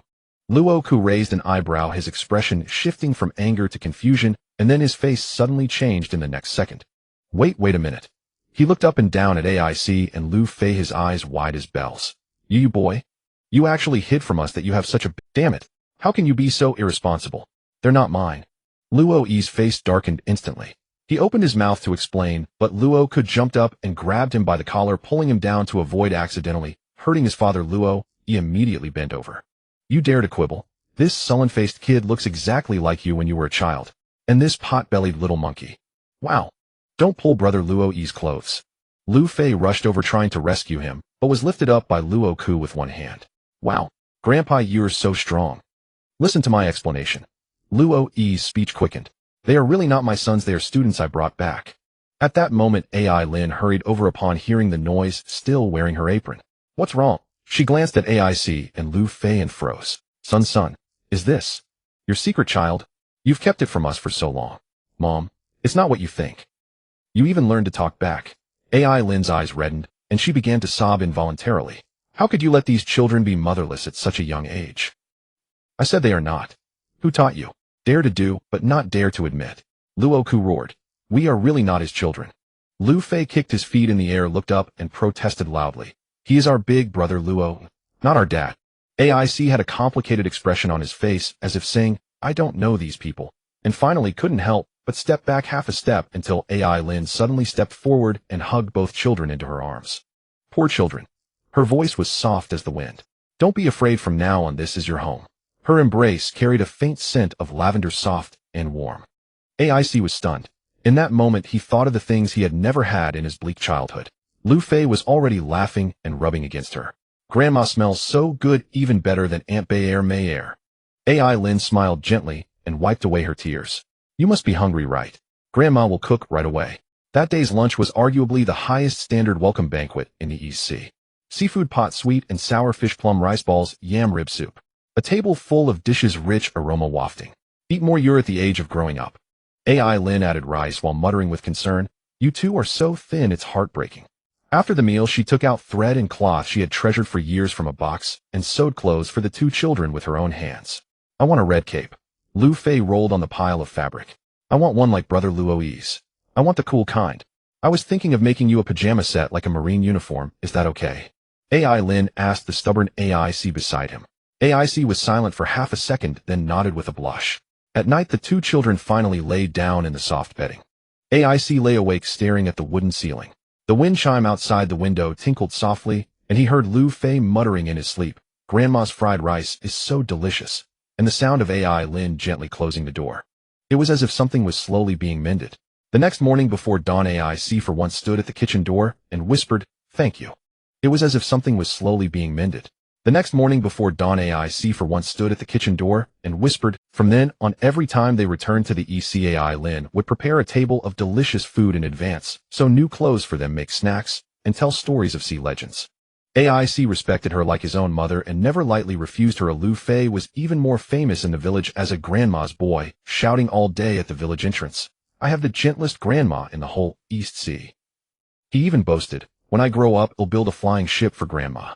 The morning sunlight spilled onto the docks of Luogu town, the sea breeze gently blowing, and the air was mixed with the smell of fish and ship fuel. Lu Fei chewed the last bite of his dried rice ball, while muttering non-stop, who are we going to see? Is it really more important than seeing Grandma Ai Lin? I really want to eat Grandma's stewed meat, the kind that's so soft and fragrant. Soon, don't rush. Luo rubbed his head helplessly.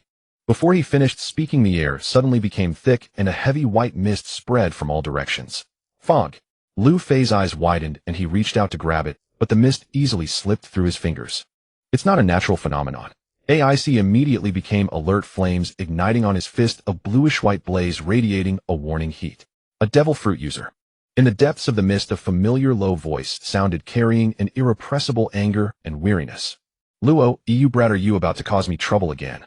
As the words fell from the center of the thick fog, a tall, silver-haired man stepped out slowly. His broad figure was wrapped in a white marine coat with thick cross stripes on his shoulders, 2 lit cigars clamped in his mouth, and his gaze was like a blade as he swept over the crowd. Long time no see, CMO go. Luo laughed brightly as if meeting an old friend, spreading his hands and putting on a harmless expression. CMO Gu took a deep drag on his cigar, his eyes narrowed in the swirling smoke. Are these the 2 little brats you brought? Hey. AIC stepped forward angrily, a flash of fire on his fist. You're the brat. Wow. Lu Fei, however, was not angry at all. Instead, he leaned in front of CMO Gu with starry eyes. You can smoke. That's so cool. Did you eat the smoke fruit? Smoke fruit. CMO Gu bit his cigar, veins bulging on his forehead, the mist churning slightly with his emotions. Seeing this, Luo quickly patted CMO Gu on the shoulder. Don't be so serious. I came here for real business this time. Let's have a drink first. Cut it out. You suddenly show up in my jurisdiction all mysterious like that. You must be up to no good. How could that be? I often go back to my hometown to see my parents and also drop by to see an old neighbor like you. Luo winked, then changed his tone, lowering his voice and leaning in. But this time, there is indeed something else. CMO Gu squinted. Speak. It's about red-haired Xiang Ku's lost arm. As soon as these words were spoken, the air seemed to instantly freeze. CMO Gu's pupils contracted slightly. As expected, the two exchanged a glance. Neither said anything more, but the air was thick with an unspoken danger. AIC and Luffy were still playing around in the back, completely unaware of the undercurrents between the two adults. You really never let anyone have a moment's peace when you come back. CMO Gu sighed through his cigar. Investigate if you must, but don't cause any trouble. Luo smiled without speaking and gently waved his hand. Take me to the old place in Luoga Town. Let's talk slowly. East Sea Road Town, a certain tavern. Jingle. The wooden door of the tavern was pushed open, the bell tinkling crisply. The originally sparse patrons looked up and immediately showed respect. Captain, White Hunter, Simoj walked in with 3 people. Lord Simoj, the owner hurriedly greeted. How come you have time today? Usual spot. Simoj, cigar in mouth, glanced at Luo and the 2 kids behind him amidst the swirling smoke. And 2 glasses of milk. Right away, the owner quickly went to prepare. Wow, this place is so cool. Luffy looked around excitedly, clinging to the back of a chair, as if he had entered an amusement park. AIC frowned, his tone dissatisfied. Did you just say milk? I'm 12 years old, can I have some alcohol? Simoj turned back with a sneer. A little brat wants to drink. Get your fire under control first. What did you say? AIC's temper flared up, his fists already igniting. All right. Luo pressed his head down casually, taking the wine from the owner. Don't wreck the tavern. The owner, with an air of discretion, set down the drinks and placed a large platter of freshly roasted beef. This is our specialty for Lord Simoj and the honored guests. Simoj nodded slightly, and the owner tactfully withdrew. Brass lights spilled down the tavern corner, quieted, leaving only the clinking of glasses and the occasional creak of wooden chairs. Simoj blew out a smoke ring, leaned back in his chair, and lowered his voice. Spill it. You suddenly show up in the EC with 2 time bombs. What exactly are you investigating? Luo took a sip of wine, gently swirling the glass in his fingers, his smile fading. About Xiang Ku's losing his arm. How much do you know? Humph. Simoj let out a cold laugh, his gaze sharpening. A great pirate of the New World loses his arm to a sea king in the East Sea. Hard for anyone to believe, right? He paused. Besides, you fought him before. Do you think that makes sense? Luo nodded. Let alone a sea king. The pets in these East Sea waters. Forget biting my arm, they'd be lucky to even get a taste of my shoe. Luo unfolded it and frowned. Satsuruso Kingdom. Simoj lit another cigar. A week before he lost his arm, the Red Force Luo unfolded it and frowned. Satsuruso Kingdom. Simoj lit another cigar. A week before he lost his arm, the Red Force briefly docked there. Allegedly, he met privately with some royalty. Contact with a pirate of Xiang Ku's caliber, and the royalty still alive. Luo raised an eyebrow, tapping his fingers absently on the table. Seems like a trade was made. I think so too. Simoj frowned. But that kingdom has recently sealed almost all departure records. Something's fishy. I think so too. Simoj frowned. But that kingdom has recently sealed almost all departure records. Something's fishy. Simog's eyes were piercing. Luo's fingers tapped lightly on the table, lost in thought. Just then Luffy suddenly leaned in his nose, almost touching the report. Wow. What's this? A treasure map. AIC yanked him back, face red with embarrassment. Don't mess with important documents, you idiot, Luffy. What's this? A treasure map. AIC yanked him back, face red with embarrassment. Don't mess with important documents, you idiot, Luffy. Luo smiled as he put away the report, patting Simog's shoulder. Thanks, old friend. This is very useful. Simoj snorted. Don't cause trouble. I don't want to clean up your mess. Just as the two were joking around, bang. The tavern door was violently pushed open, the wind chime knocked out of tune, startling the patrons into turning around, disobeying orders. Just as the two were joking around, bang. The tavern door was violently pushed open, the wind chime knocked out of tune, startling the patrons into turning around. An intelligence officer in a crumpled uniform stumbled in, his hat crooked almost down to his nose. Report, Captain Simoj. Urgent intelligence. Kekioshi village has sent a distress signal. A pirate crew is launching a large-scale attack on the village. What a urgent intelligence. Kekiashi village has sent a distress signal. A pirate crew is launching a large-scale. Are they asking for trouble? He grabbed his military cap from the table and rushed out. Assemble the troops, prepare to depart. Don't rush, Luo's light voice sounded behind him, carrying his usual lazy smile. Simoj turned around to see Luo. He's still lounging in his chair, swishing his glass, but his eyes had become sharp. Let us go. You. Simoj frowned. This is the East Sea, no need for headquarters to intervene. It'll take you at least 20 minutes to mobilize. Luo stood up, brushing off the wine stains. For me to move 2 minutes is enough. He lazily pointed at the sky outside the window. By the time you deploy, I'll have already chopped those scum and fed them to the fish, you bastard. Simog's forehead veins bulged. But before he could finish, swoosh. AIC stood up, cyan-white flames instantly enveloping his arms, his fighting spirit blazing. Finally, something serious. Luffy jumped onto the table. Fight. Fight. I'm gonna punch all those bad guys away. Clatter. The owner, who was about to bring over grilled fish, dropped it in shock. Simoj looked at the two eager kids, then at Luo, whose face clearly said, I'm going to meddle, and finally scratched his hair in annoyance. Fine, whatever. But don't make too much noise. Leave it to us. Luo stood up with a smile, picking up AIC and Luffy, one in each hand. Time to go, bad guys, beat down time. Punch pirates. Luffy shouted excitedly, swinging his fists in the air. The next moment, whoosh. A powerful gust of wind shook the entire tavern, the curtains billowing, and the three figures had vanished from their spots. Where are they? The intelligence officer stammered. Simoj put another cigar in his mouth, took a deep drag. Headquarters, Rear Admiral Luo, he has personally set out. Nothing to fear. He turned and walked out of the tavern, leaving a lazy order. Send a reply. Those small fries won't survive the night. Upon hearing the name, Rear Admiral Luo, the intelligence officer's expression turned serious, and he nodded firmly. Understood. He's sea high above the clouds. The wind was like a blade, eardrums roaring. Upon hearing the name, Rear Admiral Luo, the intelligence officer's expression turned serious, and he nodded firmly. Understood. He's sea high above the cloud. Whoa. Luffy was yelling excitedly in the air, or flying. More thrilling than swinging on vines. Can I do a flying kick from up here? Luo was dragging the two with one hand, standing in midair, as if on solid ground, his gaze calm and sharp as a blade. In the distance, a thick plume of black smoke was rising from the coastline. Kekiashi village, he murmured, his tone utterly calm. Below on the sea, a pirate ship with shark paint was approaching the beach, its bow fitted with a jagged nose. A massive sea beast thrashed alongside the ship, and the pirate flag fluttered in the wind. Arlong pirates. Arlong. Luo narrowed his eyes. That fathead fish exchanged from impelled down after joining the 7 warlords. He's still daring to act recklessly. He looked at the 2 youths beside him. This battle today, a smile curled at the corner of his mouth. You two will fight. AIC clenched his burning fist, his eyes blazing. I can do it too. Luffy laughed while flailing his arms. He'll punch that fishhead leader into fish fillets. Good. Luo chuckled lightly. With a movement, the 3 turned into streaks of light, cutting through the sky and diving straight into the battlefield. Donghai Kexia village coast. The sea wind howled and the waves roared.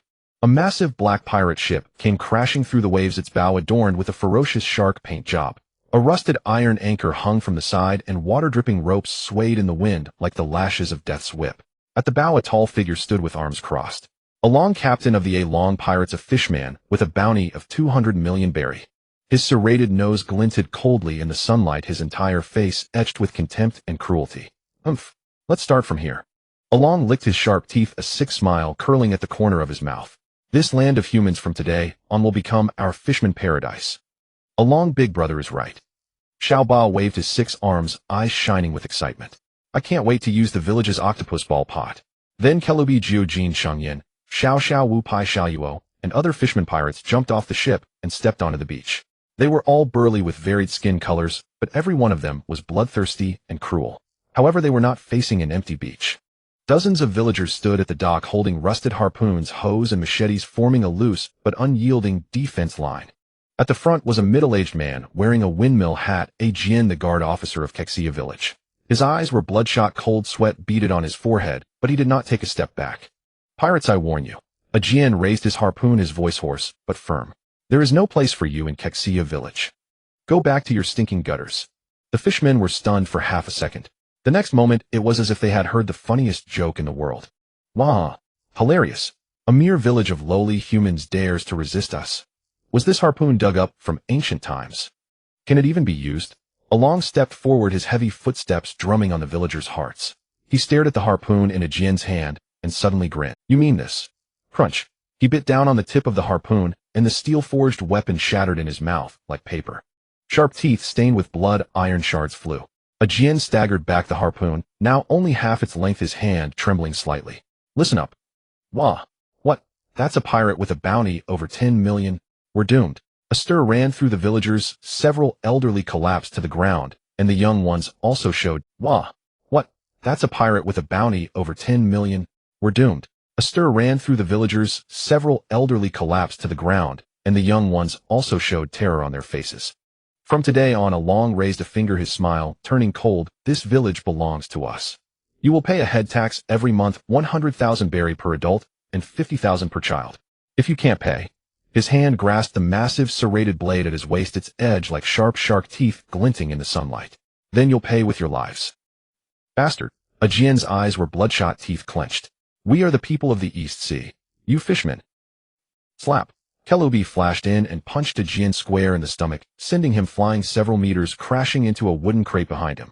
The villagers screamed in panic. Uncle Ajian. Don't come. Ajian lay on the ground spitting blood, but he struggled to get up, his trembling hands spread apart, trying to stop the young ones who wanted to rush forward.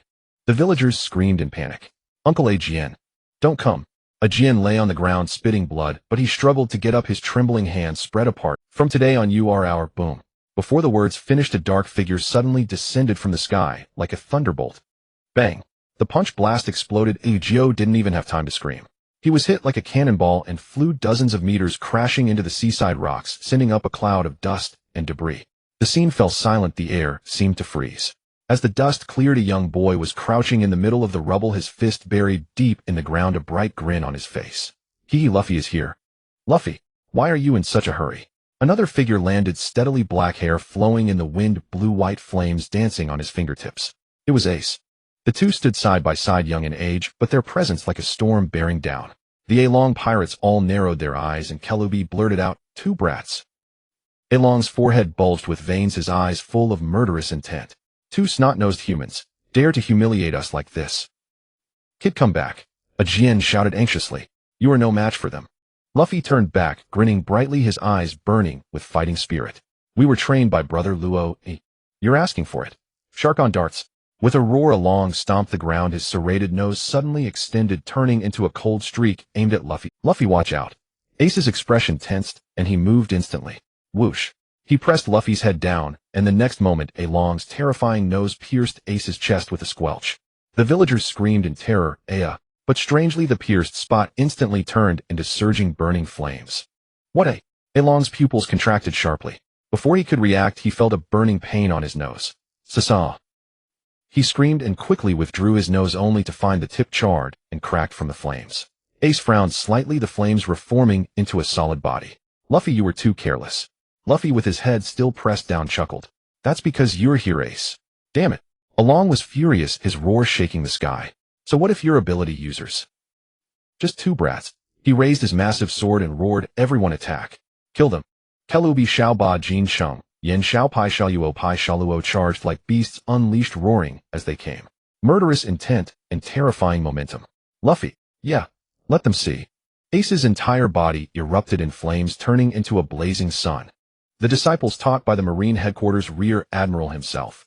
Fire Fist. Ace stomped, and a fiery dragon surged straight toward Kelubi and the other fisherman leaders. His right arm turned into a torrent of flames several meters long, smashing out. Rumble. The scorching flames swept like a giant wave, instantly engulfing the four minor fishermen, Jin Sheng, Yen Xiao Pai Xiaoluo. Sand and stones charred black, the sea wind reversed. East Sea Cocoa Village coast. Boom. The flames devoured like waves, leaving a scorched earth where charred remains still sizzled with smoke. Ace slowly withdrew his fist, flames spiraling up his arm, his gaze icy. Along Xiao Ba and Kelubi's eyes widened, instantly dumbfounded, their hearts shaken. Not far away, four fishmen, Jinsheng, Yinxiao, Pishaoluo, and Xiaowu, had been reduced to ashes under a single fire fist, without even a chance to flee. What a joke! Along's eyes bulged, his sawtooth nose trembling violently, anger mixed with fear. Just a mere brat. He looked at Ace standing in the midst of flames, his gaze cold and stern, and for the first time in his heart, a feeling named crisis arose. The corners of Ace's mouth lifted slightly, his expression contemptuous. What? He looked at Ace standing in the midst of flames, his gaze cold and stern, and for the first time in his heart, a feeling named crisis arose. The corners of Schwab, the serrated greatsword carrying a raging spinning force that tore through the air, slashed down toward Ace's head. Chi. The blade struck, but only pierced a leaping, blazing flame. What a fake! A Long's pupils contracted. In the next instant, the flame transformed into a human form again. You can't even use haki, yet you think you can commit atrocities. Ace's voice was low before his words faded. His fist, already filled with blazing flames, slammed heavily into a Long's abdomen. Boom! The scorching explosion struck his abdomen like a cannonball. Flames burst out from his back. A Long spat blood and flew backward, crashing through 3 entire coconut trees before landing with a thud. Big brother Along. Octopus Xiao Ba roared, 6 long swords drawn, his muscles bulging. 6 sword-style octopus jar slash. 6 sword lights danced like shooting stars, sealing all directions, slashing down toward Ace's head. Oomph! Ace's eyes turned cold, his figure once again transformed into flaring light and vanished instantly. Where a? Xiao Ba was alarmed. Behind you. Boom. Accompanying Ace's cold remark, dozens of fiery spears exploded behind Xiao Ba. Fire spear, rapid fire. Bang bang bang bang. Xiao Ba was directly swept away by the flame impact, his 6 swords scattered, leaving only a charred shadow rolling down. On the other side, Kelaubi versus Luffy. Fishman Karate Thousand-Tile Straight Punch. With a roar, Kelaubi's right fist wrapped in water currents, the impact force like a tsunami blasted toward Luffy. Well met. Luffy stomped the ground, kicking up dust, his muscles bulging, his right fist instantly wrapped in faint armament haki. Iron Fist Rock Smash. Boom. The 2 fists collided, a shockwave swept across, shattering all the surrounding sand and stones. Crack, crack, crack. Kelaubi's arm bones made dangerous sounds, his eyes instantly widened. How is this possible? This brat's fist is simply not human. Again. Finally, it's my turn to beat someone up. Luffy grinned excitedly, his body vanishing with a schwa. Shaved. The next second he appeared behind Kelaubi. Iron Fist machine gun. Bang bang bang bang bang. The punches fell like a storm rhythm, like drum beats. Kelaubi defended with all his might, but was still pushed back dozens of steps by punch after punch, his body already bruised black and blue blood seeping from the corners of his mouth. Fishman Karate Water Shot. With a roar, he blasted out a high-pressure water blade, slashing toward the approaching Luffy. Luffy gave a light shout, kicked off the air, moonstep. Schwa schwa schwak. He performed 3 consecutive jumps in midair, easily dodging the water blade, then gathered power and circled in the air before diving down. Tempest Kick Circular Slash. Swish. A sharp crescent-shaped slash fell heavily. Kelaubi had no time to dodge and could only cross his arms to block. Boom. The shockwave swept in all directions. Kelaubi was heavily slammed into the ground, sending sand and stones flying. When the dust cleared, his arms were shattered, completely incapacitated. Grandpa's loving iron fists weren't for nothing. The villagers were dumbfounded, as if watching a surreal dream. These 2 kids are they gods? A Jin muttered in a trembling voice, the shattered harpoon in his hand, already too weak to grip. Standing in the flames and dust, Luffy and Ace slowly withdrew their fists, turning to look at the terrified Along in the distance. Ace wiped the ashes from his hand and said softly, "So this is the inferior race you speak of?" Luffy scratched his head and added with a grin, "We were taught by Big Brother Luo." Along clenched his teeth, his body trembling slightly. For the first time, the thought of escape arose in his heart. Along struggled to stand, looking at his defeated subordinates, and finally fear appeared in his eyes. Who are you people? Ace and Luffy stood side by side, flames and haki swirling around them. Ace chuckled, "Marine headquarters, Ace." Luffy laughed with his hands on his hips. "I'm Luffy, who's going to become a Marine Admiral. That way I can boss Grandpa around, haha." Along. Are the Marines nowadays so terrifying with these brats? Just as Ace and Luffy were about to finish, Along, "Stop. If you move again, I'll kill her." A piercing scream shattered the battlefield stillness. Gio's figure burst out from the ruins, tightly gripping the neck of a villager, the village's Dr. Dr. Nego, whose carotid artery was pressed by his sharp nails, a trace of blood seeping from his neck. Ugh, Dr. Nego struggled in terror. Luffy suddenly stopped, his body tense, fists clenched with a crackling sound. "Despicable bastard. Using hostages." Gio laughed wildly, "Haha. You 2 brats are strong, but still too green." His eyes bloodshot, his face filled with madness and a sinister grin. "Go ahead. Aren't you so tough?" Along staggered to his feet, his chest charred, blood still dripping from his mouth, yet he smiled with eerie venom. Brat. This is real battle, reality isn't your little game. Xiaobok, Along gritted his teeth and roared, don't just stand there, grab all the remaining villagers. Xiaoba hesitated for a moment, but still walked step by step toward the villagers. The battle situation suddenly reversed, the villagers showed despair. Dr. Nago tightly pinned his face-pale kids. Run, get out of here. Come on. Come on, hit me. Just as Gio was smugly about to utter some victory speech, a faint, almost inaudible sound. No one noticed a faint dark red glimmer silently emanated from Ace's fingertip, flying silently to Gio's temple. It was a firefly of flame smaller than a pinky finger. The moment the flame firefly touched Gio's head, boom, the blazing white high-temperature flame seemed to tear the air apart in an instant. An instantaneous detonation of over 3,000 degrees. Gio didn't even have time to utter the word. His head was precisely detonated, instantly carbonized, and burst into a cloud of black ash drifting away in the sea. His body, losing support, slowly collapsed limp like a headless scarecrow. The villagers were stunned, several old men even fell to the ground. Dr. Nago collapsed on the sand, staring blankly at the sky, as if he had just been snatched back from the jaws of death. Xiaoba and Along were completely frozen in place, their faces pale, eyes trembling violently. Fear had taken over their minds for the first time. Ace withdrew the faint residual flame from his fingertip, looked at them calmly, his tone as cold as the deep winter sea. Big brother Luo, he taught me from the start. When dealing with pirates, you must maintain extreme vigilance and never trust a single word they say. Ace withdrew the faint residual flame from his fingertip, looked at them calmly, his tone as cold as the deep winter sea. Big brother Luo, he taught you weren't paying attention at all. Luffy rubbed his head and grinned stupidly. Can we fight now? Ace didn't answer, but walked step by step toward Along, whose flames silently coiled around his right arm, so blazing white that the air nearly distorted. Along forced himself to stand straight, gritting his teeth and roaring, stop. Our big brother is a 7 warlord of the sea. Our Fishman Island has powerful back. Don't mess with us. Xiaoba also rushed forward, trembling, clasping his hands and shouting. Our big brother is Xin Ping, who just became a 7 warlord of the sea. 7 warlords? Ace was slightly stunned, then showed a confused smile. What's that? The next second, boom. The flame-wrapped fist struck Along's chest squarely. The blazing white flame erupted like a mountain flood, violently burning and blasting open Along's entire chest. Ugh! Along screamed to the sky, his voice filled with despair and agony, but it lasted only half a second before he silently burned up in the flames. Thud! Along's body fell straight to the ground, his charred armor shattered, his chest blackened and collapsed, leaving only a wisp of ash drifting away in the wind. The air was so still that one could almost hear the seagulls stop their cries. Xiaoba fell to his knees with a thud, and Celebi also lay on his back with a dazed expression, his lips trembling. Monster. Ace turned to look at them and said coldly, stop pretending to be a superior race. The blood of pirates is not worthy of pride. Donghai Kexia village coastline. The sea breeze whipped up the remnants of gunpowder and the smell of scorched earth. The sea surface was still turbulent with scorched marks and the fallen bodies of fishermen pirates scattered across the beach.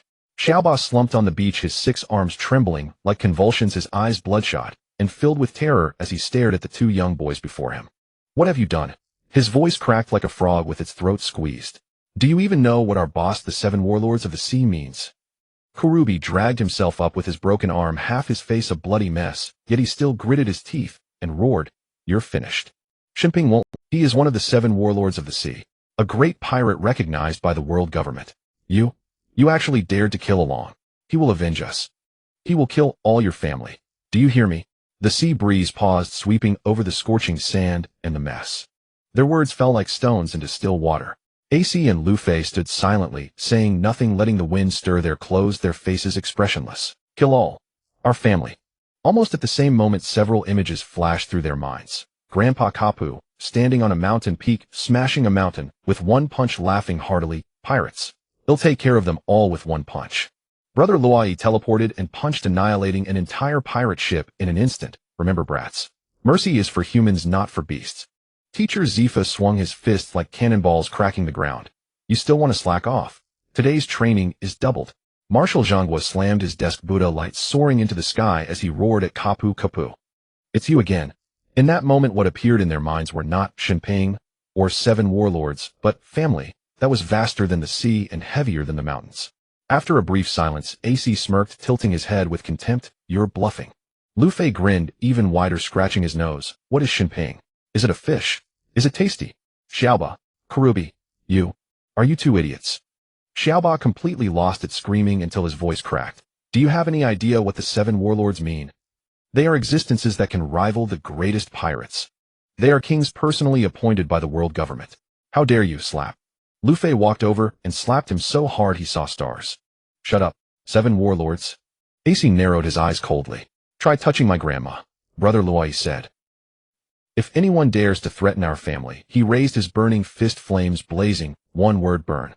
Xiaoba and Kurubi had no energy left. They didn't even dare to move. They could only watch silently as the 2 young boys stepped closer and closer. What are these 2 brats? Where did they come from?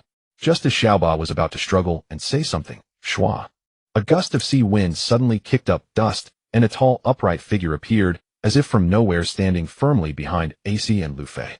The justice cloak flapped loudly in the sea breeze, and metal military boots crunched against the gravel with a resounding clang. Luai, a Marine Headquarters Rear Admiral, a monster officer, who grew up in the East Sea, glanced indifferently at the defeated soldiers scattered across the ground and commented, "Well done." His voice was not loud, but it struck the hearts of every surviving fishman like a thunderbolt. Xiaoba collapsed on the beach, his 6 arms stiffly wrapped around himself, as if he could block the impending fear. Thighs pressure. He's not an ordinary human. His gills twitched violently, his back soaked with cold sweat. For a moment, it was like being back in the nightmare of being chased by deep-sea kings in the ocean as a child. Luai. It's that Luai. After recognizing the newcomer, Xiaoba's eyes widened, and he almost screamed, Marine Headquarters Rear Admiral Luai. That monster who could fight against red-haired Zyankasi and escape unscathed. He's been active in the New World in recent years with a reputation no less than the 3 marine monsters with Logia abilities. It's over. Over. He finally understood. The reason those 2 boys didn't take the 7 warlords seriously was not because they were stupid, but because behind them stood an existence that even the 7 warlords wouldn't dare to provoke easily. Brother Luai, you're finally here.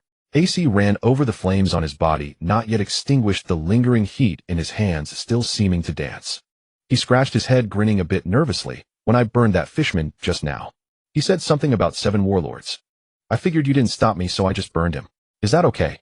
Luffy also leaned in, blinking his big shiny eyes. Yeah, that octopus said he would kill our family. Super bad. Luai laughed out loud, reaching out to ruffle AC's messy hair. Killing a few pirates is no big deal. Good job. His tone was extremely casual, like commenting on a neighbor's kid knocking over a trash can on the street. After saying this, Luai slowly turned his gaze, falling on Xiaoba, who was slumped on the beach. Just a brief glance, and that gaze cut through Xiaoba's skin like a knife, making him instinctively curl into a ball. Don't you think so? Lui's tone was still gentle, but there was a chilling coldness in his eyes. Ghoul. Gulp.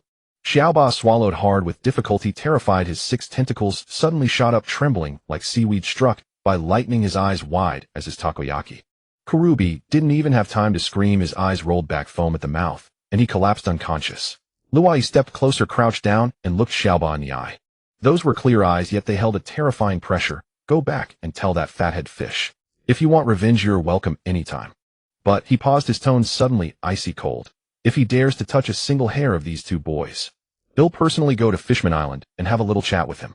Xiaoba felt as if he had fallen into an ice cellar, his entire body crushed, cold sweat pouring down. He saw Luai stand up, lightly brush the non-existent dust from his military trousers, and smile slightly. Now get lost. Yes, Yuan. Xiaoba, as if pardoned, used all 6 arms to carry Kurubi and sprinted toward the sea at a 100-meter dash speed, splashing a series of waves. Within seconds they disappeared beyond the horizon, not even leaving a bubble. AC pouted, TCH, so boring. I thought we could fight a bit longer. Luffy suddenly, and jumped up, eyes sparkling. Brother Luai, you said, if we win you'll treat us to grilled meat. AC nodded and added, and you said it's the Firestone grill we didn't get to eat last time. Luai looked at these 2 younger brothers whose faces were written with, I want meat, smiled helplessly, turned around, and said, alright, don't keep the villagers waiting too long. The 3 of them walked toward the village, playing and messing around, their shadows stretched long by the setting sun. Behind them were the blazing remnants of the pirate ship. The blazing fire illuminated the entire sea. The sea breeze gradually subsided, and the scorching flames of battle had not yet fully extinguished. Xiaoba dragged Kurubi, stumbling and staggering toward the ocean. Amid splashing waves, 2 disheveled figures soon vanished at the horizon, where sky and sea merged. On the other side, Ace was rubbing his fists excitedly, while Luffy jumped and shouted, let's go. I want to eat. Just as they took a few steps, Roy suddenly stopped. He sensed something, turned back to gaze at the wreckage of the Arlong pirate's ship, and his eyes settled on a certain spot at the stern. A faint smile curved at the corner of his mouth. Almost forgot, they still had a little pet. He gently clenched his right hand, and with a resonant hum, the void trembled. A thunderous explosion erupted from the sea. Amid roaring waves and towering spray, a colossal shadow was forcibly teleported from the seabed, soaring into the air. Moo!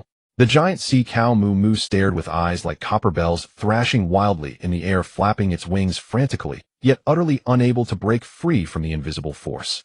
The entire village of Cocoa Island was stunned. Heavens! Is that a sea beast? So huge. How is it flying? Wait, isn't that the monster that followed the Arlong pirate's ship? Ace and Luffy's eyes sparkled instantly. Roast beef. So big. Great. Tonight we can feast. Roy lowered his hand with a smile, and behind him Ace's flames erupted instantly. Then let's start the banquet. Hours later in the village square, smoke curled upward from cooking fires, and the aroma of food filled the air. The massive body of the sea cow Moo Moo had been precisely cut into neat portions by Roy, then roasted over the flames of Ace's Mara Mara no Mi. Now it sizzled and turned dripping with juices. The villagers sat together, some holding skewers, others raising cups in celebration. Children ran circles around Luffy and Ace, who had become the heroes of the entire village. Officer Azure, wearing his windmill hat and with grease stains on his face, approached with a bowl of sake, his expression filled with emotion. Beside him walked the village's old Dr. Dr. Nako. Commander Roy. Azure saluted nervously. You saved our entire village. We really don't know how to thank you. Dr. Nako also bowed slightly. Thanks to your timely intervention, the consequences would have been unimaginable. Roy waved his hand, his expression calm and resolute. No need to thank me. We are the Navy. Fighting pirates and protecting the people is our duty. And you are very brave. Roy suddenly turned to Azure, his gaze sincere. Not everyone has the courage to stand up against brutal pirates. Azure was taken aback, then grinned broadly, his face flushing crimson. The 36-year-old patrolman had spent his entire life dealing with ordinary matters, never imagining that one day a rear admiral from Navy headquarters would personally praise him for being brave. Azure's lips moved, but in the end he just scratched the back of his head sheepishly. Hee. While he was still blushing over by the grill, Luffy and Ace were already fighting over the food. Hey, I saw that medium rare piece first. Don't grab it. Didn't you just eat 3 pieces? But you've had 4 skewers. Stop arguing. I think this thigh meat looks good. Let me cut a slice. You don't know how to cut meat at all. Ha. The villagers were delighted by the two boys' antics, and the air was filled with the warmth and peace that followed the battle. Roy also sat down, took the roasted beef from Azure, and bit into it.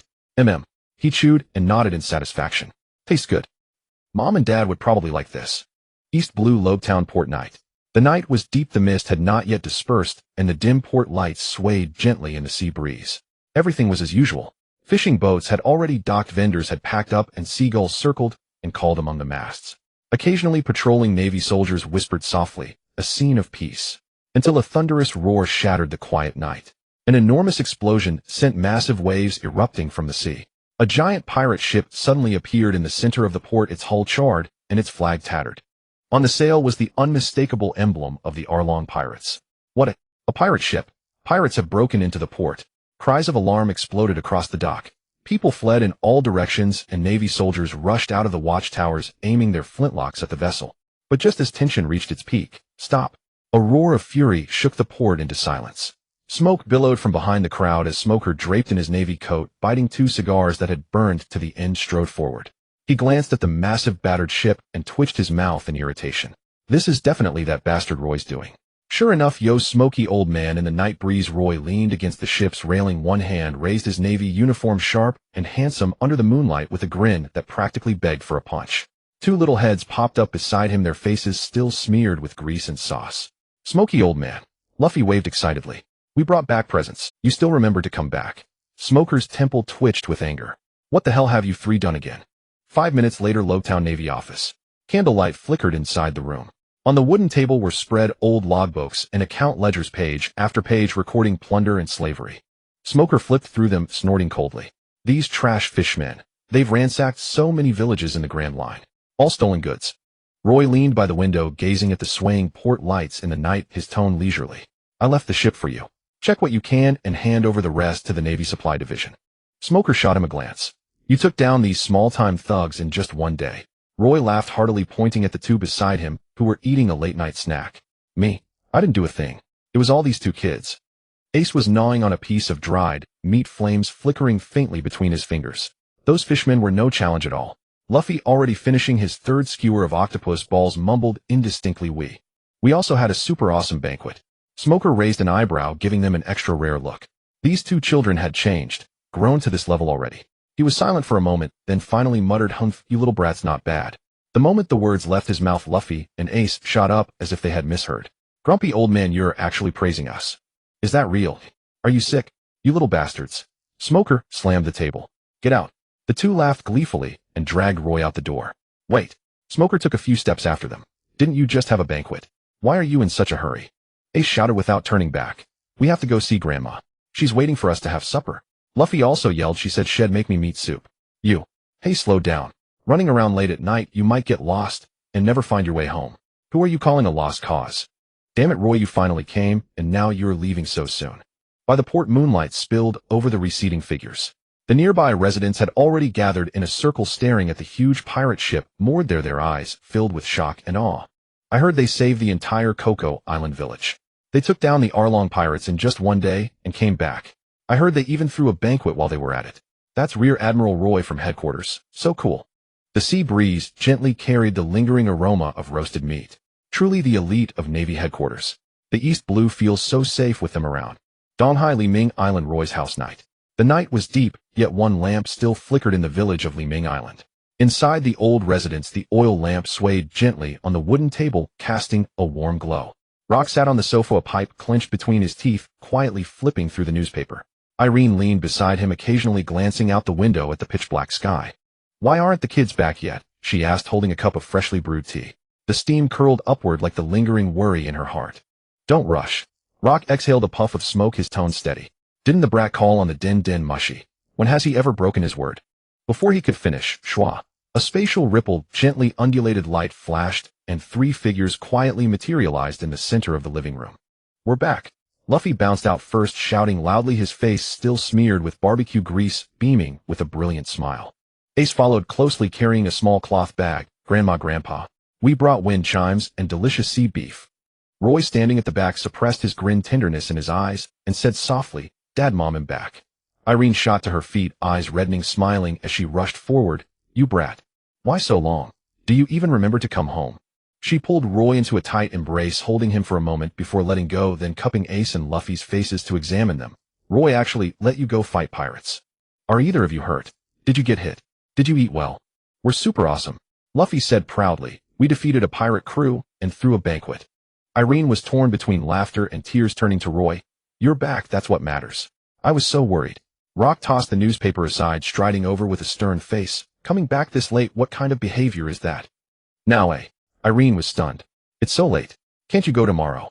Rock frowned. "You're not going to stir up trouble again, are you? To go out again? The kids are in your—" "Now, Irene was stunned. "It's so late.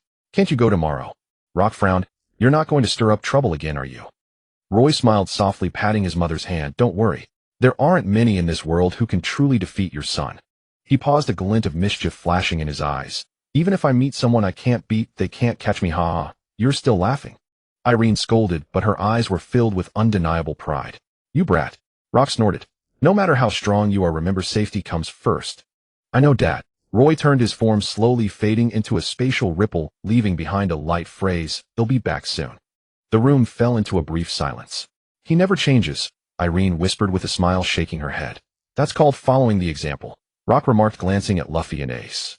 "These two little rascals are probably cut from the same cloth." He. Ace and Luffy scratched their heads with silly grins. Irene sighed softly, then turned to them. "Are you too hungry? Grandma will heat up some food for you." "Hungry?" Luffy immediately raised his hand, eyes sparkling. Ace took a delicate wind chime from his bundle and handed it to Irene. "Grandma, I bought this at Ma Lin Fan Duo. They say hanging it by the window brings good luck." Irene carefully took it and gave it a gentle shake. Dingling. The crisp, melodious chime echoed through the room, as if dispelling the weariness of the long night. "It sounds beautiful." Her eyes reddened, and she murmured softly, "Silly child, you even remembered to bring a gift for Grandma." Rock walked over, also looked down at the small, exquisite wind chime, and gave a light snort. "Knowing to be filial, at least we didn't teach in vain. If Grandpa likes it next time, he'll bring you a special pipe, like Teacher Zephas." Ace scratched his head, a little embarrassed. Cough, cough, cough. Rock was taken aback. "This? Cough, you have a heart. Grandpa, you're blushing. Luffy pointed at him laughing. Shut up. Rock smacked him on the back of the head. Just then Irene brought out a large plate of steaming stew and side dishes along with fragrant rice. Come, come. Eat while it's hot. She set the table, her face beaming. Wah, meat. Luffy exclaimed, pouncing on it, eyes lighting up. Ace also ate joyfully with gusto. Rock stood by the window, gently hanging the wind chime on the frame. The night breeze swept by, ding-ling-a-ling. The wind chime rang, moonlight spilled in, and the room was filled with warm food and laughter. He gazed out at the starry sky, murmuring to himself, the brats have all grown up. Donghai, high altitude, late night. The night wind howled, clouds churned, and stars were faintly veiled by thin mist. A streak of light raced across the sky, each flicker crossing dozens of nautical miles, as if carving tearing cracks in the night. Schwa. Roy, draped in a justice cape, his black hair whipping wildly in the gale, eyes as cold as blades, his pupils reflecting the distant silhouette of an island slumbering still. In the original story, Shanks lost his arm 2 years ago to save Luffy, who fell into the sea. But Luffy was never in Fengche village, I took him away myself, and the timeline was pushed back 2 years. In the original story, Shanks lost his arm 2 years ago to save Luffy, who fell into the sea. But Luffy was never in Fengche village, I took him away, and now news suddenly breaks that he lost his left arm in the East Sea. Something is far too suspicious. In the wind, his thoughts grew clearer. Deep in his mind, a blurred fragment of past life memory surged like a tide.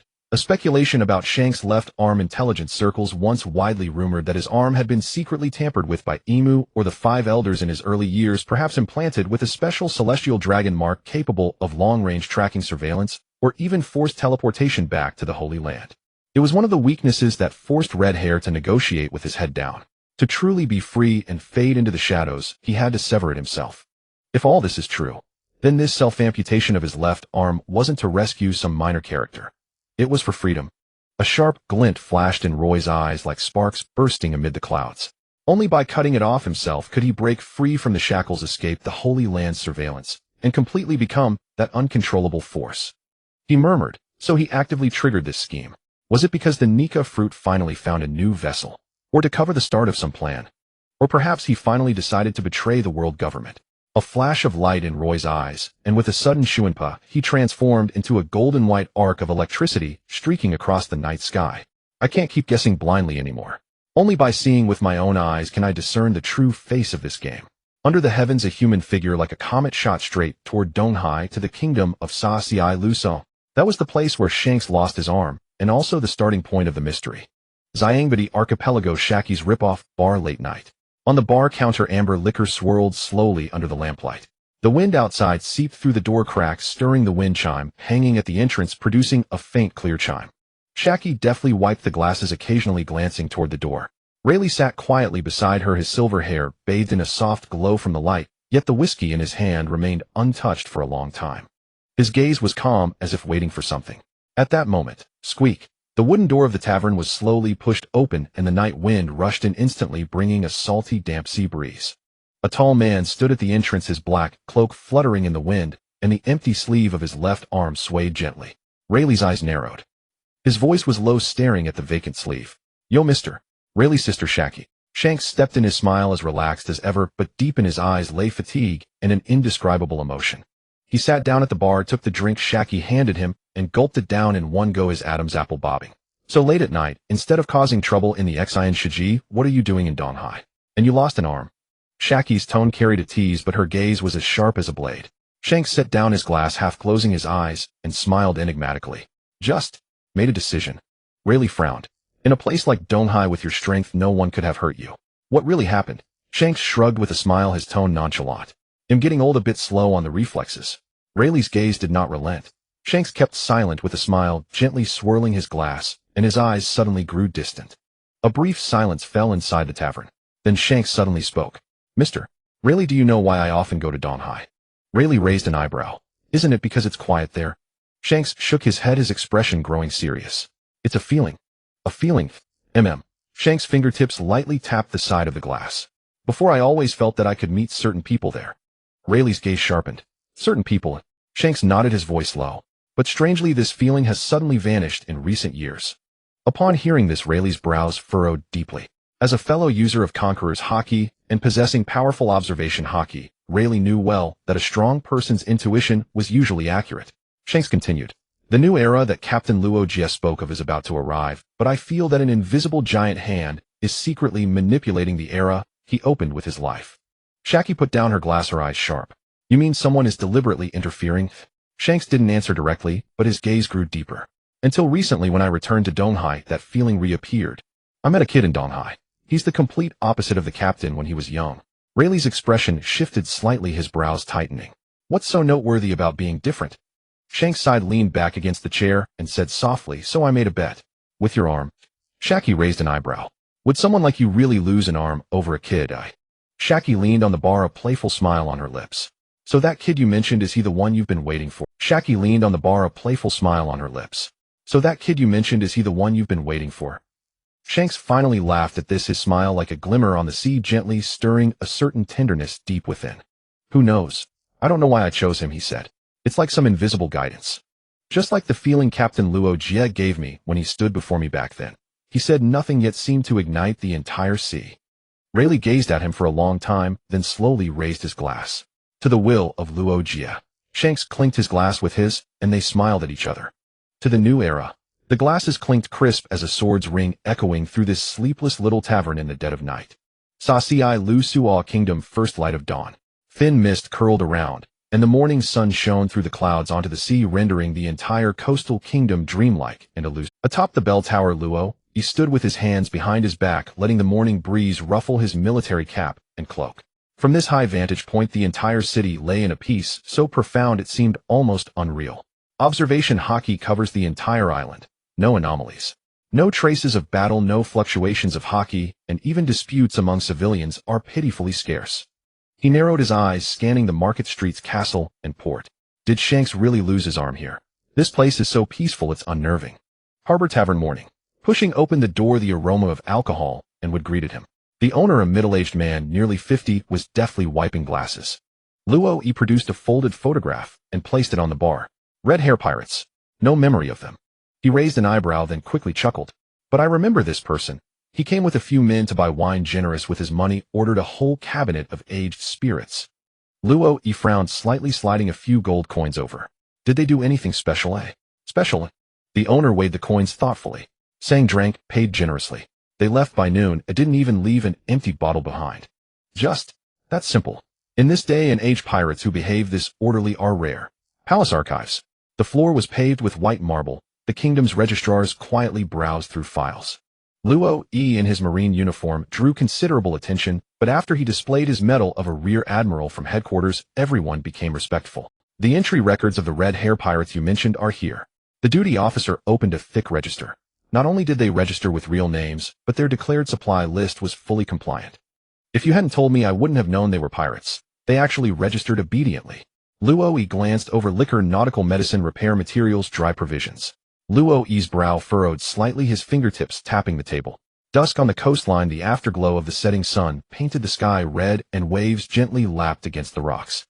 Luo Yi stood on the old pier where the red hair pirates had once docked, silently releasing his observation haki, meticulously probing every inch of the ground. No bloodstains, no sword aura, not even a trace of residual conqueror's haki. He sighed softly, returned to the top of the bell tower in the city center, and gazed into the distance at the stars slowly appearing. All clues indicate that this was a supply stop as ordinary as can be. No conflict, no conspiracy, not even any noteworthy commotion. So, he rubbed his chin, and a hint of self-mocking smile suddenly flashed in his eyes. Shanks, did you really just choose the calmest place in the world to do the most decisive thing? The sunset carried the laughter from a distant tavern, and Luo Yi's figure gradually disappeared into the dusk. Moments after Luo Yi left at the foot of the mountain on the outskirts of Sasai Lu Suo Kingdom, the slanting sun shone, and the mountain path wound downward. A small figure was walking briskly on the stone steps. He had a round build, slightly chubby cheeks, but his steps were surprisingly light. An 80-year-old boy dressed in faded coarse clothes with eyes shining with undisguised excitement and curiosity. He carried a basket full of fruit, muttering endlessly. I said I'd pick that one and leave, but then I saw a redder one. He looked up at the already dark mountain path, smiled wryly, and weighed the heavy basket. When I get back, Mom will definitely nag me. It was his first time up the mountain alone. He stood on the slope, gazing far into the bustling crowd, and ships his smile like dewdrops under the morning light, pure and sparkling. No one knew that within him lay a heavy echo of destiny, quietly sleeping. At the village of Liming Island, Donghai, the setting sun spilled a golden-red glow across the sky. A small hamlet at the foot of Green Mountains released wisps of cooking smoke, while the occasional low moo of oxen and the laughter of children playing by the ridges drifted through the air. A tall figure stepped leisurely onto the village path, draped in a white cloak emblazoned with the word justice, strikingly prominent against the sunset. "Yo! Roy is back." A shout from the distant fields stirred a commotion. Several farmers, hose in hand, straightened up, their faces breaking into wide grins. "Our village's big shot has returned. What rare treats did you bring this time? Is it candy? Is it jerky?" Roy chuckled softly, pulling several bags of colorful candies from his pocket and tossing them casually toward the children, who came running. "Don't fight, everyone gets some." "Wow." The children cheered, swarming forward, tumbling and laughing among the fallen leaves. The adults nearby watched the scene, their faces filled with endearment and pride. At that moment, an old man in a worn cotton vest, his face creased with smiles, shuffled over slowly. He was known throughout the village as the uncle who loves to brag. He looked up at Roy's three-turtle form, reached out to pat his shoulder, but barely managed to tap his arm, so he gave it a few hearty slaps. "Kid back, then your uncle just said it casually, and you really turned the whole village road into a kingdom-grade avenue, ha." Roy smiled and scratched his head. "I remember everything you said. It's much more convenient to go to the town market now, right?" "That's for sure." The uncle puffed up with pride. "People from 3 neighboring villages all come here to buy things, saying we're walking on the path of justice, huh?" Laughter echoed through the village, blending with the sunset to create an incredibly warm atmosphere of homecoming. At the Roy family home on Liming Island, dinner time. The charcoal fire blazed, and the kitchen emitted enticing aromas. The wooden table was laden with steaming home-style dishes: potato braised sea, beef, fresh fish soup, sauce braised sea vegetables. The fragrance whetted the appetite. "Time to eat." Grandma AI Lin called out cheerfully, holding a final pot of fried meatballs. Luffy and AIC had already grown restless, nearly lunging at the table. "I want those meatballs." "AIC, don't grab my bowl. Slow down." Grandpa Luoka scowled at them. "You two are the fastest mouths." The meal isn't even all served yet. Roy sat at one end of the long table watching this scene, a gentle curve forming at the corners of his mouth. When everyone had eaten their fill, he put down his chopsticks and looked seriously at his parents. "Dad, Mom, you really don't want to move to Malenfanguo. I've already arranged a house there. The Marine headquarters is safer, and I'd feel more at ease." Luoku and AI Lin exchanged a glance. AI Lin gently set down her spoon and said softly, "Silly child, we've lived here our whole lives. Our friends' neighbors' habits, they're all here." Luoku snorted, his tone unusually mild. "Don't always treat us like old folks. Even if there's danger, we have ways to protect ourselves." AI Lin patted Roy's hand. "As long as we know you're growing up safe and healthy, that's all we need to be content." After a moment of silence, Roy nodded solemnly. "Then promise me no matter what, use the Den Mushi to contact me. No matter where I am, I'll come back immediately. I know you're as nagging as your mother." Luoku downed his wine bowl in one gulp. "I heard that, old man." AI Lin scolded with a laugh, then added more rice to their bowls. "Eat up, don't just talk. You're still growing." The night wind carried the fragrance of flowers and grass brushing past his ears. A bright moon hung high in the sky, dotted with stars. Roy stood alone in the small courtyard, gazing up at the night sky. Behind him, the eaves glowed with lamplight from which warm laughter and chatter drifted. His eyes reflected the celestial light, but his heart had already flown far away. Pure gold from the Grand Line, a wonder that grants eternal youth. If that thing really exists. He looked down at the dining table inside the window, at AI Lin and Luoku, those familiar yet aging figures. Memories of his past life as an orphan survivor surged, and a certain string in his heart seemed to be gently plucked. "With my current abilities, as long as there's a single clue, I can find it." He clenched his fist, his gaze firm as ever. "I will make sure you live forever in health and happiness." The night sky was quiet, stars twinkling faintly, a serene stillness. Behind him lay the harbor he cherished most. The next morning, thin mist swirled and roosters crowed for the first time. Sunlight had not yet touched the mountains, but the chimney of Roy's home was already sending up white smoke, and the kitchen was filled with the aroma of fried food. Grandma AI Lin, wrapped in an apron, busied herself at the stove. A small pot simmered with thick soup, and a large baking tray was piled with freshly baked jerky and honey cookies, exuding an irresistible fragrance. "Luffy, open your mouth. It's not cool yet." As she packed the cookies into cloth bags, she couldn't help nagging, "No matter how intense your training is, you can't go hungry. Especially you, Luffy. Once you get meat, you forget your own name. Be careful you don't choke." MMPH. Luffy already had 3 cookies stuffed in his mouth, his cheeks bulging like a hamster's greasy smudges at the corners of his lips. He nodded frantically while shouting, "Grandma's cooking is the best." AIC stood nearby, arms crossed, head aching at the sight. "Can't you say goodbye to Grandma like a normal person?" At least don't have your mouth full. This is also a way of expressing feelings. Luffy grinned, nearly choking on a cookie crumb. Cough, cough, cough. See. AIC quickly patted his back, shaking his head helplessly. What a troublesome guy. At the wooden doorstep, Grandpa Luoka stood with his hands behind his back, his gray-blue cotton coat appearing slightly thin in the morning breeze. He seemed to be looking at the sky, but his gaze was actually following the two grandsons' movements. He put on a stern face and scolded Train, well, don't slack off and remember to write me a letter every month. Grandpa, I'm not a little kid anymore. AIC rolled his eyes, but the corners of his mouth lifted involuntarily. Don't worry, we'll work harder than anyone. Roy walked over to his father, his voice low. Dad, we're leaving. Luoka grunted, waving his hand in a feigned nonchalance.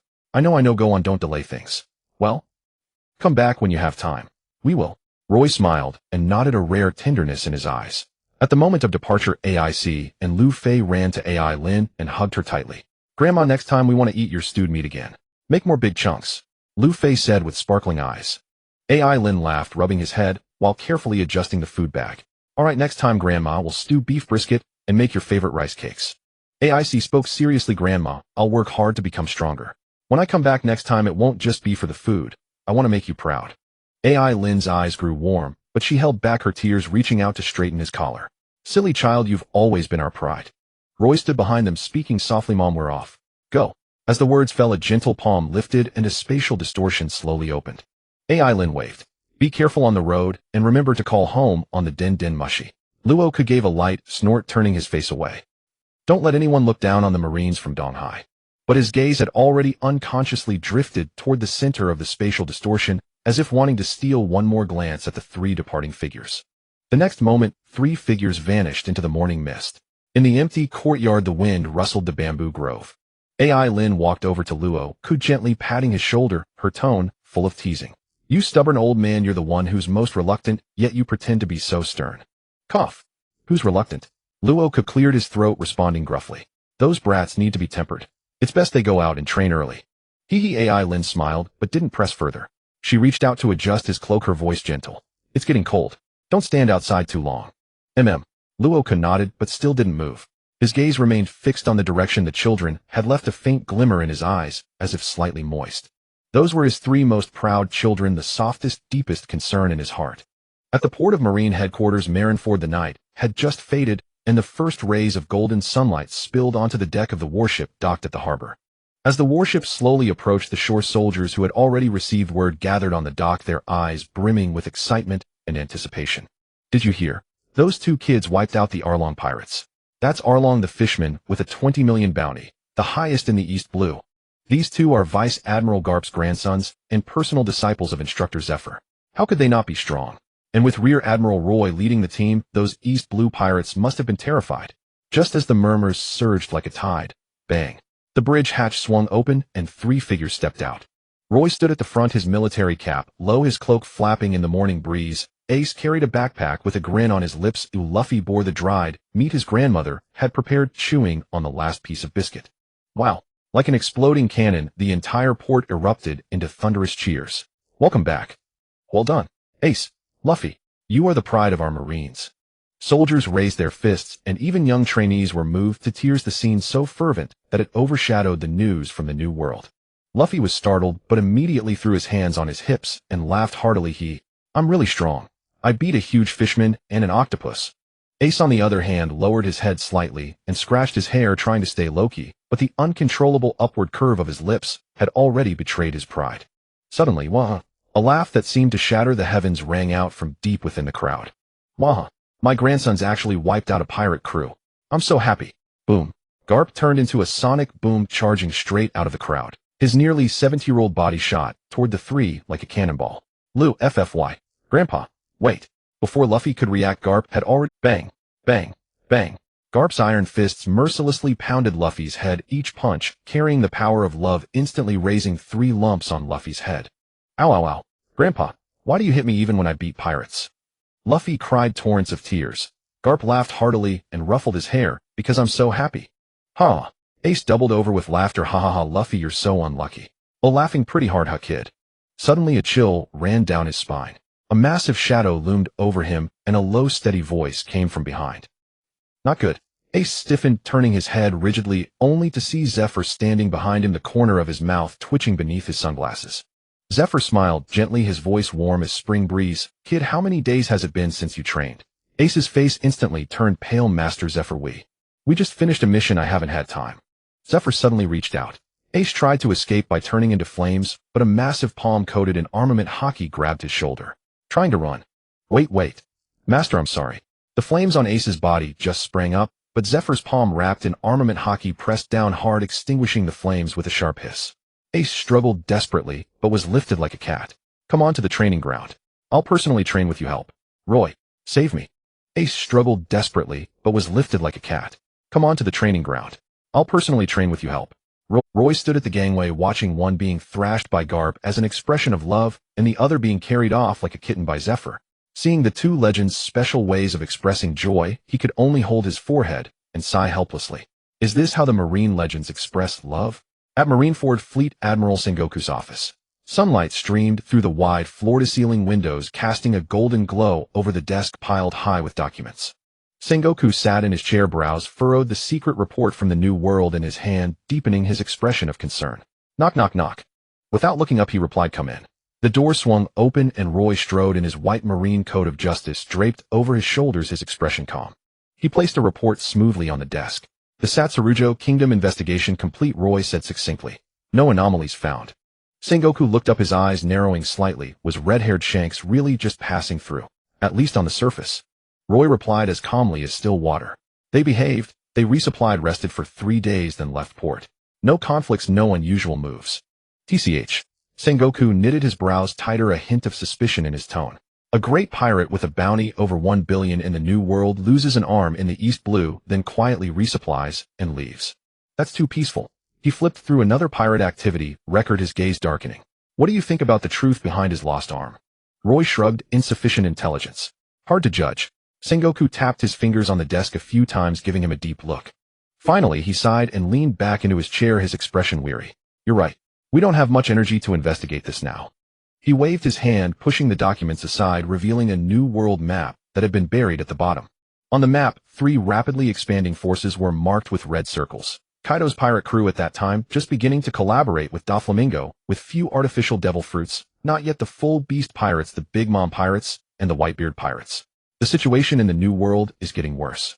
Sengoku's voice was low, as if bearing an invisible weight. The pirate crews are fighting over territory, and there's Shiki hiding somewhere. It's pushing the front line to the brink. Our forces and defenses are already stretched thin. Roy glanced down at the map, those familiar and dangerous names sharpening his gaze instantly. Fleet Admiral, are you suggesting I go to the New World? Sengoku did not deny it, his tone serious. Your mobility and combat prowess are now among the top in the current Marine force. Roy smiled, but a glint of long-suppressed excitement flickered in his eyes. Going toe-to-toe with the strongest monsters in the Roy smiled, but a glint of long-suppressed excitement flickered in his eyes. Going toe-to-toe with the strongest monsters in the world. I was just wondering how strong I've become. Sengoku saw the fighting spirit in his eyes, and couldn't help but twitch his brow. Don't treat support as an invitation to duel the big pirates. I'll be careful. Roy gave a soft smile. Sengoku suddenly remembered something, and added, by the way, Doflamingo was recently recognized by the world government as one of the 7 warlords of the sea. Roy's eyes narrowed slightly at the news. So that's a reminder of my past conflict with him. He looked at Sengoku, his tone calm, but sharp. If he does something that endangers an entire kingdom, will his status as a warlord protect him? Sengoku paused, taken aback by the sudden question. He stared at Roy's serious expression, and though puzzled, answered resolutely, if there is solid evidence, I will allow you to eliminate him. Roy smiled, a hint of coldness in it. Then that's good. Sengoku gave him a long look, but didn't ask further. Just as they were talking, a powerful burst of haki suddenly emanated from the training ground. Boom. The entire office building seemed to tremble slightly, the window frames creaked, and a few documents were shaken off the top of the bookshelf. Sengoku frowned. What's Zephyr doing with such a ruckus in training? Is he going to tear down the training ground? Roy closed his eyes, briefly unleashing his observation haki. A moment later, he opened them, a smile forming. Ace. He's actually using that move. It must be Ace. I'll go check. Sengoku nodded. Go. I'll arrange the order for the New World as soon as possible. Shoo. In a flash, Roy's silhouette had already vanished through the doorway. Marineford Elite Training Grounds. Under the scorching sun, the most renowned training ground of Marine headquarters was bustling with activity today. Outside the fences, the training ground was already packed with headquarters trainees and officers watching the battle. Even on the surrounding buildings and watchtowers, uniformed Marine admirals stood in full attention. Hey, I heard that Ace is only 12. A monstrous kid with explosive talent. A Logia-type Mera Nomi user, the grandson of Vice Admiral Garp and the younger brother of Rear Admiral Roy. What a monster family.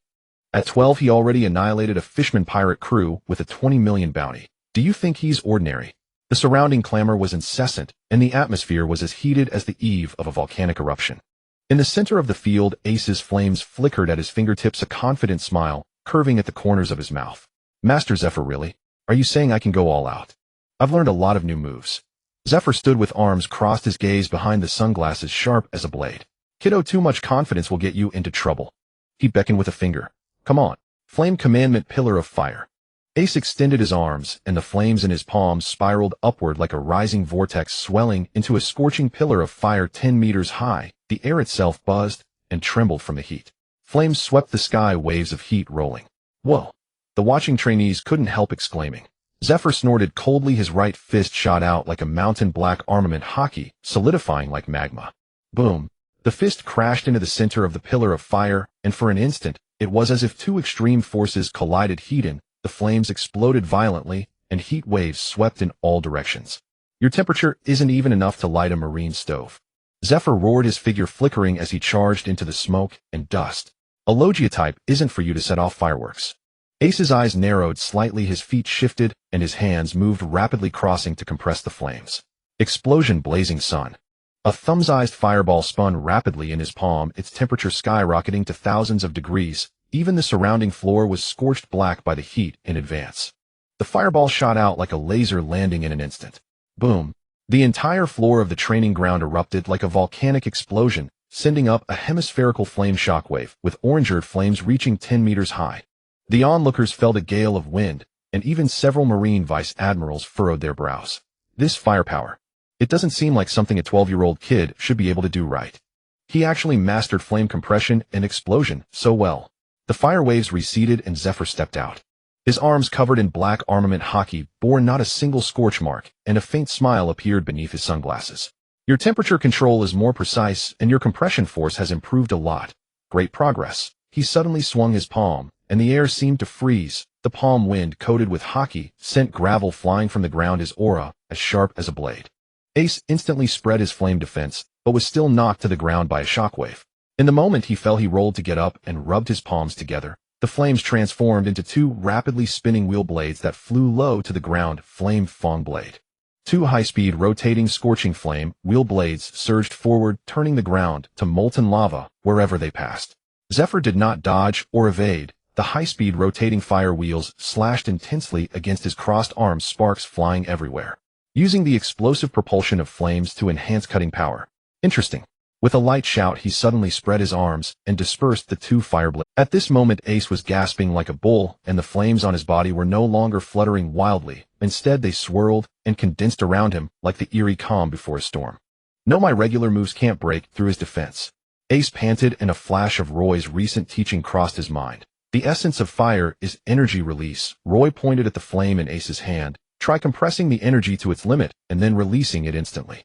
Ace's eyes sharpened, and he suddenly clasped his hands together. Compress. Compress again. The originally surging flames suddenly collapsed inward. Like a black hole absorbing all energy, the ground around him turned red from the heat, and the air let out a sharp, piercing screech. Zephyr's figure was approaching like a cannonball, his arms wrapped in black armament hockey, his iron fist aimed straight at Ace's face. Come on, kid. Don't let me down. And at that moment, Ace roared, Flame Emperor Explosive Lotus. Boom. A crimson gold fire lotus bloomed on Zephyr's chest, instantly distorting the air with its heat. Sparks burst in a ring, accompanied by a violent sonic boom and a blazing white heat shockwave. It was a burst of ultra-high-pressure flame, expanding in an instant, shaped like a Buddha's lotus, and with the momentum of a cult of fire. The entire training ground trembled. The ground cracked in a spiderweb pattern from the center of the explosion, and a mushroom-shaped fire cloud rose in the air like a flower of destruction.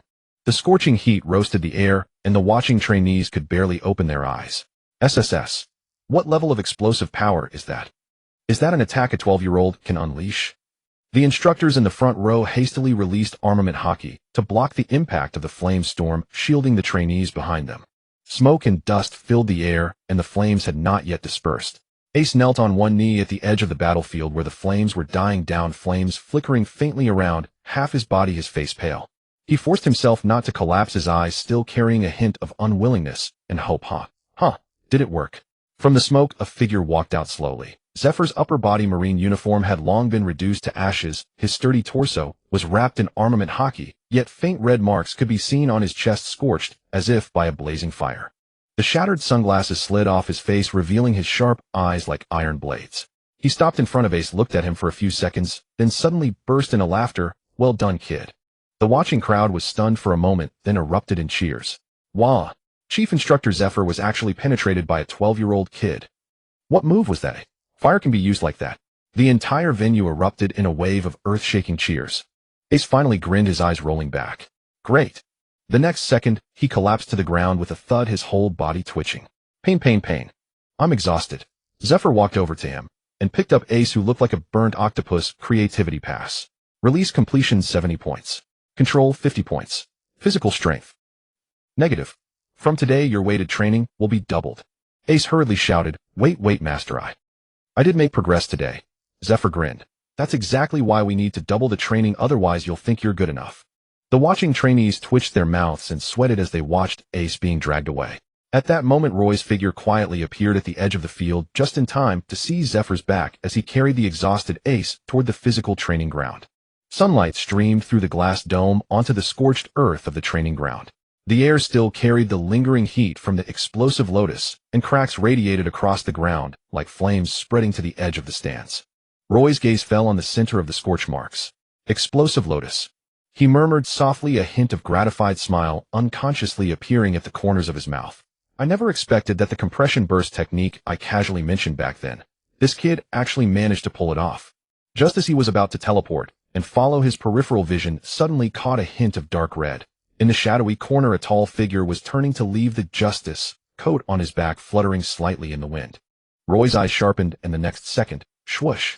Sakazuki, who had just returned to headquarters to handle some business, paused in his steps as the space in front of him twisted slightly and Roy's figure materialized out of thin air. Uncle Sakazuki. Roy greeted with a hint of teasing, his tone light but respectful. A person of your caliber also came to watch a kid's evaluation back. Sakazuki paused mid-step, his sharp gaze sweeping over as if magma were about to erupt from his eyes. However, after recognizing Roy, his tense expression eased slightly. Roy. Then he spoke calmly, his voice low and forceful. The kid you taught. Not bad. Roy was slightly taken aback, then squinted at him. Akainu Sakazuki actually complimented someone. And it was Ace. Various thoughts flashed through his mind. Is it because Ace defeated the Arlong pirates? Did that finally shake his view of the bloodline of the Pirate King? Sakazuki seemed to see through his thoughts and snorted coldly. Don't worry. As long as he doesn't become a pirate and continues to uphold marine justice by annihilating pirates. His carved-like stern face slightly relaxed, and his tone was unusually calm. I won't have any objections to him. With that, he strode forward, the heat of the magma beneath his feet, leaving melted marks on the bluestone slabs, each step seeming to press down with flames.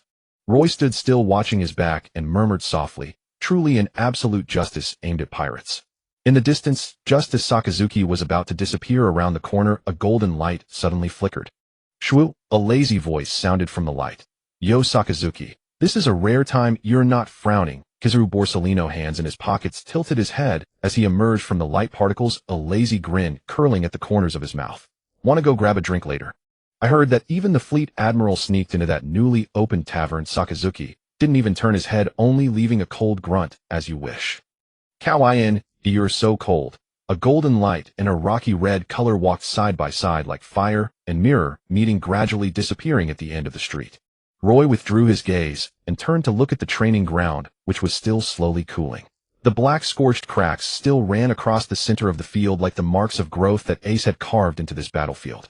Kuina at 13 stood by the port with furrowed brows, one hand on her hip, the other gripping the famed sword, Wado Ikamanji, that symbolized her father's expectation. Kuina at 13 stood by the port with furrowed brows, one hand on her hip, the other gripping the famed sword, Wado Ikamanji, that symbolized her father's expectations.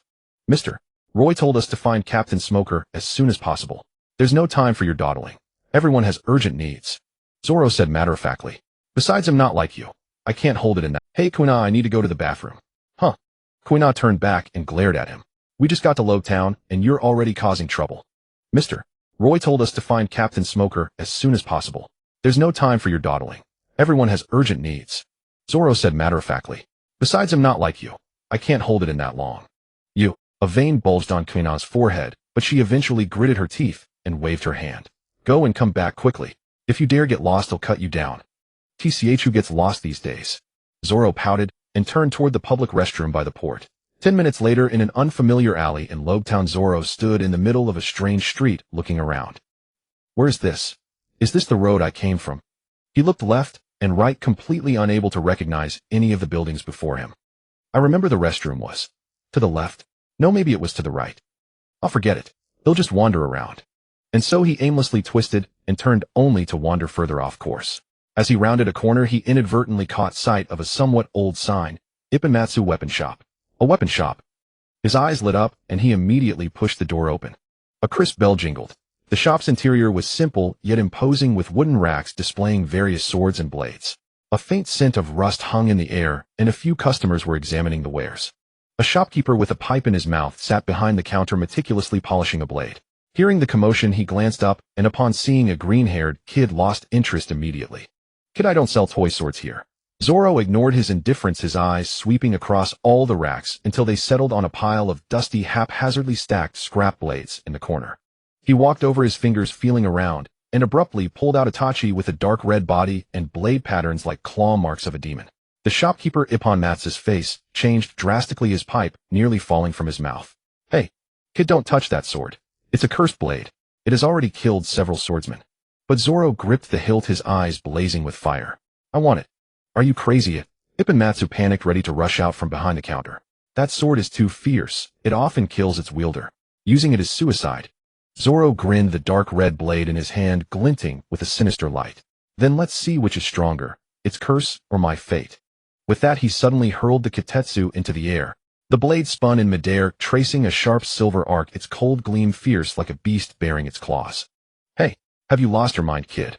Ipponmatsu cried out, but it was too late. The shop fell into dead silence. Everyone held their breath as they watched the cursed blade spin in the air, its cold light flashing. The sword spun, its tip glinting with a deadly aura as it descended rapidly. Zoro showed no trace of fear. Instead, he stretched his left arm horizontally, closed his eyes, and made no move to dodge. Shoo! The blade fell like thunder, carrying a sharp gust of wind. Just as the tip was about to touch his skin, the cursed sword eerily veered off its path, bypassing Zoro's arm. Clang! The Sandai Kitetsu slammed into the wooden floor, its blade nearly buried completely, leaving only the hilt trembling slightly. Ipponmatsu's eyes widened, his pipe falling to the ground with a smack. The other onlookers were stunned, too afraid to speak. Only Zoro slowly opened his eyes, looking down at the cursed sword embedded deep in the floor, a proud smile curling at the corner of his mouth. Looks like I won. Ipponmatsu was silent for 2 seconds, then suddenly burst into loud laughter. Wah! And stepped forward to throw an arm around Zoro's shoulder. Kid, what's your name? Rorinoa. Zoro. Great name. Ipponmatsu slapped the counter with a hearty laugh. For your guts alone, I'll give you this Sandai Kitetsu. Then he turned and walked into the back room. Moments later, he carefully brought out another blade. It was a tachi of pure silver white, its scabbard carved with flowing cloud patterns, the blade slender and resilient, as if it held the soul of snow.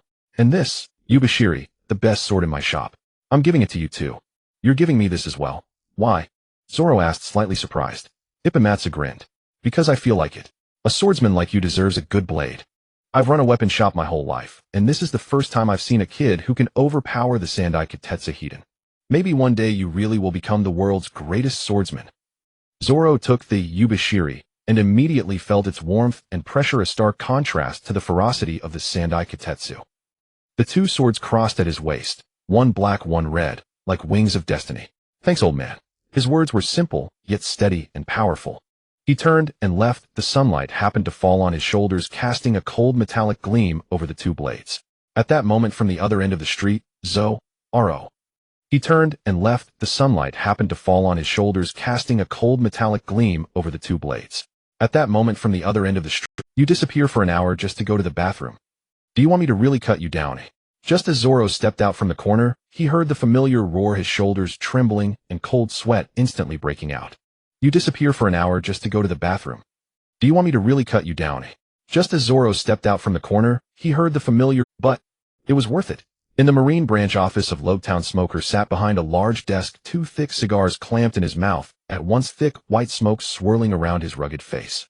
He squinted, scrutinizing the two kids standing before him, a polite, sword-wielding girl, and a bruised and battered green-haired kid. "You must be Kuina and Zoro." His voice was low and hoarse. "Roy already told me about you." Kuina stood straight and nodded respectfully. "Yes, Captain Smoker." "Mr. Roy said you would arrange a warship to take us to Marineford." Smoker snorted, his gaze shifting to Zoro. "What's the matter with this kid, eh?" Zoro covered his swollen cheek, his mouth twitching, not daring to speak. "Damn, Kuina hits too hard." "A little, eh?" Zoro's face turned green. "You almost buried my head in the floor." Smoker raised an eyebrow, a slight, "A little, eh?" Zoro's face turned green. "You almost buried my head in the floor." Smoker raised an eyebrow, a slight smirk forming. "Hey, you kids have quite the spirit." He stood up, draping on his coat with the word justice on the back, and grabbed his jit from the desk. "You're in luck. I happen to be heading back to Marineford for a report." The warship set sail, churning up white foam. The sea wind howled. Zoro leaned on the railing of the warship set sail, churning up white foam. The sea wind howled. Zoro leaned on the railing, a bruise still on his lip, rubbing his face with a displeased expression. "And go to a weapon shop. I just went to the bathroom and happened to pass by a weapon shop." "Happened?" Kuina raised an eyebrow. "And go to a weapon shop.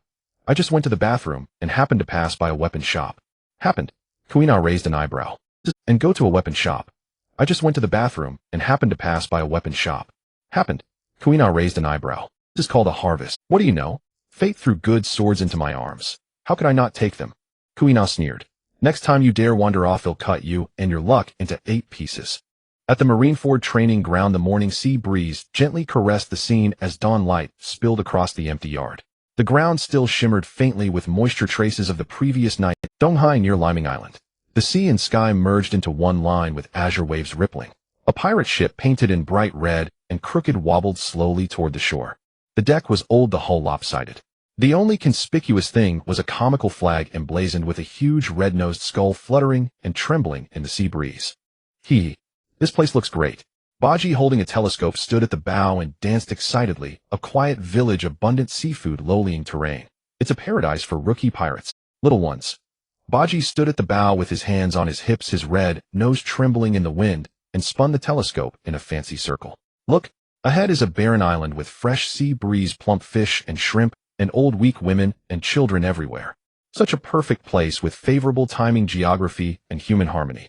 This is the exclusive hunting ground of yours truly, Captain Baji." "Wah!" Machi jumped up excitedly, his whip cracking and sending an unlucky seagull flying. Kabaji spun on the deck, like a fiery wool, sparks flying from his feet. Even Liji the lion opened one lazy eye and let out a burp. "Lijit!" He roared at the lazy lion, who was yawning. "Stop playing dead. Get up and work. Prepare to dock. I, Baji, am going to make a huge pirate fortune today. He'll plunder this island so badly that even the coconut trees will cry." Just as everyone was enthusiastically preparing to land, whoosh! Baji suddenly froze. His red nose twitched reflexively, and the next moment his entire body hair stood on end, his face instantly turning pale. "Wow, what the hell?" A bone-chilling cold seemed to seep into his spine from the bottom of the sea, suddenly sweeping through his entire body. Thighs feeling. Something's wrong. His red nose flickered wildly like a sensor radar, the corners of his mouth began to twitch, his knees went weak, and his belly trembled. "Captain Baji." Machi leaned in with confusion. "Why are you suddenly sweating all over? The weather is very cool today." "Quiet." Baji turned back and roared, but his voice cracked, sounding more like a dying duck. He stared intently at the peaceful Liming Island ahead, his gaze fixed on the unremarkable mountain forest. "Fat Hat Island. Something's wrong." Baji's teeth chattered, his voice trembling uncontrollably. "My sixth sense tells me that if we dare set foot on that land, it won't be just death, we'll be beaten into oblivion. Even my red nose will explode on the spot." "Kabaji." "Machi." Liji lay there with a disdainful look. Puffed. Baji, caring no longer about his image, directly shouted, "What are you waiting for? Turn around, you bastards. I, Baji, don't want to die as miserably as an exploding potato." "Machi, but just now you said this place was heaven." Kabaji was stunned. Even Captain Baji, who dared to bite the rail of Whitebeard's ship, is this scared. What kind of island is this? The crew finally realized something was wrong and frantically turned the helm. The small boat creaked and swung its tail around, then fled as fast as possible, with its torn sail flapping loudly behind. "Get farther, farther, at least 500 nautical miles safety distance." Baji clung to the deck, backing away from the island behind him, as if seeing death smiling. That feeling. How is it exactly the same as when Captain Roger got angry back then? What a joke. This is the East Sea. Could a monster like that really live on this island? The small boat ablur in the wind fled away from Liming Island, as if escaping. In the distance a flock of seagulls flapped their wings and soared across the endless sea sky horizon. Liming Island forest edge. The setting sun was like blood dyeing the entire forest a warm golden red. Leaves swayed gently in the breeze and patches of light fell on a solitary rock half hidden in the woods. A man wearing sunglasses sat upright on the rock dressed in simple fisherman's clothes, his hair slightly tousled by the sea breeze. He quietly watched the shabby pirate ship hastily departing, his expression calm with a hint of faint mockery. "Tisk, that guy's nose is pretty sharp." A playful smile curled at the corner of the man's mouth. He pulled out a den mushy from his waist and pressed the dial. "Liming Island Unit report," he said calmly. "The target pirate ship that just strayed into the waters has moved away, no intervention needed." The den mushy replied, "Understood, crisis resolved." He hung up, stood up, and turned to look at a quiet house barely visible in the distant village. That was exactly where Luo's parents lived. He murmured, "Good thing Marshal Sengoku arranged for us to take turns on duty. If something really went wrong, it would be hard to handle." The golden sunset shone behind him, and a vigilant, yet secret protective network was silently operating. Liming Island Beach. The setting sun dyed the entire sandy beach a soft gold. Waves rolled onto the shore layer by layer, leaving shimmering foam and shells. Luoku walked on the beach with his hands behind his back, a serious expression on his face. Ai Lin held Luoku's arm, stepping slowly on the soft sand. She wore a light cotton dress, a few strands of silver hair gently fluttering in the evening breeze, a tender smile on her face. So comfortable. The sea breeze at this hour isn't fishy at all. She gazed at the horizon, where sea and sky met, her voice so soft it seemed about to be carried away by the wind. Luoku, however, still kept a straight face and snorted. "The East Sea has been relatively peaceful lately. It seems the Navy patrols haven't been slacking off." "Oh." Ai Lin blinked, her tone playful. "Are you praising the Navy or bragging about your son?" Cough. Luoku was momentarily at a loss for words, but the tips of his ears turned slightly red. Ai Lin chuckled, leaned closer, and gently tightened her grip on his arm. "Stop pretending. You complain all day about your grandson being mischievous, but last night you secretly wiped Luffy's bamboo sword, and you polished the scabbard all night." Luoku's face turned even redder, and he stubbornly said, "That's because the sea air is humid and bamboo rots easily." "Yeah." Ai Lin smiled, even more tenderly, murmuring, "Sundara, old man." The two walked side by side, their shadows stretched long by the setting sun on the sand. The evening breeze gently brushed past their ears, carrying a faint scent of cooking smoke. Ai Lin looked at the children running in the distant village and said softly, "With Luo protecting them, those two children will grow up safe and healthy." Luoku was silent for a moment, then finally nodded slowly. "I hope so. But even with Luo, I will watch over them as they grow up." Ai Lin looked at him, her smile radiant. The sea breeze gently blew, their figures stretched long in the sunset, peaceful and warm. Vita Honglu Navy warship deck. The sea wind howled, the warship cut through the waves. Simo Gu stood in the center of the deck, his 10-handled weapon on his shoulder, the smoke from 2 cigars swirling in the wind. He squinted at the 2 brats in front of him. Kuina held the Wado Ikemanji in one hand, the tip pointing diagonally at the ground. Swalong had both swords drawn, the Sandai Kitetsu and Yubashiri crossed in front of him, his fighting spirit blazing. "Come on, brats." Simo Gu blew out a smoke ring. "Let me see how much weight Luo's so-called geniuses have."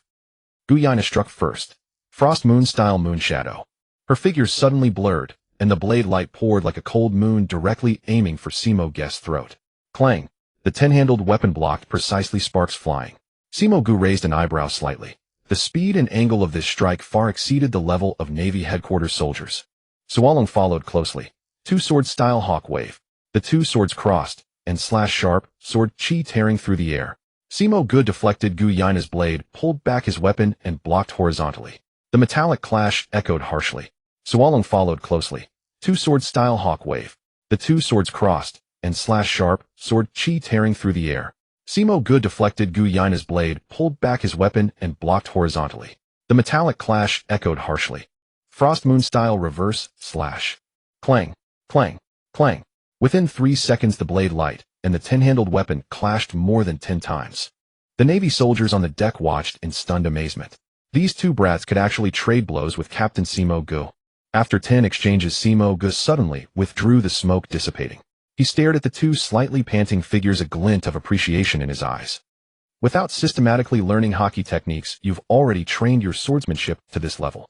He snorted lightly. No wonder that fellow Luo, he values you so much. Kuina sheathed her sword calm and composed. Thank you for the instruction. But Sualong grinned, his eyes still burning with battle intent again. Simo Gu smiled slightly. Save your strength, brats. He turned and walked toward the bridge, smoke trailing behind him in a long streak. When we get to Malinfanjuo, you'll have plenty to fight. New World Route. The sea wind, sharp as a blade, swept diagonally across the deck, rustling the naval flag that flapped loudly. The warship, like a beast breaking through waves, tore across the sea surface at high speed, heading straight for the tropical island with a resort atmosphere. Dressrosa. At the bow, Yuan stood still in the wind, her pink shirt clinging to her figure, the justice cloak on her back, fluttering military boots firmly planted on the deck under neat shorts. Her delicate silhouette contrasted sharply with the sharp, renowned sword Jinpailo at her waist, creating a perfect blend of stillness and motion. Her fingertips lightly traced the hilt of the blade, her gaze piercing through the layered waves fixed on the yet unseen island in the distance. Her tone was calm, but carried an irrepressible sharpness. Pursuing the Don Quixote family has always been Sister He's long-cherished wish. Her tone was gentle, yet a hint of hidden edge lurked in the wind. But that flamingo. Every time he slips away like an eel. She let out a soft snort, a trace of disgust curling at the corner of her lips. Tisk, disgusting. Footsteps sounded softly, and a tall figure appeared beside her. Luo, draped in the naval justice coat, stood on the port side of the bow, gazing in the same direction. The sea wind billowed the hem of his robe, making him like a sword about to be drawn, his aura sharp, yet restrained. This time is different, he said in a low, forceful voice. The Don Quixote family's forces are gathering in Dressrosa. Intelligence indicates he will make a big move on the island. Vice Admiral, he judges that will be the moment he exposes himself. Ziyuan turned slightly, looking at him with a smirk. So the reinforcement, Sister he mentioned, are you, huh? She hummed lightly, feigning ease. I just finished suppressing the new pirate group on the northern front and was thinking of taking a few days of rest. But then I directly received a transfer order, even the route was changed, and I was dragged here. She blinked and said teasingly, Luo, little brother, you really are unexpected. Luo smiled helplessly. Sister Ziyuan, you still love to make fun of me.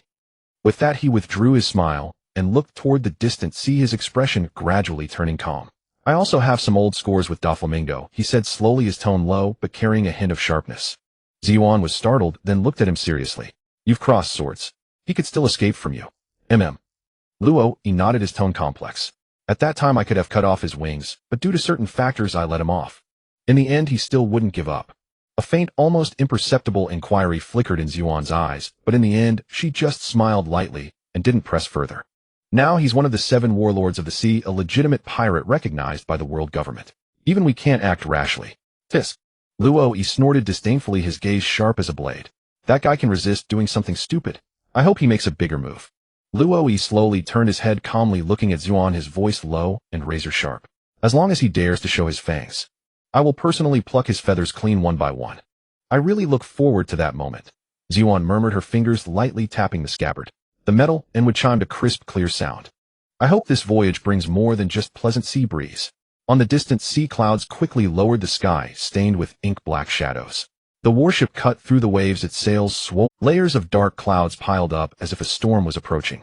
It was the call of Dressrosa and the drumbeat of an impending clash between blood and justice. Dressrosa Hidden Manor. Thick velvet curtains blocked the sunlight tightly outside the window. In the dim council chamber, the air was filled with damp and stale incense scent. The core executives of the Don Quixote family were all present, seated around an oval table, with no one daring to speak first. At the head of the table, Doflamingo interlaced his fingers slightly, leaning forward with elbows on the table.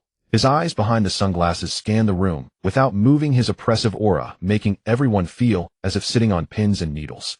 With a slow, steady rhythm, he tapped his knuckles on the table, each tap seeming to strike the hearts of those present.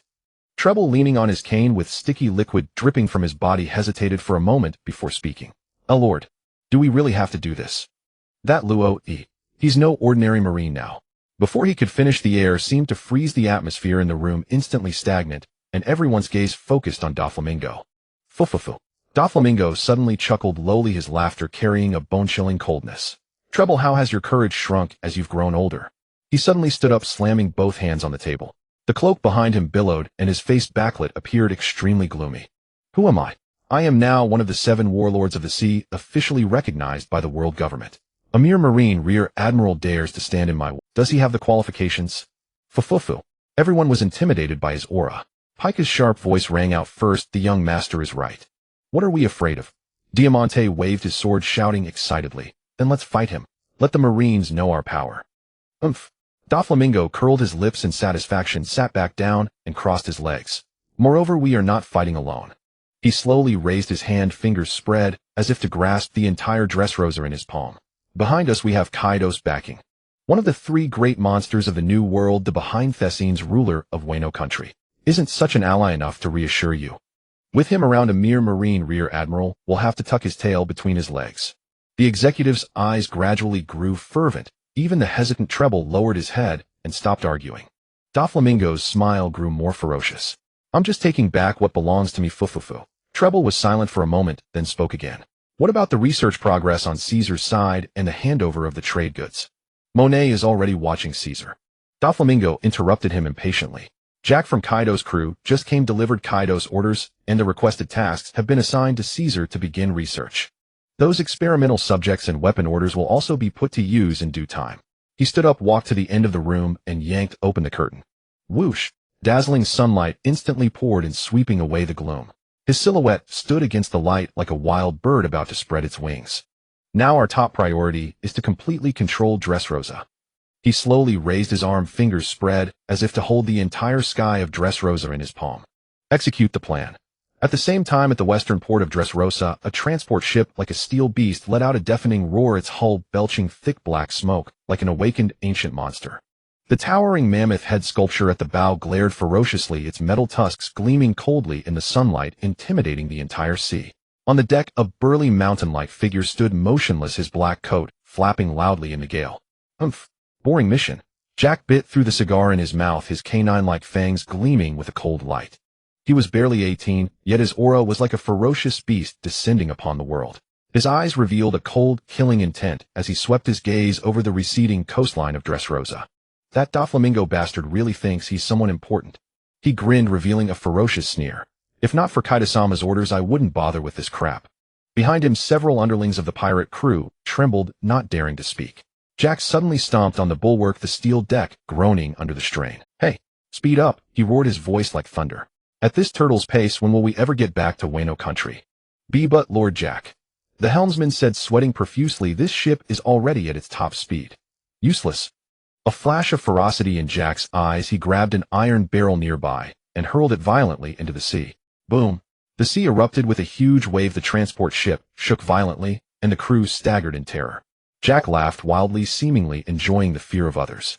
He turned to look at the distant horizon, his eyes boiling with murderous intent. If any blind fool dares to block my path. He suddenly clenched his fist, as if crushing the air itself. He'll crush them. The transport ship, spewing black smoke, gradually disappeared into the sea mist, leaving only the arrogant roar echoing over the waves. The New World Sea area. The blazing sun hung high, clouds torn apart, the sea roiled violently. A pirate transport ship like a steel monster charged like a mad bull, churning up towering waves. On the transport ship, a pirate lookout stumbled onto the deck, pale-faced. Boss Jiaku. A warship ahead. It's the Navy. In the center of the deck, on a specially made massive iron throne, the 18-year-old Jiaku, already 6 meters tall, sat with legs apart, his expression cold and stern like an unawakened beast. His knuckles tapped the armrest, each tap as heavy as a drumbeat. Hearing the report, he slowly opened his crimson eyes, raising an eyebrow slightly. Navy. He grinned, revealing sharp fangs, his voice low but oppressive. Oh, there's actually a warship daring to linger in front of me in this sea. Jiaku abruptly stood up, his 6-meter frame like a moving iron tower. He casually grabbed 2 giant sickle-shaped weapons leaning against ivory decorations, their blades glinting coldly in the sunlight. He strode to the bow, snatched a telescope, and squinted at the front. Can you see clearly? Who's on the ship? His voice rumbled like thunder. The subordinate lookout trembled. There's a young Marine in a Rear Admiral uniform at the bow, and a female Marine in pink clothes beside him. Never seen. Don't recognize. Young Rear Admiral. Female Marine. Jiaku narrowed his eyes in thought for a moment, then burst into deafening laughter. Ha! A greenhorn Rear Admiral, and a woman. He crossed his 2 swords in front of his chest, his tone extremely disdainful. Is the Navy here to make a joke? Today you'll use their heads as appetizers for Boss Kai Duo. Jiaku swung his sword, pointing at the warship. Bring the ship alongside. Can 2 young Navy brats beat me? Yes. The pirate transport ship charged like a mad bull, engines roaring, cannons firing, the whole vessel lurching forward like a ferocious beast. Navy warship bow. The sea wind howled, but the warship stood steadfast like a rock, quietly on the sea. Luo and Ji Yuan stood side by side, gazing at the pirate transport ship looming like a mountain ahead. The sea reflected the cold gleam of the ivory bow and metal blades oppressive. Ji Yuan raised a hand to gently smooth her wind-tousled hair, her tone slightly teasing. Our pirates these days are so brave. They don't run when they see the Navy, and even charge straight at us. Luo said nothing, only twitching his brow as he watched the tall figure step onto the opposite. He had a ponytail and 2 braids, a metal jaw on his mouth, and 2 ivory-like decorations on his head and shoulders. Wearing spiked studs draped in a fur coat, wielding 2 weapons shaped like shotel swords. A familiar headache-inducing silhouette. Ship-crushing King Jieko. 3 black lines appeared on his face, his expression clearly complicated. That reckless fool who dared to attack 4 warships carrying Admiral Fujitora, former Fleet Admiral Sengoku, and Vice Admiral Tsuru has already debuted this early. Ji Yuan noticed his change in expression. You know him. Sort of. Luo sighed, his gaze turning cold. Sister Ji Yuan, he'll be back soon. He flicked his cloak, stepped off the bow, and vanished like a phantom. Schwa. The air exploded, the deck trembled. Ji Yuan lightly grasped her sword hilt, watching the direction. He disappeared, the corner of her mouth lifting slightly. You're such a handful. Don't play too long. Meanwhile, on the transport deck, Crown Boss Jieko. Defeat the Navy. The pirates cheered as if victory was already in their grasp. Jieko stood at the bow, murderous aura boiling twin, swords crossed, imposing. But the next moment, dong! A thunderous crash like a meteorite fell, a violent airwave descended from the sky, the entire transport ship shuddered violently. The impact sent wooden planks flying, pirates screamed, and scattered, the ship nearly capsized. In the center of the deck, a black figure fell like a divine weapon, tearing through the air, crashing heavily between Jieko and his men. Amid smoke and storm, the young Marine slowly rose, one hand in his pocket, his gaze cold as frost. It was the young Rear Admiral from the warship bow, Luo. You're Jieko. Jieko staggered back 2 steps, staring intently at this suddenly appearing young man with an overwhelming aura. From such a distance he came instantly. Except for Boss Kai Duo, he had never felt such pressure. The other was clearly just a Marine Rear Admiral, yet seemed to see through everything. Just in time. He forcibly steadied himself, roared, and charged out like a mammoth. Let me see if you're worthy of dying by my hand. Luo stood on the shattered deck, the hem of his marine cloak flapping in the sea wind. He watched the reckless man known in the future as Drought charge at him, and sighed helplessly. You really don't know when to die. Don't underestimate me. Jieko roared in fury, his 6-foot turtle body like a beast, awakened shoulders, shaking muscles, bulging, battle intent exploding. He swung his hands down, 2 shotel, swords like black crescents slashing through the air with a piercing screech, aiming straight at Luo's head. Schwa. The figure under the blade twisted and vanished instantly. It was just an afterimage. What a... Jieko's pupils shrank. The next moment, a fist wrapped in thick armament haki appeared in his vision, slamming into Jieko's arrogant mouth like a cannonball. Bang! The first punch hit him right in the face. With a crisp sound, his proud, ferocious fangs along with his nose and upper jaw shattered. Teeth shattered, and flew blood and foam splattered. His head jerked back, blood and saliva mixed with broken teeth sprayed several meters. His entire face instantly collapsed and twisted. The first punch broke his arrogant mouth. Ugh! Before Jieko could recover from the first blow, the second punch arrived like a dark phantom. Luo's left fist suddenly descended like a battle axe, splitting a mountain, smashing heavily onto Jieko's left knee. Crack! The bone-shattering sound was crisp and piercing. Jieko's knee collapsed under the devastating blow, knee bone shattered into pieces, joints dislocated. The grating sound of bone breaking echoed. Jieko fell to one knee like struck by lightning, his massive body sinking heavily. His mountain-like body knelt, his knees crushing the deck, leaving 2 deep pits. The second punch broke his escape leg. Ugh, ugh! Jieko roared in pain, his crimson eyes filled with bloodshot, but before he could react, the third punch arrived. No wind-up, no roar, just a straight punch like a meteor falling, smashing into his abdomen. This punch was not flashy, no sound, but heavy as a hammer crushing the seafloor. Dong! A dull thud, Jieko's abdomen caved in like dented iron, his abdominal muscles collapsing like paper. A violent shockwave erupted from his back muscles, rippling spine, shuddering violently. Ugh! He vomited a large amount of blood, eyes rolling back, his massive body crashed through the rear cabin wall, crushing steel, and would leaving a deep trail of destruction, the entire stern dented like hit by a meteor. Boom! The entire transport's rear cabin structure shook violently, one corner even collapsed with billowing smoke and splintered wood flying. His crimson eyes turned white, completely unconscious. If Luo Yi had not slightly pulled back the third punch, Jia-ku would have been driven through the entire transport ship into the sea. The entire deck fell into dead silence. The battle ended in just 3 punches. One punch to the mouth, breaking his arrogance. One punch to the leg, cutting off his escape. One punch to the abdomen, destroying his proud body. Ship-crushing King Jia-ku, the youngest reserve executive of the 3 calamities of the Beast's pirates, was hammered into the ship's bottom unconscious, not even fully deploying his armament hockey.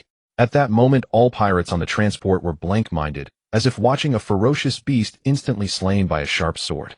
Their movements froze, mouths wide open, eyes bulging, jaws dropped. No one dared to blink. Their proud, future strongest combatant, Jia-ku, couldn't even withstand 3 punches. Someone swallowed, realizing a weak voice escaped. Thighs, is this even human? How is it possible? Ah, boss Jia-ku. Just like that. Luo Yi stood at the edge of the cracked deck, shook his fist, and said calmly, too fragile. He stomped his foot, splintering the planks. The whole ship shuddered, as if its spine was broken. He turned to the pirates. Don't play dead. Surrender now. In a flash, a group of marine soldiers appeared. I leave them to you. Tie up the alive, kill those who resist. He glanced down at Jia-ku's direction and added, especially this fool, add 3 layers of seastone chains. On the warship approaching the transport, Ji Yuan leaned on the deck, railing, her eyes glimmering. She looked at the transport that had charged fiercely just moments ago, now seemingly collapsed at one corner, and then at Luo Yi leisurely strolling back. She lightly covered her mouth, smiling gently. Honestly, he said be back soon, but still ended up knocking him into the hold. On the marine warship in the New World, the sea breeze gently blew and the blazing sun fell upon the deck. The marine warship steadily docked beside the transport ship that had lost its combat capability. With Luo Yi's assistance, all prisoners and spoils were transferred back in no time. Gion stood quietly on the deck, her pink kimono gently fluttering in the sea breeze. The scabbard of Jinpi Luo tapped against her waist, emitting subtle clattering sounds. Her gaze swept over the pirates who were tied up and lying on the deck, her expression calm, yet sharp. Little Luo Yi, you're really quick, she said, watching him leap onto the deck and land steadily beside her, a faint smile curling at the corner of her mouth. Luo Yi clapped his hands lightly as if he had just done some morning warm-up. Those who resisted have been dealt with. The rest don't even have the courage to run away. Gion's gaze turned to the huge figure bound by special seastone chains with its limbs fixed to the iron rings on the ship's hull. That was Jack, who was severely injured and unconscious, his face a bloody mess, and his fangs completely broken. Such a big one, and we still have to bring him along. Gion raised an eyebrow. I thought you would have just cut him down. Luo Yi walked over, gently kicked Jack's mountain-like body with his toe, and said with a faint smile, this is no ordinary pirate. He is practically the 4th in command of the Kaido pirates. Hearing this, Gion's eyes instantly sharpened. The Kaido pirates. She gazed at the giant for a moment, then said slowly, he was beaten to a pulp by just 3 punches from you. Just how far has your strength reached? Luo Yi just shrugged and smiled without answering. Humph. Gion snorted lightly, her gaze still carrying a complex scrutiny, surprise, admiration, and even a hint of wariness. He turned and ordered, inventory the transport ship. Take all weapons, supplies, and logbooks. Send a squad to deliver the transport vessel to the nearest marine branch for filing and registration. He paused. As for this guy, Luo Yi pointed at Jack, his eyes cold. I will personally guard him. With that, he moved his right hand slightly, and a spatial ripple suddenly opened. With a mild tremor, Jack's massive body, along with the chains, instantly vanished. In the stern prison, a loud crash reverberated instantly, causing the steel cage to tremble as Jack landed steadily inside. Witnessing this, Gion's expression turned grave. Your ability has become much more stable than before. Luo Yi smiled faintly. If it weren't stable, how could I have stuffed such a big guy in there? He then composed himself, walked slowly to the bow, and looked toward Dressrosa, speaking in a low tone.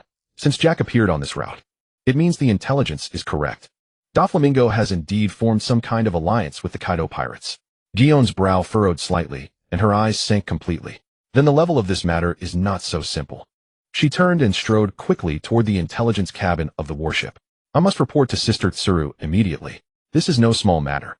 Kaido is not the kind of man who gives up on his subordinates easily. She continued, when he learns that Jack has been captured, he might take actions beyond our expectations. We must reassess the follow-up tactics. Her tone was grave. Luo Yi nodded, watched her retreating figure gradually fade, and then looked ahead again. Gion is right. He murmured softly. This situation is no longer just about eliminating a flamingo.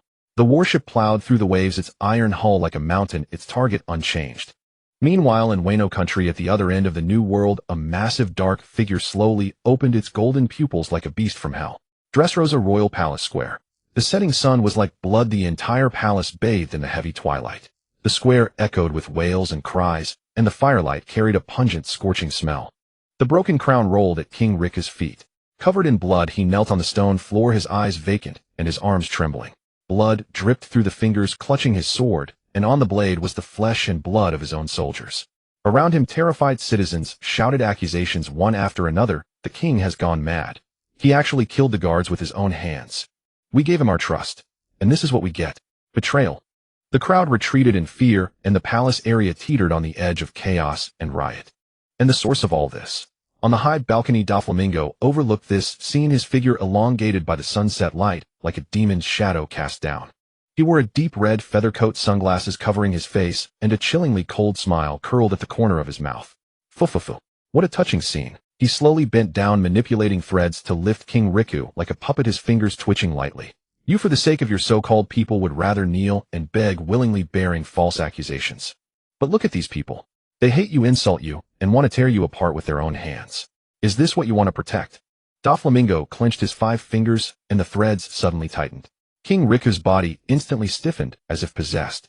His face was pale, his eyes trembling as he watched himself raise a torch and walk toward a residential building. Burn it. Burn a few more houses, and you'll never be able to turn back. However, just as the flame was about to touch, harsh footsteps suddenly broke the oppressive atmosphere. Dofla, it's bad. Treble stumbled in his face covered in snot, his eyes full of panic. A warship. A marine warship is coming. Before he could finish, Doflamingo didn't even turn around, just sneered. So what if a warship comes? I am a Shichibukai, a ruler recognized by the world government. Treble interrupted him, his voice cracking with panic. But, on that warship, it's Luo. Doflamingo's smile instantly froze, and a chill shot up his spine. What a... His fingers trembled violently, and the threads he controlled became chaotic. King Riku fell to the ground, the torch rolling away, sending sparks flying. Doflamingo whipped his head around, his gaze fixed on the western harbor. There the sea churned as a warship charged toward the sunset. On its bow a white cape fluttered in the wind. He recognized the figure standing at the bow at a glance. Exactly the man he hated to the bone and feared immensely, Marine Headquarters Rear Admiral Luo. Damn bastard. His Adam's apple bobbed, his teeth clenched, and his fists turned white. Why? Why is this man here? Is it Tsuru? Or Sengoku? The plan is ruined. Treble. Doflamingo instantly regained his composure, his eyes sharp as blades. Activate the defense perimeter immediately. Keep Sugar hidden underground. Everyone else prepare for battle. Treble nodded shakily. Yized. But Doflawi. Shut up. Doflamingo cut him off sharply, his gaze icy. What are you panicking for? Don't forget we have Kaido behind us. He continued. Even if Luo comes, I will never hand Dressrosa over to anyone. He took a deep breath, adjusted his sunglasses, and said in a cold tone like an abyss, Luo, since you dare to come, don't expect to leave Dressrosa alive. In the distance on the deck of the warship Luo, he stood with his hands behind his back, his gaze far away toward the palace. Moments earlier, off the coast of Dressrosa, aboard a marine warship, winds swept the waves as the vessel cut through the sea, the outline of the tropical kingdom of Dressrosa gradually sharpening on the horizon. The distant shoreline was dyed blood red under the afterglow of the setting sun, as if heralding an impending storm. On the bow deck, Luo stood still, his white cloak of justice flapping noisily in the wind. His gaze was cold and piercing, fixed on the kingdom ahead, his expression as steady as a mountain. Footsteps echoed as Ji Yuan walked over slowly, her pink marine uniform billowing in the sea breeze, her boots tapping a crisp rhythm on the deck. Report finished. Luo's tone was calm without turning around. Ji Yuan walked to his side and nodded gently. Headquarters has replied. She paused, her expression somewhat complex, a helpless curve forming at the corner of her mouth. Fleet Admiral Sengoku personally inquired, and even summoned Vice Admiral Tsuru and several high-ranking officers for a battle briefing. But, she sighed. After Vice Admiral Garp interrupted, the whole thing went off track. Luo raised an eyebrow. Before departure, I did ask the old man to keep an eye on the kids. He turned to look at her. What did the old man say this time? Ji Yuan deliberately cleared her throat, mimicking a bold voice with perfect imitation. Hey, Ji Yuan. If that brat can't handle it, let me come over. I've been wanting to catch a dragon to study. Luo, Ji Yuan couldn't help but laugh, then continued. Fleet Admiral Sengoku slammed the table on the spot and roared, Garp. Shut up. The New World front is tense. there's no spare man for you to go catch Kaido. Then guess what he replied? I can take on 3 alone, catch him, and put him on display in your office. Luo finally couldn't help it, covering his forehead with a tone of helplessness, truly worthy of old man Garp. His brain is always refreshingly unconventional. Ji Yuan smiled and shook her head, her tone gradually turning serious. But in the end, Fleet Admiral Sengoku made the final call. Given the complex situation in the New World headquarters cannot dispatch more forces. The order is assess the situation on your own and respond flexibly. Luo raised an eyebrow slightly. Respond flexibly. Yes. Ji Yuan nodded, adding in a calm tone. Anyway, with you here, even if Kaido really shows up, if we can't win, retreating is simple. Finally, Vice Admiral Garp added, fight if you can, if not, come back and bring more people to fight again. After a brief silence, Luo suddenly curled his lips, a chilling smile appearing, a sharp light igniting in his eyes. Heh, basically telling me to do whatever I want, right? Ji Yuan glanced at him sideways, seeing the undeniable fighting spirit already burning in his brows. She sighed softly, rubbing her forehead. What is the Fleet Admiral thinking?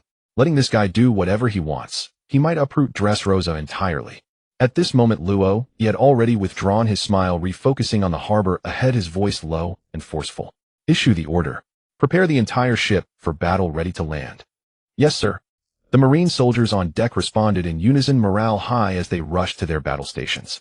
Ji Yuan stood still, watching the fluttering white cloak, her eyes deep and thoughtful. Doflamingo, she whispered softly, this time you won't escape. Dressrosa Harbor.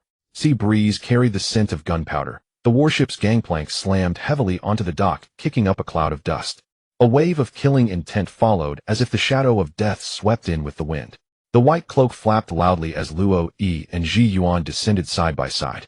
Their expressions were stern, their steps resolute. Behind them, an elite formation of Marine soldiers stood at attention, rifles and blades aimed forward, as orderly as a mountain. Opposite them, the entire Don Quixote family was on full alert. Mucus dripped as snot, Treble hunched slightly. Pika, like a rock mountain, remained silent, his massive fists clenched slightly. Diamante, draped in a cape, gripped his sword, his mouth twitching.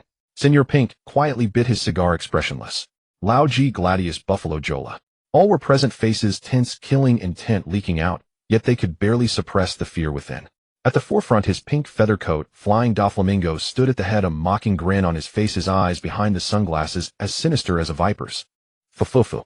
His voice was low and hoarse, carrying his familiar arrogance, a Marine Rear Admiral suddenly visiting Dressrosa. What, here to sightsee? Luo said nothing, merely sweeping his cold gaze across the enemy camp. The whole crew's here. He snorted. Looks like you're really planning to fight to the... His gaze like lightning slid from Jola to Treble, then to Pika and Diamante, and finally lingered on Doflamingo. He said with a half-smile, since when did Dressrosa belong to you? Aren't you missing 2 people? As soon as the words fell, cold sweat broke out on the foreheads of several Don Quixote family members, and they took half a step back silently. It's him. The one who effortlessly cut down Virgo at Minion Island and smashed the young master's head into the ground. That monster Rear Admiral is really here. Dead memories suddenly revived, and everyone's nerves were instantly pulled taut. Luo slowly withdrew his gaze, a cold sneer curling at the corner of his mouth as he looked at Doflamingo. Little turkey, stop pretending. The moment I set foot on this island, my observation Haki sensed your foolish act of manipulating King Riku, burning the city, and slaughtering the people. So do you want to put on the handcuffs yourself? Or should I pluck your feathers one by one and put them on for you?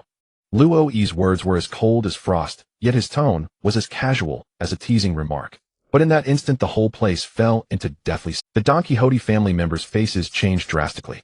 Ji Yuan gripped the hilt of Compira, fire burning in her eyes, manipulating the king, slaughtering the people. The evidence is solid. You really did it, Doflamingo. Doflamingo's smile froze, his face twitched, and he gritted his teeth. I am a warlord of the sea, recognized by the world government. What right do you have to interrogate me, eh? Luo tilted his head slightly, his gaze scornful like a blade, a warlord of the sea. He took a step forward slowly. Do you think that title lets you treat a country like a toy? This is not a life-saving talisman that allows you to casually manipulate the life and death of a nation, little turkey. Doflamingo's pupils contracted, his 5 fingers suddenly spread, and the faint hum of severing threads echoed. Luo, don't think I'm really afraid of you. The one behind me is. Kaido, right? Luo suddenly interrupted him, a playful curve appearing on his face. He raised his hand and snapped his fingers lightly. Snap. The next moment, the space suddenly shook. Boom. Dust flew as a massive mountain-like body crashed heavily in front of Doflamingo, causing a thunderous roar. Ugh. Cough. It was a beast covered in blood, its face swollen like a pig's tusks, broken and mind-dazed. Jack the Drought. Doflamingo's face turned pale, his sunglasses fell off, and his eyes shook violently. How is this possible? You even captured Kaido's right-hand man.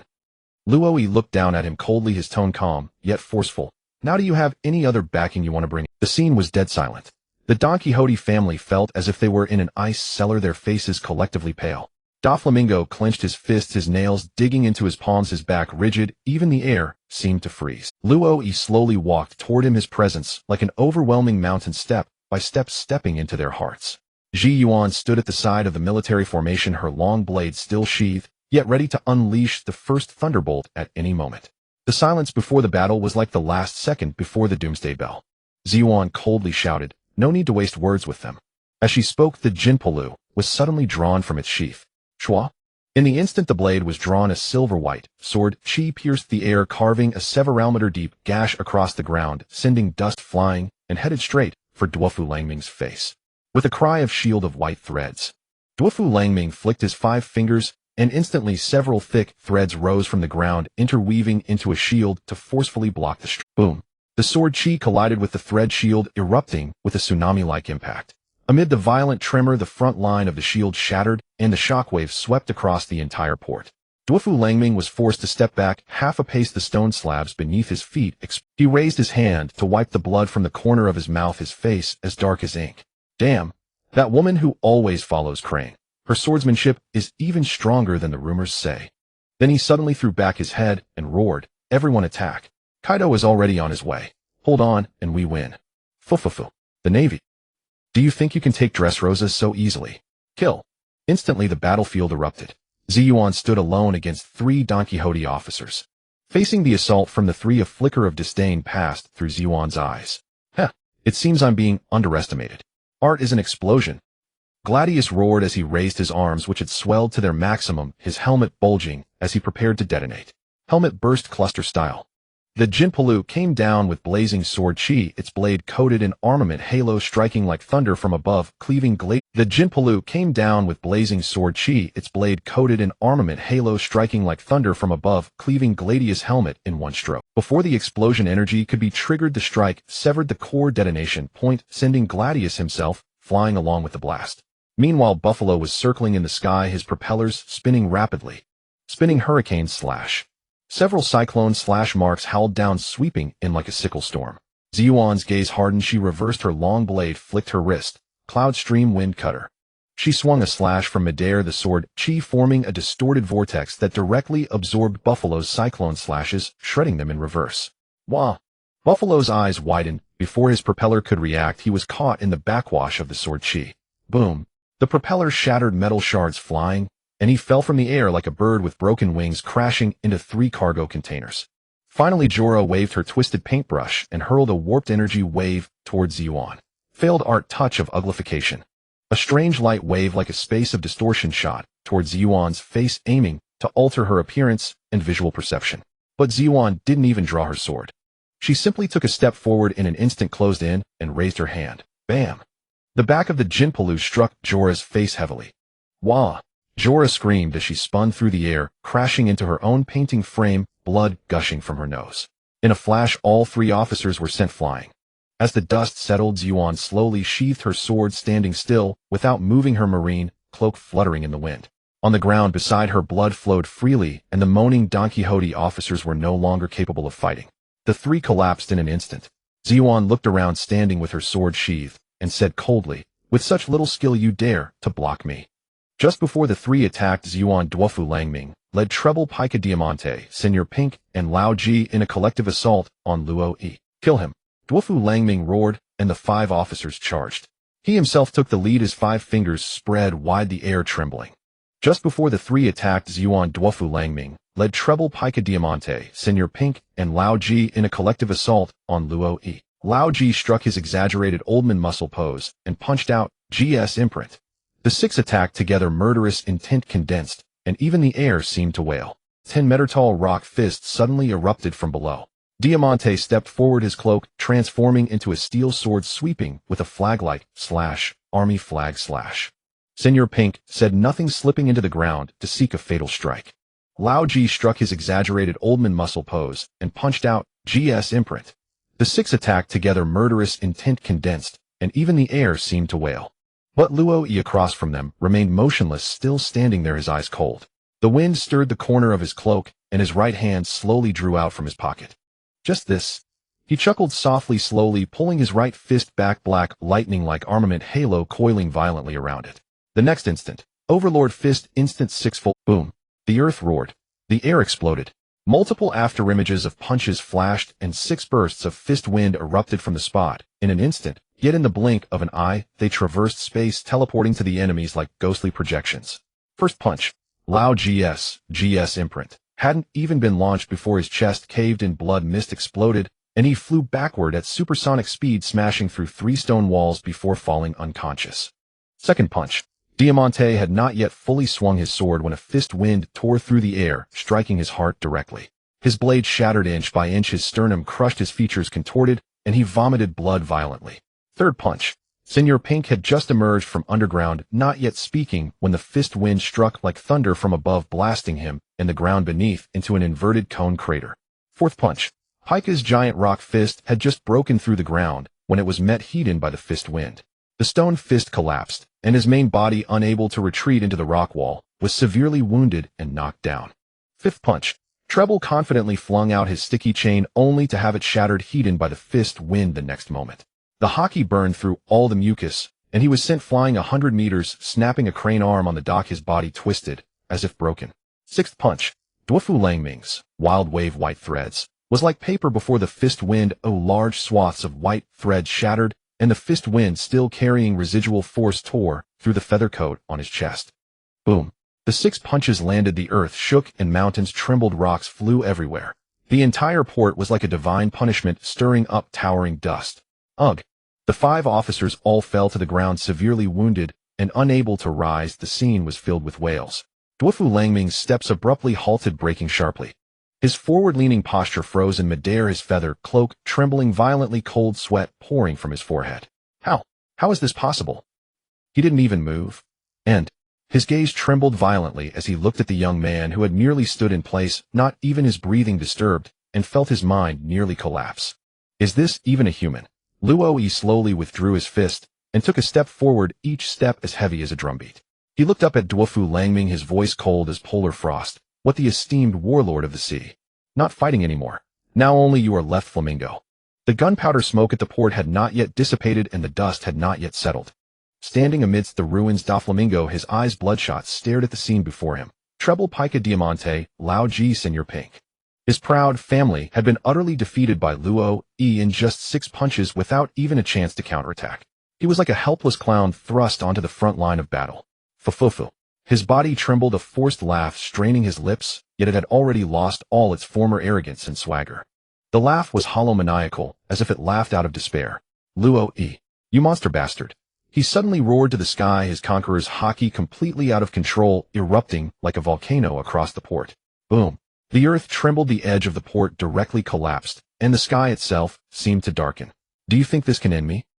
I am Don Quixote Doflamingo, the Shichibukai, the Joker of the underworld. He suddenly leaped up, his hands crossed, and pulling strings taut. 1,000 arrows piercing heart feather strike, thread. Silver threads rained down like a storm toward Luo Yi, almost tearing space apart. Slap. A single palm strike, ordinary and unremarkable. Yet the thread storm instantly collapsed, and Doflamingo, along with his attack, was slammed back to the ground. Boom. A huge crater exploded in the port ground, dust rising, blood splattering. Doflamingo did not pause, he roared again. 10 sacred fierce bullets, divine punishment. 10 thread bullets pierced the air fast as thunder. Luo Yi simply raised his foot and stepped lightly. Crack. The ground shattered, and the 10 divine bullets along with the surrounding earth were crushed into dust. Doflamingo's pupils contracted, and fear gradually emerged in his eyes. No. Impossible. I still have my final trump card. He screamed hoarsely, birdcage. Countless thread pillars descended from the sky, as if to seal the entire Dressrosa. But at that moment Luo Yi finally raised his eyes slowly. Enough. Boom. A visible wave of Conqueror's haki erupted from him like a towering tsunami. The entire port fell into silence. The thread pillars of the birdcage about to take shape in the sky were pierced by heavenly thunder, exploding and crumbling into dust in midair.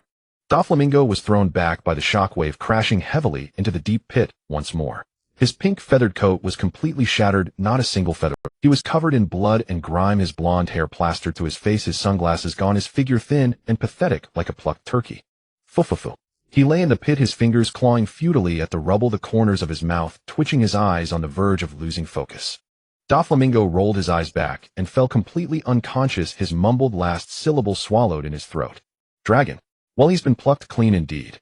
Guion approached briskly. Doflamingo rolled his eyes back and fell completely unconscious, his mumbled last syllable swallowed in his throat.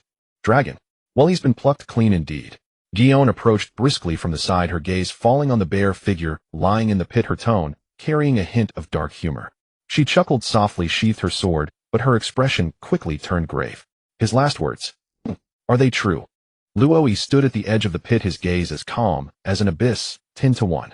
Guion's face changed and her tone turned somber. That's no longer just a matter of capturing a Shichibukai. His identity as a celestial dragon involves the inner workings of the world government. He must be taken back for Marshal Sengoku to decide. The words barely left her mouth when the air trembled and Luoi's figure vanished instantly. A few seconds later, slap.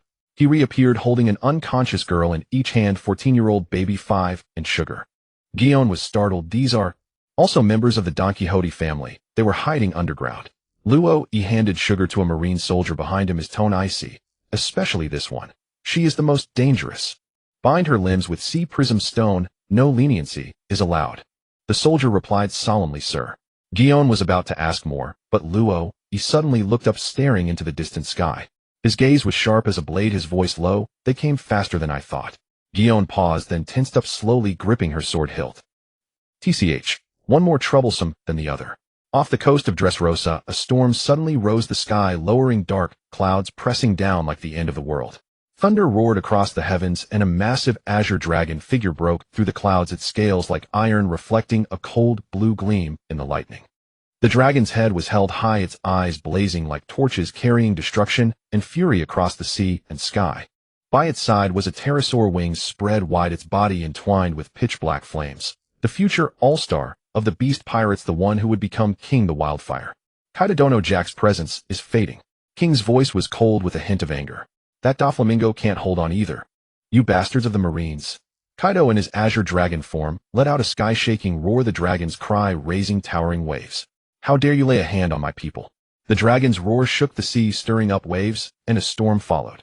Yet just as they were about to reach the port of Dressrosa, whoosh! The entire marine battleship which had been docked at the pier vanished in the blink of an eye amidst the lightning. What? King's pupils contracted sharply. The ship disappeared. Roar! Kaido's dragon eyes widened in fury, his tail lashing out, stirring up a gale. A cheap marine trick. King quickly scanned the sea, soon spotting the battleship suddenly reappearing dozens of nautical miles away. Kaidono. Over there. Pursue. Kaido bellowed, and the azure dragon and pterosaur instantly turned and hurtled toward the battleship. Luoi stood at the stern, his gaze cold as he looked into the distance. They're chasing us. Guion appeared beside him, her eyes grave, her sword, Kenpyra, already half-drawn. Your judgment was correct. We can't fight in Dressrosa. Kaido and King coming together. They're truly enraged. Whoosh! Before she finished, the entire battleship vanished in a flash of golden light, once again widening the distance by dozens of nautical miles. The azure dragon and pterosaur could not catch up, roaring in fury where the sea met the sky. King in his pterosaur form followed closely, flames wrapping his wings, his sharp eyes scanning the sea. Kaidono, the battleship has vanished again. King's voice was low and wary. The azure dragon's pupils contracted as he fully unleashed his observation haki. Suddenly he sensed a fierce aura piercing the darkness like a lighthouse, a defiant, unyielding provocation. It blazed like a deliberate hook left by a hunter burning conspicuously on a distant, isolated island. Is this bait for me? Kaido's dragon eyes narrowed, then he burst into a savage laugh. Fuha! Interesting. A brat from the Marines waiting for me. King's eyes darkened. Boss, it might be a marine trap. Trap, eh? Kaido laughed wildly, his dragon body accelerating abruptly. I am Kaido. Even if it's a trap, I'll crush it. On a solitary island in the New World at the central peak, a storm was imminent, thunder dancing wildly. Luoi stood alone on the summit, the wind howling, his white marine coat fluttering like a banner. He closed his eyes in concentration, his observation haki sensing two terrifying auras rapidly approaching from afar. Behind him, Guion stepped through the wind, her sword Kenpyra already a third unsheathed. He opened his eyes, his gaze like a blade. The battleship is safely relocated. Kaido is mine, King is yours. Gion was taken aback, then snorted lightly. You sure do delegate, kid. Luoi's lips curled slightly. What sister Gion afraid? Afraid? Gion's fingers traced the hilt of her sword, the cold gleam reflecting her smirk. Just in time to try a new move. Boom. The sky tore open, lightning poured down. A colossal shadow crashed down like a meteor. The Azure dragon Kaido descended from the thunder clouds with a roar, his dragon body, 10,000 zhang scales like cold iron burning with fury in the lightning. The entire peak quaked violently, the earth shattered, the summit collapsed, dust swept across the sky. Following close behind, a pair of pitch-black flame-wreathed wings burst through the clouds. King, with a wingspan of dozens of meters, slammed into the ground. He landed steadily beside Kaido, shifting into human form with flames swirling around him, his eyes like a hawk's locking onto the opponent. Kaido slowly stepped out of the dust, now in human form. 7 meters tall, bare-chested muscles forged like steel, shouldering the massive spiked club isekai'd. His gaze swept forward, finally locking onto the solitary figure standing in the distance. A brat from the Marines. Kaido grinned, fangs bared like an ancient beast awakening. You've got guts. He suddenly took a step forward, the air shaking violently. To dare lure me here personally? The next moment, Conqueror's haki erupted. It was as if an ancient dragon was roaring, the shockwave sweeping across the island like a tidal wave, darkening the sky and earth. The ground cracked inch by inch, the air vibrated with a thunderous roar, and the entire sea seemed to wave. Whooshed. Luoi moved, just one step forward. His own Conqueror's haki burst forth, simultaneously surging like a flood to meet the attack. The two Conqueror's hakis clashed in the void. Boom!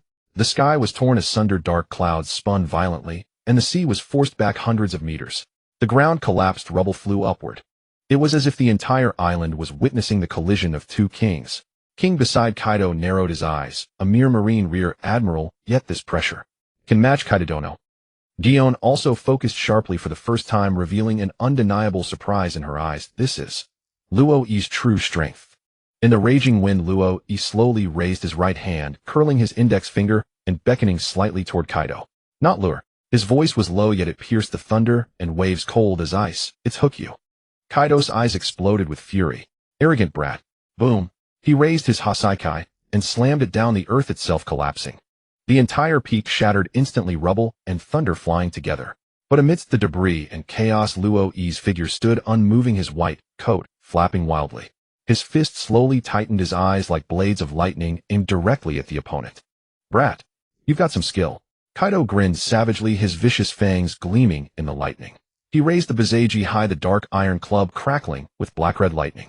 With an earth-shaking roar, his Conqueror's haki erupted like a tangible storm, shaking the air and cracking the ground. The entire isolated island trembled like a leaf before this overwhelming force. The clouds above seemed torn apart by an invisible blade, thunder roaring. Thunderous 8 trigrams. Boom. The dark iron club became a blurred, distorting space wherever it passed. The air collapsed as if the very fabric of space was being crushed. This strike could level a mountain peak. Opposite him, Luoi's black hair flew wildly, his eyes like lightning. The armament haki on his right arm had crystallized into dark star patterns. The haki within his palm bones flowed like a meteor across the universe. His fist drew back slightly, and the mere pressure of the punch caused the ground to crack inch by inch. Fist bone star breaker. Boom. The heavens and earth exploded. Two forces of Conqueror's haki clashed violently in midair. For an instant, time seemed to freeze. Crackle. With the two at the center, all rocks within a kilometer radius vaporized, not shattered but directly dissipated into dust. The ground sank 1,000 feet like a meteor crater, and the shockwave rushed out, splitting the distant sea into a 100-meter deep chasm. Seawater surged back and the island quaked. Kaido's pupils shrank as his feet plowed a 100-meter crater into the ground. This brat's physique. He can actually take my thunderous 8 trigrams heat. Before the words faded, Shwa. Luoi's figure blurred. A pitch-black kick swept in from Kaido's left, haki lashing like a whip. Flicker bone flash. Boom. Kaido, caught off guard, was sent flying, carving a long trail of dust. Boom, boom, boom. He crashed through 3 rocky peaks before stopping, coughing up blood, but a wild grin spread across his face. Teleportation. Haha. Interesting. Just as King was about to strike, his movements paused. A golden sword beam, like a heavenly thunderbolt, hurtled toward him, ripping through the sky. King's expression changed drastically as he flapped his flame wings to dodge. The golden light grazed past him, carving a 100-meter gash in the ground. Your opponent is me. Gion walked forward slowly, her long hair flowing. Kempira gleamed coldly as her blade pointed at King's throat. King snorted, flames raging around him, distorting the air itself. Woman, you dare stand in my way. Gion's cold gaze swept over him, her sword intent turning into an invisible edge. You're not worthy to make me take a single step back. Flame Emperor. King roared, a torrent of flames surging like a tornado, swallowing heaven. Gion's figure became a blur as she split the fire with one slash. Heavenly feather slash. Boom. The flame tornado was cleaved in two. Under the high-temperature impact, the surrounding mountains melted. King's eyes widened, and the contempt in his gaze beneath the mask vanished. This woman can't be underestimated. But Gion gave him no time to breathe. Shave Moon Shadow. Her figure teleported above King, her blade like a crescent moon. Clang. King parried hastily his flame sword, and Kempira clashing violently, sparks flying. Their figures crossed, sword energy and flames intertwining as the battlefield gradually moved away from the central clash between Luo, I, and Kaido. Just as Kaido erupted in wild laughter from the mountain ruins, thunder roaring. Shwa. Luo I's figure instantly teleported above him like a black meteor falling from the sky. Fist bone-length stars.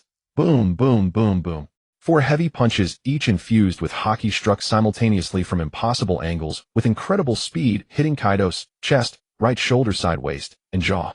Each blow sent shockwaves like avalanches, and the last punch blasted the king of beasts into the sky, his body flying sideways like a broken beast. Roar. In midair, Kaido's roar echoed across the heavens as his body transformed into a 100-meter-long azure dragon, scales cold, and gleaming dragon horns wreathed in lightning flames scorching the sky. Heat breath. The next moment, a scorching white beam of blazing light erupted from the dragon's mouth, like a divine judgment, tearing the world apart. Yet Luo I stood motionless, his right fist slowly gathering power, as black-red armament haki spiraled up, like a top star patterns flaring. Flicker bone sky breaker. Boom. The fist wind was instantly teleported to the core of the heat breath, then exploded violently. The haki shockwave met the dragon's breath. The entire sky seemed split open, a vacuum zone spanning kilometers formed in the air, thunderclouds, churning air currents rushing in. Not done yet. Kaido roared, the azure dragon diving down, its claws tearing through the air with immense force. Dragon twister, bad wind. The dragon claws instantly erupted with countless sharp wind blades, each infused with armament haki, forming a dense net of wind-cut blades like a death cage, sealing all paths of evasion. Facing this ultimate killing move, Luo I did not retreat. Instead, he stepped forward. Life return, liberation. Instantly his blood surged, muscles bulged like armor, and his skin took on a metallic luster. Boom. He charged straight into the wind blade barrier. Clank, clank, clank, clank, clank, clank, clank, clank, clank, clank, clank, clank, clank, clank, clank, clank. His body collided with the wind blades, sparks flying. Every impact was accompanied by the metallic shattering of wind blades. Flicker bone, heavenly charge. Suddenly Luo I vanished into the air. Boom. Luo I instantly appeared beneath Kaido's belly, his right fist blasting upward haki, and dragon might clashing furiously. Gah! That punch struck like a falling star, bending the dragon's body. The 1,000-ton frame was sent flying above the cloud's chest, and belly scales shattered, blood mist spraying across the sky. Roar, roar, roar. Scales shattered, blood sprayed, the dragon's body tumbled high in the sky, but the battle intent in those dragon eyes grew even more savage. High above the dragon form, Kaido rolled and spun, his fury burning even fiercer under the immense pain. 3 worlds fall, infernal abyss. Boom. The sky suddenly exploded. Black-red thunderbolts poured down from the 9 heavens, as if divine wrath descended. Kaido roared in the air, his azure dragon form abruptly contracting into a towering humanoid. He gripped the Physique with both hands, conqueror's haki swirling like a raging tide, the iron club spinning wildly under the blessing of his arm's strength and haki, turning into a black-red storm that devoured the heavens and earth. Dimarine. He dove from 10,000 meters like a comet, falling space, collapsing along his path, the sea surface exploding, the atmosphere torn open to reveal a bloody chasm. This strike was not a fight, it was annihilation. On the ground, the wind howled like blades. The rock layers of the entire isolated island shattered under the pressure, the volcano erupted, and seawater evaporated into a sea of mist. Luo I stood amidst the ruins, his black hair wildly dancing, his robe flapping. The conqueror's haki shockwave roared toward him, grinding the ground beneath his feet into dust. He exhaled slowly, his feet sinking into the rock layer. His right fist slowly drew back, muscles trembling like rumbling thunder, black conqueror's haki lightning dancing on his fist. He exhaled slowly, his feet sinking into the rock layer. His right fist slowly drew back, muscles trembling, like just as Kaido descended from the sky with world-destroying power. Luoi's fist turned into a meteor piercing the heavens. Boom! Between heaven and earth, black and red intertwined destruction and resistance. Just as Kaido descended from the sky with world-destroying power, Luoi's fist turned into a meteor piercing the heavens. Boom! Between heaven and earth, first a blinding white light swallowed everything. A giant cross-shaped starlight and a black-red hurricane collided high in the sky. The entire island's surface peeled away like fragile cookies. The shockwave spread in all directions like a sphere, tearing apart all clouds within 10 kilometers, splitting the sea into a 100-meter-deep chasm, exposing the boiling rock bed. Boom! The moment of impact, the surface of the entire isolated island surged like ocean waves. The shockwave expanded spherically, ripping a vacuum zone 10 kilometers in diameter in the clouds. Gwa! Kaido roared, the Physique trembling violently, his tiger's mouth cracked, blood instantly evaporating in the high heat. Luoi's muscles were pulled to the limit, his feet sinking 10 meters into the rock, causing the entire continental plate to collapse. At that moment, two forces of Conqueror's haki raged like twin dragons, entangled, tore, and exploded in the air. The immense haki distorted space, as if they never made contact. Gore! Kaido's iron club shuddered violently, his tiger's mouth split open. For the first time, shock appeared on his ferocious face. Luoi's feet were deeply embedded in the ground, but his fist's momentum did not wane. Black Conqueror's haki lightning, clashing madly with Kaido's haki. Break! Boom! The fist force erupted. Kaido was sent flying backward by the recoil, crashing heavily into a distant mountain. The entire peak collapsed instantly. Boom! Their haki exploded. The entire island's ground was shattered into countless fault blocks. The seabed rock layer was exposed, magma gushed out. The high-temperature evaporated seawater turned into rolling walls of mist. In the distance, King and Gion, locked in battle, both paused and looked toward the battlefield in shock. In the distance, amidst the ruins, Kaido struggled to rise, covered in blood, his dragon horns riddled with cracks, his body covered with fist marks, but his smile grew. In the distance, amidst the ruins, Kaido struggled to rise, covered in blood, his dragon horns riddled with cracks, his body covered with fist marks, but in the distance, amidst the ruins, Kaido struggled to rise, covered in blood, his dragon horns riddled with cracks, his body covered with fist marks, but his smile grew even more ferocious. Ha ha ha! How many years has it been? He licked the blood at the corner of his mouth, laughing like thunder. Someone who can make me bleed, someone who can make me fight to my heart's content. Brat, state your name. I don't kill nameless men. Luoi shook his right fist, Conqueror's haki surging once more, and replied coldly, Marine Headquarters, Rear Admiral Luoi. Luoi. Kaido's pupils shrank, his dragon eyes wide. So it's you. The Marine brat who clashed with red hair in the east blue. Gale winds swept through, battle intent surged like a tide. Lonely island battlefield above the ruins. The sky darkened, magma and mist intertwined, the scorching sea wind howled like a beast. Boom! Amidst a tremendous noise, rubble flew in all directions. Kaido slowly rose from the deep pit, his body covered with dense wounds, but as the dragon scales on his surface glowed with cyan light, the injuries slowly healed under the terrifying recovery power of the mythical Zoan Azure dragon fruit. At his broken dragon horn, flesh squirmed, and cyan scales grew layer by layer from the wound. Even though such an injury would be fatal to an ordinary person, Kaido seemed merely to be warming up. Wallaha! He laughed wildly, grabbing the 8 fasting staff and shouldering it, exuding an aura like a revived demon mountain giant. Kid, ready for round 2. Opposite Luo, he stood quietly on a shattered cliff, his cloak flapping loudly in the fierce wind. His face was calm, but the slight frown on his brow revealed that his state was not as relaxed as it seemed. That punch, just now, though overwhelming Kaido in momentum, Kaido's haki impact was not to be underestimated. Though outwardly he appeared uninjured after that earth-shattering clash, his internal organs were still churning. Haki surged along his blood vessels like countless needles writhing deep within his viscera. I can't drag this out too long. He took a deep breath, a sharp light flashed in his eyes. Instant surgery. This was a powerful technique developed over the years, inspired by the op fruit ability of law. Space trembled slightly. An invisible spatial blade swept across Luoi's body. All the internal injuries, internal bleeding, torn fascia, and even the residual haki erosion force were instantly teleported out of the void. Boom. Luoi's body returned to purity, and his aura instantly surged back to its peak.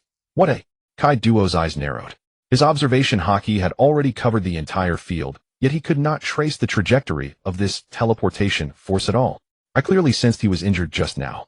How did he recover in an instant? For the first time, a hint of doubt and caution surfaced in Kai Duo's heart. This technique can instantly transfer injuries, but it consumes a massive amount of stamina. Theoretically, his injury level was similar to Kai Duo's, and now he appeared unscathed, but it was achieved at the cost of huge stamina. I must finish this quickly. Luo, he opened his eyes again, his gaze like a blade cutting through mist. His muscles bulged, haki coiled around every inch of flesh. The ground under his feet cracked inch by inch. He slowly raised his fist, and the familiar star pattern glow appeared on his knuckles. Kai Duo had already stepped forward, lightning crackling on his iron staff, a ferocious grin on his lips. Haha, you brat really can surprise me. Since you're not planning to run, don't blame me for breaking every bone in your body. Their gazes met in the sky, haki clashed in the void with a sharp screech, and their battle intent boiled over. Boom. The rock layers exploded. Two figures turned into afterimages, almost simultaneously shooting toward each other. Before the air could react, two forces powerful enough to destroy mountains and seas tore apart the tranquility of the entire battlefield at the instant of their imminent collision. At this moment, above the lone island edge of the combat zone, the high-altitude battlefield where flames and sword chi interweaved the battle that had briefly stalled due to Luo, E, and Kai Duo's haki collision, now suddenly boiled over again. Schwa. Ji Yuan stepped on Moon Step, her figure darting through the air like lightning. In her hand, Jin Pai Luo cut through the sky, sending out a cyan golden sword chi. Storm Flying Swallow. The sword chi cut through the sky, its cold gleam intimidating. Jin flapped his wings, flames swirling around him, twisted his body to dodge nimbly, and swung his hand back. Flame Dragon Emperor. A fiery tornado roared into the sky, the temperature soared and flames streaked across the sky like meteors. Ji Yuan dodged, but keenly sensed. Know this flame. He's not using full power. Her eyes narrowed, focusing on the sky. Jin was not pursuing. Instead, he transformed into his pterosaur form and was rapidly ascending. A thunderclap struck Ji Yuan's heart. He's forcing me to retreat. His aim? To escape the battle. Shave. A golden light flashed. She accelerated with full force and gave chase. The two rapidly ascended to high altitude, gradually leaving the main battlefield. The battlefield below remained chaotic. Luo E and Kai Duo's battle intent surged again, their haki clash resonating with heaven and earth. The shattered island cracked, thunder echoed. Ji Yuan forced herself to ignore the periphery and focus only on Jin. At this moment, Jin's expression was cold as usual, but inside waves churned. Kai Duoniai is getting too heated.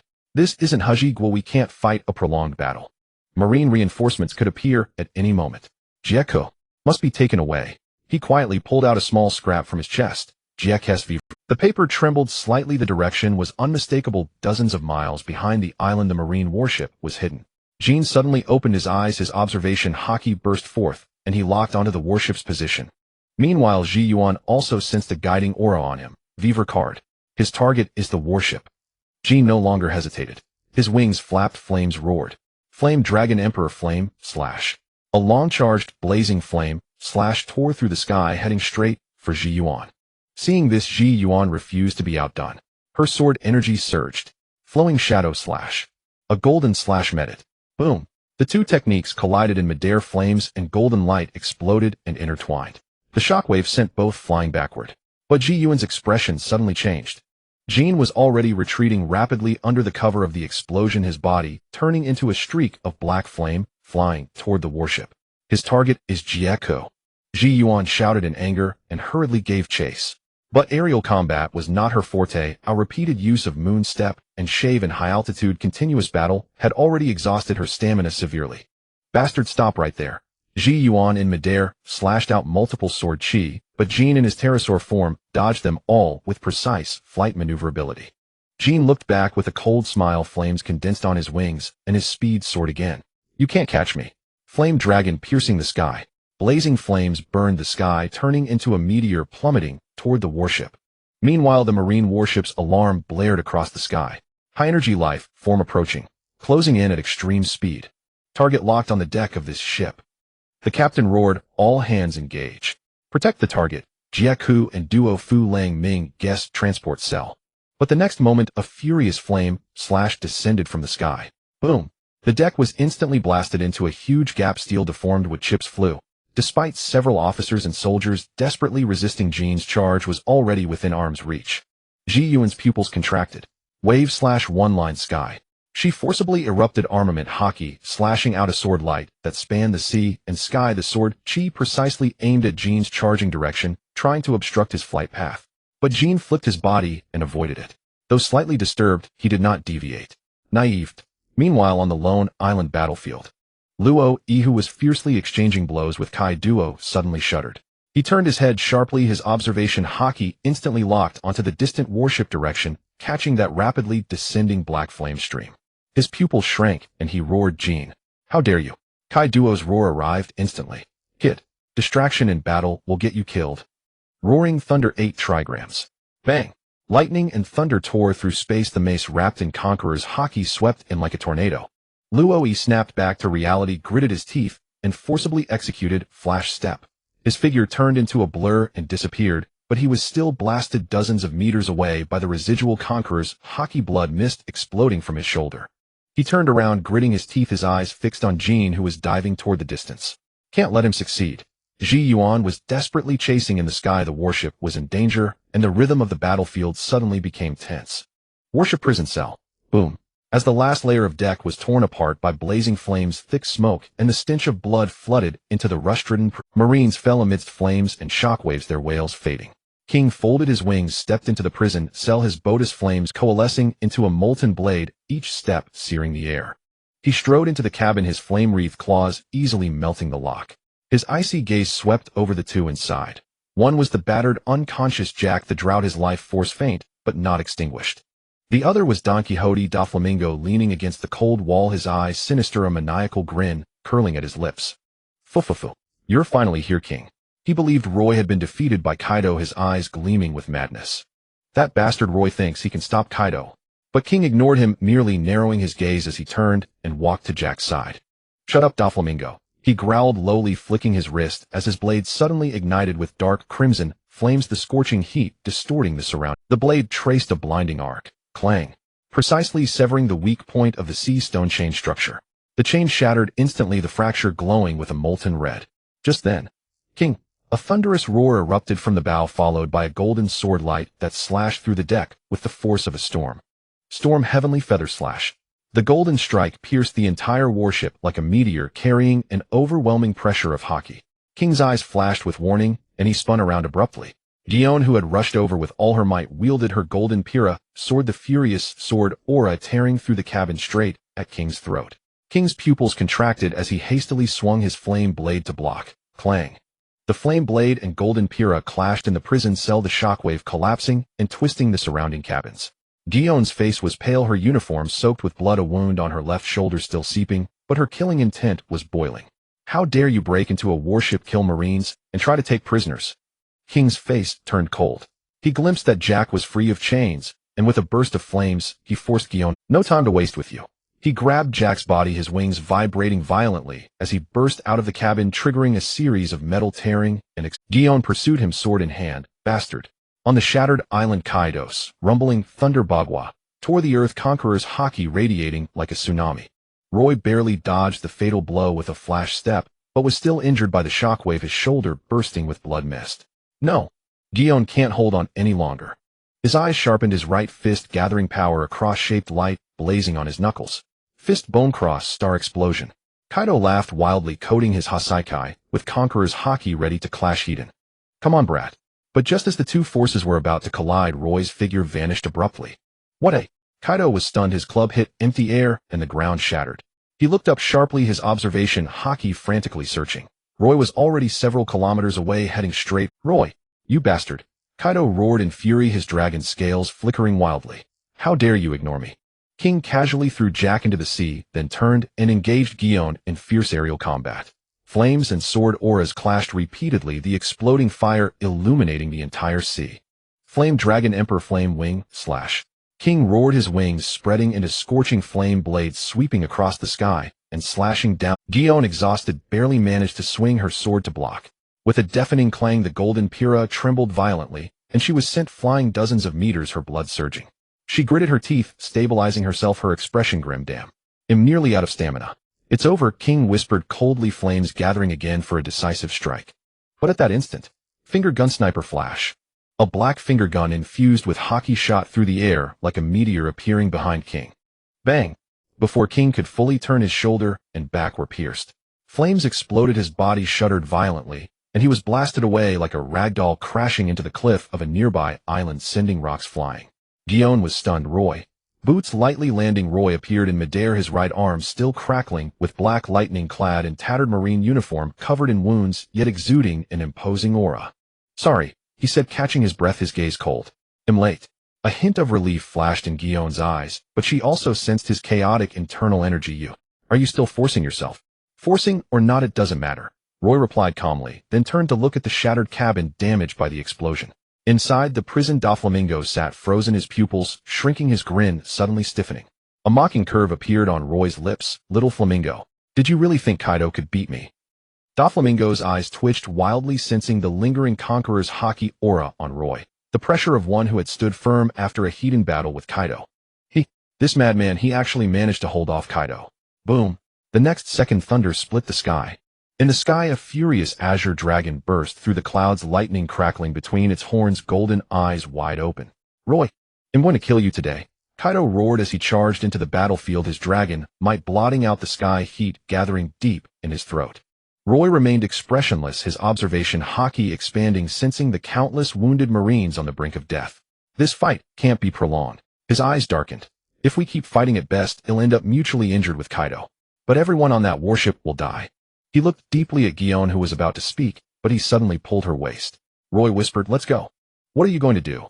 He didn't answer, just turned to gaze at the charging azure dragon. The dragon's eyes were bloodshot, its hot breath already gathered at its throat, as if it would burn the entire sea to ashes the next moment. Roy merely cast a cold glance, a grim smile curling at his lips. He raised his finger pointing at Kaido, and slowly mouthed, next time I won't let you off. Whoosh! The next instant, Roy, Guion, and the entire crumbling warship vanished from the spot. Boom. Kaido's hot breath crashed down the next moment, hitting the warship's original location, exploding a water column hundreds of meters high. The sea surface was overturned, the scorching impact plunging into the deep sea, turning water vapor into thick mist. Roar! The enraged azure dragon circled and roared in the sky, gales sweeping, thunder roaring, its fury almost igniting the entire heavens. In the distance, the severely wounded king struggled out of the wreckage, flames wrapping around his chest wound, his face pale, yet still calm. Kaido, big brother, he gasped. Roy took the people and left. I threw Jack into the sea. Fortunately, he didn't get taken. This battle can't be dragged out any longer. If we stay here and he comes back with reinforcements, we might not get away unscathed. Kaido ground his teeth, rage surging, but after staring at the empty sea for a few moments, he finally growled, notifying nearby subordinates to fish Jack out. He growled lowly, he got lucky today. Next time he'll make sure there's nothing left of his corpse. New World, G1 Branchport. Swoosh. With a violent spatial rift, a battered, scarred Navy warship abruptly appeared above the port, crashing heavily into the sea, as if tearing through the very fabric of space. Boom. A towering wave dozens of meters high surged, crashing against the harbor shore. The patrolling Marine soldiers instantly went on alert. An enemy attack. Batteries take position. Quick aim. That ship. Wait, a soldier suddenly shouted, that's the Marine flag. In the waves, the torn canvas fluttered loudly. On the bow, the broken, yet still fluttering characters, Justice, made everyone hold their breath instantly. But when they saw the Navy flag fluttering on the warship, and on the deck the blood-soaked Vice Admiral Guion, everyone's expression changed drastically. That's Vice Admiral Guion's warship. My God, how did the ship end up like this? On the deck, Guion, covered in blood, struggled to support a young officer with torn clothes kneeling on one knee. It's Rear Admiral Luo. Quick! Medical team, emergency assembly. All personnel prepare to support and board the ship. On the broken deck, Guion helped support Luo, who was kneeling on one knee and breathing heavily, her eyes full of worry. Are you alright, Luo? Luo's forehead beaded with sweat, his face pale, yet he still showed a trace of calm. I'm fine, it's just. After fighting Kaido, and then forcibly teleporting the warship such a long distance, my stamina is a bit drained. He was about to continue speaking when suddenly, Guion, Luo, a dignified voice came. Vice Admiral Momonga, the garrison commander of G1 branch, rushed over with his adjutant, leaped and landed steadily on the broken. When he saw the tragic state of the two, his pupils suddenly contracted. What happened? What did you encounter? Don't ask now. Luo raised his hand abruptly to stop Momonga's questioning, his voice hoarse, yet carrying an undeniable calm. The soldiers on the ship. Almost all are seriously injured. Quickly arrange medical treatment. Momonga instantly realized the situation was extraordinary, and without hesitation roared, all personnel follow orders. Prioritize treating the wounded. Medical team, take position immediately. The The port instantly erupted into chaos. A large number of medical soldiers rushed onto the dock with stretchers, medicine boxes, and first aid kits. Meanwhile, Luo took a deep breath, stamped his foot on the ground, and placed both hands on the broken deck. The air vibrated. The next second, all the wounded soldiers, unconscious individuals, and vital supplies on the warship completely disappeared from the deck. At the same time, inside the medical tents in the safe zone of the port, one by one, the injured soldiers instantly appeared on the ground, steadily transferred, and it appeared, teleportation. So accurate. Not a single deviation in position. Momonga and the others witnessed this operation like a miracle and momentarily forgot to speak. The adjutant stared blankly at Luo's still bleeding palm, his Adam's apple bobbing. Rear Admiral Luo can actually still do something like this. Gion stood aside, watching Luo's back as he knelt on the broken deck, a complex emotion flickering in her heart. This was no longer the young brat she knew, who only joked and liked to sneak food. The little brat from back then had grown into a Rear Admiral of Marine Headquarters, a man who could face powerful monster pirates hidden and save everyone from desperate situations. G1 Branch Office. After brief bandaging, Luo and Gion were taken to the branch office. Momonga sat behind the desk, his expression grave, hands crossed against his forehead, his gaze sweeping back and forth between the two. Now can you tell me what exactly happened? Gion glanced at Luo and seeing him nod slightly, she took a deep breath and briefly reported the mission: the Shichibukai's usurpation of a kingdom, Kaido's intervention, the battle on the isolated island, King's attack on the ship, preventing Doflamingo from being taken away, and Luo's direct confrontation with Kaido. What a... Momonga suddenly stood up, his chair crashing over with a creak. You and Kaido? When he heard that Luo had confronted Kaido hidden without defeat, Momonga's fist clenched tightly. He stared at Luo, his eyes full of shock, then anger erupted. Bang! Momonga slammed his fist onto the table, the solid wood surface instantly splitting with a crack. Nonsense! He roared, his eyes showing both shock and barely concealed worry. Do you know what you're doing? Kaido is what level of monster? Even if you had to fight, you should have waited for headquarters reinforcements. If you die at sea, the Navy will lose a future star. But if we didn't stop it, the situation would have been more chaotic. Luo responded calmly. You know the weight of Doflamingo. Momonga opened his mouth, but finally fell silent, letting out a long sigh, truly so reckless that there's nothing to say. He looked at Luo, his eyes a complex mix of admiration, shock, and deep unease. Thank goodness you both returned. He rubbed his temples and said in a deep voice, you two rest first. I will report to headquarters immediately. Marineford Fleet Admiral's office. Crack. A crisp sound rang out as the rice cracker in Sengoku's hand was crushed. The den mushy projected Momonga's grave voice. Report. Urgent report from G1 branch. Vice Admiral Gion and Rear Admiral Luo were attacked by Kaido and King of the Kaido pirates and successfully prevented them from taking Doflamingo. Sengoku's pupils contracted sharply. Kaido personally intervened. Yes. Momonga's voice was heavy. Rear Admiral Luo engaged Kaido hidden and did not fall behind. Sengoku furrowed his brows slowly, putting down the documents in his hand, his eyes sharp as a blade. Luo has actually grown to this level already. Wah! Garp, who was sneaking tea in the office, burst out laughing. That brat actually dared to fight Kaido. Sengoku said gravely. I know, but he manipulated King's slaughtered civilians. The evidence is conclusive. This matter needs the Gorosei to decide. They won't let a celestial dragon. Sengoku said gravely. I know, but he manipulated King's slaughtered civilians. The evidence is conclusive. This matter needs the Gorosei to decide. They won't let a celestial dragon's blood die in Navy hands. At most they'll send him to impel down. Zoro said calmly. Sengoku was silent for a moment, then nodded heavily. I know. They'll contact the Gorosei later. Zoro walked slowly to the window, gazing at the distant sea horizon, her eyes deep. The situation in the New World is about to change. Meanwhile, at the Holy Land, Merigios. In a spacious room, the atmosphere was heavy as the intelligence and images sent by Sengoku were presented one by one. The Gorosei had varied expressions. Head Doflamingo. Nustro said with a cold laugh, a piece of trash who almost dragged our celestial dragon's reputation into the mud. A traitor, nothing more. Warcury said disdainfully, we can't let him embarrass us. But he is still a celestial dragon's blood, and he knows something about. His teleportation ability has been developed to cross extremely long distances and can freely deploy troops on the battlefield. He can also fight Kaido without His teleportation ability has been developed to cross extremely long distances and can freely deploy troops on the battlefield. He can also fight Kaido without losing. This is not something that can be done by relying solely on a devil fruit. This man is too dangerous. But he is a Marine. In his record, he has upheld the Navy's justice against pirates with no transgressions. Just like Garp, an unruly monster. Mars said calmly, but precisely because of that we cannot provoke him carelessly. Promote his rank, grant him freedom of action, and keep him in the Navy. That is the safest choice. Agreed. The candlelight flickered gently, and the meeting room fell into silence again. But beyond the sea the waves were already quietly churning. The situation in the New World was changing. The next day, World News Agency front page headline shocking. Marine Rear Admiral Luo fights New World Emperor Kaido to a standstill. Warlord's country theft fails, Doflamingo imprisoned by Marines and impelled down. Newspapers fell like snowflakes across the world, newsbirds soared high at dawn casting a shocking report across the entire New World waters. Marine Rear Admiral Luo confronted Kaido hidden in the New World waters, battling for hours without a decisive outcome.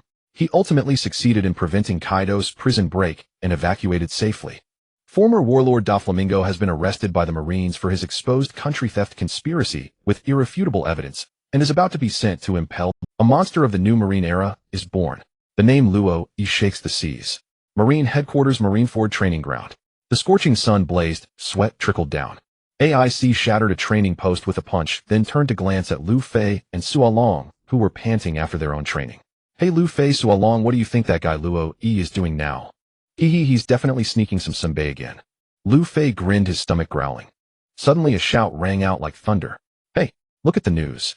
Luo rushed over, clutching a spread newspaper, an unusual shock on his face. Suddenly a shout rang out like thunder. Hey, look at the news. Luo rushed over, clutching a spread newspaper, an unusual shock on his face. Brother Luo fought Kaido. WH. Everyone exclaimed in unison, immediately crowding around. AIC snatched the newspaper, a heated fight with Kaido. No decisive outcome. Sualong's pupils contracted, sweat running down his temple. That's Kaido. Luffy looked bewildered. Who's Kaido? Is he strong? Idiot. Sualong and AIC roared in unison. Gu Ina's blade trembled slightly, but a new fighting spirit ignited in her eyes. Mr. Luo, has he already become this strong? Meanwhile, on the high platform at the edge of the training ground, a burly figure stood silently. Zepha's uniform remained crisp. He rarely refrained from scolding the students for stopping training. He too held a copy of the same newspaper. Watching the kids stunned by the news, a rare smile quietly curled at the corner of his mouth. That's more like it. Luo truly worthy of being my disciple. Zephas. Revolutionary Army Headquarters, Baltigo. Morning breeze swept by, sand dunes gently rolled. Long stood at the meeting table, newspaper trembling in his hand, his gaze deep as the abyss. Luo actually confronting Kaido hidden. Behind him, Haku, Kuer La, and Sabo, who were training, also gathered around. Kuer La's eyes widened. That's Kaido. Who is this Luo so formidable? Haku frowned slightly. For an ordinary person encountering Kaido and King escaping alive would already be a miracle. The 12-year-old Sabo, however, pulled down his hat brim, a meaningful smile curling at the corner of his mouth. It seems there are truly worthy, strong ones in the Marines too. Long remained silent, his fingers slowly tracing the map. The world order is about to shake. Big MOM Pirates Whole Cake Island. Mama. Charlotte Linlin bit through a candy cake, tearing the newspaper in her hands directly in half. That Kaido fellow actually stopped by a Marine brat. Katakuri stood nearby, his voice deep. Mom, this Luo might become our great enemy in the future. Perospero licked his candy cane. And he's a teleport fruit user, free to move, fight, and flee. Tisk going against him would be a real headache. Linlin crunched on the candy, her eyes gradually darkening. Mama. Next time we meet, I'll make his soul one of my collections. Red Hair Pirates, Red Force. Dusk settled over the sea, wind howling. Xiang Kasi leaned against the deck railing, holding a freshly unfolded newspaper, his gaze solemnly scanning the headline. Marine Rear Admiral Luo confronting Kaido hidden without defeat. His smile was no longer carefree, instead a rare solemnity emerged. Hey Bei Command, what do you think? Bei Command lazily exhaled smoke, eyes narrowed, staring at the setting sun, gradually sinking into the horizon. A guy who can clash with Kaido and walk away unscathed. Across the entire sea there are only a few. He paused, turning to Xiang Kasi, but you know his strength better than anyone, don't you? Xiang Kasi remained silent, the newspaper in his palm silently crumpled. Beside him, Isubu suddenly held his forehead, revealing a rare wry smile. Remember when we first met him in the East Blue? Damn, how old was he back then? I remember, La Chi Lu chimed in while chewing a piece of meat. Back then he slapped you into the sea, and I fished you out. Shut up. Isubu covered his face as if recalling the scene of being slapped away by Luo years ago, shivering. Lucky for me, he hadn't grown to this level back then. Amid the laughter of the crew, Xiang Kasi finally smiled, but there was complexity and weight in that smile. Luo, he is the bell tolling for the new era. He looked up at the night sky, his eyes calm as stars.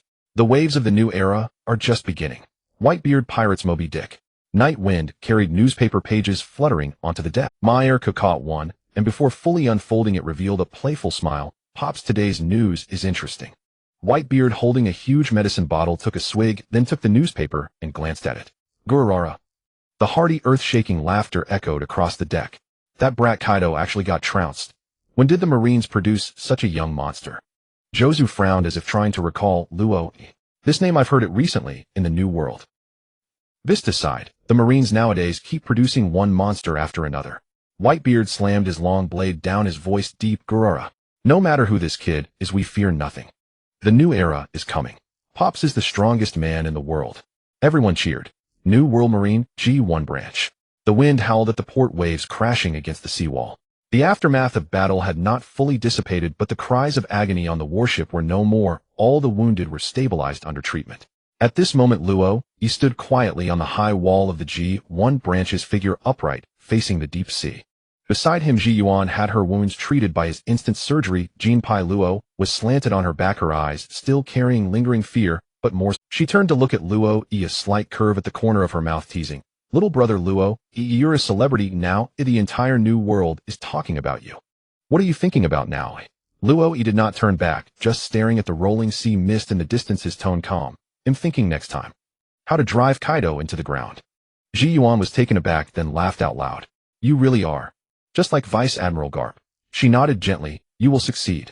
The wind ruffled the capes on their shoulders, just like the waves of the new era rolling and mightily sweeping toward them. The night was deep and the waves surged. A pitch-black warship slowly sailed through the gate of justice, beyond which lay an unfathomable maelstrom sea and the silent stern entrance to hell. Click, clack. The sound of sea stone chains clattering echoed hollowly across the deck like footsteps from the abyss. All members of the Don Quixote family were tightly escorted, clad in prison garb, their faces filled with panic, except for one. Even with his hands bound by sea stone, Doflamingo's lips curled into an arrogant grin. Fufufu. Impelled down. Roy, you think this is over? The tide of a new era will not cease, Roy. Roy stood at the bow of the ship, his expression cold and unresponsive. Beside him, Gion narrowed her eyes, hand resting on Campira, her voice icy. Impelled down will welcome you properly. Take him away. At Gion's command, a large group of Marines stepped forward, leading the Don Quixote family members off the warship and into the chilling gates of Impel Down. When a Marine tried to escort Baby 5, Roy suddenly reached out to stop them. The 14-year-old girl kept her head down, hands cuffed in sea stone, her body curled up like a discarded toy. Her eyes no longer held the expectation of following orders, only utter confusion. Roy slowly approached, standing before her, his voice soft yet firm. Baby 5, your ability is not meant to exist for obeying commands. The girl trembled, slowly lifting her head with a bewildered look. Me. Roy gazed at her, his voice low and powerful. It can become a power to protect others. I need you. Use this power to protect those who truly need help. Baby 5 was stunned, tears welling up in her eyes. Those words, I need you, shone like a beam of light into the darkness of her heart. Can I really?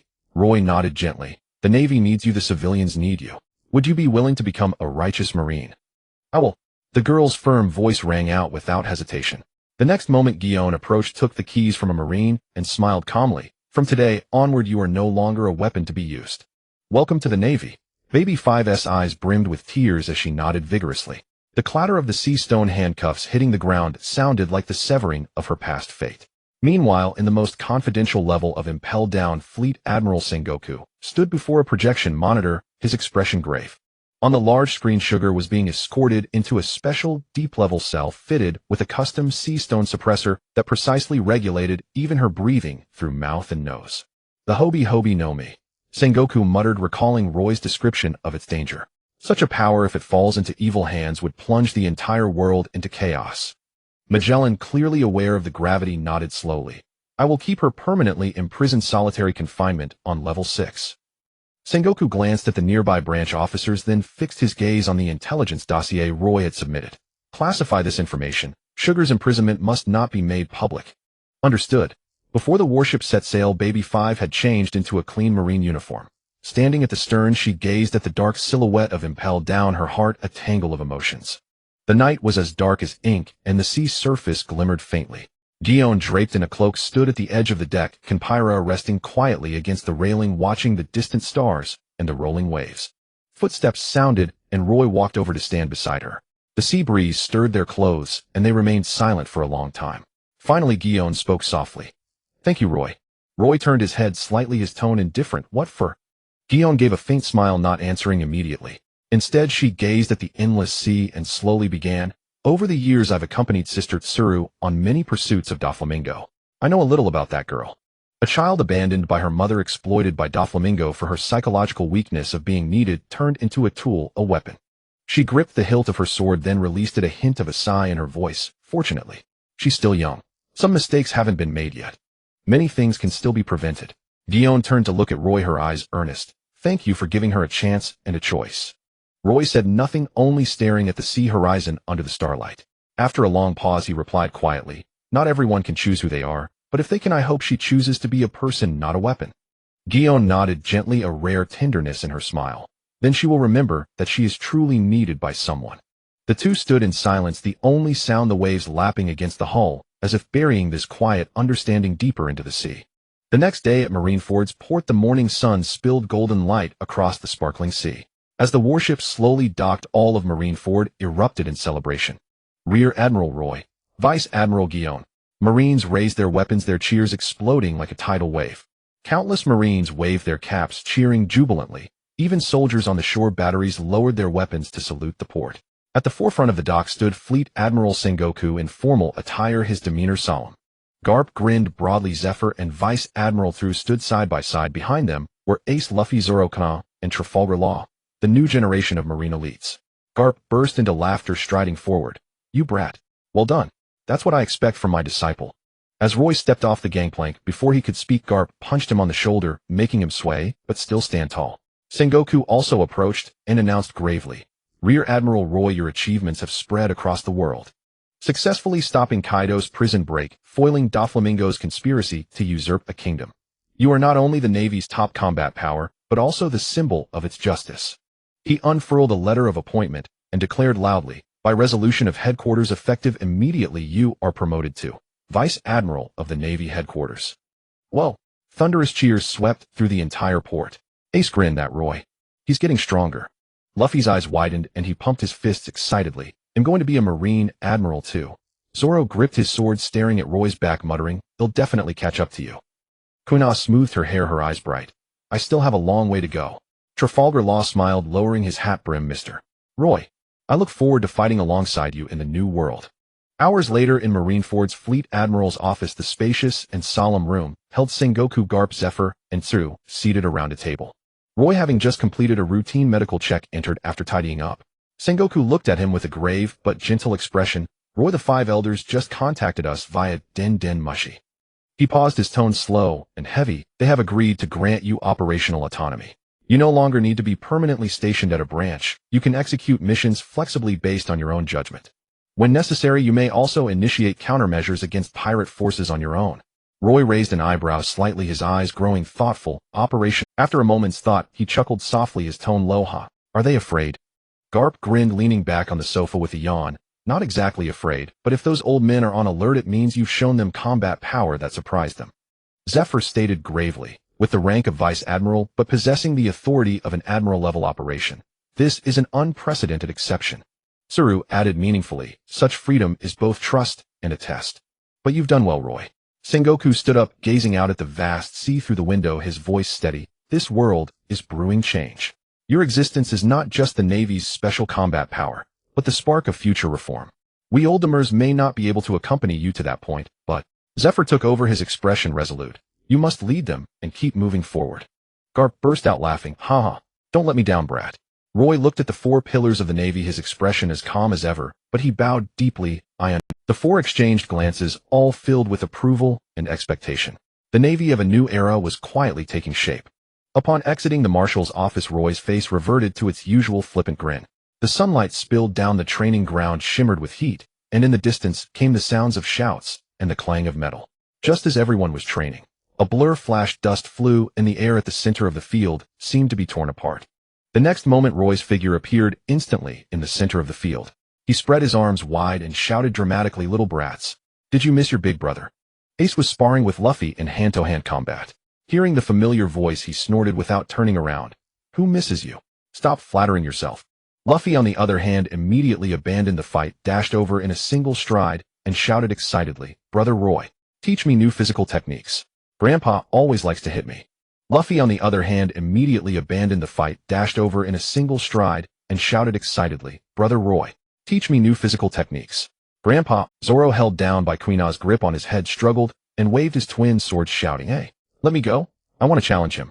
On the other side, Law, now 16, having graduated from training camp and been promoted to Marine Lieutenant Commander, walked steadily in his deep blue uniform with a saber at his side and nodded slightly, Vice Admiral Roy. Roy grinned widely, his gaze sweeping over the energetic youths. Suddenly, a mischievous idea crossed his mind. Little brats, I'll give you a chance.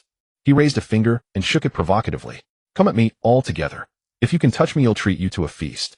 The training ground fell silent for a second, then Ace's feet erupted with scorching flames, and he shot forward like a rocket. Fire rush. Roy's expression remained unchanged. He shifted his footwork, slightly swaying his body, and Ace's heavy punch missed. Too slow, Ace. The words had barely faded when a sound of breaking wind came from behind.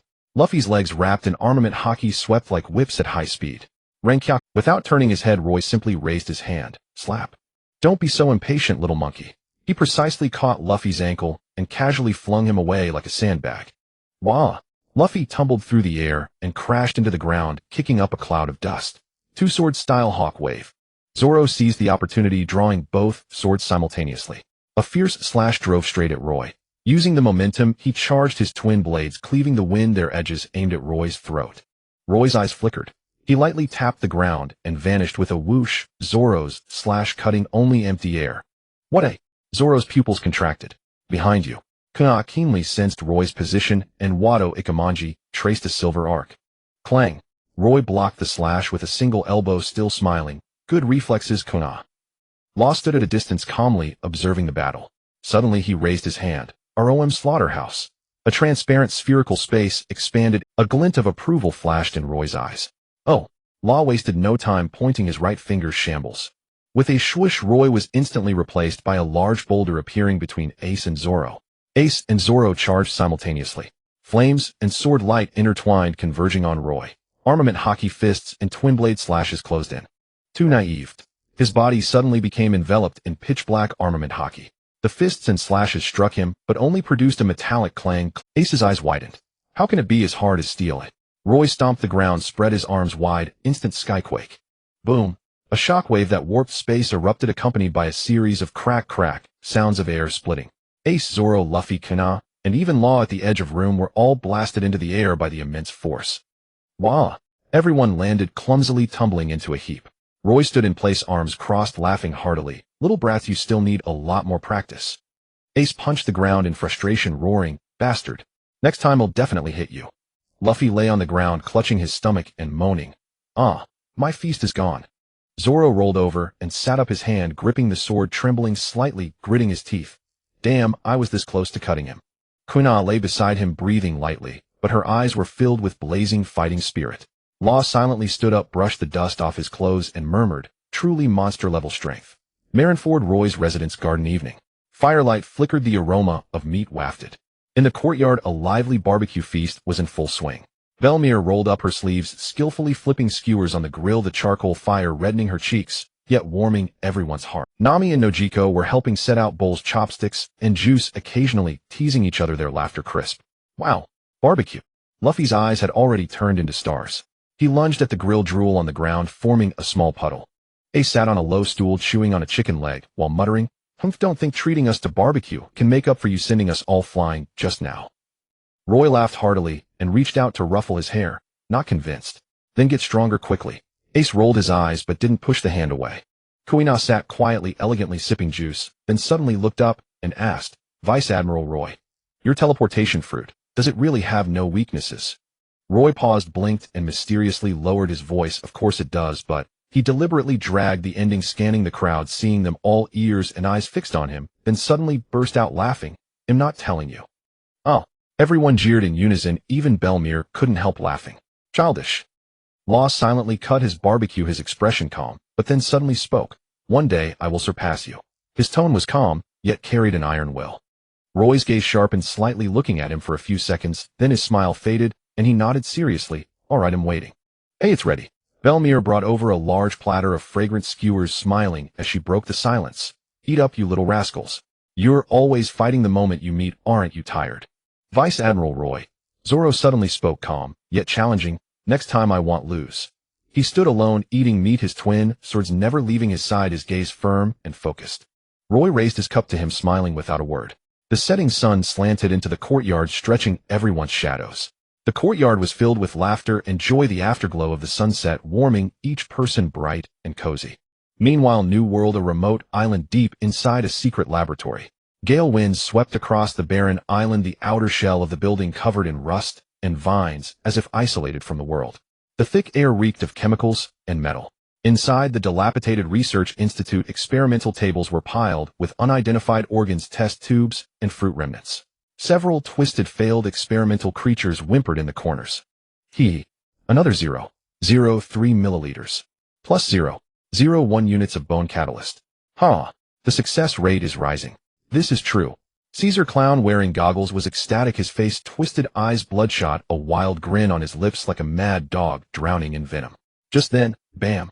The laboratory door was violently kicked open, shards of iron flying. A strong smell of tobacco and sweat rushed into the lab. Queen waddled in with his massive body, a half-burnt cigar dangling from his mouth, his face clearly showing annoyance. Caesar, you madman, I've been looking for you for 2 days. He complained loudly. Are you trying to die on this stinking island? Caesar removed his goggles, his eyes bloodshot. What's all the noise? I just finished a batch of improved artificial zone fruits. Do you know? If this batch can be mass-produced, ill. All right, you're at it again with your old habits. Queen patted his shoulder, then the next second pulled out a newspaper and tossed it onto Caesar's face. Here, don't say I didn't warn you. Read the news, my dear partner. Caesar frowned, tore off the newspaper and glanced at it casually, but the next moment his entire shocking. Doflamingo's usurpation of the kingdom exposed, entire crew escorted by Marines to impel down. What? Impel down. His hand trembled, and the reagent bottle fell to the ground, splashing a pool of green corrosive liquid. Mingo got caught. When? Why didn't I know anything? Queen rolled his eyes and sighed. When you're deep in research, you wouldn't even know if the world ended. Doomed. All those research funds, experimental fruits, logistics, they were all on Mingo's tab. Queen lazily picked his ear. Why are you panicking? Kaidasama said a madman like you is exactly what we need. Just bring your poisons and fruit research results with me to Wano country. We'll handle the funding, space, and security for you. Caesar hesitated. Wano country. Is there enough experimental material? Queen grinned. In Wano, besides sea prism stone, there are plenty of fools. They don't even know how to resist. You can research however you want. Caesar's eyes gradually brightened. He licked his lips and grinned. Then I won't hold back. Queen nodded in satisfaction and waved grandly. Let's go, don't waste time. Kaidasama is about to make a big move. It's time to advance our beast pirates plan. At dusk, the two walked out of the dilapidated lab side by side. Behind them, the firelight reflected the sign on the iron door, restricted area, any unauthorized entry shall result in death. On the distant coast, a pirate transport ship blended into the thick fog, slowly departing against the blood-red sunset. Beneath the dark currents, a mad conspiracy was beginning anew. Marine Headquarters, Vice Admiral Guillaume's office. A soft knock came from outside the door. Come in. Guillaume's voice was cool and serene, yet carried an air of authority. The door opened slowly, and Roy cheerfully pushed Kuina and Zoro inside. Guillaume was reviewing documents at her desk. She looked up at the three and raised an eyebrow slightly. Roy. Rare to see you free to visit me. What's up? Roy grinned and pushed Kuina forward. Come on, Sister Guillaume, take this girl under your wing. She needs a real mentor, and Guillaume's gaze fell on Kuina, lingering on the Wado Ikamanji at her waist. Her eyes narrowed slightly, then she nodded. So you're Kuina? I've heard you've done well in the training camp. Kuina straightened her back, her gaze resolute. Yes. Vice Admiral Guillaume. I want to become stronger. Guillaume closed the file, gently walked slowly to her, and looked down slightly. Why do you want to become stronger? Kuina answered without hesitation. To become the world's greatest swordsman. In that instant, a rare glint of admiration flickered in Guillaume's eyes. Very well. She nodded, her tone decisive. From today you will train under me. Thank you, Vice Admiral Guillaume. Kuina bowed immediately, her eyes blazing with fervor and respect. Roy grinned beside her, winking. Thanks, Sister Guillaume. Guillaume shot him a glance, but said nothing. Very well. She nodded, her tone decisive. From today you will train under me. Thank you, Vice Admiral Guillaume. Kuina bowed immediately, her eyes blazed. Roy ruffled his green hair with a mischievous grin. What's the rush? I've already arranged an even harsher teacher for you. Zoro's eyes lit up. Who? Roy smiled mysteriously. Follow me. Marine Headquarters, Admiral Kizaru's office. Kizaru was lounging comfortably on the sofa, legs crossed, sipping black tea, while flipping through a magazine titled Leisurely Fishing Guide, humming a tune. A knock sounded. Kizaru drawled lazily, "Come in." The door opened, and Roy walked in with an eager Zoro. Kizaru looked up, his lazy gaze settling on them, his signature, nonchalant smile spreading. Yo, if it isn't the most troublesome vice admiral in the New World. Not out fighting Kaido today, but come to see me for a cup of tea.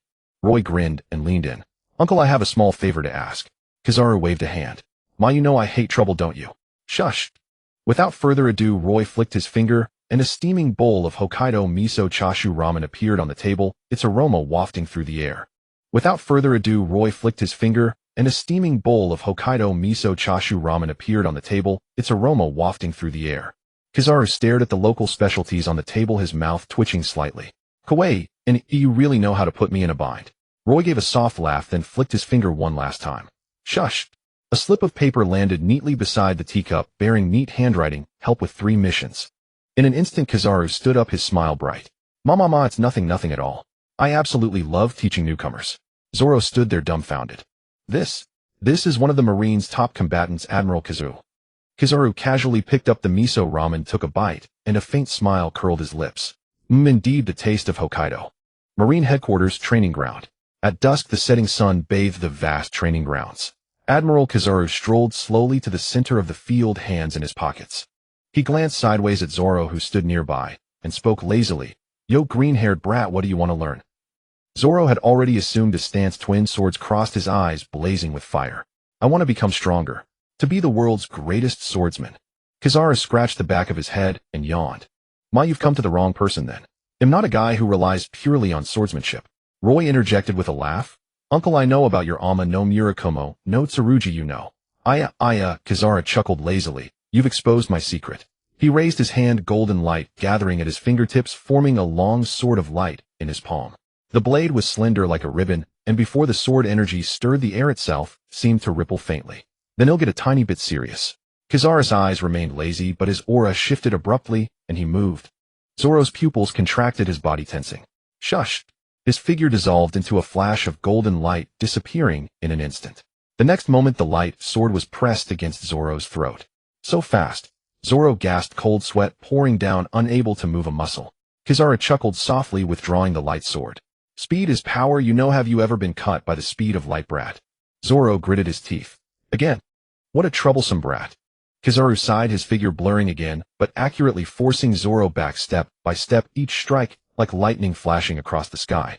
Don't just focus on power. Your dual-wielding movements are too straightforward.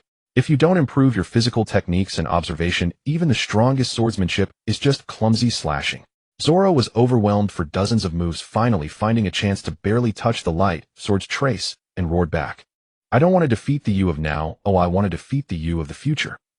Kizaru narrowed his eyes, a smile curling at the corner of his mouth. So you're not entirely brute force after all. On the other side, Gion's kendo dojo. Gion wore a kendo uniform with Kenpira resting quietly at her waist. Opposite her, Kana stood with bated breath, gripping the wado, ikemanji, her posture straight. Kendo is not simply swinging a sword. Gion's voice was steady, her gaze sharp. Mind, technique, body. Each must be honed to the utmost. Kuina tightened her grip on the wado ikemanji and nodded firmly. Yes. Your eyes are good, but you're too bound by school rules. Your movements are too rigid. Before she finished speaking, Gion's Kenpira suddenly shot from its sheath. Clanged. A sharp slash at an extremely fine angle grazed Kuina's cheek, cutting off a few strands of hair. Kuina did not dodge, nor did she blink. Instead, she gripped the sword hilt with both hands. Gion nodded with satisfaction. Good courage.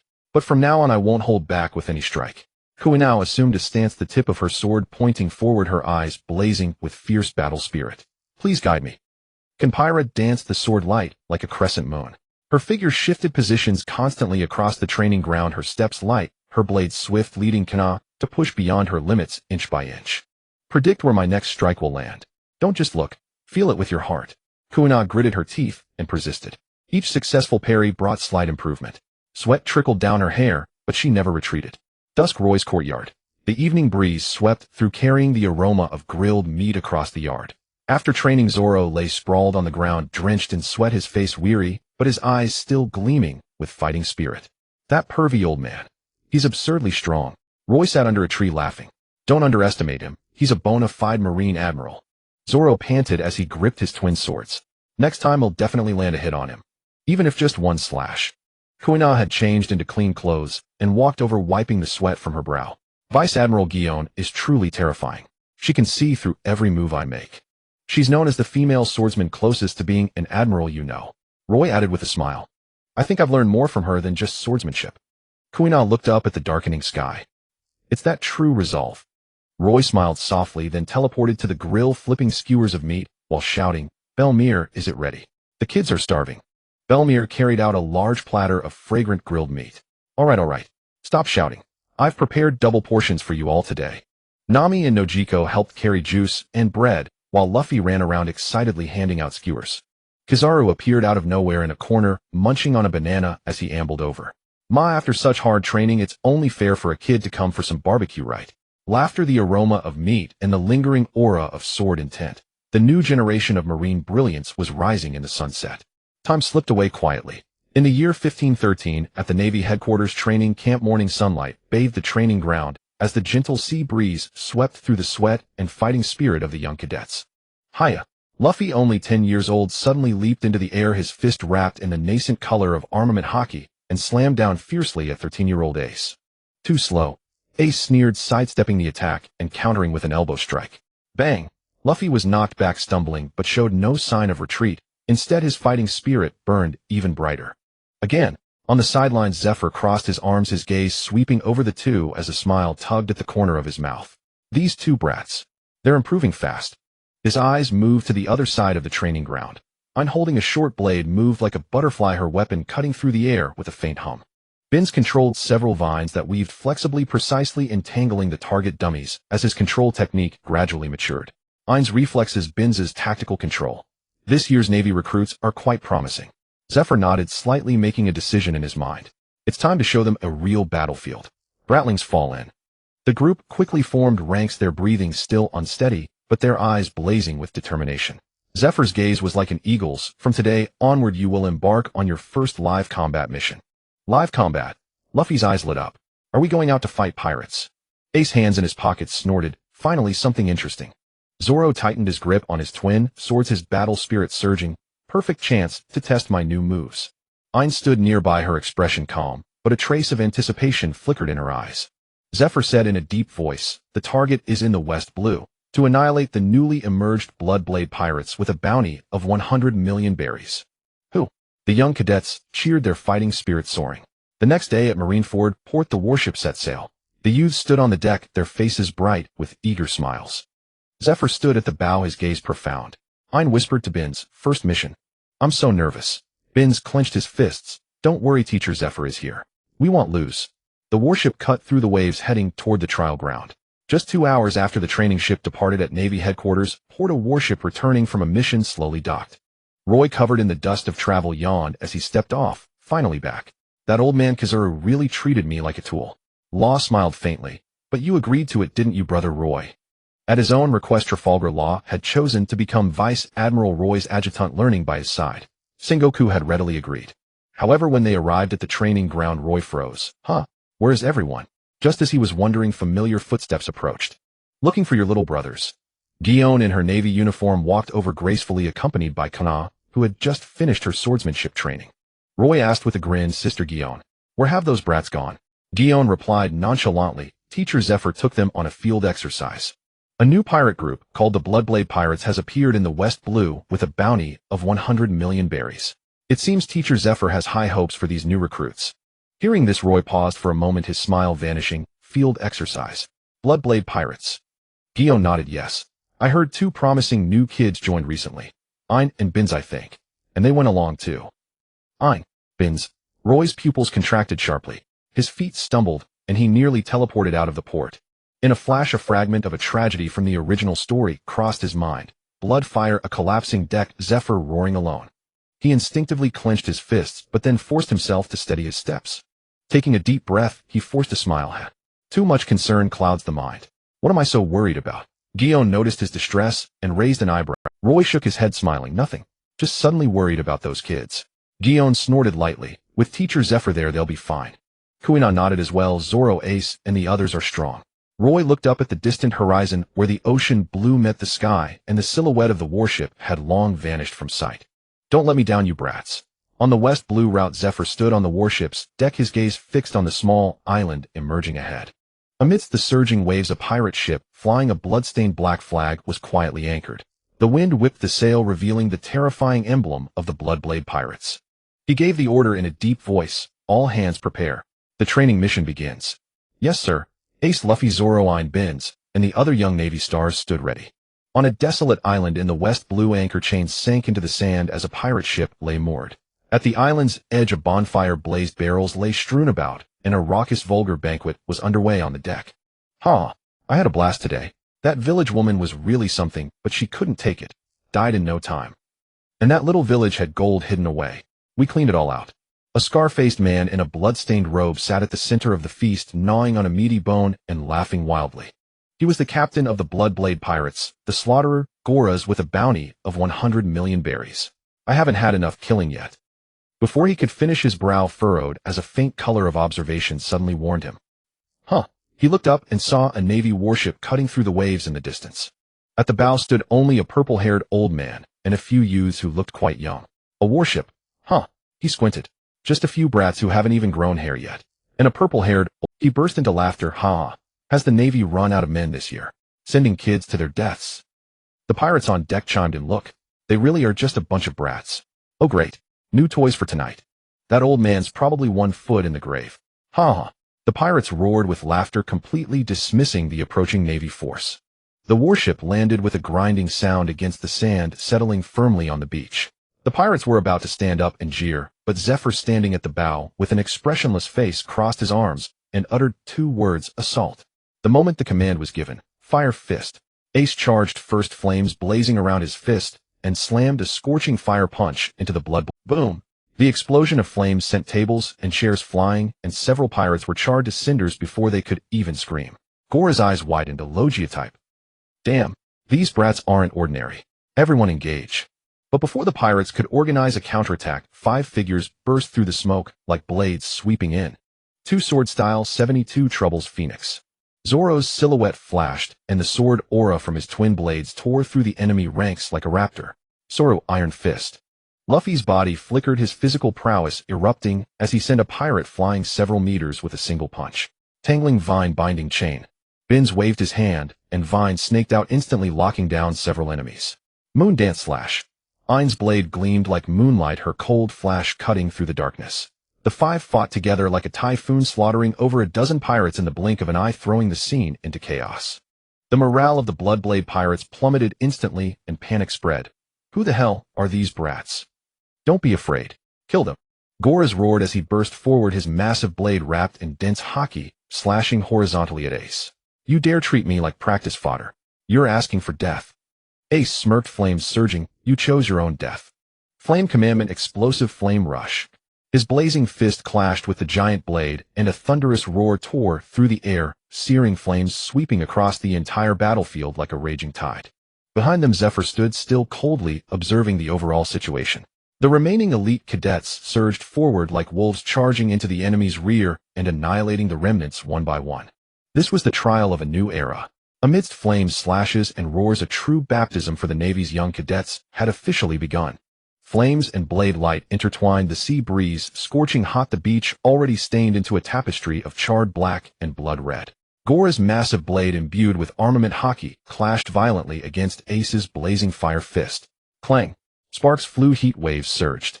Goras grinned savagely, a cruel glint flashing in his eyes. Kid, your flames are strong, but you're still too green. He suddenly exerted force, his massive blade sweeping diagonally to knock away Ace's fist, twisting his body and whipping back with a furious slash. Blood blade horizontal slash. A jet black slash swept out. Ace's pupils contracted. Flames exploded beneath his feet as he forcefully retreated. Boom. A trench dozens of meters long was split open on the beach, with rolling seawater pouring in and waves splashing several stories high. Don't be intimidated by their momentum. Goras roared. They're just a bunch of brats. Counterattack. Kill. The core officers of the Bloodblade Pirates finally snapped back to their senses, erupting with thin, yet ferocious armament hockey as they swarmed forward. The vice-captain, Iron Hook, Barton cornered Luffy, who was wreaking havoc among the pirates. "Kid, you've got quite a punch." Barton grinned viciously, his right arm's heavy iron hook gleaming coldly as it came whistling down like a cyclone. Luffy grinned, his figure flickering. "Shave." He instantly appeared beside Barton, his fist coated in armament hockey, slamming viciously into the other's waist and abdomen. Collapse iron fist. Bam! The fist struck precisely on the ribs. Barton's internal organs shuddered. He stumbled back several steps, spitting out a mouthful of blood. "Holy crap, how come your punch feels like being hit by a sledgehammer? That hurts so much." Luffy shook his fist, grinning. "My grandpa taught me." "Go ask him." The combat captain, Dual Blades, Rex, watched Zoro cut down multiple pirates with 2 swords and lunged in. "You use dual blade style too? Let me see what you're made of." He vaulted off his toes, crossing a sharp cross-shaped wind blade. Zoro did not dodge. He met the attack with both swords twisting into a leaping strike. 2 swords style Rhino's horn. Clanged. Metal clashed in the air with a roar, sparks flying as the two nearly brushed past each other. After the exchange, both retreated simultaneously. REX's Tiger's mouth went numb. Shocked, he thought, this kid's strength actually surpasses mine. Zoro licked his lips, his eyes burning with fighting spirit. Not bad. Again. Backstep slash. Ayn moved through the battlefield like a ghost. Her short knife slashed, and a pirate officer's right arm instantly atrophied and shrank, reverting to a childhood state, greatly weakened. "Off. My hand. What kind of ability is that?" The officer stumbled back in terror. He retreated in panic, only to be cut across the back by Ayn, instantly falling into unconsciousness. Bins pressed his hands to the ground, causing vegetation to sprout wildly. Lush entanglement. Several pirates were immediately bound tightly by vines. "Well done, Bins."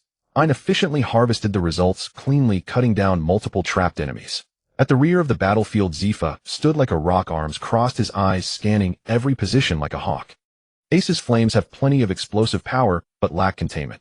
His observation hockey also needs more training. Luffy's physical skills have improved rapidly, and his attack power is strong, but he has too many open. Zoro's blade is already beginning to show the embryonic form of steel cutting. Just as a pirate quietly circled around, preparing to attack a distracted trainee, bang! Zifa moved like lightning, throwing a heavy punch infused with armament hockey, directly smashing the enemy into the sand, instantly critically wounding and knocking him unconscious. The rescued trainee stared at him in shock. Zifa said flatly, "On the battlefield you must always be aware of your surroundings. Don't lose focus." "Yes." The trainee suddenly perked up, his gaze growing firmer. Firelight blade shadows, roars, and vines interwove across the battlefield. The Bloodblade Pirates retreated step by step, while this group of young trainees, amidst gunfire and blood, took their first steps toward becoming true Marines. Now Goras was panting heavily, his body covered in burns, and his massive blade had developed cracks. "Damn it. How can this kid be so strong?" He gritted his teeth and looked at Ace, who, though somewhat fatigued, still had a blazing gaze. Flame Commandment, explosive fire bullet. Ace pressed his palms together, compressing a massive fireball down to the size of a fist, yet its emanating aura was terrifying. Gora's pupils shrank. "Wait. I sir." Boom. The fireball crashed down, and the explosion's flames devoured everything. The smoke of battle had not yet cleared. The beach was littered with unconscious Bloodblade pirates, but the fighting spirit had not faded from the youth's eyes. Ace's blazing firestorm completely engulfed Goras. As the flames dissipated the scorched earth, still hot, Goras fell onto the beach like a tattered sack, his charred skin emitting white smoke, his once arrogant gaze now filled only with terror and emptiness. Over on the other battlefield, two-sword style Bull Needle. Zoro crouched low and charged his figure like a raging bull, his dual blades unleashing a torrent of piercing thrusts. Uft, uft, uft. Rex's pupils shook violently.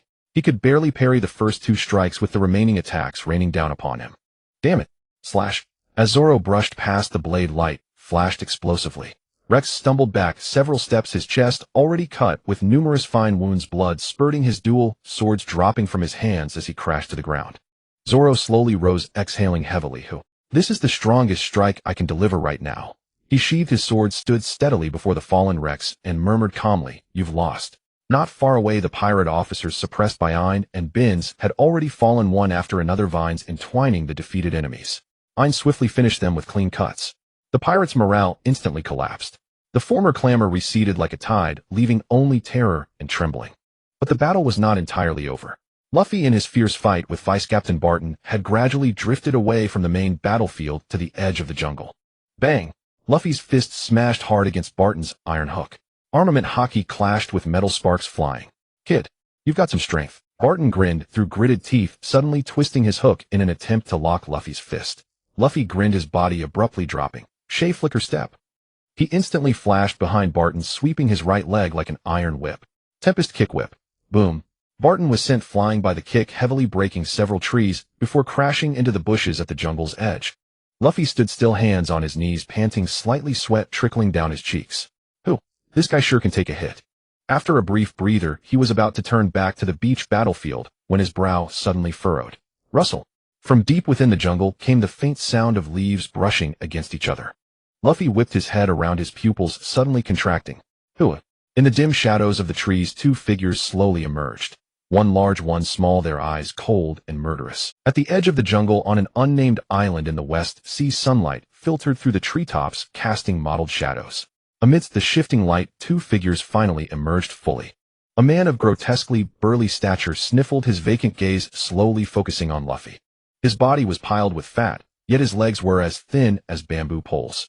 Long golden hair hung down to his legs, and his sideburns were braided into ridiculous pigtails. Most striking of all was the massive glaive in his hand, taller than himself. Beside him stood an old woman who seemed like a cartoonish absurdity, her height barely reaching his knees. She was as short as a child, with garish lipstick smeared across her face, draped in a leopard print coat, and sporting an oversized pair of sunglasses. Leaning on an excessively ornate gold-encrusted cane, every gesture she made radiated madness. Where did that old hag come from? Luffy blurted, eyes wide. You brat. Back erupted in fury, flames spewing from behind her sunglasses. What did you say? How dare you be so disrespectful to the great Bakingamustassi? She narrowed her eyes, recognizing the Marine uniform on Luffy, and her expression darkened. A Marine in turn. Why do Marines always get in my way wherever I go? She slammed her cane hard on the ground and shrieked, Weibel, Mom. Weibel's enormous head snapped toward her, revealing a vacant, yet terrifying grin. Bacon's withered finger pointed sharply at Luffy. Kill him and crush all the brats on this island too. Yes, Mom. Weibel dragged his glaive and took a step forward, the earth trembling with a thunderous roar. Even Luffy, slow as he was, sensed the danger and turned to sprint back to the main battlefield. But Weibel's movement was unbelievably fast. With a swift motion, calloused giant hand clamped around Luffy's waist, lifting him like an iron vice. Ugh, let me go. Luffy struggled desperately, but found the brute strength impossible to break free from. Iron gun. He smashed his fist wrapped in hockey into Weibel's face, yet the attack was effortlessly absorbed by the opponent's expressionless visage. It hurts. Luffy was shocked to find his attack utterly useless. Luffy. Blazing flames erupted as a meteor streaked through the forest. Fire fist. Ace's figure burst forth, his burning fist slamming mercilessly into Weibel's face. Boom. The flames exploded, engulfing Weibel's entire head in fire. Did it work? Ace landed, staring anxiously into the smoke. But then, a sniffle sound. The flames dissipated, revealing Weibel completely unharmed, not even a singed hair. Mom. He hit me too. He pouted pitifully like a bullied child. But Bakin grinned with a terrifying smile. Then rip off their heads and hang them on the bough to dry. Okay. Weibel swung his glaive, stomped forward, and charged with a ferocious aura. Ace's pupils contracted. Damn. This guy's power is off the chart. Moments earlier, on the main battlefield of the unnamed island in the West Sea. Boom. Flames soared as Ace's final blow sent the remaining pirate officers flying dozens of meters, crashing through several wooden posts before landing charred and He landed steadily, shook his smoking right fist lightly, and grinned. Done. Not far away, Zoro slowly sheathed his twin swords, calmly scanning the scattered, unconscious pirates. These guys are nothing special.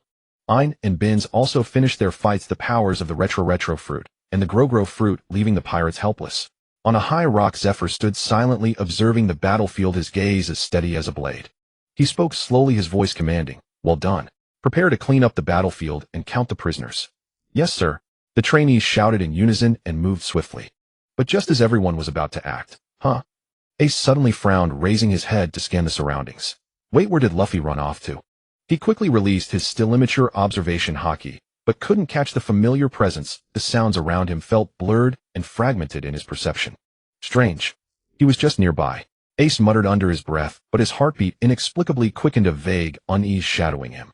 As if an invisible thread tugged at him, he couldn't help but look toward the distant jungle. Whoosh. He slammed his foot on the ground, jets of blazing flame erupting from his legs, and shot forward like a rocket, a fiery streak diving deep into the forest. Ace! Zoro turned frowning. Where's he rushing off to? Zephyr, who was instructing the trainees, also sensed the anomaly. His vast observation haki spread like a tidal wave across the entire island. His eyes flew open and his face changed drastically. Luffy's in the jungle, and there are two extremely dangerous presences. He cursed under his breath, damn. How could such monsters appear in the West Sea? Boom. He stomped, shattering the rock beneath him, and his figure became a blur, a gale of wind hurtling toward the jungle. All hands on alert. Immediately assemble. No one is to act alone. The scene returned to the depths of the jungle. Crack. Weibel's giant hand tightened, suddenly producing a sickening sound of bones grinding. Luffy screamed, his features contorted, blood spurting from his mouth, his face instantly turning pale. Let go of Luffy. Ace's eyes blazed with fury, his entire body erupting in wild flames, fists searing like molten lava. Explosive flame. Boom.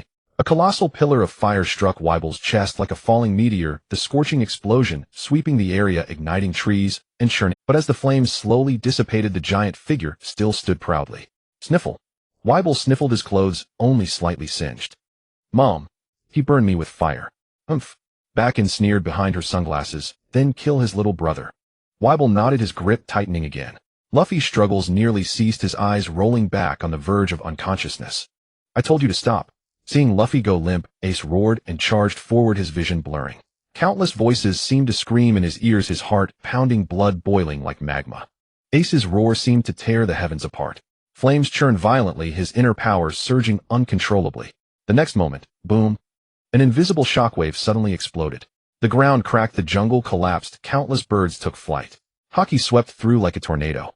The jungle trembled, gravel flew, and Conqueror's haki stormed across the entire area. Conqueror's haki. Bakken, cowering behind Weibel, trembled, gripping her golden cane tightly. A marine brat. Has the quality of a king. Impossible for a kid barely 10 years old. Thud. Weibel stepped back half a pace, his glaive trembling, and finally released his grip. Luffy fell to the ground unconscious. But Ace, having expended too much power, knelt on one knee, gasping heavily, nearly spent. He looked painfully at Luffy. Luffy. Damn it. Weibel. Kill him now. He must never be allowed to grow. Bakken shrieked, veins bulging. Weibel swung his massive glaive, raised it again, and roared as he brought it down on Ace. That blade, if it landed, would cleave Ace in two. Is this the end? Sorry. Bro. Ace knelt, his vision blurry as he watched the descending blade. The edge grew closer, yet he lacked the strength to dodge. What do you think you're doing to my disciples? Boom. Mountains crumbled, earth split. A scarred iron fist accompanied by a thunderous roar and armament haki like a hurricane smashed into Weibel's glaive. Clang. The metallic clang resounded through the sky. Zephyr's sunglasses shattered in the shockwave, revealing eyes blazing with fury. Weibel's massive body was forced back 3 steps to the ground, exploding under his feet, his arm numbed. Purple hair, battle scars, shattered sunglasses. Zephyr stood before Ace and Luffy, his wrath immense. Zifa. Master. AC raised his head with difficulty. Clutching the unconscious Luffy, AC looked up at the towering figure, blocking the way, his voice laced with disbelief. Zifa did not turn back, but his voice was chillingly cold. AC, take Luffy and retreat. His broad back stood amidst the jungle ruins, purple hair whipping in the gale, muscles taut as steel, the residual ripples of haki still trembling in the air. He fixed his gaze on the old woman and said, each word deliberate, you're asking for death. Boom. Before the words faded, Zifa burst forth, his iron fist like a mountain-crushing hammer meeting Weibel's raised Najana. Clang. A deafening metallic explosion tore through the air, trees uprooted, the ground blasted into a deep crater, and rocks around shattered into fragments. Zifa, the Black Arm, known for his no-kill policy, now his killing intent was off the charts. His arms, called the Black Arms, were now wrapped in jet-black armament haki, each punch carrying the power to crush mountains. Crushing mountain smash. Jet-black armament haki coiled around his arms, each punch imbued with the might to shatter mountains and split the earth, forcing Weibel back step by step. Mama said, to kill you all. Weibel shook his head, a cruel, foolish grin on his lips, yet he also felt an unprecedented pressure. Delusional. Zifa suddenly stomped the ground, cracking instantly, his right fist shooting like a cannonball toward Weibel's face. On the other side, Bajin saw the tide turning, and a cunning glint flickered in her eyes. No.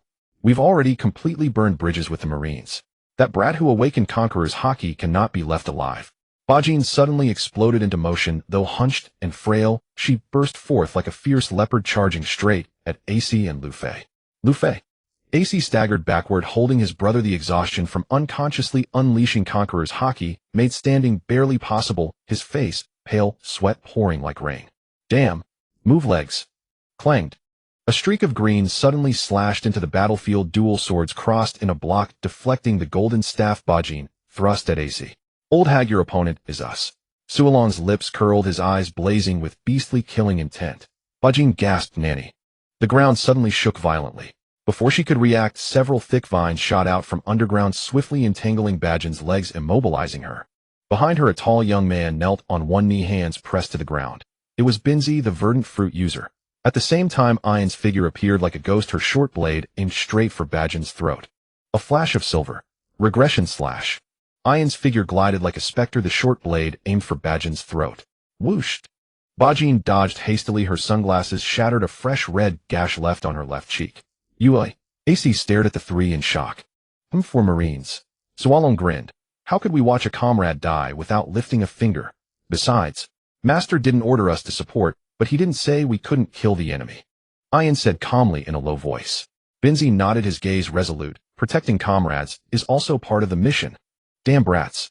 Bajin screamed in fury, slamming her cane into the ground. Do you know who I am? I am Whitebee. She flailed her cane wildly, trying to drive off the vines, but Suolong's dual blade suppressed her frontal assault. Two-sword-style rhinos returned. Suolong ignored Bajin's roar, delivering a storm of slashes that forced her back step by step, her golden staff buzzing from the vibrations. Suolong ignored Bajin's roar, delivering a storm of slashes that forced her back step. Whenever Bajin tried to counter, her movements were forced back by Iron's short blade, and occasionally parts of her body would regress into a weakened state, but Bajin would instantly break the limit with Ditzy's vines were extremely annoying, not only restricting Bajin's movement, but also occasionally snatching at her wrists, disrupting her attack rhythm. These brats can actually suppress me. Bajin grew more alarmed as the fight continued. At this moment in the jungle battlefield, boom! Fists like thunderbolts, the naginata cracked like a thunderclap, shockwaves raging out, shattering the entire woodland. The air seemed torn apart, sand, broken branches, and flying stones swirled into a vortex, flattening the surrounding 100 meters, instantly dragging the entire battlefield into the monstrous rhythm of Zifa and Wyber's clash. Bang!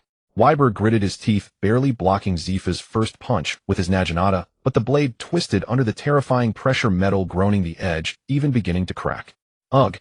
Wyber swallowed a mouthful of blood, finally realizing that this purple-haired old man was no ordinary foe. But Zifa's assault showed no sign of stopping. Shave, continuous crush. With a flicker of his form, Zifa appeared almost instantly in front of Wyber's face. Bang! The first punch struck the abdomen, muscles bursting. Bang! The second punch hit the chest, bones cracking audibly. Bang! The third punch smashed into the shoulder, sending the massive body staggering back over 10 meters, each step cracking the ground, dust and soil spraying like fog. Wyber's face twisted, spitting a mouthful of blood, his previously dull expression now stained with pain and fear. And on Zifa's face there was no expression, only icy killing. As he advanced, he slowly clenched his right fist, the armament hockey around him surging like a gale, even the ground trembling slightly. Thanks to Luo's surgery, this damn asthma is no longer a shackle for me. He recalled what Luo had said while treating him months ago. Master Zifa, your lung damage has been repaired, but overusing hockey may still trigger old ailments. Please be cautious. But now Zifa had no hesitation. Your strength is indeed astonishing, with some shadow of Whitebeard. Zifa said coldly, but compared to the real Whitebeard, you are just a mindless mad dog. His eyes swept over the fallen AC and the injured, unconscious Luffy, and the fury in his heart boiled once more. To beat AC and Luffy like this. These kids are my disciples whom I cherish as my own. Crushing fist of destruction. His entire arm turned pitch black, veins bulging, hockey swirling like flames, the air howling under its pressure, the coated armament hockey even crackling with black lightning. Purple hair flying, he leaped suddenly, his body frozen in midair like a falling star, his fist aimed at the ground like a heavenly punishment. Wyber instinctively felt death approaching, roared, and swung his naginata away, slash. The black blade slashed horizontally, hockey intertwined, the air exploding. Boom! Cataclysm. The collision of fist and blade was like a meteor striking a planet. The forest was utterly destroyed, rocks scattered everywhere, the entire island shaking violently as if struck by an earthquake. The shockwave spread in a hemispherical shape, uprooting giant trees, the ground collapsing like seismic ripples. In the distance, Ian, Ditzy, and Suolong were knocked back dozens of meters. Even Bajin fell to her knees, her cane broke in her face, filled with horror as she stared at the center of the battle. Smoke and dust filled the sky. In the gray-black haze, only a massive figure could be seen smashed deep into the earth.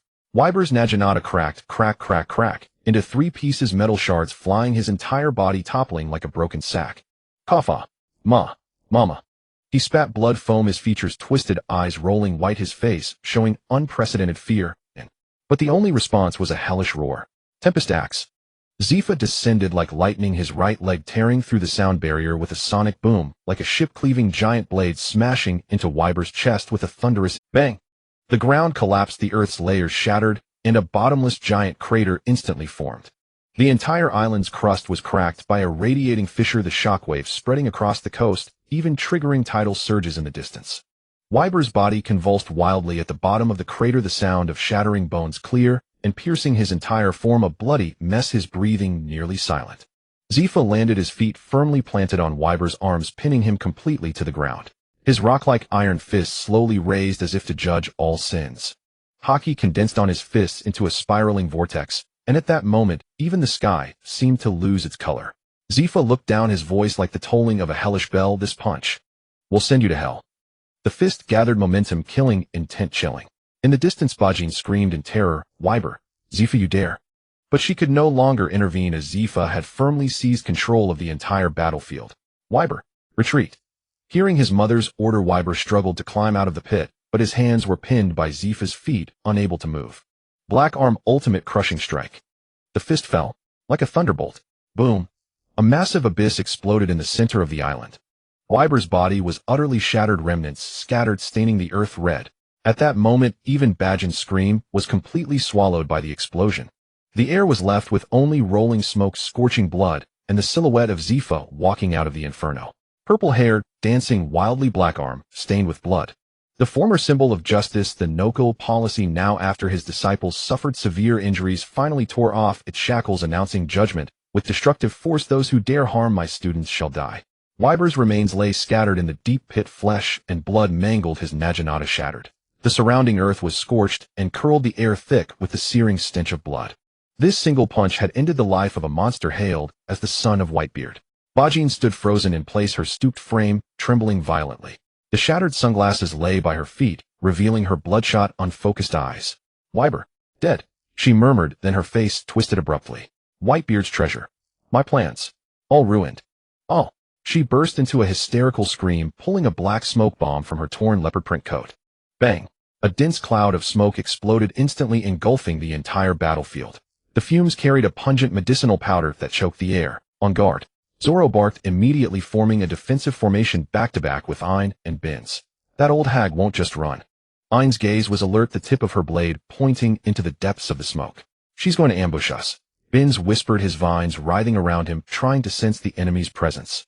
Within the smoke, Bajin's figure had not fled, instead, she had fallen into madness. In her hand was a strange pistol, its body wrapped with dark red patterns like metal tendrils, a sinister purple light gathering at the muzzle. Wyber is dead. And you're not getting off easy either. Die, you marine brats. She aimed the gun at the unconscious Luffy and pulled the trigger. Bang. The bullet tore through the smoke, the purple light rushing toward the target like a ghost, slicing through the air straight for Luffy's heart. Luffy. Sis' eyes bulged with fury, but he was too exhausted to move. Bastard. Stop. Zfa roared from a distance, his voice tearing through the sky as he rushed forward at full speed. Everyone seemed unable to block in time.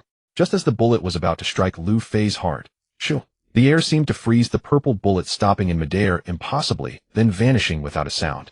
Voila! Bajin's pupils contracted violently, her fingers trembling. Bang! In the next instant, the same bizarre bullet appeared in front of her forehead and blasted through her skull. Blood and brain matter exploded in the air. Her body swayed stiffly, then fell backward, dying, without ever understanding what had happened. Thud! The sunglasses shattered and her bright red lipstick twisted into a demonic curse frozen on her face of eternal disbelief. This woman who had schemed countless conspiracies and sought to steal Whitebeard's treasure finally died by the bullet she herself had fired. Room. A flash of blue light appeared. Luo's figure emerged in the smoke, his surgical scalpel spinning between his fingers. He had already arrived beside Luffy, his eyes as calm as ice. Surgery, emergency treatment. A warm blue glow enveloped his palm, precisely covering Luffy's chest and abdomen. The broken bones were quickly reset under his control, and the bleeding points were sealed. On the other side, a dark shadow teleported in. Well done, AIC. Luo patted AIC's shoulder, his tone calm, but filled with approval. AIC lifted his head with difficulty to look at him, then his tense nerves finally relaxed, exhaustion and pain flooding in like a torrent. Brother Luo, I protected them. He revealed a relieved smile, then collapsed heavily. A powerful arm gently caught him, and AIC fell into unconsciousness. Zaifa's tense nerves finally loosened the moment he saw Luo appear. He strode quickly to AIC and Lu Fei's side, examining their injuries carefully. His thick hand landed on AIC's shoulder, pressing gently, then moved to Lu Fei's chest. Feeling the weak but steady breathing, his tightly furrowed brow slowly relaxed. These two kids, always causing worry, he muttered under his breath, but his tone carried undeniable concern. Then he stood up slowly, raising his head. His sharp hawk-like gaze locked onto the young man, standing calmly nearby. You Brad Zaifa snorted, you've been here all along, haven't you? Luo caught out the corners of his mouth, lifted into a familiar smile. You know me too well, master. In those words there was no explanation, only understanding. As the battle ended, Zoro and Binz also approached, their faces still bearing the excitement and exhaustion of combat. They had expected Zaifa to scold them severely for disobeying orders and leaving the team, but instead, Zaifa looked at them, raised an eyebrow, and even revealed a rare smile. You three did well. They were stunned for a moment, then their eyes brightened instantly. Remember this. Zaifa stood straight, his voice low and powerful. No order is more important than a comrade. Rules are dead, but people are alive. That sentence shook every young heart. Zoro grinned and tightened his grip on his sword handle. Ain's eyes flashed with unprecedented determination.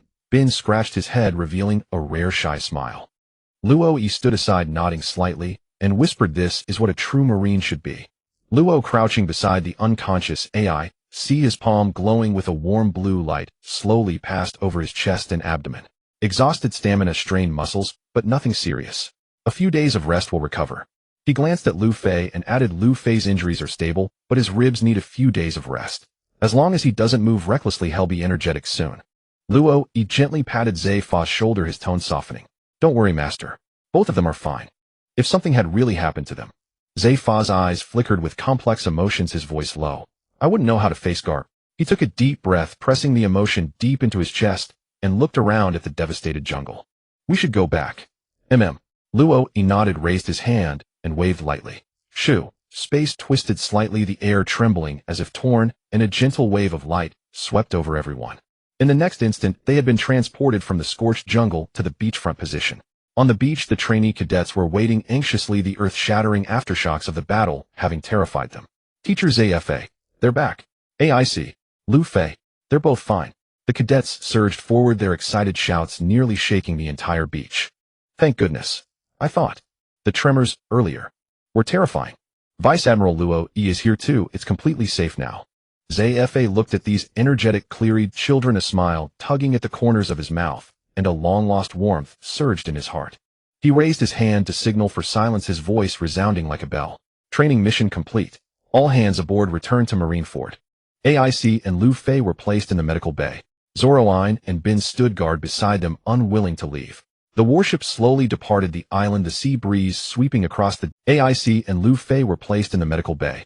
Zoro and Bin stood guard beside them, unwilling to leave. The warship slowly departed the island, the sea breeze sweeping across the deck, carrying the salty scent of the air.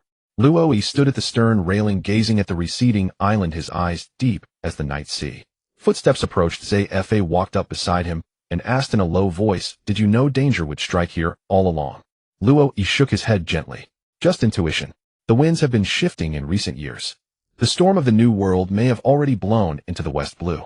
Zaifa was silent for a moment, then muttered in a low tone, whoever dares to touch my students. His fist slowly clenched will pay the price. Luo's lips curled slightly. Now that's the black arm, Zaifa. The two exchanged smiles, the sea breeze rising again, stirring their purple and black hair. The afterglow of the setting sun spilled onto the deck, illuminating this battle of youth, this conviction of master and apprentice. This was what it meant to be a true Marine. Marineford Port. The next morning, sunlight cascaded over the mirror-smooth sea. With a faint ripple in space, a warship silently materialized at the Marine headquarters pier. This was Zaifa's personal vessel returning from its training mission, but it had arrived 2 full days ahead of schedule. Boom. The moment the warship appeared, a figure soared from deep within the headquarters, landing on the deck with a sonic boom and fury shaking the entire vessel. Lu Fei, AIC, where are you two? Kapu roared as he boarded his face full of anxiety, fists clenched. His haki burst forth, instantly enveloping the entire warship like an enraged beast. Just as the marine soldiers stood stunned, a familiar figure flashed to the old man's side. Old man, calm down. Luo Yi gently placed a hand on Kapu's shoulder, his tone calm and soothing. The two little brats are exhausted and sound asleep. Kapu recognized Luo Yi, his tense muscles relaxing slightly as he exhaled deeply. Luo Yi, so you were there too. That's good. The anxiety and anger in his eyes finally faded, a rare look of relief spreading across his aged face. Sorry, he scratched his head with an awkward grin. I just got back and heard the West Sea training mission was attacked. I nearly tore down the building when I heard those two rascals were in trouble. I understand. Luo Yi smiled, his tone as gentle as ever. They are your grandsons after all. Marineford, Luo Yi's residence. As soon as the warship docked, Luo Yi wasted no time in teleporting the unconscious AIC and Lu Fei directly to their familiar home. The morning courtyard was serene, with birdsong and sunlight streaming through the eaves onto the stone tiles and flowers.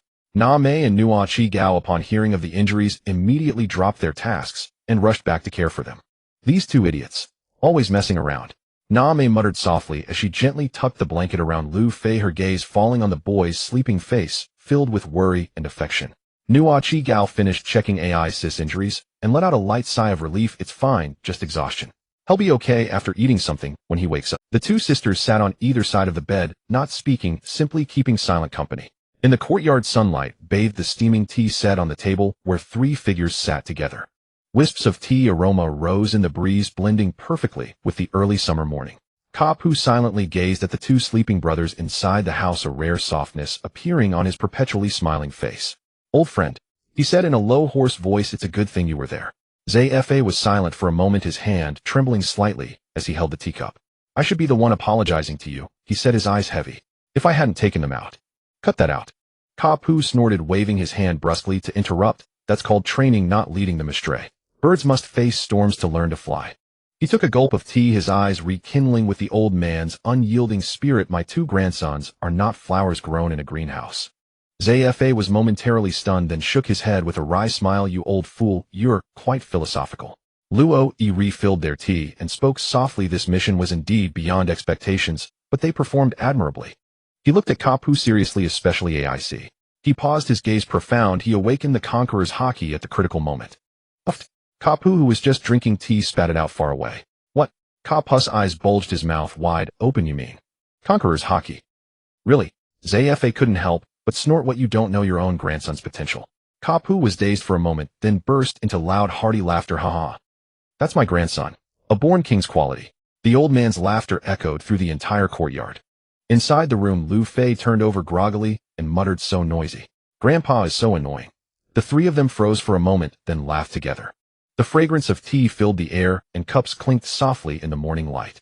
In that moment, warmth was like the sea, and time stood still. Evening, Luo Yi's residence. The afterglow of the sunset spilled into the courtyard, casting dappled light and shadows. A gentle breeze carried the salty scent of the sea through the window. In the room, the two brothers who had slept for the entire day opened their eyes almost simultaneously. Ugh, so hungry. Lu Fei rubbed his stomach, sitting up with a look of utter despair, his hair a mess like a bird's nest. Me too. AIC rubbed his temples, leaning weakly against the headboard. Though his face was still a bit pale, his strength had mostly recovered. They exchanged a glance, and a silent understanding struck. Meet. Bam! A fist landed on each of their heads simultaneously. Namai's hair stood on end with anger. You two. You just woke up and you're already making a racket. Do you have any idea how worried everyone was about you? Ow, ow, ow, Name. Don't hit my face. Lu Fei fled in panic. Sorry, but we're really hungry. AIC rubbed his stomach, smiling awkwardly. Nua Chi Gao sighed, handing them 2 cups of warm milk. Have something to tide you over first. Grandpa Kapu has already gone out to find meat for you. Grandpa. AIC and Lu Fei instantly became alert, both brothers stunned. He's not going to take us to the mountains for special training again. AIC's face was filled with terror. You mean the kind where he says let's eat, but it's actually catching wild boars to train reaction speed? Not this time. A relaxed voice came from the doorway. Luo Yi leaned against the doorframe, smiling. He said he wants to get you some real meat. The two brothers were utterly confused. Marineford Port. Boom. The entire Marine headquarters shook violently, as if an earthquake had struck. What's going on? The alarm didn't sound. Look at the port. Everyone rushed to the shore, witnessing a most shocking scene. Kapu was laughing as he strode back from the distant sea, carrying on his shoulder a sea king as large as a battleship, his muscles like iron. Every step he took caused the port's stone tiles to crack. Huh, my grandson wants meat. Then let them feast to their heart's content. The Sea King was covered in blood, yet still exuded a residual pressure, nearly blotting out the entire sunset and casting a massive shadow. Thighs is a deep-sea class Sea King, isn't it? Vice Admiral Kapu caught it barehanded from the ocean floor. The Marine officers stared in disbelief, jaws dropped. At the other side of the port, Luo and Luo stood on the ship's mast observing the scene, both silently facepalming. He really is that reckless old man, Kapu. He'll cut the meat. Luo had already silently drawn his long sword, his face as indifferent as ever. With the aid of Luo's Op no Mi and Luo's teleportation ability, the entire Sea King was quickly sliced and distributed. Every Marine soldier and their family in Marineford received fresh Sea King meat. Hey, did you hear? Vice Admiral Kapu caught a Sea King. So majestic. My kids are in for a treat today. The entire Marine headquarters plunged into an unprecedented barbecue frenzy. Luo's residence courtyard. As night deepened, several giant grills were set up in the courtyard with flames and smoke intertwining, the aroma soaring to the sky. The Sea King had been precisely butchered with the combined help of the Op no Mi and teleportation, and the finest cuts were all transported to Luo's residence. Luffy and AIC, as if revived, gathered around the grills, their eyes sparkling. Meat. So delicious. You two slow down. Nuachi Gao and Na Mei helplessly wiped the grease from their mouths. Kapu sat in the center proudly, tilting his head back to drink a cup of sake. Eat as much as you want. I promise you'll be stuffed today. Zfa sat nearby, setting down his cup and sighing softly. Now this is a celebration. Luo calmly grilled a large slab of Sea King ribs, his knife flashing, his movements elegant and swift. Benzi was in charge of flipping the meat. In was cutting vegetables, and Gu Ina quietly sipped tea, occasionally casting a glance and a smile. Sua Long had a large bump on his head. He had tried to drink sake with Zfa and the others, and got hit by Gu Ina holding a drink as he leaned against a pillar. After this cup and going to practice swordplay. Don't practice. AIC mumbled through a large bone. Today is a day to celebrate. Yeah. Luffy raised a piece of meat. Everyone's here, so happy, so blissful. Cheers. The firelight illuminated everyone's faces, and the sounds of laughter, clinking cups, and sizzling meat formed the warmest symphony over Marineford. That night, the entire headquarters was immersed in an unprecedented warmth and reunion. The youths grew through battle, and true family and friendship quietly took root and spread amidst this barbecue feast. At the Marineford training ground, the morning sea breeze gently caressed the scene as dawn light spilled across the empty yard. The ground still shimmered faintly with moisture, traces of the previous night's battle and subsequent cleaning still subtly visible. Luo stood with his hands behind his back at the center of the field. His marine cloak flapped noisily in the wind. A faint smile graced his lips, yet his eyes were as sharp as a cold blade. His voice was steady, carrying an unshakable authority. AC once more. AC gasped for breath, his forehead drenched in sweat, his hands trembling from the relentless high-intensity training. Yet his flame-like eyes still blazed with stubbornness and fighting spirit. Once more it is. I will not back down. He grinned, revealing familiar white teeth with no hint of retreat in his gaze. Excellent. That is the very spirit I want. His tone shifted abruptly, becoming piercing. But remember, Conqueror's Haki is not a brute force that erupts from anger alone. It springs from the true spirit within your heart. As his words fell, Luo's entire being suddenly erupted with a breathtaking aura. Boom. Invisible Conqueror's Haki swept across the training ground like a raging sea. The stone slabs on the ground cracked, the air trembled, as if solidifying, and the very space seemed to quake in terror. The onlookers, Luffy, Sualongina, Luo, Ian, Benzi, and others, retreated several steps, while the marine soldiers standing around the field collapsed unconscious on the spot. AC's pupils contracted sharply. Facing the monstrous aura, so close his body instinctively felt suffocated, but he gritted his teeth and held on his knees, trembling, yet he stubbornly refused to fall. Whitebeard Kaido, red-haired Shanks, Charlotte Linlin. Luo's voice seemed to come from rolling thunder. All those who stand at the pinnacle of the new world are possessors of Conqueror's Haki. They can command a multitude, intimidate enemy forces, and awe the masses, relying not merely on immense power, but on the will that makes all bow before them. AC's forehead veins bulged, his legs quivered slightly, yet he stood stubbornly, refusing to take a single step back. Conqueror's Haki cannot be trained, it only grows stronger when your spirit truly matures. Luo continued applying pressure. Before you master it, your Conqueror's Haki will indiscriminately intimidate everything around you, including those you wish to protect. Learn to control it. Tame it. Make it your strength, not a rampaging beast. Huh. AC roared, every muscle taut, his haki churning like magma within his body. A visible aura erupted from him. But the next moment, boom, Luoi's Conqueror's haki crashed like a monstrous wave, utterly crushing AC's aura. Ugh. AC grunted, dropping to one knee, his shoulders trembling, sweat soaking the ground, his face pale. Yet he still did not fall. Instead, he clenched his fists fiercely, his eyes burning with even fiercer determination. At the edge of the field, Zifa and Kapu stood side by side, quietly watching. Kapu laughed heartily. Ha! This brat has real backbone. Zifa nodded slightly, arms crossed, his gaze steady. The greatest fear for a Conqueror's haki user is not failure, but compromise within the heart. Once the spirit collapses, the haki will abandon you. AC, he murmured, as long as you do not lose yourself, this kingly power will eventually become your sharpest weapon against all foes. On the other side, Luo silently watched, AC kneeling, unyielding, a subtle feeling stirring within him. Conqueror's haki users. Indeed, none of them are normal. Sualong, Luffy, Kuina, and the others also watched from the sidelines, their eyes gleaming with their own thoughts. Luffy's face was filled with excitement. AC is so cool. I want that thunderous haki too. Sualong, however, looked solemn, slowly gripping the sword at his waist, it seems. I cannot afford to fall behind either. Kuina whispered softly. So this is the threshold to the world of the strong.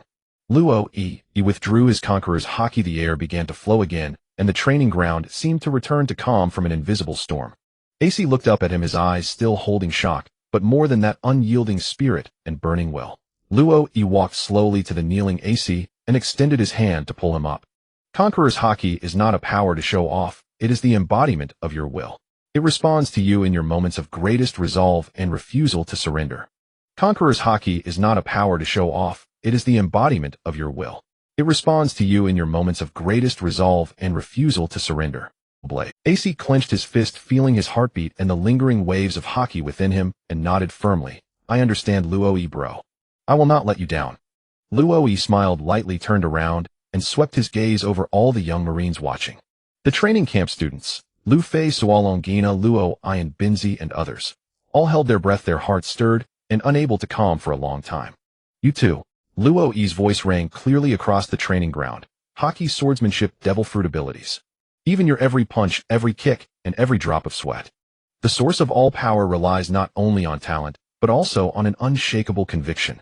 You must clearly know what kind of person you want to become, what you want to protect, and whom you want to defeat. He slowly raised his right fist. Beneath the sky, his voice seemed to merge with the morning sea breeze. Grow stronger, you brats.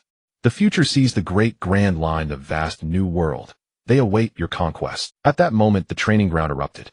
Countless trainees silently swore in their hearts. Even the most remote new recruit, ignited by Luo's words, felt the flame of aspiration rise within them. At the island's center, the once thriving isekai'd kingdom lay in ruins. This brutal war, which began with a palace coup and spread across the entire kingdom, had reduced a century-old nation. At the island's center, the once thriving isekai'd kingdom lay in ruins.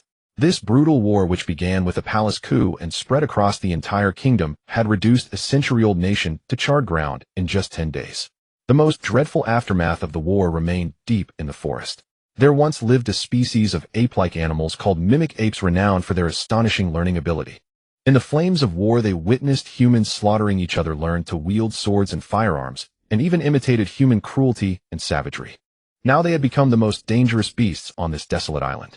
Months after all conflicts had subsided, tap, tap, tap. On the scorched stone slabs, clear and solitary footsteps echoed. A tall, lean man slowly walked through the thick mist, his cloak fluttering in the wind. His steps were steady, his gaze sharp as an eagle's, and strapped diagonally across his back was the renowned cross-shaped greatsword, Uru. He stopped at the center of the abandoned royal city and looked around. Among the broken walls, a mimic ape holding a rusted short sword bared its fangs at him in a mocking grin. He merely drew his sword with a light motion. The black blade traced a pitch-black arc. Shashed. The air seemed to be sliced open. The sword aura passed through, and the mimic ape was instantly split apart, even the ruins behind it collapsing in unison. The bloodstains faded in the rain. He slowly sheathed his sword, gazed at the deepest shattered tower within the ruined city, and said softly, "From today on I will live here." The world's strongest swordsman, one of the 7 warlords of the sea, isekai'd, had officially arrived. He wiped the dust off a long bench with a tattered cloak, sat down directly, pulled out a bottle of red wine, and an old newspaper, his demeanor composed, as if all the chaos had never existed. From that day on, this dead city became his castle. He personally repaired the dilapidated buildings, cleared farmland, planted vegetables, cleaned the well water, and rebuilt the kitchen. The island's perimeter was marked with sword slashes he had carved, both a warning and a protection. Every dusk, he would sit on the high tower's balcony drinking wine and reading the paper while scanning the distant sea as if waiting for some worthy opponent to come and challenge him. That night, thunder rumbled again, dark clouds churned. This island reborn from death began to write another kind of legend of solitude with his arrival. New World Pang Ku Hasato Island. Initially, this island would have been plunged into chaos due to Kaisa illegal research, but with Duofu Langming captured by the joint efforts of Luo, Yi, and Ji Yuan, the covert connection between him and Kaisa was completely severed. Kai Duo sensed the crisis and preemptively recruited Kaisa for his own artificial fruit project, thus the poison gas incident never occurred and Pang Ku Hasa remained undamaged. Now it remains the highest-level secret research base directly under the world government. The thick metal walls reflect a silver-gray luster, and the air is filled with the scent of disinfectant coolant and the burnt steel smell after high-temperature ablation. Deep in the corridor after the electronic door opened, the central control room came into view. Bei Jiapeng, the head of the Marine Science Department, was immersed in a sea of holographic projections and parameter formulas. In the center of the vast control room, Bei Jiapeng stood before a set of floating holographic projections. His expression focused, his fingertips rapidly tapping a virtual keyboard. Target individual modification experiment.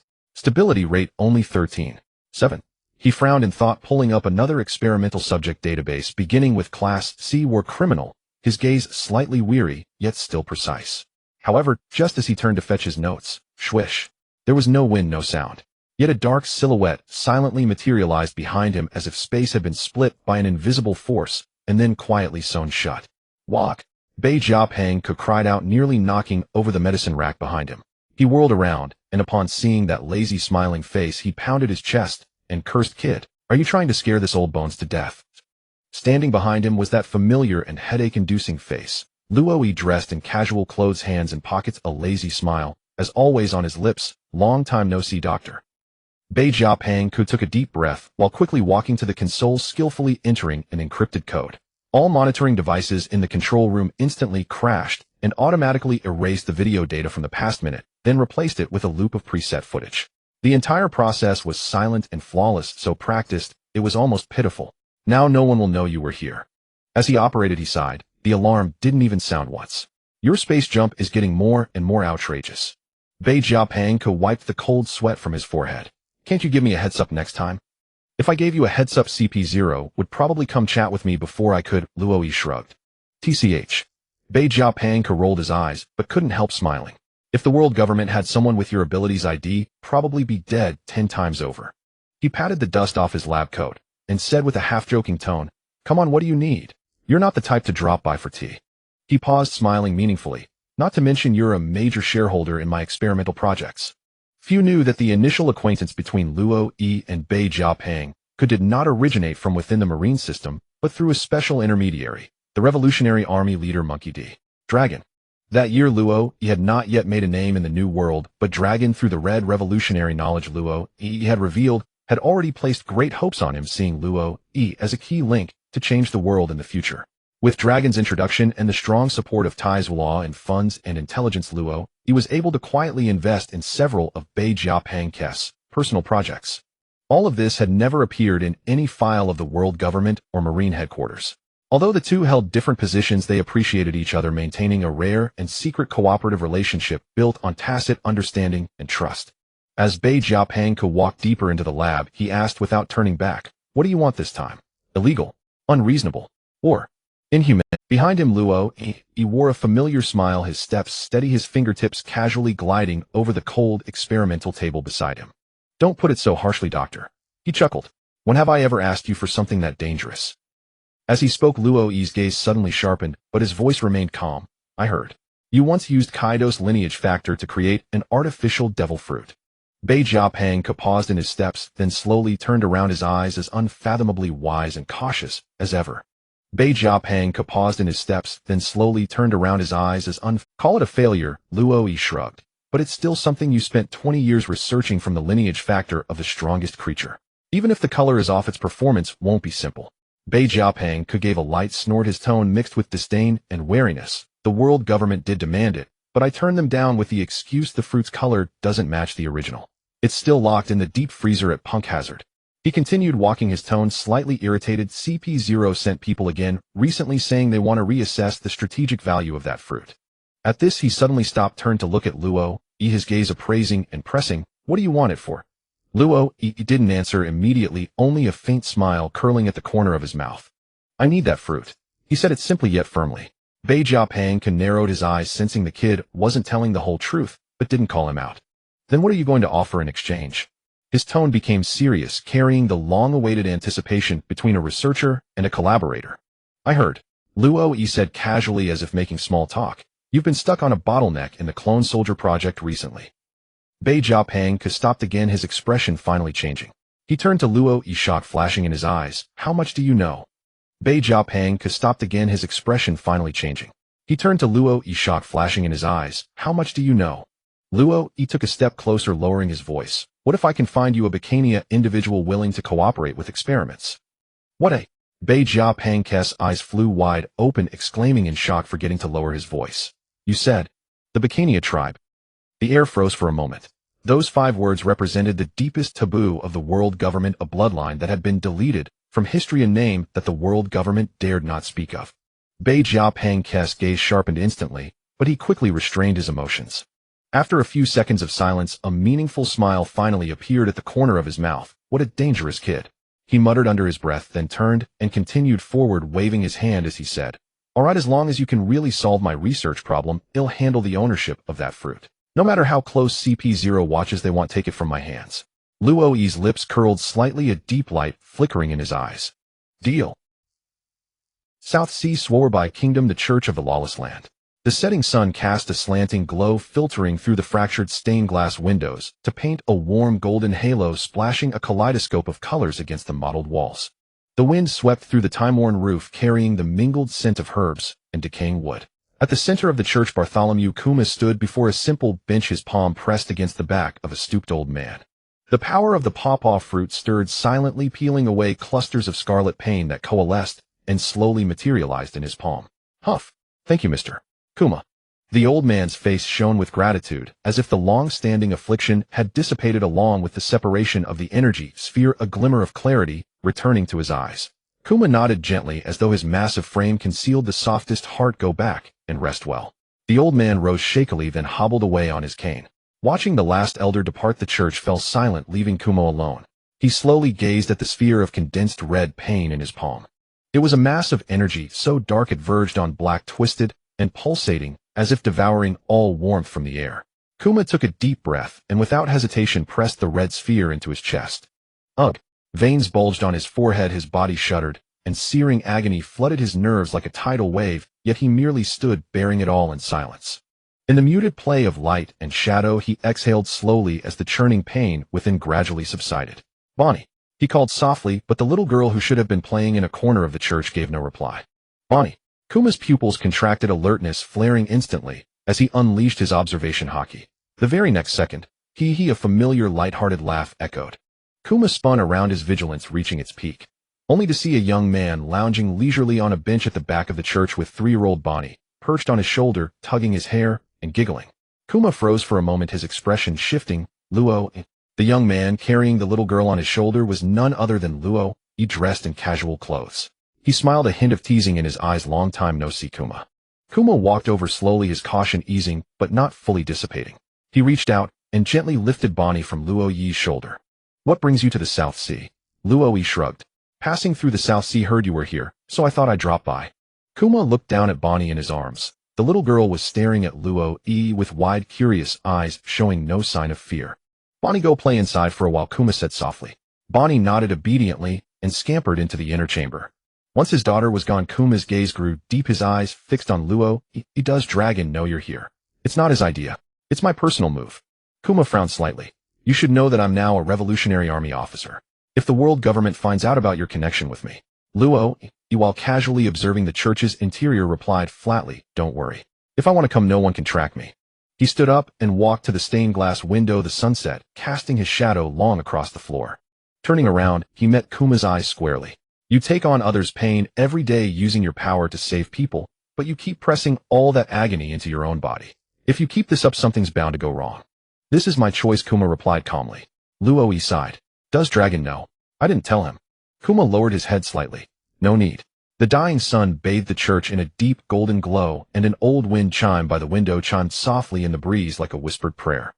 Luo gazed at little Bonnie playing inside, his tone steady, yet carrying a weight he couldn't hide. I came here to ask you for a favor. He turned to face Kuma earnestly.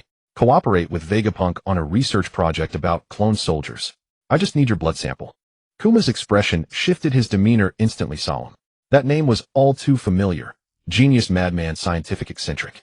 Vegapunk was never someone to be trifled with lightly. His voice dropped low. Vegapunk, his research always defies common sense, even crosses moral boundaries. Creating clone soldiers, for what purpose? Luo answered unhurriedly, his tone candid. Vegapunk's exact words were, I want to use overwhelming scientific power to suppress the wicked and save the helpless. That single sentence dropped like a pebble into a still lake. Having witnessed countless times how the weak were crushed on countless battlefields, the silent compassion in Kuma's heart was gently stirred. Kuma was a gentle man at his core, and that very gentleness made the words resonate deeply within him. Yet when he lowered his gaze to the inner chamber, falling upon that small, innocent face, his expression hardened with resolve. She was the reason he lived. I'm sorry, Luo, Kuma said, his voice soft but firm. Bonnie is still so young. My only duty now is to protect her. The moment the words left his mouth, Luo's voice dropped like a cold blade pressed against the heart. Bonnie also has the Azure scales disease, just like Jean and I. Boom. Kuma's entire body convulsed as if struck by lightning. What did you say? He lunged forward, both hands clamping down on Luo's shoulders, his haki instinctively unleashed. The air in the church grew heavy and oppressive, and even the wind chime in the corner fell silent. What did you say? Is it true? Those eyes, normally as gentle as spring water, now brimmed with terror, fury, and an unbearable anguish. Luo stood motionless, letting the other man grip his shoulders, his tone still calm. Calm down, Kuma. How can you expect me to be calm? She's only 3. She's still a child. The anguished roar echoed like a beast howl, shaking the church benches and startling little Bonnie in the inner room. Bonnie poked her head out timidly, running over. Daddy. She rubbed her eyes, her small figure standing in the doorway looking at the two men with unease written all over. Kuma froze as if yanked back to reality from a hell of rage. The next second, Luo teleported, appearing before Bonnie, crouching down and gently scooped. It's okay, little one, he patted her back, soothing her. Your daddy is just too worried about you. Bonnie blinked her big eyes and nodded, her small hand clutching Luo's shirt. Then, can he not be so loud? Kuma walked over slowly, his gaze filled with guilt. He reached out and gently stroked Bonnie's hair. I'm sorry, Bonnie. Daddy scared you. Luo nodded, his gaze sharp and unwavering. Yes, Vegapunk can cure the Azure scales. But the treatment is complex, requiring resources and technology almost equivalent. After a moment of silence, Kuma's eyes gradually regained clarity. He looked at Luo, his voice low yet tinged with struggle and hope. Since you came to me, it means you have a way, right? Luo nodded, his gaze sharp and unwavering. Yes, Vegapunk can cure the Azure scales. But the treatment is complex, requiring resources and technology almost equivalent to building a complete cyborg. Kuma's brows furrowed deeply at that. He understood all too well what it meant. After a long silence, he finally asked in a low voice, then, what about the cost of treatment? I'll cover it, Luo replied without a moment's hesitation. From medical facilities and experimental supplies to living arrangements for you and Bonnie, I'll take. He spoke with no trace of uncertainty, as if the decision had long been made. Kuma looked up, stunned, staring at him. At that moment, he seemed to see a side of Luo he had never witnessed before. He had once seen the world government pour tens of billions of berries into a cybernetic project that still ended up riddled with flaws. He knew how staggering that expense was. He had once seen the world government pour tens of billions of berries into a cybernetic project that still ended up riddled with flaws. He knew how that decisiveness made the Revolutionary Army officer clench his fists. As someone who had spent almost all his savings helping others, he had never had the luxury to consider his own problems. Luo seemed to read Kuma's thoughts, and said calmly, you don't have to feel too obligated. I have additional dealings with Vegapunk, but none of it. Luo seemed to read Kuma's thoughts, and said calmly, you don't have to feel too obligated. I have additional dealings with Vegapunk, but none of it will affect you or. Kuma was silent for a long time. The church wind chime hummed softly in the night breeze, as if heaven and earth were listening to this silent decision. He raised his head, his tone gentle, yet carrying an unyielding resolve. Then I agree. Luo smiled faintly, stepped forward, and extended his right hand. To oppress the weak. He raised his head, his tone gentle, yet carrying an unyielding resolve. Then I agree. Luo smiled faintly, stepped forward, and extended his right hand. That's all I needed to hear. Kuma looked at the outstretched hand, as if seeing a path different from revolution and sacrifice, a path that could truly forge a future for Bonnie. He gripped Luo Yi's hand firmly, a hand that had crushed enemies, a hand that had endured countless pains, yet still chose to redeem others. At this moment, Kuma had not yet been lost to war and lies. He had not yet been slandered into becoming a pirate burdened with the infamy of tyrant. He had not yet been remodeled into a human weapon stripped of all thought and self. He was simply a gentle father willing to give everything for his daughter. In this lawless land forgotten by the world, the church's dying light had not yet faded. A deal with the power to shake the future had been quietly sealed. New World Punk, Hazard Island, Bay, Jia Pengkes Laboratory. Shua. The space abruptly warped, a vortex blooming in midair as Luo Yi materialized in the center of the lab, accompanied by Deshiong and the sleeping Bo and I. Deeply concerned about Bo and I's condition, at Deshiong's request, the two of them used their teleportation abilities alternately to travel at the fastest possible speed back to Punk Hazard Island in the New World. In the laboratory bay, Jia Peng was intently calibrating a set of neural interface devices when he suddenly detected violent fluctuations in the environmental data. He spun around abruptly. Whoa! The old scientist leaped into the air, nearly crashing into the analysis table, his glasses skewed diagonally. Luo Yi, can't you brat stop appearing like a ghost every single time? He roared while adjusting his experimental glasses. Yet his hands moved with practiced efficiency, swiftly inputting commands on the console. In an instant, all lab monitoring systems froze, and every data record entered a false death mode. Relax, Doctor. Luo Yi shrugged, smiling lazily. Look what I've brought you this time. He stepped aside, revealing the towering figure of Deshiong behind him, a genuine member of the Bacania tribe and a user of the pawpaw fruit. Hearing this, Bei Jia Pengkes' pupils contracted, and then his eyes lit up like a child who had found the key to a toy city. There really is one. He dashed forward with a speed that belied his age, circling Deshiong twice, while muttering incessantly, giant bloodline muscle density, far beyond normal bone volume neural tissue response values. This is the perfect experimental reference subject. He dashed forward with a speed that belied his age, circling Deshiong twice, while muttering incessantly, giant bloodline muscle density, far beyond normal bone volume neural tissue response values. He slowly crouched down, his broad hands carefully cradling the sleeping Bo and I in his arms. The tiny figure slumbered peacefully, a childish smile on. My daughter. Does she really have the Azure Jade scale? Bei Jia Pengkes' movements paused, his gaze shifting from manic research fervor to solemn seriousness. His expression became grave. He leaned in to observe Bo and I's face. I need to extract a small blood sample for genetic screening. Is that all right? Deshiong nodded without hesitation, gently placing Bo and I on the examination table nearby. The girl remained asleep, her eyelashes fluttering like butterfly wings. Bei Jiapeng took out a fine precision blood collection needle and gently pricked Bo and I's finger. Pawpaw pain transfer. A soft radiance emanated from Deshiong's palm. Bo and I's brow didn't even furrow, the impending pain was precisely extracted from her body. This ability. Bei Jiapeng glanced at Deshiong with some surprise, but quickly focused on his work. He swiftly completed the sampling and dropped the blood into the analyzer. Moments later, an entire holographic projection rose from the table, blue data cascading down like a waterfall, composing a viral genome map and blood structure analysis. The atmosphere in the lab grew suffocatingly tense. Deshiong stood before the projection, fists clenched, his frame trembling slightly. Luo Yi leaned against the wall, his gaze sharp as a blade, never leaving the screen. Finally, Bei Jiapeng let out a long sigh, his expression heavy.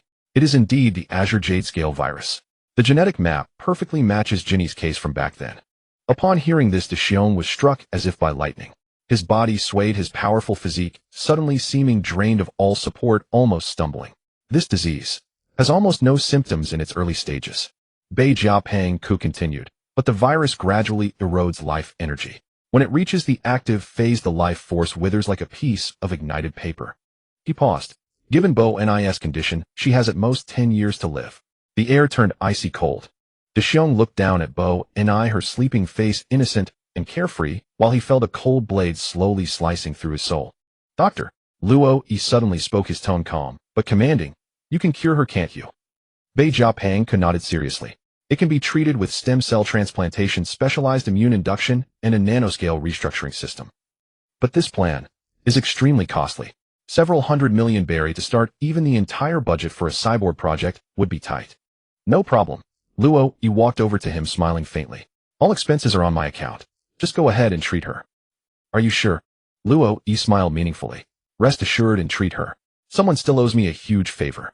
Bei Jiapeng shook his head helplessly but eventually smiled. Fine, then just wait, and Dexiong stood rooted to the spot for a long time unmoving. He gazed at that upright silhouette, his eyes shimmering with complex emotions. He had never imagined that someone would invest such immense resources unconditionally for his daughter's sake, in exchange only for a little blood sample and assistance. At that moment he truly realized, Luo, he had not come for an experiment, but for Bo and I's future. His voice was low but filled with reverence. Thank you, Luo E. Luo E turned around, meeting the massive figure's gaze, and smiled calmly.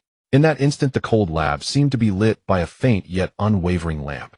Bei Jiapeng strode briskly behind a heavy alloy hatch, entered multiple passwords, and after a blue light scanned his entire body, the door clicked and slowly opened.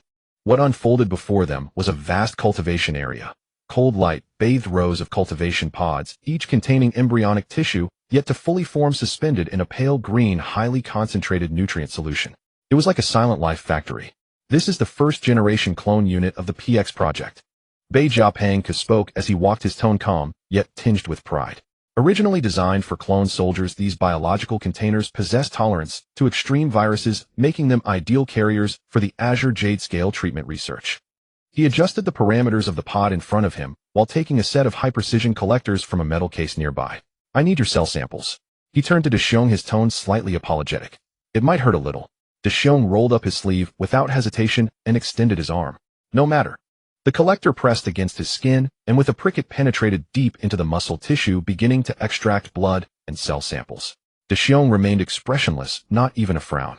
Bei Jiapeng swiftly implanted the samples into the cultivation core, and the entire system began to operate. Temperature, oxygen pressure, and nutrient solution ratios were rapidly calibrated, and a low-frequency hum filled the lab. The clone will take at least 2 weeks to mature. He adjusted his glasses, his expression serious. During this time, I will use inhibitors to delay Bo and I's disease and prevent it from entering the active phase. Dexiong nodded silently, his gaze never leaving the sleeping face, his eyes harboring a complex mix of paternal love and anguish.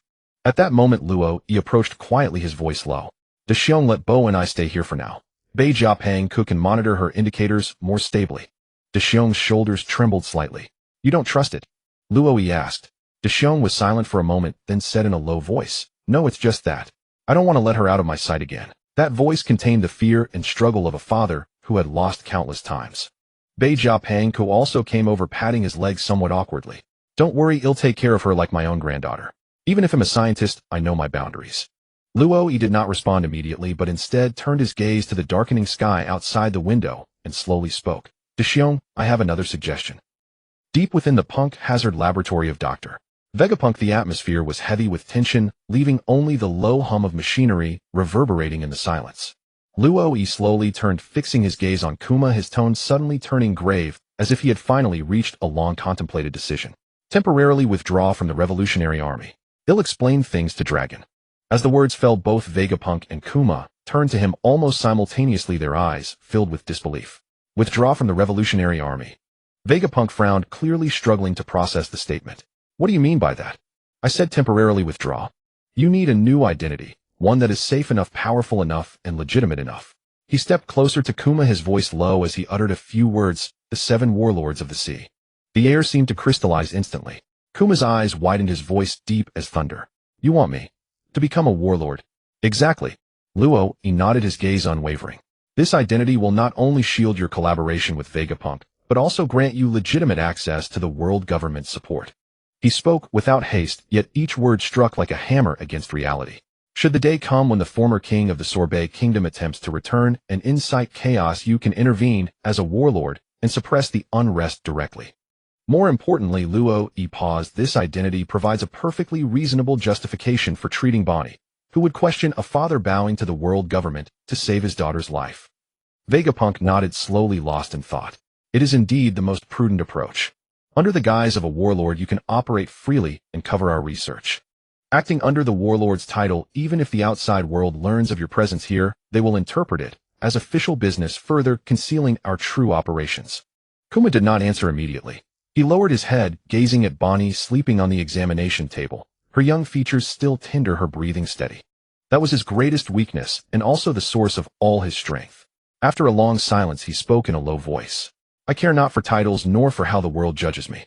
He let out a soft sigh, his voice like stones sliding down a mountain. But if this identity can let Bonnie live, let me stay by her side and watch her grow up. He raised his head to look at Luo, his gaze as steady as a mountain. Then he'll do as you say. In this cold expanse of metal and flickering data, there was no ceremony, no oath. Only three men, each with vastly different stances, yet equally burdened by heavy convictions, who had sealed a decision that would shake the future landscape. A father named Kuma, a clandestine strategist cloaked as a marine, a scientific monster beyond his era. In this laboratory isolated from the world, a warlord born in the name of a daughter silently came into being.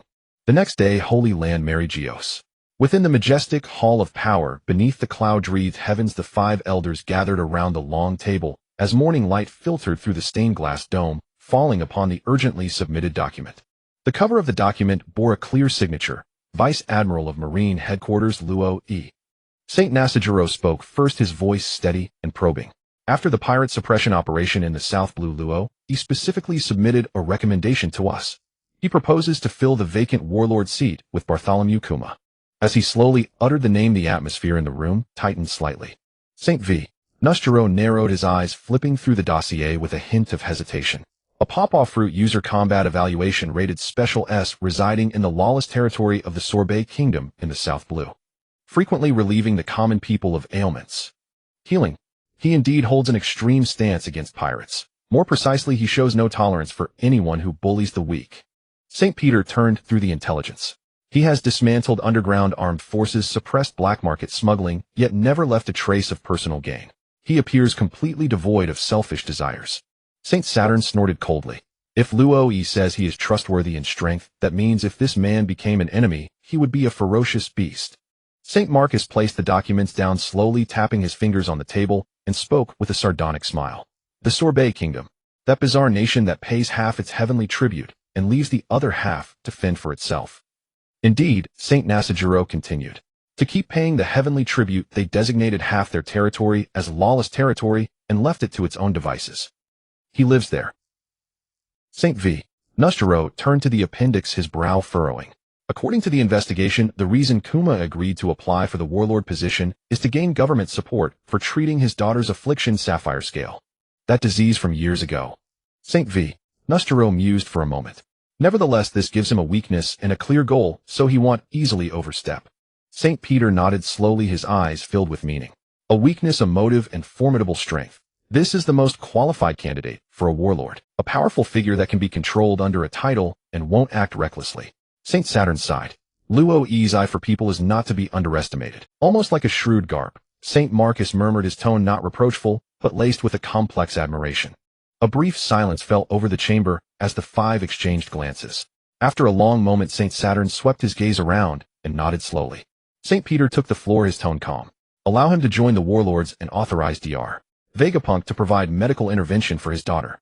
But on the condition of full surveillance, all his movements must remain within controllable bounds, St. Nasajiro added coldly. Nominally, he will be a military representative who traded his daughter's illness for government support. St. Marcus finalized. Should he disobey orders, he can be expelled at any time. Agreed. Five low voices overlapped, sealing the decision.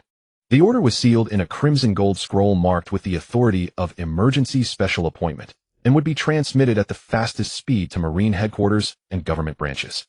The world had not yet realized that a piece had been officially placed on the chessboard of the seven warlords of the sea. But this time it was not the beginning of ambition. It was a father's lonely and silent gamble to protect his daughter. Meanwhile, in the laboratory on Punk Hazard, Luo E and Kuma stood silently before the glass chamber. Inside the chamber, little Bonnie slept peacefully. Vegapunk stood by, reviewing the data and speaking slowly. The virus active phase has been suppressed, with inhibitory effects meeting expectations. In just 13 more days, the first-generation clone can be used for stem cell transplantation. We must eradicate it completely before the virus strikes. Revolutionary Army Headquarters, Baltigo. Night winds stirred the red flag hanging on the stone wall, and the sea churned low. Monkey D. Dragon stood alone in the communications room, clutching an encrypted intelligence report. It was a secret letter from Luo E, brief, yet heavy with meaning. Bartholomew Kuma, to save his daughter Bonnie from the sapphire scale disease, voluntarily withdrew from the Revolutionary Army and accepted my arrangement to join the seven warlords of the sea. Dragon remained silent for a long time, not uttering a word. Behind him, the Revolutionary Army commanders entered the room one by one. Seeing the letter in Dragon's hand, their expressions shifted. How can this be? Kuma joining the warlords. Morley's eyes widened in disbelief. Was he coerced? Threatened? Bello Betty tightened her grip on the flagpole, her gaze sharp as a blade. Or has he betrayed us? Lindbergh's tone sounded more like self-denial. The atmosphere grew tense. But in the next second the communications officer read aloud the line from the intelligence. To treat his 3-year-old daughter Bonnie, he had no choice. Everyone fell silent abruptly. So it's for Bonnie, Hack said softly, his voice laced with empathy. That guy. Bello Betty's eyes reddened as she smiled bitterly. He's always been like that. So gentle it's almost unbearable. Lindbergh slumped back into his chair muttering. I can imagine the expression on his face, both pained and resolute. We must trust him. After all, he is Bartholomew Kuma. The tension gradually eased and trust was re-established in the silence. Dragon placed the intelligence gently on the table, then turned to gaze out at the endless sea of stars. The sea breeze stirred his black cloak. His expression remained stern, yet a rare contemplative look crossed his face. He murmured to himself, his voice low. Luo-e, since you arranged it, I trust that he will be fine. Outside the stars shone brightly, and the silent night kept its secrets. Punk Hazard Island Bay Jiapeng's laboratory. After 2 days of recuperation and adjustment in the nutrient chamber, Bo and I finally regained consciousness. The towering medical pod slowly opened with faint white mist seeping out from the gaps. The radiance of the nutrient fluid shimmered upon her pink hair, the half-dried strands clinging to her delicate cheeks as she groggily opened her eyes. Deshiong dear. Before she could sit up, a massive figure hastened forward. Deshiong bent down, his arms trembling as he cradled her into his embrace. His face, usually as steady as a mountain, was now flushed with reddened eyes, his voice choked with emotion. Bo and I. Thank goodness. You're finally awake. Bei Jiapeng stood nearby, a tablet in his hand, still scrolling with vital signs data. His tone was as calm as ever, yet tinged with a hint of relief. The spread of toxins in her body has been suppressed. Now, as soon as the stem cell clone tissue matures, we can proceed with the transplant surgery. As if relieved of all burdens, Deshiong lowered his head to gaze at the little girl in his arms, tears streaming unbidden down his cheeks, falling drop by drop onto her shoulder. Thank you. Truly thank you, doctor. Bo and I raised her small hand, looking both puzzled and tender as she wiped away Deshiong's tears, her voice soft and childish. Deshiong dear, why are you crying? Don't cry, Bo and I is fine now. Deshiong broke into a smile through his tears, gently rubbing her cheek with his thumb. Daddy's tears are happy tears, sweetheart. Luo-e leaned against the instrument, smiling without a word, then strolled lightly to Bei Jiapeng's side, lowering his voice with a sly grin. Doctor, I've elegantly solved your dilemma, haven't I? Bei Jiapeng cast a sidelong glance at him and snorted coldly. Don't give me that. You little brat, do you think I don't know what mischief you're brewing? Hey doctor, that's so hurtful.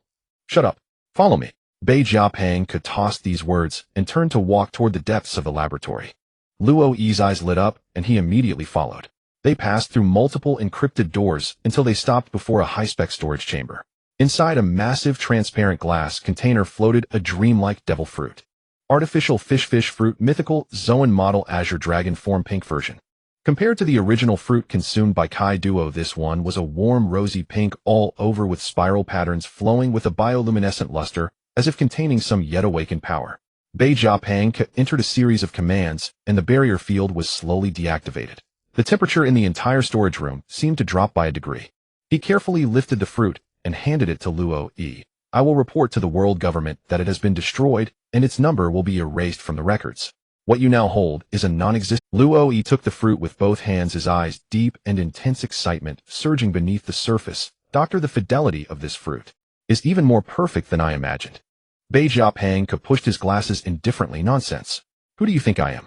20 years of research accumulation. How could it be a failure? I just kept an excuse to hold on to it just in case.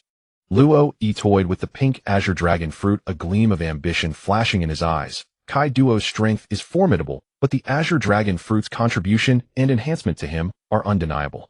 This fruit, aside from its color, possesses the same potential in every other aspect. Bei Jiapeng paused, then asked suspiciously, who do you plan to give it to? A mythical Zoan of this level is not something an ordinary person can withstand. Luo-e did not answer, merely curling his lips into a mysterious smile. Don't worry, I already have someone in mind. He will become the heaven-shaking dragon of the Marines in the future.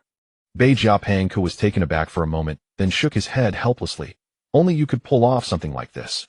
Watching Luo-e's eyes filled with ambition and scheming, he couldn't help muttering under his breath, truly more cunning than those old foxes above. Luo-e played with the pink Azure dragon fruit as if already envisioning a mighty storm unfolding in the future. That was the strongest dragon king of the Marines, the piece that would birth a dragon. The air still carried the cold scent of disinfectant and metal, but the hall echoed with crisp laughter. Bo and I had fully recovered her spirits, sitting atop Deshiong's broad shoulders, swinging her pink little legs, her face brimming with the vitality of him already bouncing around. Wow, so high up, Deshiong dear. She giggled, her tiny hands clutching Deshiong's hair tightly. Deshiong carefully supported her, a long-lost gentle smile spreading across his face. Luo approached holding a shiny fruit candy and raised it with a grin before Bo and I's eyes. Bo and I, this is for you, a reward for your bravery. Bo and I's eyes instantly sparkled, twin stars of greed twinkling. Wow, is it strawberry flavor? Of course, pilfered from the doctor's private stash. Luo winked proudly. Thank you, brother Luo. Bo and I received the candy with delight, quickly peeled off the wrapper, popped it into her mouth, and squinted her eyes in bliss. Deshiong, watching this scene, had a deep gratitude welling in his eyes. He said in a low voice this time, "We really owe you." "Don't mention it." Luo patted his sturdy arm, his tone light, but sincere. "We're comrades, aren't we?" He paused, then shifted his tone. "So, what do you plan to do next?" Deshiong gazed out the window at the churning mist, his eyes as steady as rock. "He'll proceed according to the plan.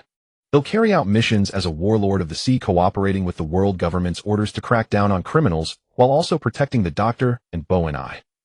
Luo nodded. "Good. Bo and I will stay here for now under the doctor's full care. This place is safer than anywhere else. Once the surgery is done, we'll all return to the Suwa Air Bay Kingdom together." Deshiong gently lifted his daughter from his shoulders, knelt before her, and carefully cupped her little face. "Bo and I, Daddy has to leave for a while to handle something very important." Though young Bo and I seemed to sense the weight in her father's words. She didn't cry or fuss, but simply looked up and extended her little finger. "Then let's pinky promise," she said seriously. "You have to come back for me, okay?"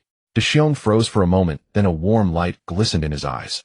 He also extended his fingers, solemnly touching Bo and I's small hand. Pinky promise. A promise is a promise." After the pinky promise, the little girl pressed their hands against her chest and smiled quietly. Bei Jiapeng coughed lightly beside them. "Hey Luo, shouldn't you be heading back?" "Of course." Luo curled his lips in a smile and turned toward the storage room door.